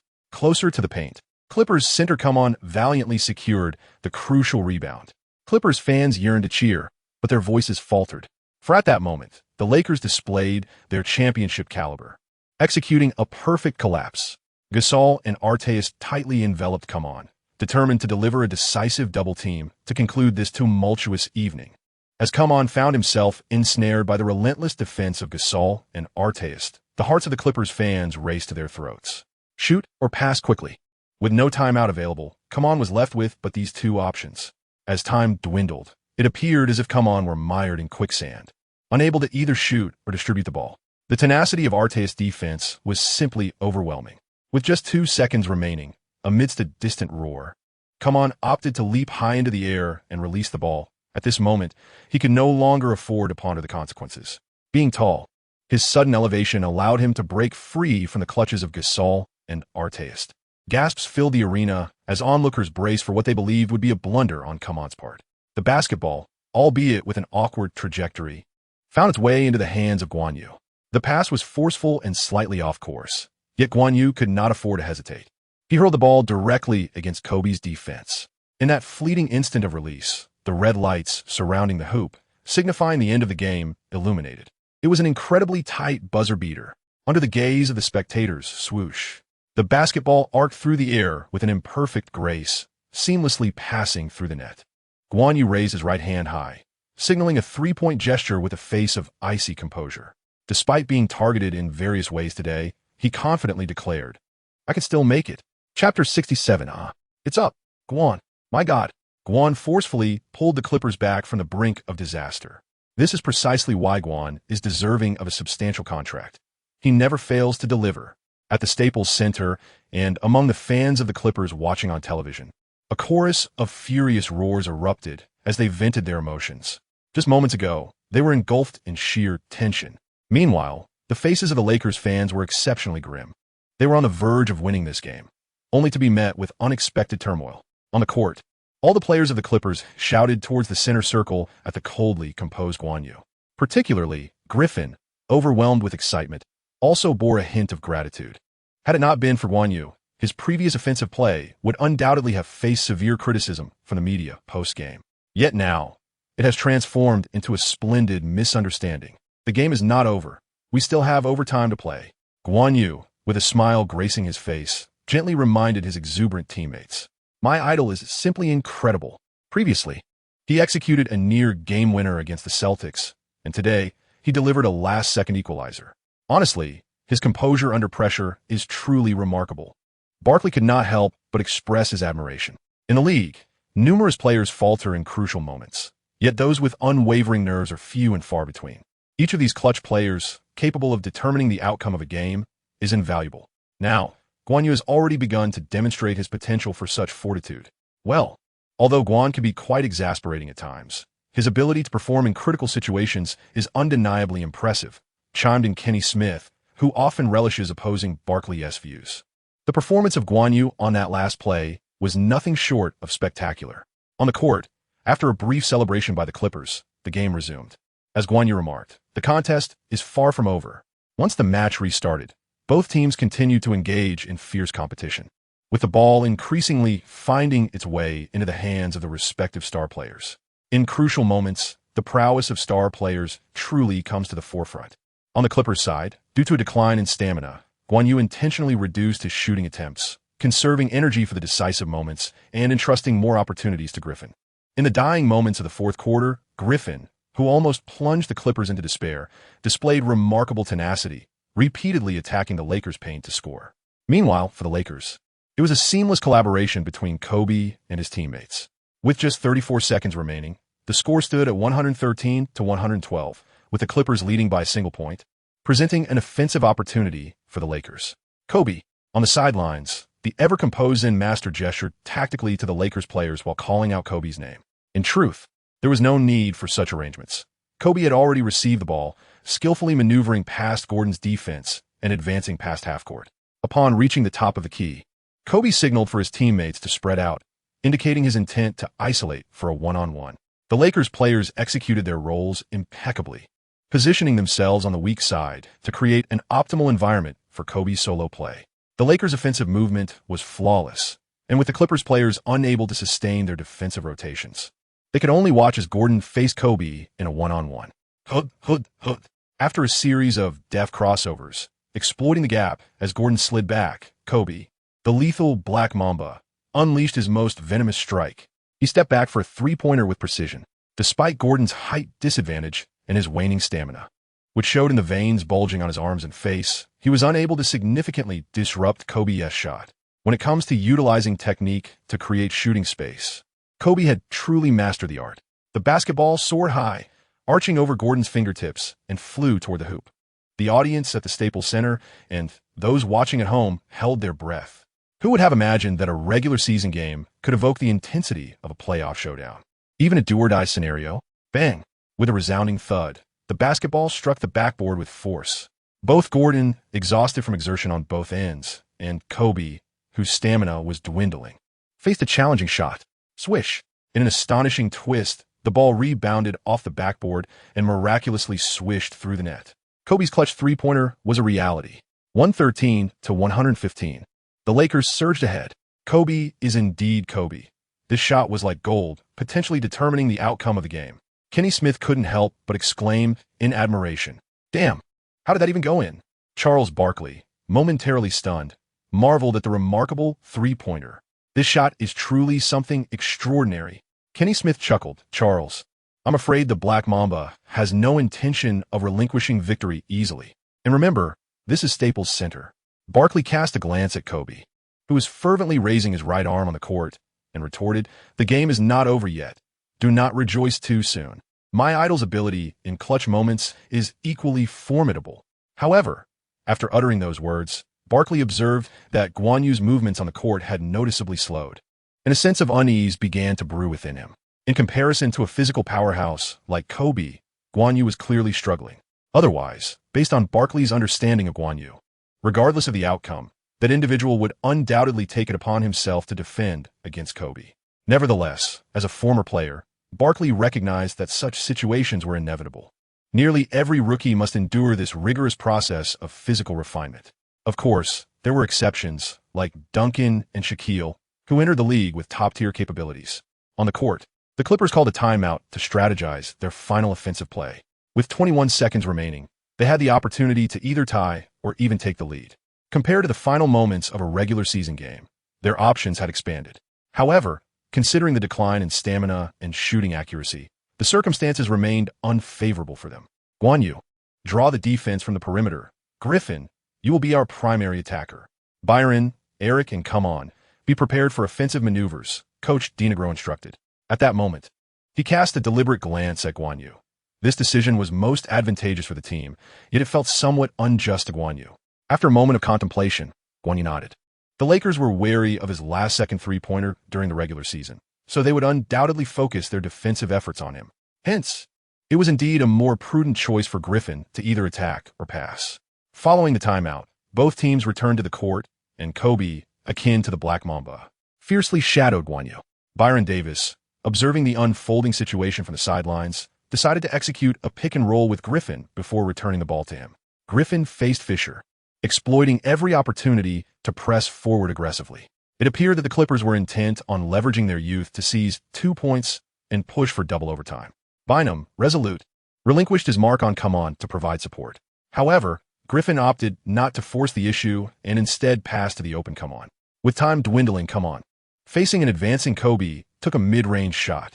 The hearts of the Staples Center crowd and viewers at home soared with the basketball as it ascended into the air. Chapter 68. Welcome to my game-winning night. Bang! Kobe's interference was substantial, causing the ball to ricochet off the rim. The Lakers fans on-site were on the verge of erupting in cheers. Amidst the collective anticipation, Bynum pivoted to secure position for the defensive rebound, unwilling to repeat his previous error of granting the Clippers an opportunity. At that moment, the Lakers fans indeed erupted in jubilation. Despite the presence of the talented Griffin and Guan Yu, the Lakers remained the victors of the Los Angeles Derby. Executives from Nike, Adidas, and other brands watching the game could not suppress their smiles, knowing that with the Lakers' victory, they could further market Kobe's dominance over Guan Yu. However, in the next instant, the cheers of the Lakers fans abruptly ceased and the smiles of the Nike and Adidas executives froze. For unbeknownst to them, Byron Davis, the seasoned veteran, had stealthily infiltrated the paint and snatched the basketball from Bynum's grasp. This theft was executed with remarkable subtlety, leaving Bynum oblivious to the maneuver. By the time the Lakers players on the court registered what had transpired, Davis had already passed the ball to the open Guan Yu outside the arc. In an instant, the fans at the Staples Center and those watching from home felt a chill run down their spines. Damn, it was that guy again. Without a moment's hesitation, Guan Yu decisively squared up against the re-engaging Kobe and took the shot. The hearts of all spectators raced once more, and the executives from Nike and Adidas sensed impending doom. Swish, beep, the ball went in, the whistle blew, and the red lights illuminated. Following the equalizer, Guan Yu executed a buzzer beater. The Lakers fans in attendance were left in disbelief. How could their team have lost the Los Angeles Derby in such a manner? The executives from Nike and Adidas, who were closely monitoring the match, could not suppress their disdainful remarks. The equalizer, followed by a last-second victory, was a spectacle orchestrated by that individual. Meanwhile, the cheers of the Clippers fans reverberated through the arena, and the players on the bench erupted with ecstatic shouts, rushing onto the court as soon as the referee signaled the end of the game. With a heart full of exhilaration, Guan Yu sprinted to the scorer's table, shedding his jersey and raising his arms triumphantly. He then addressed the audience with fervor. "Welcome to my night of heroics." Observing Guan Yu's muscular physique, Barkley exclaimed, "Truly my idol. I am utterly enamored. His physique is indeed magnificent. No wonder it attracts the attention of starlets. Goodness, I wish I could touch it." Kenny Smith, momentarily speechless, eventually murmured. While there was an element of luck in that shot, it was undeniably impressive. Barkley shot a disapproving glance at Kenny Smith and retorted, "What do you mean, luck? That is pure skill. Guan possesses an innate, magnificent heart. Handsome indeed." Byron Davis gazed at the spirited Guan Yu at the technical table with admiration. While he is undeniably charming, one cannot help but wonder if he will soon receive a fine from the league for shedding his jersey. Gordon remarked with a hint of envy as he observed Guan Yu. "No worries. Guan is wealthy and indifferent to such matters." Upon hearing Comont's words, Gordon felt a pang of jealousy intensify within him. Griffin wore a foolish grin, but soon fell silent. As a leader of the Clippers, he faltered in a crucial moment, likely to face media scrutiny. Thankfully, they secured the victory. Otherwise, the backlash would have been severe. In stark contrast to the exuberant Clippers, The Lakers were enveloped in a mixture of gloom and resignation. They had two golden opportunities to seize the game. Alas, they became mere background to Guan Yu's heroic buzzer beater. After a dramatic equalizer on Derby night, he delivered the final blow. The more praise Guan Yu receives, the harsher the criticism they will endure. It is merely a regular season. After all, our aspiration is the championship, while they may not even qualify for the playoffs. Gasol's voice resonated among the Lakers. The players contemplated this. The Clippers might win a single game against them, yet in a series, it is undoubtedly they who would emerge victorious. Why? Why do you harbor such disdain for Charlotte? In front of the television, watching Guan Yu soar like the wind, Jordan could not help but exclaim, puffing on his cigar with fervor. Guan Yu's remarkable equalizer truly allowed him to glimpse the reflection of his former self, igniting a yearning within him. Such a player deserves to be cherished.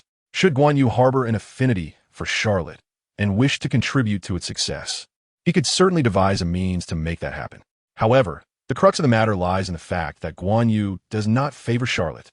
Jordan, feeling somewhat helpless, acknowledged that he too does not hold a particular fondness for Charlotte. Nevertheless, it is the best team he could acquire. As the only African-American owner in the NBA, Jordan has found that his influence has waned considerably since stepping away from the court. If Alshi or Sterling reveals any intentions of a trade, ensure that the information remains confidential and inform me first. Jordan texted Alshi, a hint of reluctance evident in his message. Guan Yu harbors no dislike for Charlotte, yet he would never allow such feelings to breed resentment. As the saying goes, when you fall in love with someone you despise, that is the most perilous kind of affection. He is confident that if he can facilitate Guan Yu's transition to Charlotte, he will find a way to cultivate a fondness for this place. It appears that this individual has an affinity for nightclubs and female celebrities. It is time to explore the development of Charlotte's entertainment industry. 25 attempts, 11 successful, 6 out of 11 from beyond the arc, 3 out of 4 from the free throw line. In this match, Guan Yu managed to score a mere 31 points, including overtime. Under the stringent defense of artist Kobe and the Lakers, Guan Yu's performance cannot be deemed particularly efficient. However, with the pivotal three-pointer that equalized the game and the subsequent game winner, all else pales in comparison. In the realm of competitive sports, victory reigns supreme. Rather than fixating on statistics, Guan Yu places greater emphasis on acquiring live stream tokens, as they facilitate a swifter enhancement of his abilities. Evidently, the audience from another realm was thoroughly entertained during this match, contributing nearly 130,000 live stream tokens to his cause. Thus, should he deliberately create challenges in order to orchestrate more clutch moments? Guan Yu swiftly dismissed the notion. The match, heightened by the Los Angeles Derby and the presence of a superstar like Kobe, coupled with a last-minute equalizer and a near-game-winning shot in overtime, had created an exhilarating experience for them. The absence of any one of these elements would have diminished the thrill. Thus, it lacks replicability. Moreover, the team's current record hardly justified his reckless bravado. After all, he did not wish to find himself on an early vacation while other teams contended for the playoffs. Indeed, they were leagues away from the championship this season. Chapter 69, an odd form of consolation.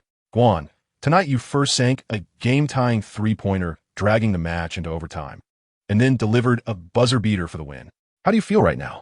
At the post-match press conference, Guan Yu smiled at the journalist's inquiries and replied, "My initial reaction was disbelief.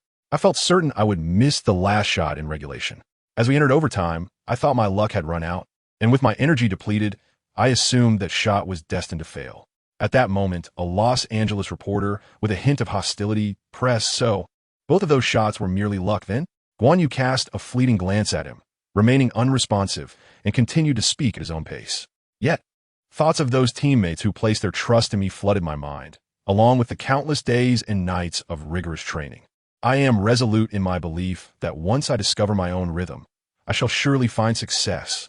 The Los Angeles reporter couldn't help but mutter under his breath, "Damn. He's managed to fool us again." Guan, your team currently holds the 8th position in the Western Conference, while the Lakers sit at 2nd. This presents a considerable chance for you to encounter them in the playoffs. Should such a confrontation arise, do you possess the confidence to lead your team to victory against them?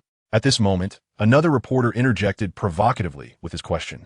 If Guan Yu responded affirmatively, the reporter could deem him arrogant. Conversely, a negative answer would portray him as lacking confidence and leadership qualities.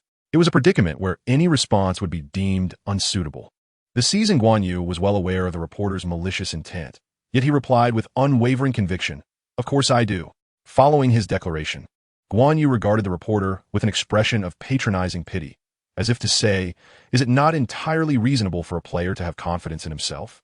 The reporter was left speechless by the inquiry. The counterattack by Guan Yu left him at a loss for words. "Just wait until you lose. Then see how I confront you." With the Clippers triumphing in the Los Angeles Derby, history is on the verge of being rewritten. After an equalizer followed by a stunning last-second shot, who truly reigns as the king of Los Angeles? The basketball deity seems to have favored him. Is he the most beloved player in the NBA? The next day, there was no doubt that Guan Yu once again became the headline figure. It was inevitable. His breathtaking equalizer and game winner were simply astounding. As news of this spread, more fans fell in love with this courageous young man from China. Yet simultaneously, it also attracted a host of detractors. After all, in the eyes of many fans, there could only be one king in Los Angeles. Consequently, Guan's fans clashed with Kobe's admirers in a heated online exchange. Although Guan Yu may not rival Kobe in terms of skill, in terms of buzz and potential, he certainly holds his own against the current Kobe. In fact, compared to the younger Kobe of the same era, Guan Yu's statistics are far more impressive. However, at this moment, Guan Yu had little time to concern himself with the online feud. He thought it far more prudent to focus on enhancing his skills and implementing his fire-extinguishing plan. Moreover, reinforcing the team's bench had to be prioritized. With the trade deadline looming, certain decisions needed to be made without delay. On January 2nd, aboard a private jet heading to Oakland, Guan Yu smiled at a news article. The Magic trade Nelson to acquire Darren Williams from the Jazz. Instantly, experts and fans alike began to forecast a promising championship outlook for the Magic. The arrival of Williams not only maintained the team as offensive prowess, but also bolstered their assists. It is worth noting that prior to the season, many rankings had placed Darren Williams above Chris Paul as the premier point guard. What kind of synergy could emerge from the league's top point guard joining forces with the top center? Experts and fans were filled with anticipation. To be honest, some less informed fans were taken aback by the trade. After all, Utah was where Darren Williams rose to prominence. However, upon learning of the discord between Williams and the esteemed Coach Sloan, they understood the situation.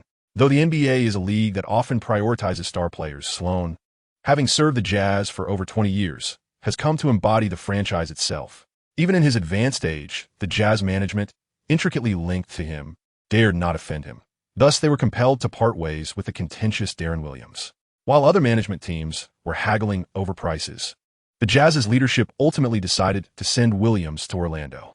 And thus, this shocking trade reverberated throughout the league, igniting boundless excitement among fans for the newly formed inside-outside duo. Ah, Guan, you're watching this too. Haha, the Heat are truly unfortunate. First, the Bulls, led by Rose, have risen powerfully, and now the Magic are hot on their heels. It will not be easy for them to carve their way out of the Eastern Conference. Eric Gordon remarked to Guan Yu with a gleeful smirk. And then there are the Celtics. This year's Eastern playoffs are bound to be fiercely contested. The ever-kind come-on wore a mischievous grin. Griffin, with a silly smile, gazed at them in silence, his mind drifting to the delightful encounter of the previous night. Guan Yu's eyes flickered momentarily. The Heat truly is a team that everyone loves to criticize. Casting a glance at the somewhat distracted Byron Davis, Guan Yu inquired with genuine concern, "Brother, given the Heat's misfortunes, why do you seem so unperturbed?" "Oh, I'm quite happy," Byron replied with a hint of insincerity. Observing Byron's lackluster demeanor left Guan Yu perplexed, until Della, with a round face, pulled him away from Byron Davis and remarked, "You do realize Byron is a player for the Warriors, don't you?" Guan Yu nodded thoughtfully, fully aware of the situation. He recalled the infamous Golden State Warriors of yesteryears. The Black Eight Little Bulls. After seeing Guan Yu's acknowledgement, the round-faced individual, who referred to himself as the NBA Encyclopedia, remarked that many of Byron's former teammates have been released during this offseason, and even the owner and head coach have been replaced. It was likely that Byron felt a sense of nostalgia due to these changes. Upon hearing this explanation, Guan Yu instantly comprehended the sentiment. His elder brother, Byron Davis, was a man of great loyalty. Even if he harbored resentment after being cast aside by his former team, his feelings for those brothers from the past would undoubtedly remain. It was only natural for him to feel a sense of melancholy as he watched his old companions venture off in different directions. Guan Yu pondered for a moment before approaching and gently patting Byron Davis on the shoulder, offering words of comfort. "Brother, no gathering in this world lasts forever. It is only natural for the curtain to fall and for people to disperse. There's no need for you to dwell too deeply on this.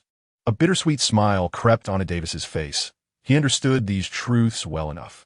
Yet, some lessons, although universally acknowledged, prove difficult to embrace when one is personally affected. Thank you. Now, only Monta, Ellis, remains. I hope he can assist us old fellows in securing a few more glimpses of the Oracle Arena. Guan Yu instinctively replied. It might be somewhat difficult. Curry's rise has been remarkably swift, and Ellis may soon find himself traded. Byron Davis exclaimed, Are you here to comfort me? Chapter 70. Who is scheming against me from the shadows? Guan, I admire your shots. Your playing style is truly impressive. If only there were more behind-the-back passes. It will be even more dazzling. At the Oracle Arena, while warming up for shooting, Guan Yu found himself momentarily dazed as he conversed with the exuberant Curry. This fellow remains refreshingly unpretentious. Who could have anticipated that in just a few years, he would usher the NBA into a new era? Yet with my presence, perhaps the progression will be expedited. In truth, Guan Yu held no aversion to the small ball era. The evolution of all things follows a natural order. The small ball era was destined to arrive sooner or later. This is an unstoppable trend, one that he believes no one can hinder. Shortly after Curry departed, another familiar figure soon approached. Hey, Guan, Jeremy. I can hardly believe how much you've achieved since we last met at the Summer League. Guan Yu glanced at the Harvard prodigy, who, unbeknownst to him, had yet to stir a whirlwind of excitement, and chuckled softly. Such is fate, persevere, Shaheo. For you are not without your opportunities. Indeed, Jeremy Lin nodded emphatically, for he still held a measure of confidence. The game soon progressed. Guan Yu expressed his desire for 82 such matches, although he acknowledged that such a statement might be somewhat inappropriate. He could not help but remark that the Warriors were the most abysmal defensive team he had ever encountered. Throughout the game, he was oblivious to the number of open three-point shooting opportunities he received. His shooting was simply exhilarating. Their slow switches, lackadaisical one-on-one defense, and porous perimeter and interior defense were glaring. Had his teammates not also enjoyed ample opportunities, Guan Yu felt confident he could have easily scored 50 points. Nevertheless, even by the end of the third quarter, he efficiently accumulated 27 points. In truth, despite the Warriors being regarded as one of the weaker teams in the league, they were not devoid of merit. At the very least, their dynamic backcourt duo exhibited formidable offensive prowess. Curry was on the verge of joining the ranks of the league's elite guards with his three-point shooting and playmaking, while Ellis showcased an unwavering mid-range game. If they could harmonize their efforts, they could indeed become a backcourt duo that would instill fear across the league. Alas, there were no ifs. During this transitional phase, the Warriors had internally established Curry as the future cornerstone of the team. However, Ellis had a different perspective. In a summer interview, he boldly proclaimed himself the true leader of the Warriors. The atmosphere in the Warriors' locker room was far from tranquil, thus beset by internal strife and external challenges. The Clippers found it nearly impossible to lose this match. Furthermore, the Warriors, seemingly eager to expedite their rebuilding phase, might not have even desired victory. The final score read 123-107, a resounding triumph for the Clippers. Following this, Guan Yu and his teammates did not take a respite. Instead, they continued their relentless journey on the road.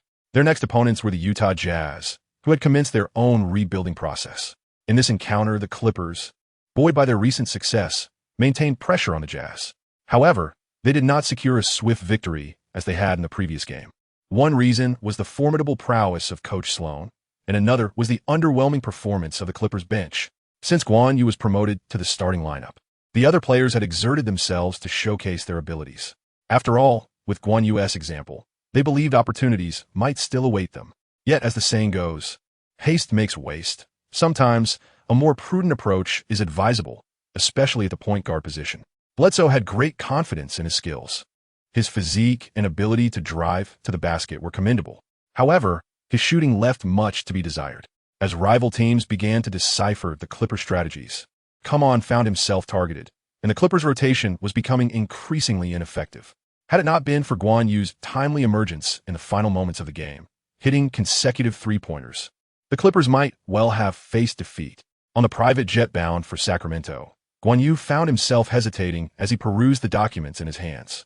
He had long harbored a bold idea, yet he was genuinely uncertain about whether to act upon it.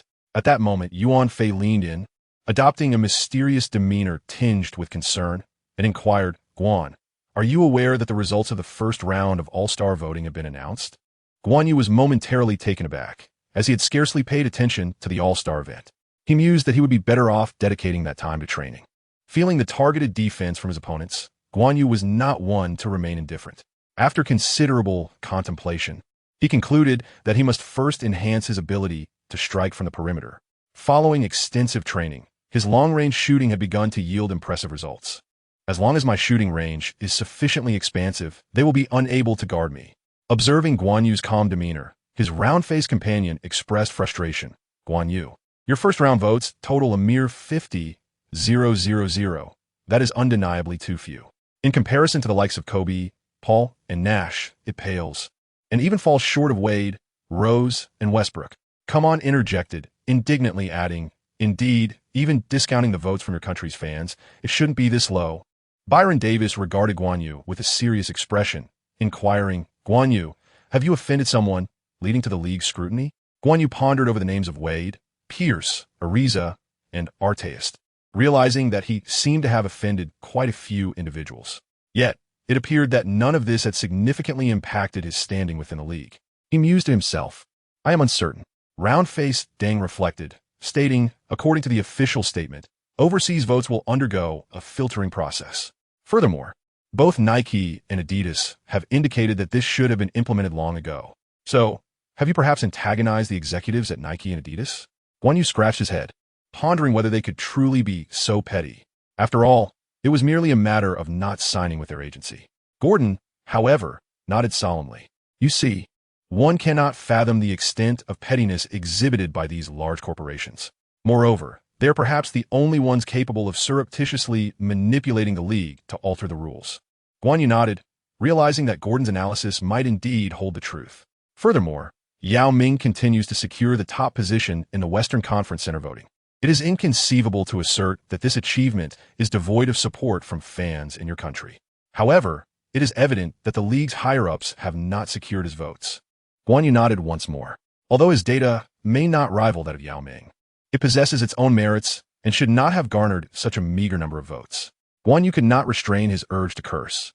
He had maintained a low profile, so why did these individuals insist on provoking him?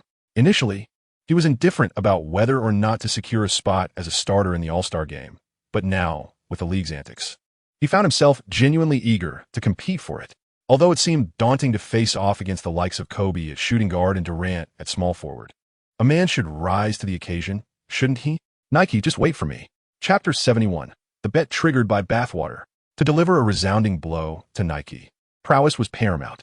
Thus, Guan Yu's training intensified dramatically. On the court, faced with various challenges, he sought every possible means to enhance his skills. Off the court, he had already conceived strategies to turn the tide in his favor. All that remained was a single opportunity to ignite them. Soon enough, that opportunity arrived. On January 16th, the 68th Golden Globe Awards took place in the illustrious Beverly Hills of Los Angeles. That night, the stars shone brightly, with Scarlett Johansson, Emma Watson, and Nina Dobrev among the attendees of this grand celebration.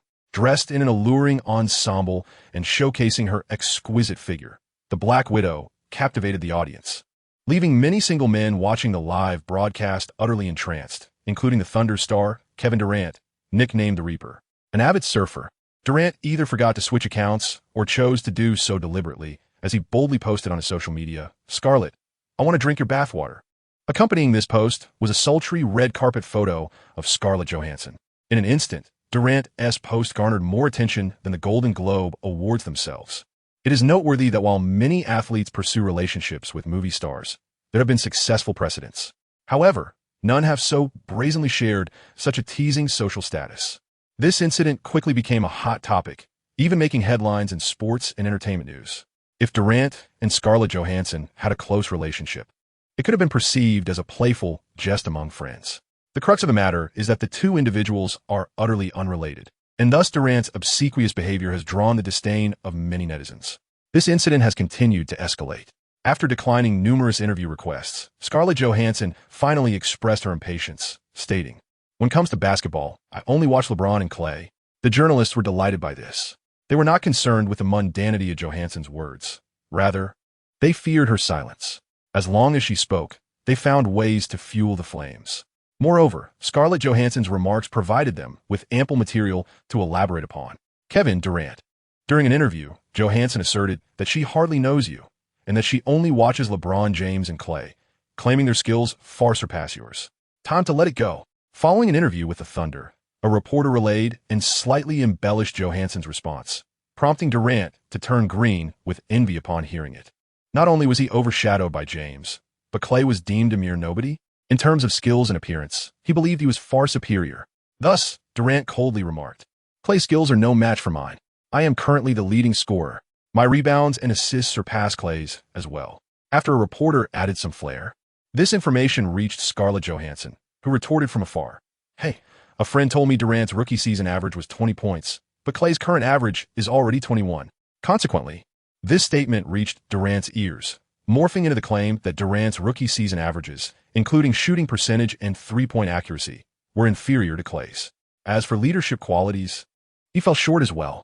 In a fit of exasperation, Durant disregarded his stature and addressed the camera, saying, "Hey, discussing this is pointless. We can't have my rookie self go up against the current Klay, can we? I just checked the schedule. On the 19th, we have a game against the Clippers. If I score less than 10 points more than Klay, I concede. If I score more, Scarlett Johansson must agree to go on a date with me." The journalists were thrilled by Durant's words. Regardless of the outcome, their viewership was assured. Scarlett Johansson quickly responded, "All right, it's a deal. If you lose, you must urge your fans not to vote for you in the All-Star game, and instead cast all their votes for Klay." Durant replied, "It's a deal." Following this wager, Scarlett Johansson eagerly dialed Klay's number. "Hello, what is up, Scarlett?" Breathless after concluding an extensive three-point shooting session, Guan Yu curiously inquired, "Scarlett, although you frequently share intimate and alluring photographs with me, we rarely converse over the phone. Have you heard about my situation with Durant?" Taken aback by Scarlett Johansson's words, Guan Yu realized that, engrossed in perfecting his long-range shots, he had neglected the news. "What's the matter?" In a succinct manner, Scarlett elaborated on her predicament with Durant. "Guan, you can't possibly wish to see me date that unattractive man, can you?" Amused by Scarlett's playful tone, Guan Yu pondered for a moment before responding, "Rest assured, Scarlett, I shall not allow him to succeed. In my opinion, such a person is hardly worth your attention." Deep down, Guan Yu felt a flutter of gratitude for Scarlett's concern and her efforts on his behalf. Scarlett chose not to elaborate further, aware of Guan Yu's intelligence. Some matters, after all, are best understood without explicit discussion. After training for a while longer, Guan Yu gazed at his latest badge, a smile gracing his lips. "Durant, is it? Prepare to face defeat." Soon enough, in line with their wager, Guan Yu boldly stepped forward to respond. In contrast to Scarlett, his retort was quite assertive. "Durant, if my score is lower than yours, I will concede and post a video acknowledging my defeat. However, if I outscore you, I expect you to publicly apologize to Scarlett." Durant swiftly replied, "As you wish." In an instant, the January 19th match between the Clippers and the Thunder became a focal point of global attention. Beyond the devoted basketball fans, numerous admirers of Scarlett Johansson and casual observers began to take notice. The NBA had not witnessed such an intriguing scenario in quite some time. It seems that Scarlett Johansson is inadvertently aiding Guan. Though Durant's current average score surpassed Guan's by merely 7 points, it was evident that he could easily elevate his performance if he chose to do so. It is evident that Guan and Scarlett Johansson are destined to face defeat. Indeed, the formidable Westbrook and Cephalosha from the Thunder are tenacious defenders, making it exceedingly difficult for Guan to score. As for the Clippers, the question arises, who can effectively guard Durant? It appears that Guan may be somewhat overconfident. Although his performance among the current rookies has been exceptional, he still falls significantly short when compared to Durant. Online, the majority of netizens unequivocally support Durant, not necessarily due to his popularity, but rather because he possesses a substantial advantage in this wager. Of course, there will be feelings of envy. Guan, strive on. Fight for Scarlett. Online, only a handful of die-hard fans of Scarlett Johansson and Guan Yu remain to support him, albeit merely in a spiritual sense. Logically, Durant's advantage is overwhelmingly apparent.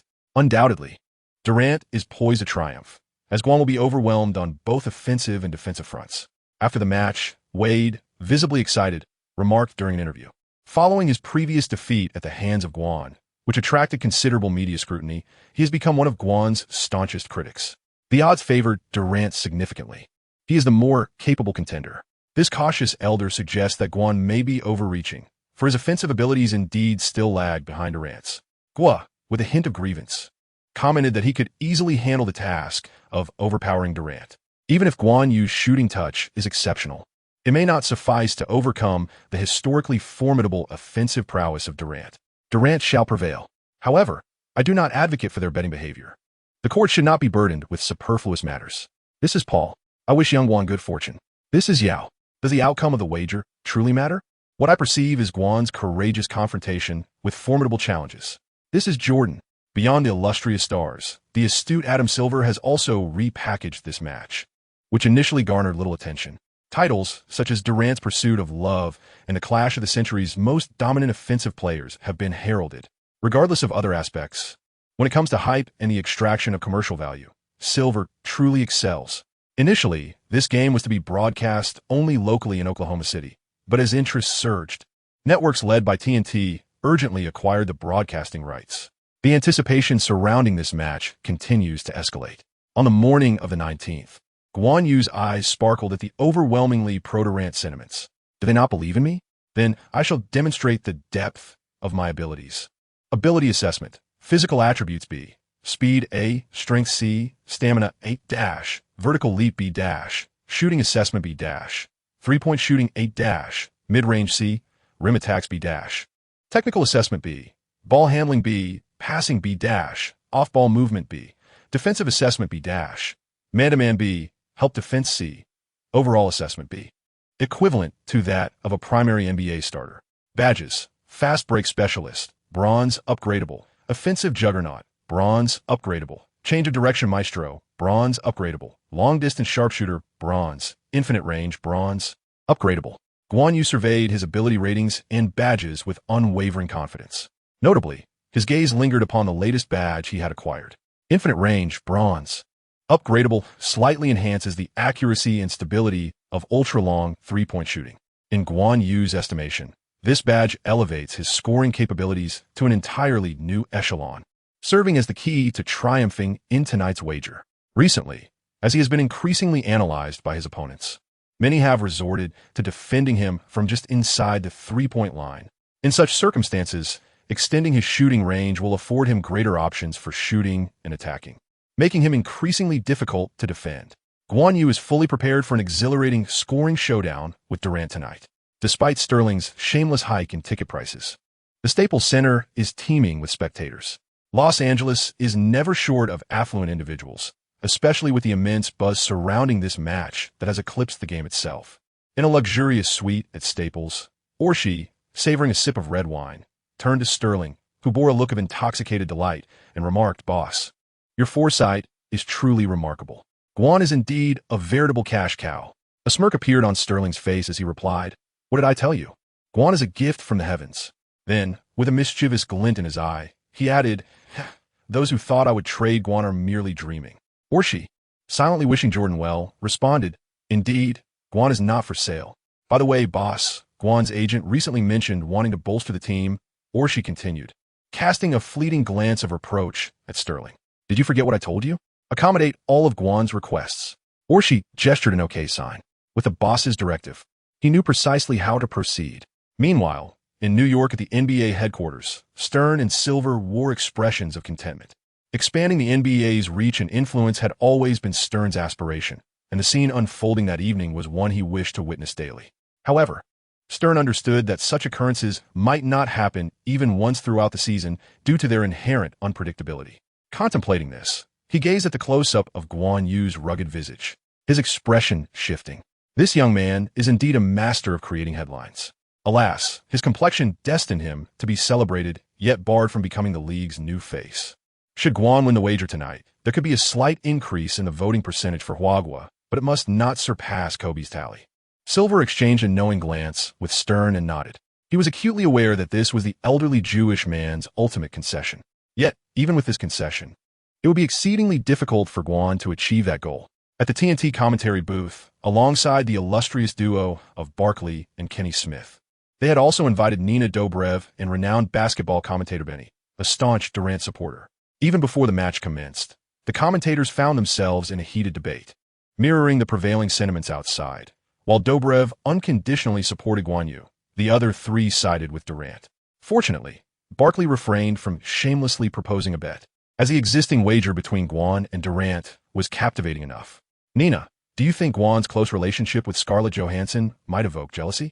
As Kenny Smith extolled Durant's considerable advantages, Barkley abruptly posed a question to Duboff, seemingly implying that the outcome of the game was already predetermined. Accustomed to Barkley-esque commentary style, Duboff quickly retorted, "Of course, I would be envious." Observing the trio's gleaming eyes, Duboff leisurely remarked, "To be honest, I would very much like to befriend Johnson. I simply haven't had the opportunity to get to know her." The three male commentators exchanged exasperated eye rolls, having anticipated some scandalous revelation. Meanwhile, many male viewers at home appeared relieved, pondering how it was unlikely that so many female celebrities could possibly be enamored with him. Chapter 73, Damn, I Was Careless. Hey Quan, rest assured, whenever you have a chance today, I will pass you the ball, even if it entails the risk of a turnover. Byron Davis declared earnestly. Ahem, brother, that's unnecessary. The opponent is merely Durant. Guan Yu waved his hand dismissively and replied, Just a Durant? That fellow's offensive prowess is historically exceptional. Round-faced Deng couldn't help but roll his eyes. Confident in his own offensive skills, he acknowledged that Guan Yu's attack was indeed formidable. Yet when compared to Durant, a significant disparity remained. Indeed, Guan, after I secure a rebound today, I shall endeavor to pass the ball to you. Even if we lose the match, you must take more shots. We may concede the game, but we must win the bet. Griffin, glancing at the custom watch worth at least several tens of thousands that Guan Yu had gifted him before the game, chimed in. Guan, I will pass to you after grabbing a rebound. However, I will also strive to win the match. Observing his teammates, who were showing great support, Guan Yu exhaled deeply and earnestly declared, Rest assured, I have prepared a trump card for this game. I shall win the bet, and we must triumph in the match as well. In contrast to the home team's locker room, the atmosphere in the visiting team's quarters was considerably more relaxed. Durant, with headphones on, immersed himself in music. This was a personal habit of his, as he could draw inspiration from the passionate melodies, allowing him to enter the zone more swiftly during the game. The other Thunder players were engaged in their own routines. Clearly, each of them believed Durant would prevail in this wager. Thus, they were quite at ease. It wasn't until just before the game began that Westbrook exchanged a few words with Durant, who had just removed his headphones. Hey, Kevin, when you go on a date with Johnson, remember to snag me an autograph. Durant chuckled, seemingly already victorious in the wager, and replied, Sure, no problem. Soon, the arena buzzed with the opening ceremony. The visiting team entered first, and, as Durant made his grand entrance, the Staples Center erupted with jeers. Ha! The people of Los Angeles have now taken a liking to Guan, remarked Barkley with a grin. Kevin won't mind. In fact, he'll become even colder and more aggressive. Countered Kenny Smith, whose role tonight was to praise Durant. No. Durant is a sensitive soul. He cares deeply about others' perceptions of him. Anger will make him more aggressive, but it can also lead him to lose his rationality. And in a state of irrationality, he won't find any advantage against Guan. Du Bo Fu responded according to the lines prepared by Guan Yu. The commentary team could not help but cast an admiring glance at Du Bo Fu. This young lady indeed possesses some remarkable qualities. Soon, it was the home team's turn to take the stage, with Guan Yu making a grand entrance last. In stark contrast to the chorus of boos that greeted Durant, Guan Yu was met with thunderous applause upon his arrival. From the outset, it was evident that Guan Yu had already claimed a significant victory. Among the spectators, a captivating figure rose to cheer for him. And both the large screen at the venue and the broadcasting network zoomed in on the scene. Scarlett Johansson was unreservedly supporting Guan Yu, her enthusiasm unabashed. Barkley, with a hint of envy, remarked that he felt his fame surpassed that of Guan Yu. Yet when it came to charm and allure, the disparity was glaring. What is the big deal? Jessica Alba, Megan Fox, Bianca, so many starlets graced the venue tonight. Du Bo Fu noted, a trace of bitterness in his tone. The other male commentators fell silent. It was rare, even for an all-star event, to attract such a plethora of female stars. Tonight was truly a gathering of luminaries, particularly those who could ignite the adrenaline of male fans. Clearly, they were not present due to their admiration for Durant.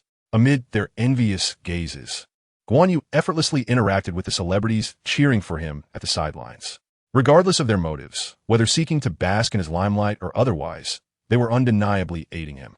On the Thunder side, Durant's countenance grew increasingly frosty, radiating an aura of chill that even his close friend Westbrook found unbearable. Although Guan Yu made no provocative gestures, the actions of others only served to incite Durant's ire further. Consequently, Durant resolved to teach Guan Yu a lesson that evening. With the anticipation of the fans mounting, the match commenced swiftly, with both teams unveiling their starting lineups. The visiting Thunder maintained their usual roster: point guard Westbrook, shooting guard Cephalosha, small forward Durant, power forward Ibaka, and Perkins at center. The Clippers also fielded their standard lineup without any adjustments. As Guan Yu had stated, he was determined to win the bet in the game. Otherwise, he could have heeded Coach DeNegro's suggestion to start come on at center to create space, clearly a more advantageous choice. On the sidelines, Coach DeNegro had initially been somewhat reluctant to fully cooperate with the management's directive for Guan Yu to win the wager. Yet at this moment, he was thoroughly impressed with Guan Yu. The young man's ambition had surpassed that of the vast majority of players in the league. At center court, during the jump ball between Ibaka and Griffin, Durant, positioned close to Guan Yu, initiated some trash talk. Normally a reserved individual, Durant was not one to indulge in such banter. However, tonight, his anger was palpable. "Guan, what do you think Scarlett and I should go for our date after the game? I am well aware of numerous unique themed restaurants." After casting a glance at Scarlett Johansson on the sidelines, Durant addressed Guan Yu. Although he was confident of winning the wager tonight, he wouldn't mind disturbing Guan Yu's composure to secure a more resounding victory. Moreover, he genuinely harbored thoughts of asking Scarlett Johansson out. In Durant's estimation, his taunts would be effective, as he presumed Guan Yu also held a fondness for Scarlett Johansson. Coupled with Guan Yu's notorious temper within the league, a physical confrontation was a possibility. However, Guan Yu's expression remained unchanged. He merely cast a disdainful glance at Durant. "First and foremost, I find your betting on Scarlett to be utterly contemptible. The moment you involve a woman in your wager, you've already lost. Secondly, Scarlett will not be leaving with you tonight. I am certain of my victory in this bet. Lastly, I could secure a date with Scarlett with a mere word.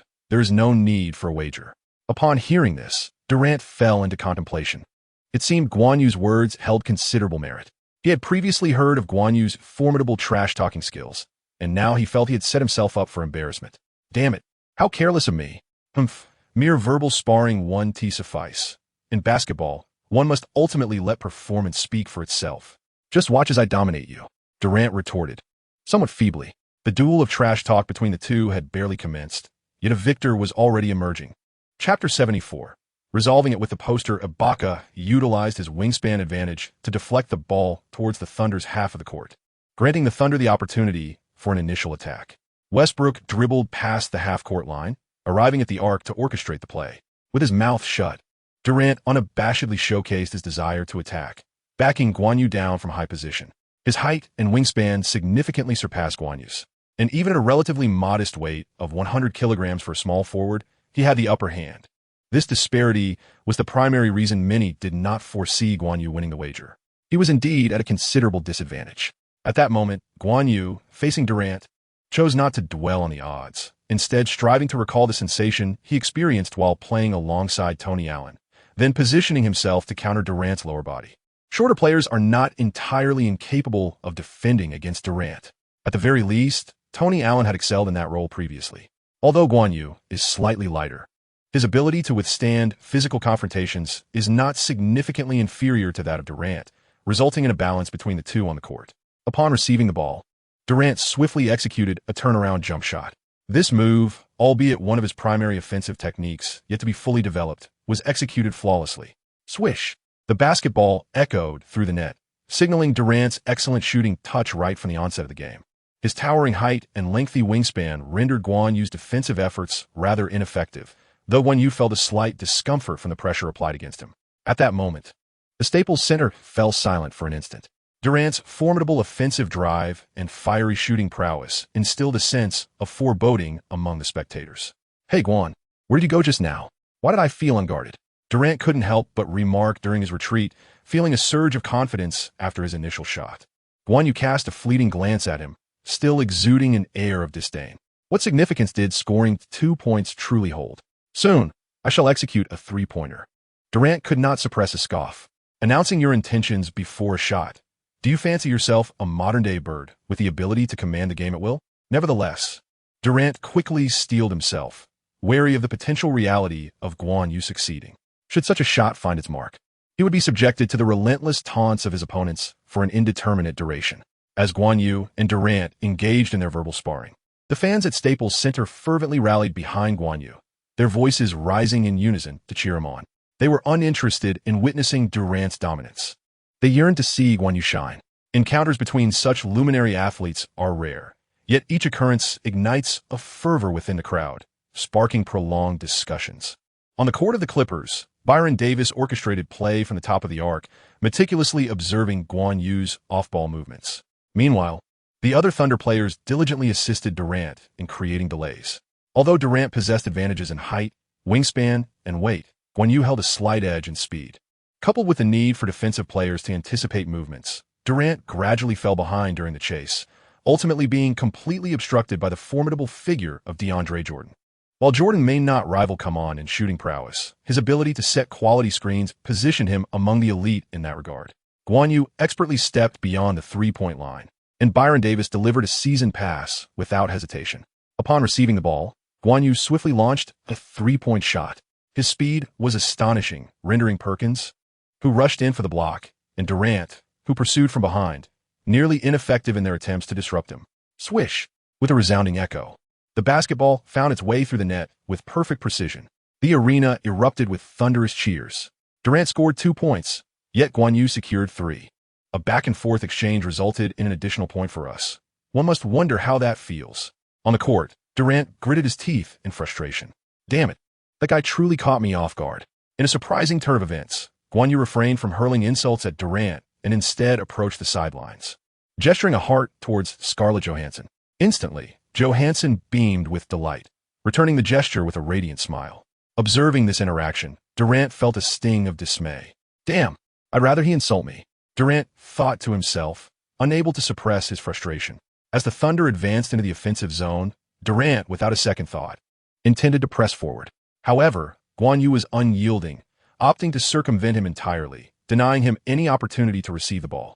See, I told you I'd sink that three-pointer, he taunted. And by the way, my relationship with Scarlett is far better than you could ever imagine. You won't win today, so perhaps it's best to return home and confront your own issues with that poster. Durant's irritation grew, yet the more agitated he became, the more elusive a favorable receiving position appeared. Westbrook, orchestrating the play, decided to take matters into his own hands. Recalling Durant's pregame remarks indicating that he need not pass him the ball if the opportunity was lacking. Look, even your best buddy has abandoned you.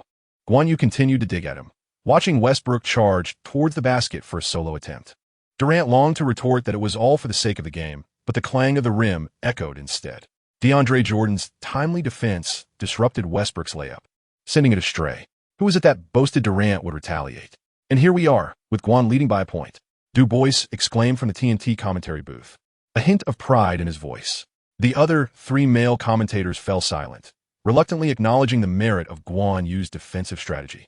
Look, Guan is now 3 points ahead. Du Bois continued, exhilarated as he witnessed Guan, having received a pass from Byron Davis, soar towards the rim for a thunderous dunk. Guan has netted 5 points straight, who claimed he would be stifled by the Thunder's defense. On the court, Durant seethed, yet found himself a loss for words. He could hardly criticize his good friend Westbrook for his impulsive drive to the basket. Meanwhile, Thunder coach Brooks displayed a flicker of resignation as he recalled his cautious suggestion to assign Westbrook to guard Guan Yu. After all, aside from a slight height disadvantage, Westbrook possessed advantages in nearly every other aspect, especially considering Guan's lightning speed, which could make Westbrook's defense more effective than Durant's. Furthermore, with Durant focused solely on offense, he could accumulate more points. Yet, Durant had dismissed the idea without a moment's hesitation, intent on dominating Guan on both ends of the court. However, as the narrative unfolded, it appeared to deviate from expectations. The Thunder launched an offensive, with Durant positioning himself beyond the three-point line, signaling for the ball. Having promised to dominate the court against Guan Yu tonight, he found himself instead trailing behind, much to his embarrassment and chagrin. Westbrook, possessing unwavering trust in his dear friend Durant, swiftly passed him the ball while signaling to his teammates to spread out. Everyone witnessed Durant's prowess. Chapter 75, Durant. Not yet ready. Hood. On the court, after a series of dribbles, Durant took a bold, decisive step forward, directly challenging Guan Yu. This was indeed one of the primary techniques he had been honing throughout the summer. Guan Yu exhibited no fear as he deftly maneuvered to intercept Kevin Durant's driving lane.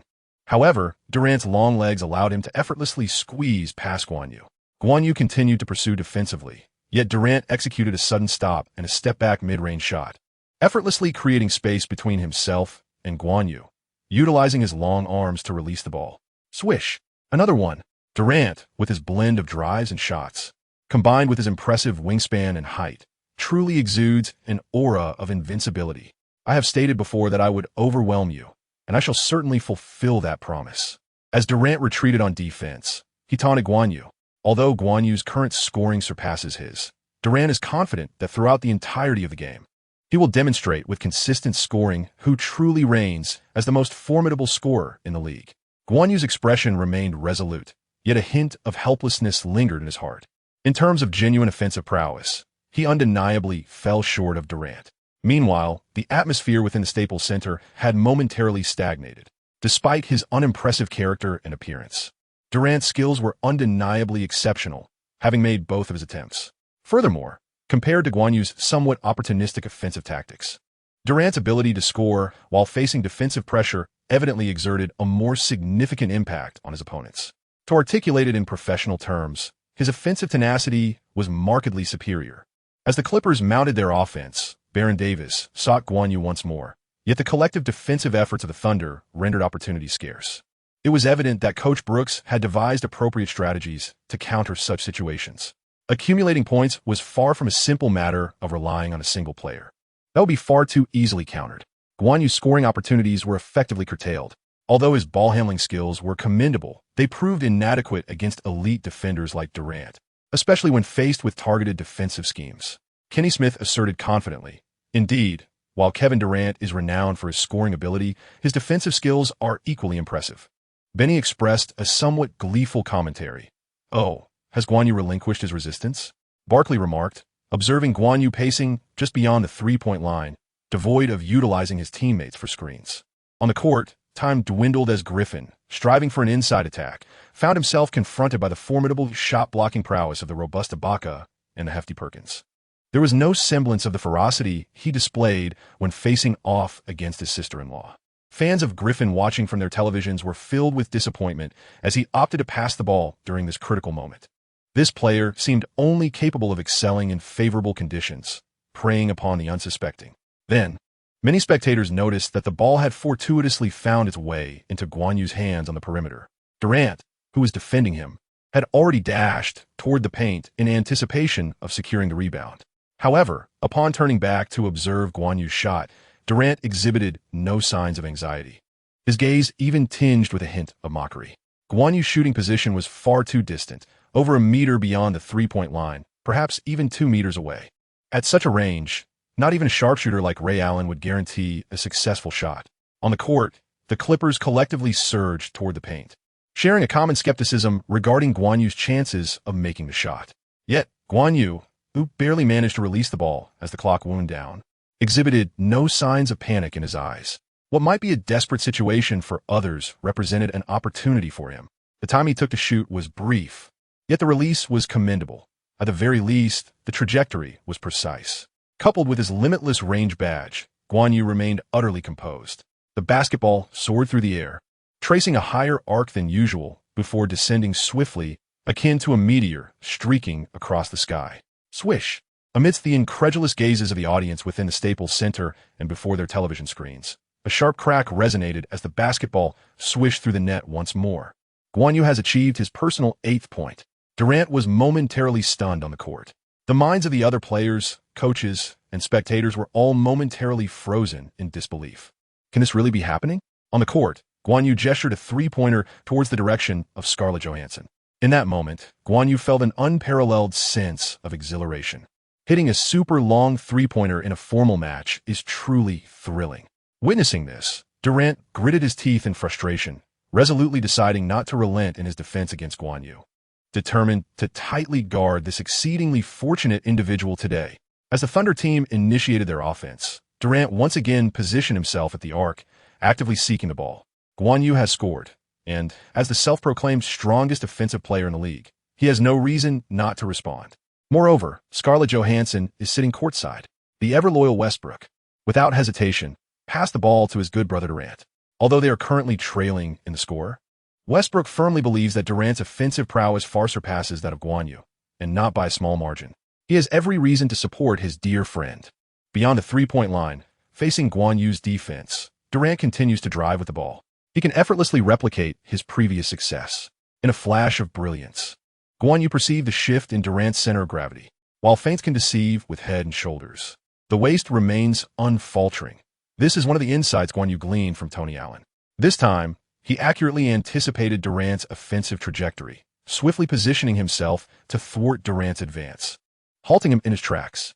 Durant's prowess in scoring is formidable, leaving Guan Yu with little choice when it comes to his shooting.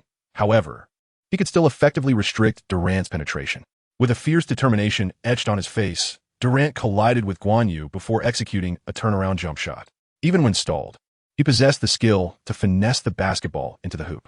His title of the most formidable scoring machine of the 21st century was not casually earned. As Durant spun, Guan Yu leaped high to contest the shot. While he could not achieve a block, he was more than capable of contesting the attempt. Thud! The basketball ricocheted off the rim. The pressure Guan Yu exerted was immense. In the paint, DeAndre Jordan firmly established his position, while Griffin secured the defensive rebound. Guan Yu's scoring streak remains unbroken, but it appears Durant is faltering, remarked the TNT commentary team, as Dubov exchanged knowing glances with his fellow commentators. He recalled how these three had previously dismissed Guan Yu's abilities. Without hesitation, Barkley, like a weather vane, shifted his admiration toward Guan Yu. Indeed, he is my idol. Players capable of such long-range shots are few and far between. Kenny Smith and Benny shot disapproving looks at Barkley, believing the likelihood of that shot succeeding was slim. Yet, since it had gone in, any further commentary was futile. In the subsequent possession, the Clippers launched their attack. Rather than force a shot himself, Guan Yu attracted defenders before assisting Griffin with a powerful dunk. With his personal and team scoring already at the forefront, he found greater value in facilitating opportunities for his teammates. Besides, continually attempting to do it all himself would be unsustainable, even for someone of Chamberlain's caliber. Chapter 76. Congratulations. You have finally surpassed my score. The Thunder initiated their offense, with Durant demanding the ball from the perimeter, and Westbrook obliged. They had vowed to secure multiple championships together. How could a momentary setback shake their faith in one another? Even if circumstances led them to part ways in the future, they would undoubtedly remain steadfast friends. With the ball in hand, Durant sought to penetrate Guan Yu's defense. Kevin the God of Thunder, Durant would never concede defeat due to a single defensive lapse. Boom, boom, boom. Durant took another aggressive step towards the basket. Growing increasingly attuned to Durant's offensive rhythm, Guan Yu preemptively positioned himself. Not only did he read Durant's path with precision, but he also extended his long arm in anticipation. Slap! To Durant's astonishment, Guan Yu deftly swiped the ball away, completing a steal. The Thunder indeed possess remarkable talent, and Coach Brooks's pre-game strategy was to swiftly establish defensive positioning. However, the fast-breaking Clippers would not relinquish their advantageous 3-on-2 situation. After a series of penetrative passes, Gordon received a dish from Byron Davis and sank a three-pointer. The score soared to 4-13, with the Clippers unexpectedly extending their lead to 9 points. Coach Brooks of the Thunder promptly called for a timeout. If he delayed any longer, the rhythm would have spiraled out of control. At that moment, the Staples Center erupted with fervent cheers, and the celebrities in the front rows stood excitedly, shouting encouragement for Guan Yu. In a sense, Guan Yu represented the pride of Los Angeles that night. What on earth is happening with Durant? Has he taken a wrong turn somewhere? In the commentary booth, Kenny Smith unusually let out a curse reminiscent of Barkley. What was anticipated to be a fiercely competitive scoring battle suddenly tilted in favor of Guan Yu from the outset. Even if Guan Yu's scoring involved a stroke of luck and relied on the support of his teammates, it remains a fact that he led Durant in personal points. 8-4. After all, their wager was merely on who could score higher, with the difficulty of the shots no longer in contention. Without a shred of integrity, Barkley, having defected to support Guan Yu, could not suppress his laughter. Is Durant's performance subpar tonight? He mused. Thus far, his shooting percentage stands at a commendable 50. Benny nodded in agreement. A 50 shooting rate is certainly respectable, considering Durant was facing Guan Yu's formidable defense. Such a percentage could even be deemed impressive. Yet, Guan Yu was simply on fire that evening, consistently capitalizing on every opportunity to score. Benny's nod became momentarily frozen in disbelief. "You gluttonous oaf, are you putting on a show for me?" At this point, Duboff concurred by nodding as well. Durant's intention to isolate was glaringly evident. Thus, the outcome was hardly surprising. Moreover, Guan Yu graciously refrained from double-teaming, or else Durant's statistics might have been even more dismal. Benny was left utterly speechless. If Durant executed his isolation plays effectively, it showcased a superstar's willingness to shoulder responsibility. However, if he faltered, it would reek of a cancerous tendency to shoot recklessly. Upon resuming from the timeout, the Thunder adjusted their strategy, shifting from Durant's isolation to Westbrook's. This was not an indication of Coach Brooks's tactical ineptitude, but rather a reflection of the current Thunder's style of play, which revolved around star power. The isolation plays of Durant and Westbrook constituted their primary offensive strategies. Gradually, the game returned to a semblance of equilibrium. On the Clippers' side, Guan Yu was not rushing to attack aggressively. Instead, he seized opportunities to launch surprise shots. Meanwhile, Durant on the Thunder side regained his composure, initiating catch-and-shoot plays and cutting towards the basket. Indeed, this represents the most suitable approach for Durant.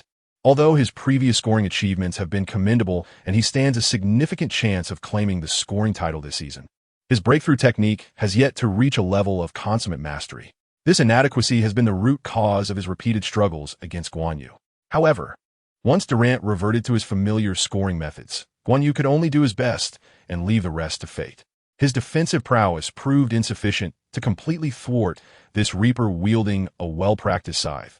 Witnessing the two engage in a scoring duel that eventually devolved into a series of fragmented plays, both the audience at the Staples Center and those watching at home felt a tinge of regret. The thrill of one-on-one matchups undeniably stirs the blood. Yet, they were also acutely aware that, due to physical limitations, such solo performances could not be sustained throughout the entirety of the game.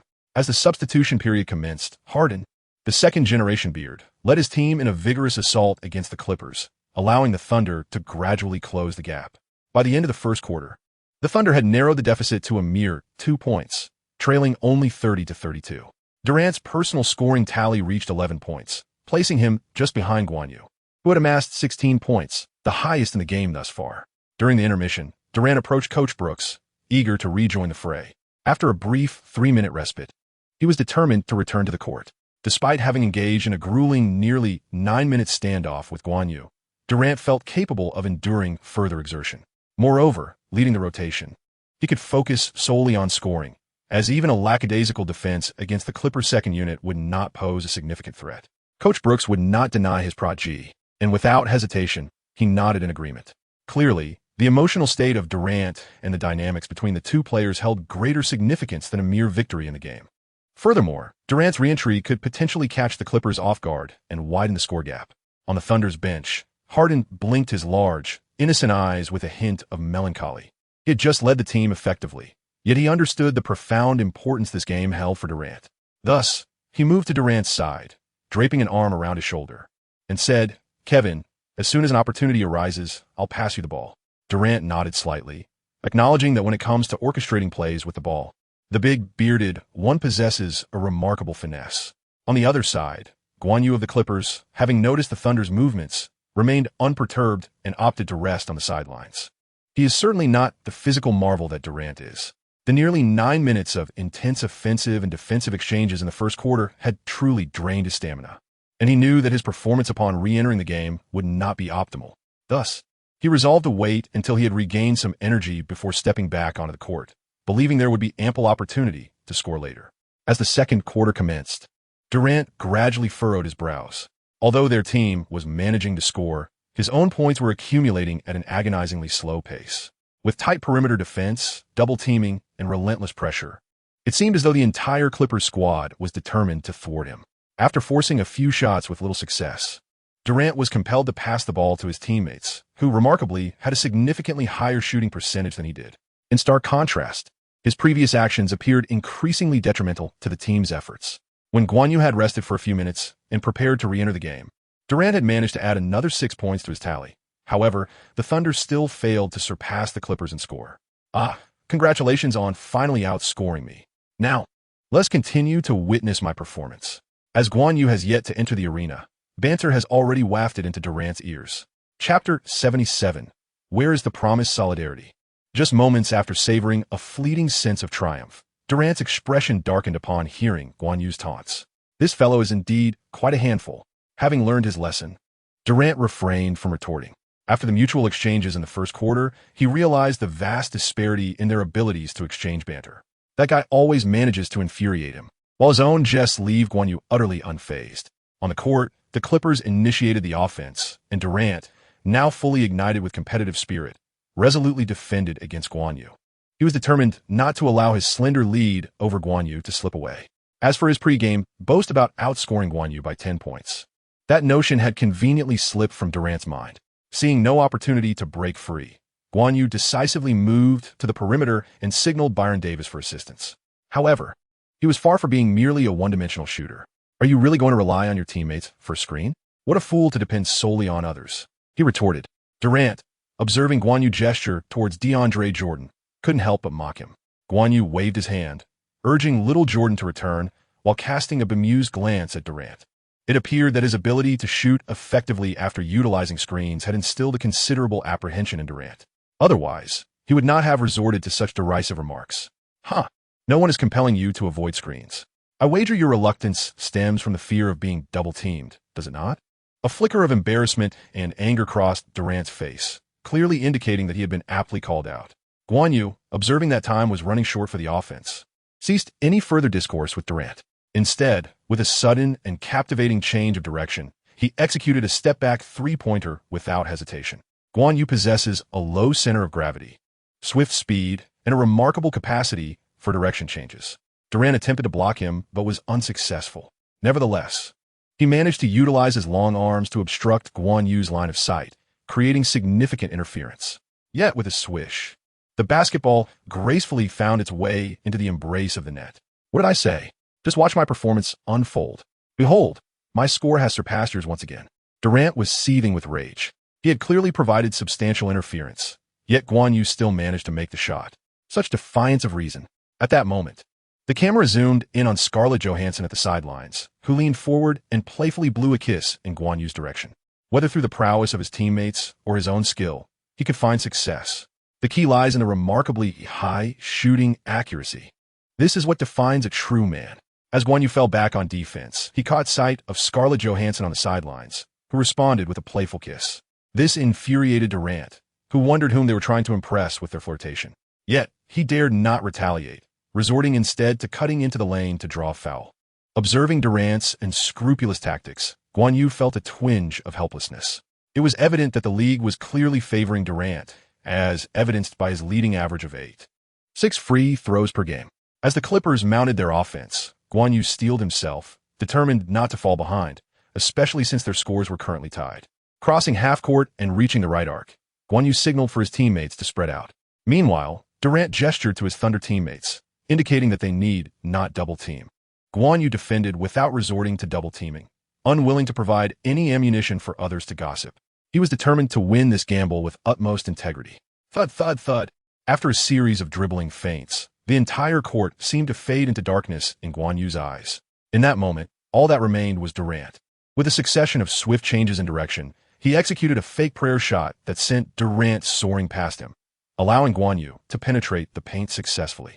Rising up against Ibaka's defense, he released a floater. Swish! The basketball sailed through the net effortlessly. Guan Yu has truly discovered his own offensive rhythm. I am leading once again. Guan Yu casually taunted Durant, saying, I will surpass you. Durant promptly responded, not only verbally, but also through action. This time, he utilized his teammate's screen to successfully make a mid-range shot. The score stood at 22-22, once again leveling the playing field. Guan Yu could not help but emit a derisive chuckle. Who was it that just proclaimed their ability to score without the assistance of teammates? Durant felt a faint blush creeping onto his cheeks. Indeed, he had benefited from the space created by his teammates for that shot. On the court, the two engaged in a lively exchange, the atmosphere buzzing with excitement. The banter was incessant, much to the delight of the spectators. Scoring points is most exhilarating when the competition is evenly matched. As the first half concluded, the Thunder trailed the Clippers by a narrow margin of 65-66. Together, the two teams had amassed an impressive total of 131 points, a tally that would be considered commendable in any era. Yet, in contrast to the team scores, the audience was evidently more captivated by the individual performances of Guan Yu and Durant. Durant had an impressive first half, shooting 10 for 18, including 2 of 6 from beyond the arc and sinking 7 of 8 from the free throw line, totaling 29 points. This efficiency was nothing short of astounding. However, Guan Yu's statistics were even more explosive. Throughout the first half, despite spending over 3 minutes less on the court than Durant, he shot 11 for 16, including 7 of 10 from three-point range and converting both of his free throws, resulting in a remarkable 30 points. With less playing time than Durant, fewer attempts than Slaughter, and fewer free throws than Durant, Guan Yu still outpaced him in both scoring and shooting percentage. This was a revelation for many spectators who had not anticipated such an outcome. Furthermore, Guan Yu's scoring methods were not solely reliant on his teammates. He also executed several powerful one-on-one plays against Durant. This left Durant's fans and experts, who were prepared to discuss the difficulty of his scoring, feeling quite vexed and frustrated. Consequently, they could only attribute Guan Yu's success to mere luck. Hey, Benny, do you still believe Guan's achievements today are merely a stroke of luck? Duboff inquired of Durant's staunch supporter, Benny, from the TNT commentary booth. Benny pondered for several moments before responding. Guan's competitiveness is lacking, and the sample size is still too small. He has the capability to match Kevin's, Durant's, average points per season. As soon as Benny uttered this, before Duboff could interject, Barkley had already begun to retort, Benny, your statement is as absurd as flatulence. The confrontation regarding the comparison is somewhat weaker, yet certainly cannot be deemed inferior. Moreover, based on my observations, his competitive edge has been steadily improving. The Durant of his rookie season is undeniably not on par with the current performance of Guan. Pausing for a moment, Barkley continued, furthermore, when discussing average scoring, one must place both players in the same context. The Thunder played a star-centric style of basketball, allowing Durant the freedom to score at will. Conversely, the Clippers do not afford Guan such privileges. Kenny Smith has now switched sides.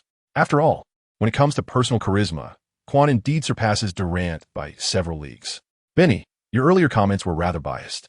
Trust me, while Guan's scoring ability may not yet rival Durant's, he plays with remarkable intelligence. Under identical circumstances, he would truly hold his own against Durant. Benny was momentarily taken aback. At the start, we were united as good brothers. Yet how is it that both of you have turned against me by halftime? Chapter 78, Truly Unstoppable. Hey Charles, what do you think Guan's average scoring will reach this season?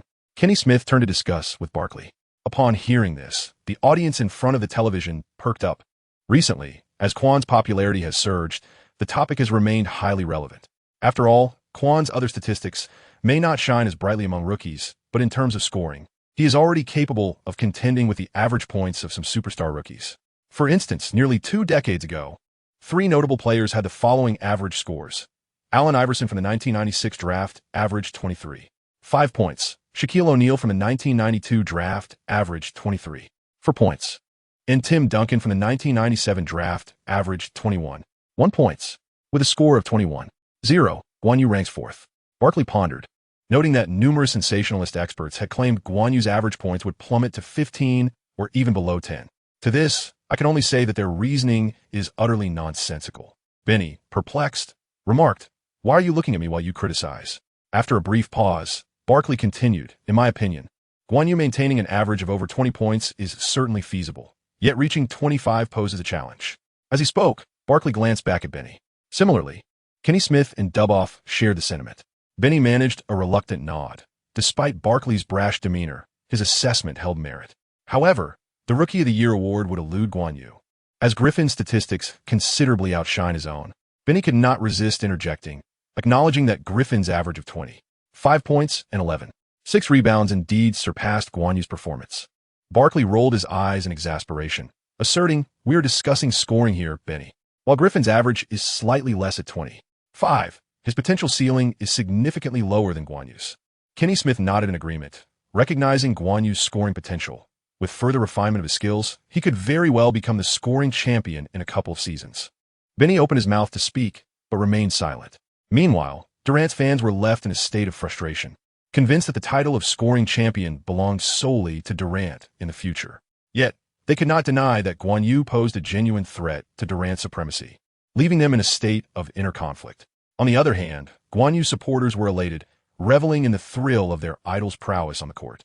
While they acknowledged that Guan Yu still lagged behind Durant in terms of skill, they were excited to witness Guan Yu hold his own against Durant in fierce competition. This was still Guan Yu in his formative years. They eagerly anticipated what heights his scoring dominance would reach once he fully matured. Amidst the discussions, halftime swiftly concluded, and the game resumed. Both teams retained their lineups, with no significant alterations in offense. Yet defensive strategies became more targeted. For instance, when Guan Yu attacked, the other Thunder players would resort to various delaying tactics and double teams. The Clippers, meanwhile, fortified their defense against the shorter Griffin in the paint, while DeAndre Jordan roamed the paint, particularly aiming to disrupt Durant's rhythm. The coaches of both teams understood the value of their star players and shifted their focus towards the opponent. Consequently, the scoring pressure on both Durant and Guan Yu intensified. After several rounds, Durant began to assert his dominance. He made a powerful drive into the paint, earning a trip to the free throw line, where he converted both attempts, momentarily taking the lead in scoring. In response, Guan Yu refrained from any taunting remarks, and Durant showed no sign of embarrassment. Gaining recognition from the league is a testament to his skill. As the Clippers transitioned to offense, Guan Yu remained steadfast in his positioning, skillfully manipulating the Thunder's defensive formation without a hint of arrogance. It was, in fact, his teammates who grew impatient. After a prolonged search for an opportunity, and noticing Guan Yu's lack of initiative to demand the ball, Byron Davis decided to take matters into his own hands. Timing his drive perfectly, he passed the ball to Guan Yu on the perimeter. This original bearded one provided Guan Yu only a fleeting moment to shoot. Guan Yu, understanding Byron's intentions, could only chuckle at the situation before attempting a step back, fading three-pointer over Durant. The difficulty of the shot was immense. To evade Durant's potential block, Guan Yu deliberately elevated the arc of his release. Thus, not only did he doubt his adversaries, but he also questioned his own chances of success. Yet, astonishingly, swish, the basketball miraculously found its way through the net. This shot was truly a stroke of luck. Durant, clasping his head with both hands and his eyes wide with disbelief, felt as if the ball were almost within his grasp, incredulous that such a shot could actually go in. Guan Yu also spread his hands innocently. It was not an act of arrogance on his part. Indeed, luck had come in such a way that it could not be thwarted. Byron Davis, who had just assisted, cheerfully called out to Guan Yu, "I always knew you had it in you, kid." Guan Yu could not help but roll his eyes. He wasn't even sure of his own capabilities. Yet, a thought crossed his mind. Whenever a beautiful woman came to watch, his luck seemed to shine exceptionally bright. Indeed, as the Thunder launched their offensive, Durant unabashedly displayed his desire to score, trailing by 2 points. The prospect of Scarlett Johansson's bathwater seemed to slip further away from him. Although Guan Yu's stamina appeared lackluster, he truly excelled in critical moments. Therefore, establishing a lead before the decisive moment arrived was undoubtedly prudent. However, Durant's intentions were quickly discerned, and amidst Guan Yu's defense and Jordan's supplementary guard, he attempted a mid-range shot that clanked off the rim. His shooting touch had been favorable tonight, yet fortune did not seem to favor him as it did Guan Yu. On the sidelines, Coach Brooks couldn't help but furrow his brow at the sight. He had previously discussed the essence of leadership with Durant. It is not merely the ability to score that defines a leader. Rather, it is the capacity to elevate the team's performance through various means, to rally the spirits of the players, and to shoulder the team's burdens. For instance, Durant could have passed the ball to Perkins for an easy 2 points. Such an act would have exemplified true leadership. Durant's actions were, regrettably, somewhat impulsive, perhaps a sign of his youth. Just then, a voice pierced through Brooks's thoughts. "Kevin, I think it might be best for you to hand over the reins to Russell Westbrook sooner rather than later. Honestly, your recent play style has been a detriment." Durant shot a furious glare at Guan Yu. "Rookie, it's not your place to teach me how to play. The Thunder will always be my team." Brooks's brow furrowed deeper. His protege possessed remarkable skills, yet his sensitive nature and irritable temperament would forever hinder his chance of becoming the league's foremost player. Soon, Brooks's expression darkened further upon spotting a seemingly dazed figure on the court. Damn it, Russell wouldn't he overhear what Kevin said and let it fester in his mind? Would he? Chapter 79, The Supernatural. The King of Offense shall be me. Swish, bang, swish, bang. On the court, the scoring duel between Durant and Guan Yu continued unabated. Their points exchanged like a relentless chase, neither able to swiftly outpace the other. Yet, there remain subtle differences between the two. On Guan Yu's side, there remains a selective approach to shooting. In contrast, Durant operates with a carefree attitude, prioritizing action over deliberation. It cannot be said that one choice is right and the other wrong. However, the impact on the team is decidedly pronounced. Under the influence of Guan Yu, the other members of the Clippers played with remarkable ease, maintaining a high offensive efficiency. In stark contrast, Durant found himself almost entirely disconnected from his teammates, causing them considerable discomfort and resulting in a lackluster offensive performance. Consequently, the Clippers gradually extended their lead. Had it not been for Harden bolstering the Thunder's rotation, the team would have been in dire straits long ago. Nevertheless, with the return of the starters in the fourth quarter, the Clippers continued to assert their dominance over the Thunder. In response, Benny from the TNT commentary booth stubbornly claimed that Durant had not lost. Rather, his teammates simply could not measure up to the Clipper squad. Not even Barkley and Kenny Smith could contain their amusement at Dub-Off's commentary, as even this self-proclaimed casual fan recognized that Durant had taken far too many unwarranted shots that night. Perhaps against a weaker team, Durant's performance would have been less consequential. But facing a Clippers team of comparable strength rendered his approach somewhat ill-timed. Yet, did Durant truly lack awareness? He simply bore the burden in silence. How could Kevin the God of Thunder, Durant, allow himself to be outperformed in a scoring duel by that rookie from Huagua?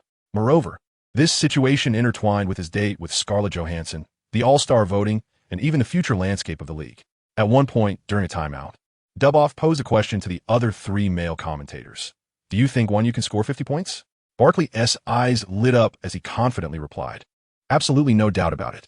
He always finds scoring opportunities, and his shooting touch remains consistent. He hardly experiences long droughts in scoring. Thus, surpassing the 50-point mark should come naturally. Kenny Smith swiftly analyzed, glancing at his tablet. In the past 50 years, only two rookies have scored over 50 points in their debut season, Allen the Answer Iverson and last year's 10th overall pick, Jennings. The score has reached 40 points, and the likelihood of surpassing 50 points today seems quite promising. With a swift motion, Guan Yu nails another difficult three-pointer on the court. Dubov excitedly claps his hands. One has already achieved a career high of 43 points. Each subsequent score represents a new personal triumph for him. Kenny Smith adds, Durant's highest score in his rookie season was 42 points. In a certain sense, Guan has surpassed Durant once again. In the commentary booth, Benny, who has pondered his words for quite some time, remarks, Guan's energy is evidently waning. I believe his scoring might end here. Achieving 50 points may not be within reach. Dubov glances at Benny and counters. Rather than worrying about Guan, you should be more concerned about Durant. His weight is greater, and he expends more energy. Indeed, if I am not mistaken, he is no longer as vigorous in his defensive movements as he was at the beginning, Benny acknowledges, a hint of concern flashing in his eyes. Durant's stamina is already commendable among NBA stars, yet he has devoted most of his energy to offense. It is rare to witness him managing both ends of the court effectively this evening. Thus, Durant's body language conveys to the discerning commentators that he is struggling physically, relying on sheer willpower to persevere. Chuck and Kenny Smith exchange knowing smiles in the TNT commentary booth as the commentators engage in their banter. It spares them the effort of further debate. After a while, noticing the two have ceased their theoretical discourse, Kenny Smith aptly introduces a topic of great interest to fans. Charles, you're well acquainted with Michael Jordan. What was his highest single-game score in his rookie season? Viewers at home are indeed swept up by Kenny Smith's rhythm. The scoring records seldom omit the basketball deity, Jordan, as one of the quintessential representatives of immediate success.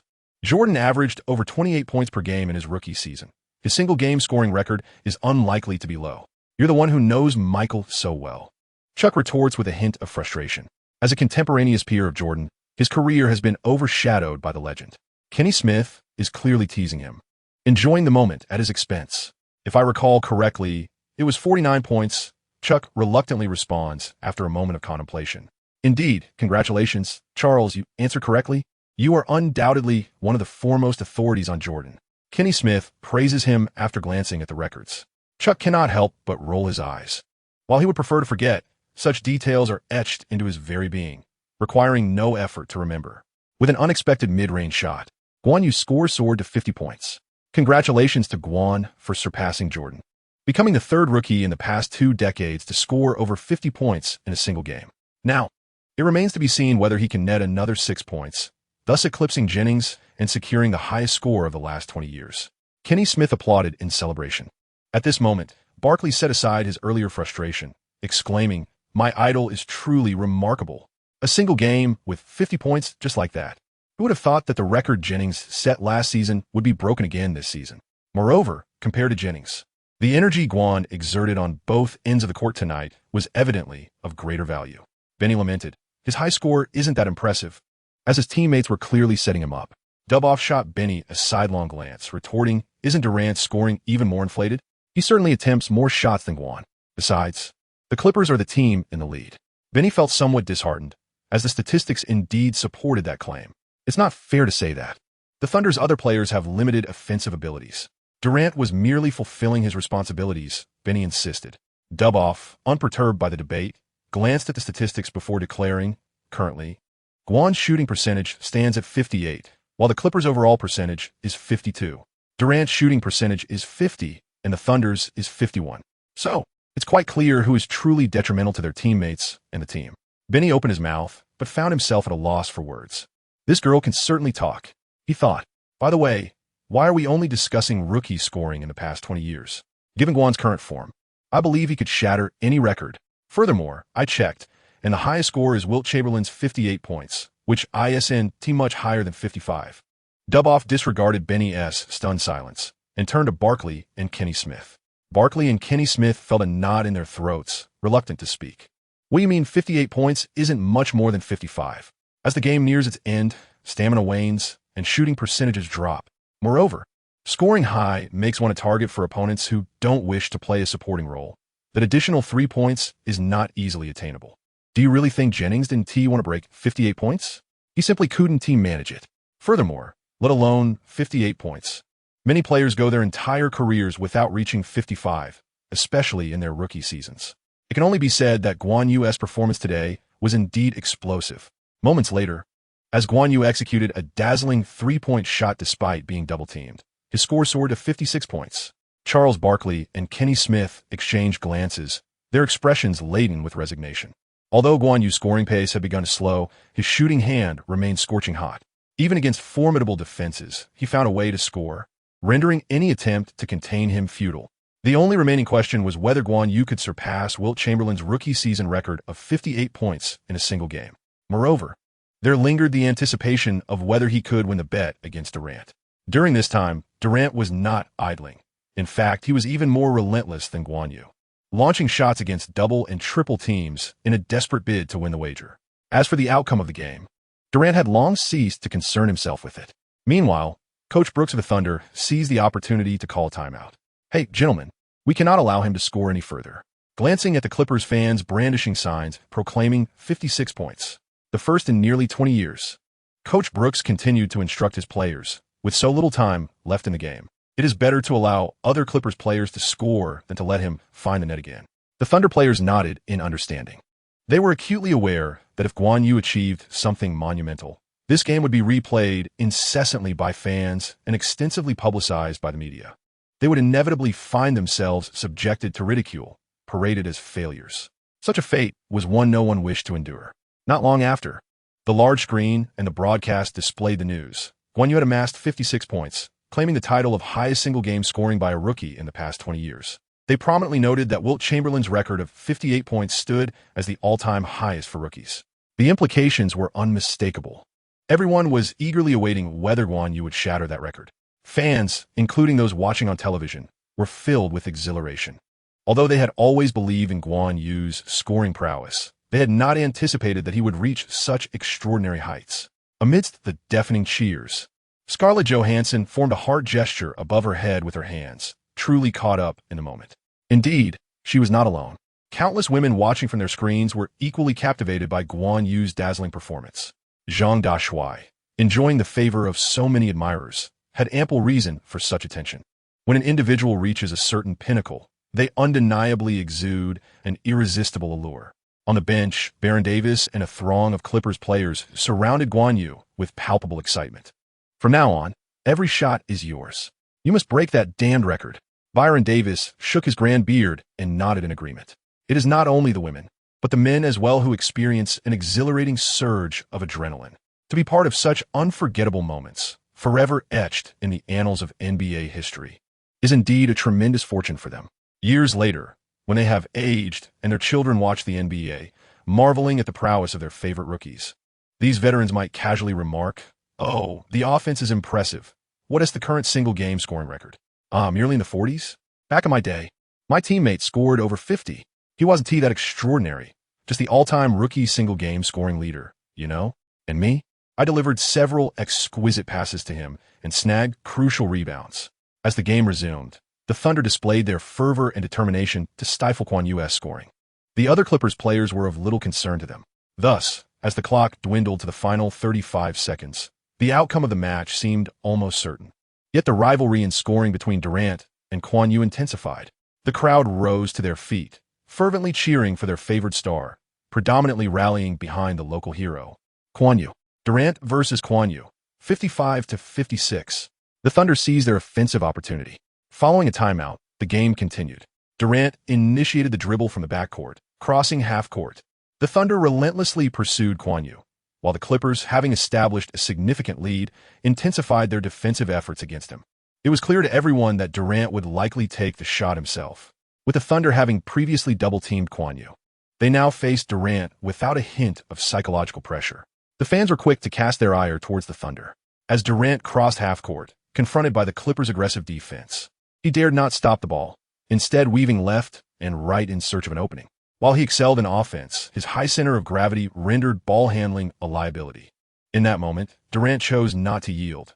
Utilizing a teammate screen, he approached the free throw line, executing a sudden stop, followed by a spinning, leaning jump shot. This was not his preferred method of scoring, but with the Clippers' defense forcing him into a corner, it was his only recourse. Swish. At last, fortune smiled upon Durant once more. 57-56. Durant, in the final seconds, surged ahead in scoring against Guan Yu, with only 15 seconds remaining. And considering Guan Yu's prolonged silence on the scoreboard, the likelihood of Durant winning this wager appeared substantial. Hey, rookie, now and forever. There can be only one king of offense, and that is I. Stay tuned for my date with Scarlett Johansson. After scoring, Durant arrogantly addressed Guan Yu. Hey, isn't it just showing off? Who can't do that? Observing Guan Yu, who appeared momentarily stunned, Durant felt a surge of pride. The thought of winning the bet and going on a date with Scarlett Johansson made his excitement boil over. In the TNT studio, Barkley expressed his frustration, yearning to know what trash talk Durant had directed at Guan Yu. He pondered the potential repercussions for the upcoming games. Kenny Smith and Benny shrugged, indicating their inability to assist, as Durant had spoken too far from the microphone amidst the noise of the crowd for them to hear anything. However, Duboff tentatively suggested capturing a close-up of Durant's lips. Barkley, with a bold idea, shouted to the crew, "Quick, do as he said." The staff, momentarily taken aback, complied and cut to a close-up of Durant speaking. "Can you read lips?" Duboff gestured for silence, ignoring Barkley, and contemplated aloud. Durant said, "Hey, rookie, now and forever, there is only one king of offense, and that is me. Stay tuned for my date with Scarlett Johansson." Barkley's face lit up with excitement, mirrored by Kenny Smith. Typically, trash talk is recounted by players post-game or interpreted by lip-reading experts, which often lacks immediacy.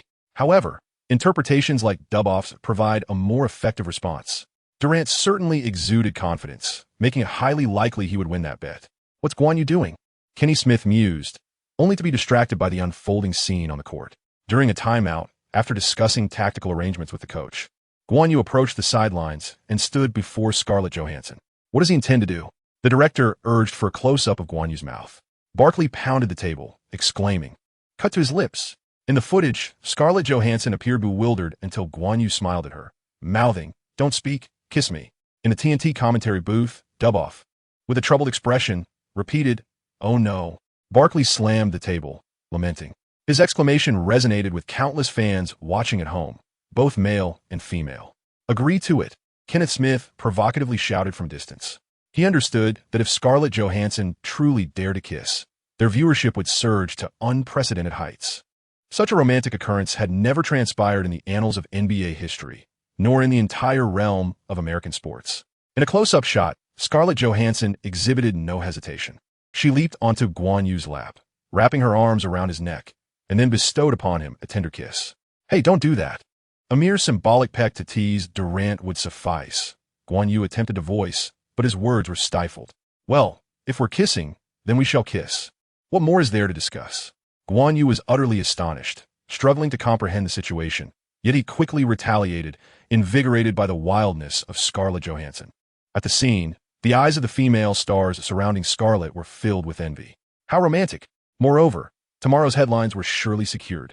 My goodness, this coach, no more words. I just want to play basketball. Ah, how envious. I desire that too. The audience, both at the venue and in front of their screens, was left utterly dumbfounded. A perfectly fine sports film had, in an instant, transformed into a romance. Yet, there was not a hint of incongruity. The man was dashing and radiant, the woman alluring and elegant. Strangely, they were remarkably well-matched, at the very least, a feast for the eyes. Damn, Guan is truly impressive. This guy is simply too audacious. Enough said, I wish to date Guan. On the court, the Clippers players were also rendered speechless. Just moments ago, Guan Yu hadn't informed them of this unexpected turn. Considering that this was Guan Yu's first year in Los Angeles while they had been here for many years, many Clippers players felt a pang of discontent. This fellow's charm with women is indeed extraordinary. If they weren't so acutely aware of their inability to compete with Guan Yu, they would have dearly loved to give him a good thrashing. Having earned money, elevated their team's status, and now being graced by a superstar, who could resist feeling a tinge of jealousy? However, their situation was mild compared to Durant from the Thunder, who erupted upon witnessing the scene. Damn, I had a bet on dating Scarlett Johansson, and you just went ahead and kissed her? And she initiated it? Kevin, he is provoking you. Don't act impulsively. Westbrook leaped onto Durant, restraining him from confronting Guan Yu, urging him to reconsider. Other Thunder players rushed over to prevent Durant from escalating the situation. If Durant were to confront Guan Yu and subsequently see him score during a free throw, surpassing Durant's points and breaking the single-game scoring record for rookies in the NBA, it would truly infuriate them. Under the persuasion of his teammates, Durant gradually regained a semblance of rationality, although his gaze remained fiercely fixed on Guan Yu. He dreamt of shattering Wilt Chamberlain's historical record. Today, the victor of the wager would undoubtedly be me. Guan Yu is genuinely my idol. Once the game concludes, I shall certainly seek his counsel on how to make Scarlett Johansson willingly kiss him. Barkley, observing the ongoing embrace between Guan Yu and Scarlett, spoke with a mix of admiration and longing. At that moment, he was genuinely impressed. Well, Charles, you must share your insights with us later. I'm sure the viewers at home would be equally eager to know. Kenny Smith guided the discussion. At that moment, countless male fans in front of their televisions nodded fervently. They were truly eager to learn. Perhaps they had conspired beforehand, intent on winning their bets. Their determination was indeed relentless. Benny remarked with a hint of jealousy. Barkley shot him a glance, asserting, "This is certainly not scripted. Trust me, under any circumstance.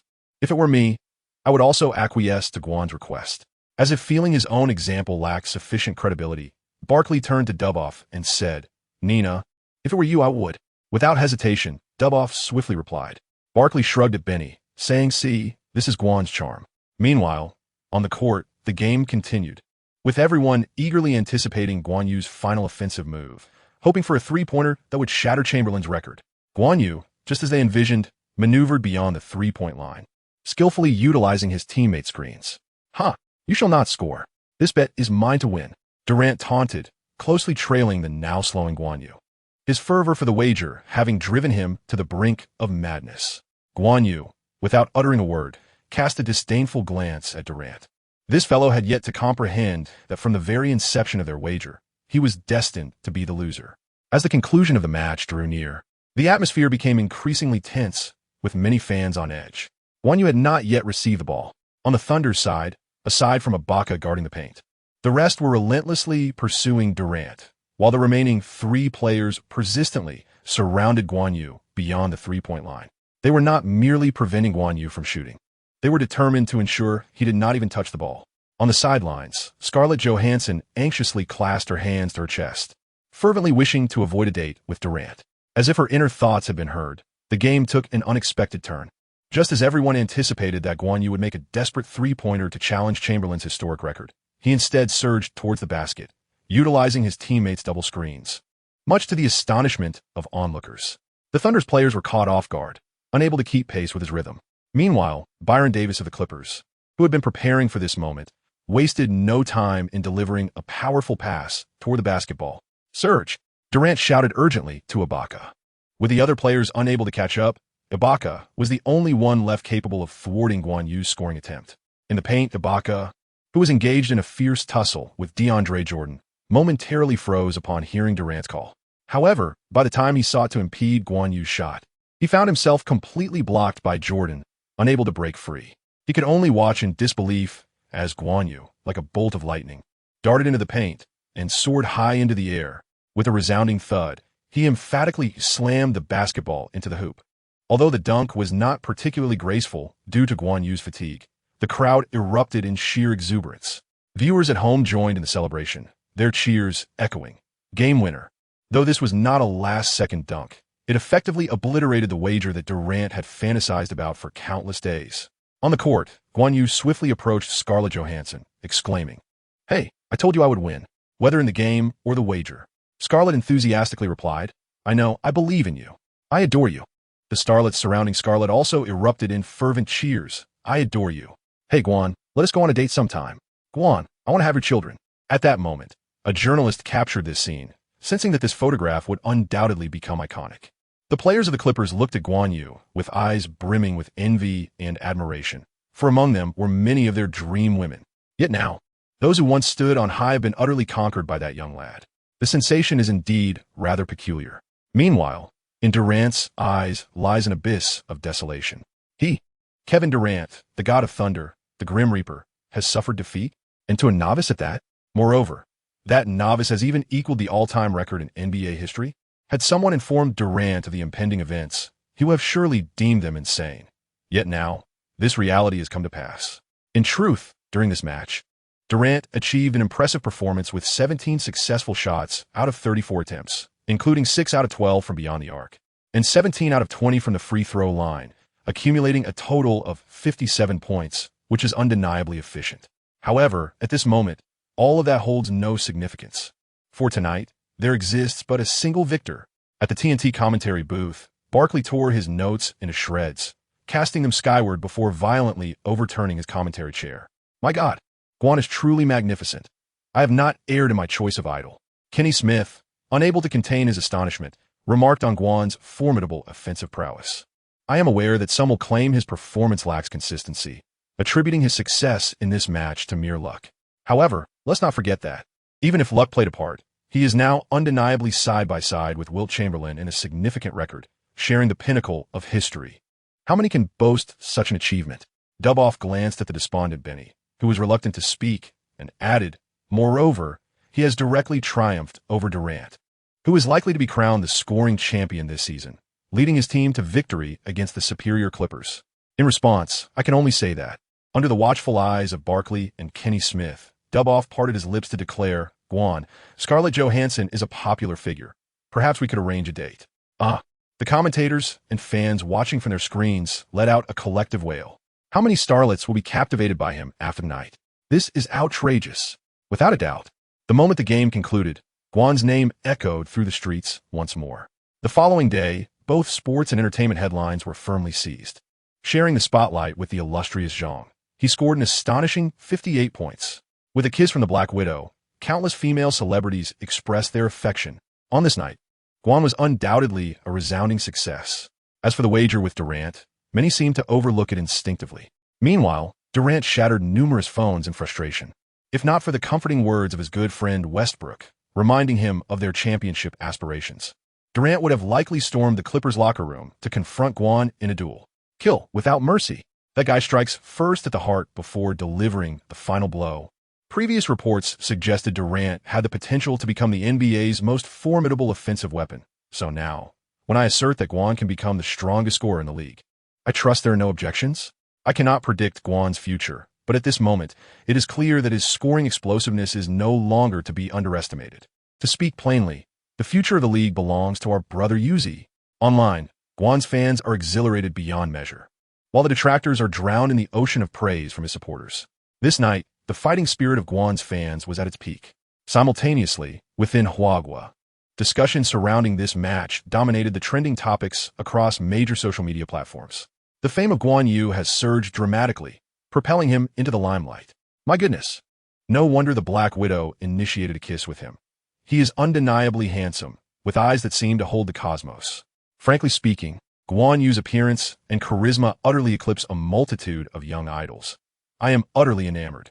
Brother Yao, your smile shall forever be cherished by me. Simultaneously, I shall also safeguard Guan Yu's well-being. Chapter 81. The Unusual Durant. A hot commodity. Durant, having lost the game and the wager. How do you feel at this moment? Durant, with a somewhat grim expression, glanced at the reporter and then at his supportive friend Westbrook, feigning remorse, stated, I feel quite regretful.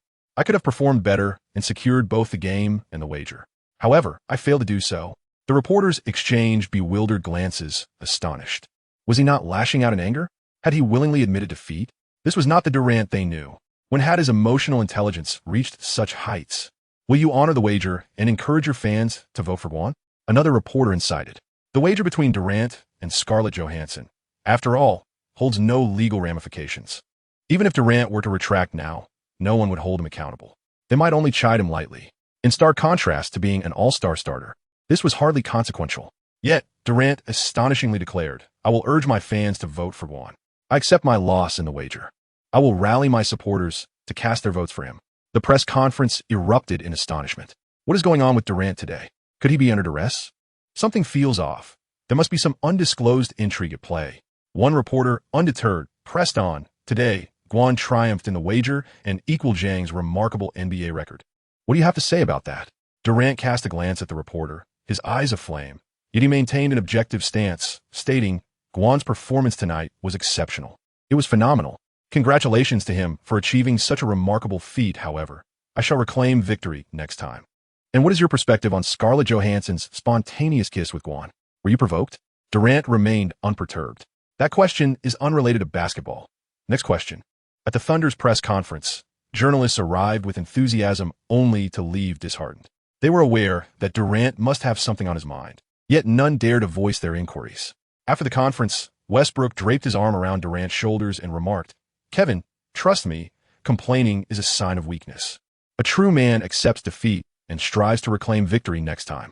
Durant, his expression stoic, nodded in agreement.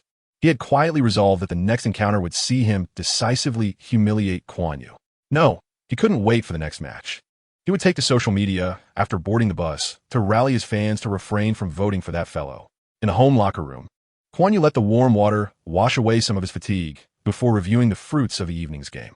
He had achieved an impressive 20 successful shots out of 32 attempts, including 11 out of 18 from three-point range and 7 out of 8 from the free throw line, culminating in a staggering 58 points. In terms of attempts, successes, three-point attempts, three-point successes, free throws, and total points, each statistic marked a new career high. Guan Yu felt little surprise at this performance. His shooting touch had indeed been exceptional tonight, complemented by an element of fortuitous luck. Of course, all of this was also a testament to his skill and the countless hours of effort he had invested. Furthermore, due to his explosive display that evening, he received a remarkable 150,000 in live streaming tips. As for the intangible rewards of honor and elevated status, though unseen and ungraspable, they undoubtedly existed as well. This match would surely be remembered as a classic, widely disseminated, significantly enhancing his popularity and fanbase. In summary, he had profited immensely from this night. Guan, are you all set? Dina Groh entered the locker room, his face aglow with excitement, and cheerfully inquired of Guan Yu.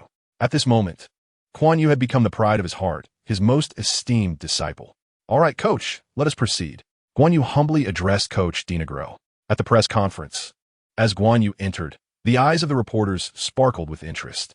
After the revelations surrounding Durant, they could only hope for some explosive news from Guan Yu. Congratulations on winning this match and the wager, while simultaneously equaling Wilt Chamberlain's record for the highest points scored by a rookie in a single NBA game. How do you feel at this moment? In response to the reporter's inquiry, Guan Yu smiled and replied, I feel absolutely exhilarated. My entire performance tonight was exceptional, albeit a bit exhausting. The audience erupted in laughter. After attempting over 30 shots, many of which were of considerable difficulty, and having to defend against the offensive powerhouse that is Durant, feeling fatigued would indeed be unusual.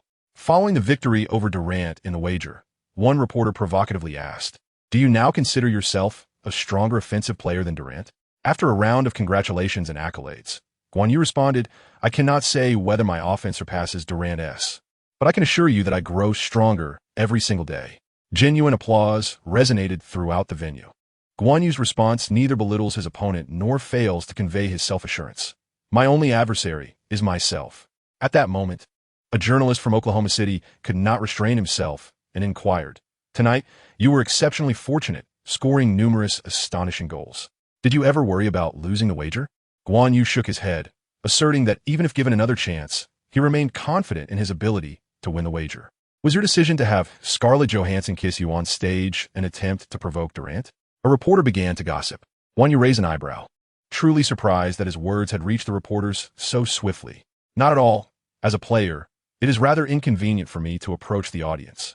The reporter pressed further. So, have your relationships always been this intimate?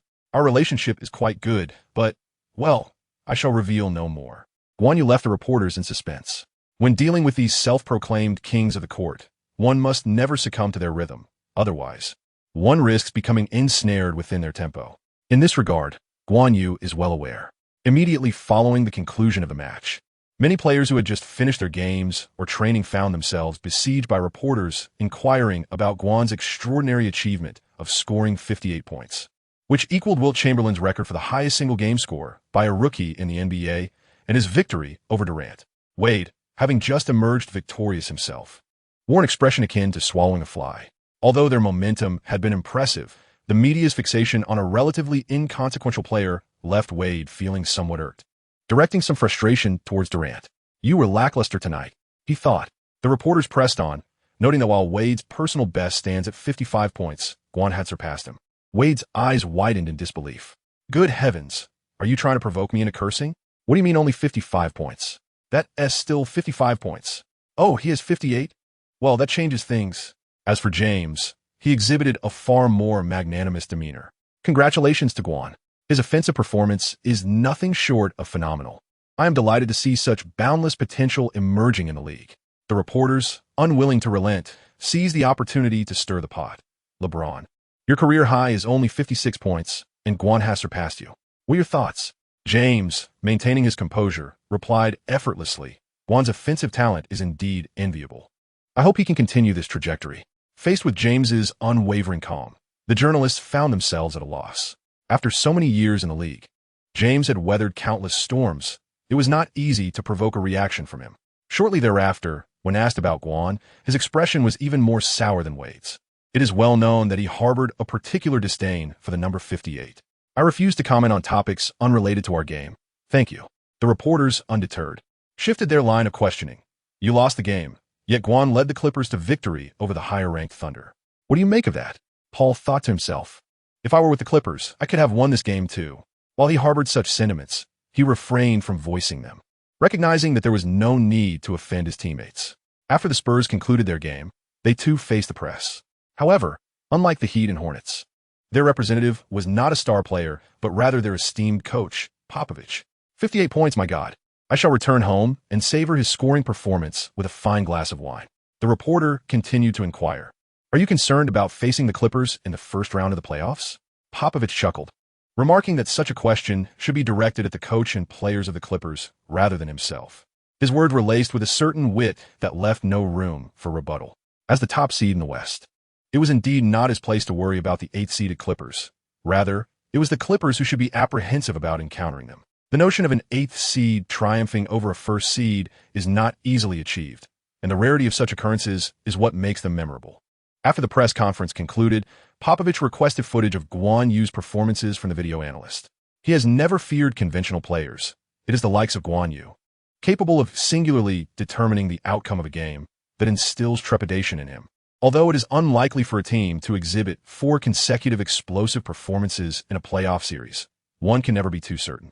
Preventing potential threats before they can materialize is Popovich's preferred strategy. In the video room, alongside the footage of Guan Yu's movements, Popovich also had tapes featuring the likes of Kobe, Durant, Wade, and Nowitzki. This season, despite the Spurs maintaining their position at the pinnacle of the Western Conference, it remains uncertain whether they can break through the playoffs. The reigning champions, the Lakers, are riding high on morale. While the Mavericks are becoming increasingly aggressive in their offensive play, and the Thunder are beginning to realize their immense potential. The competition in the West remains as fierce as ever. With the addition of the formidable Clippers, Popovich feels the weight of more gray hairs accumulating. In the days following the game, as interviews with players and coaches concluded, slowly, other stars, coaches, and even management began to field questions as well. This match had generated significant buzz, especially following Guan Yu's historic performance that echoed the feats of Wilt Chamberlain. It would be remiss not to engage in the fervor that Adam Silver was orchestrating behind the scenes.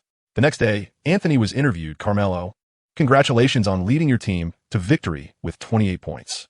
What are your thoughts on Guan's remarkable 58-point performance last night? Facing the camera, Anthony flashed his signature smile. I watched the game live, and Guan's performance was truly phenomenal.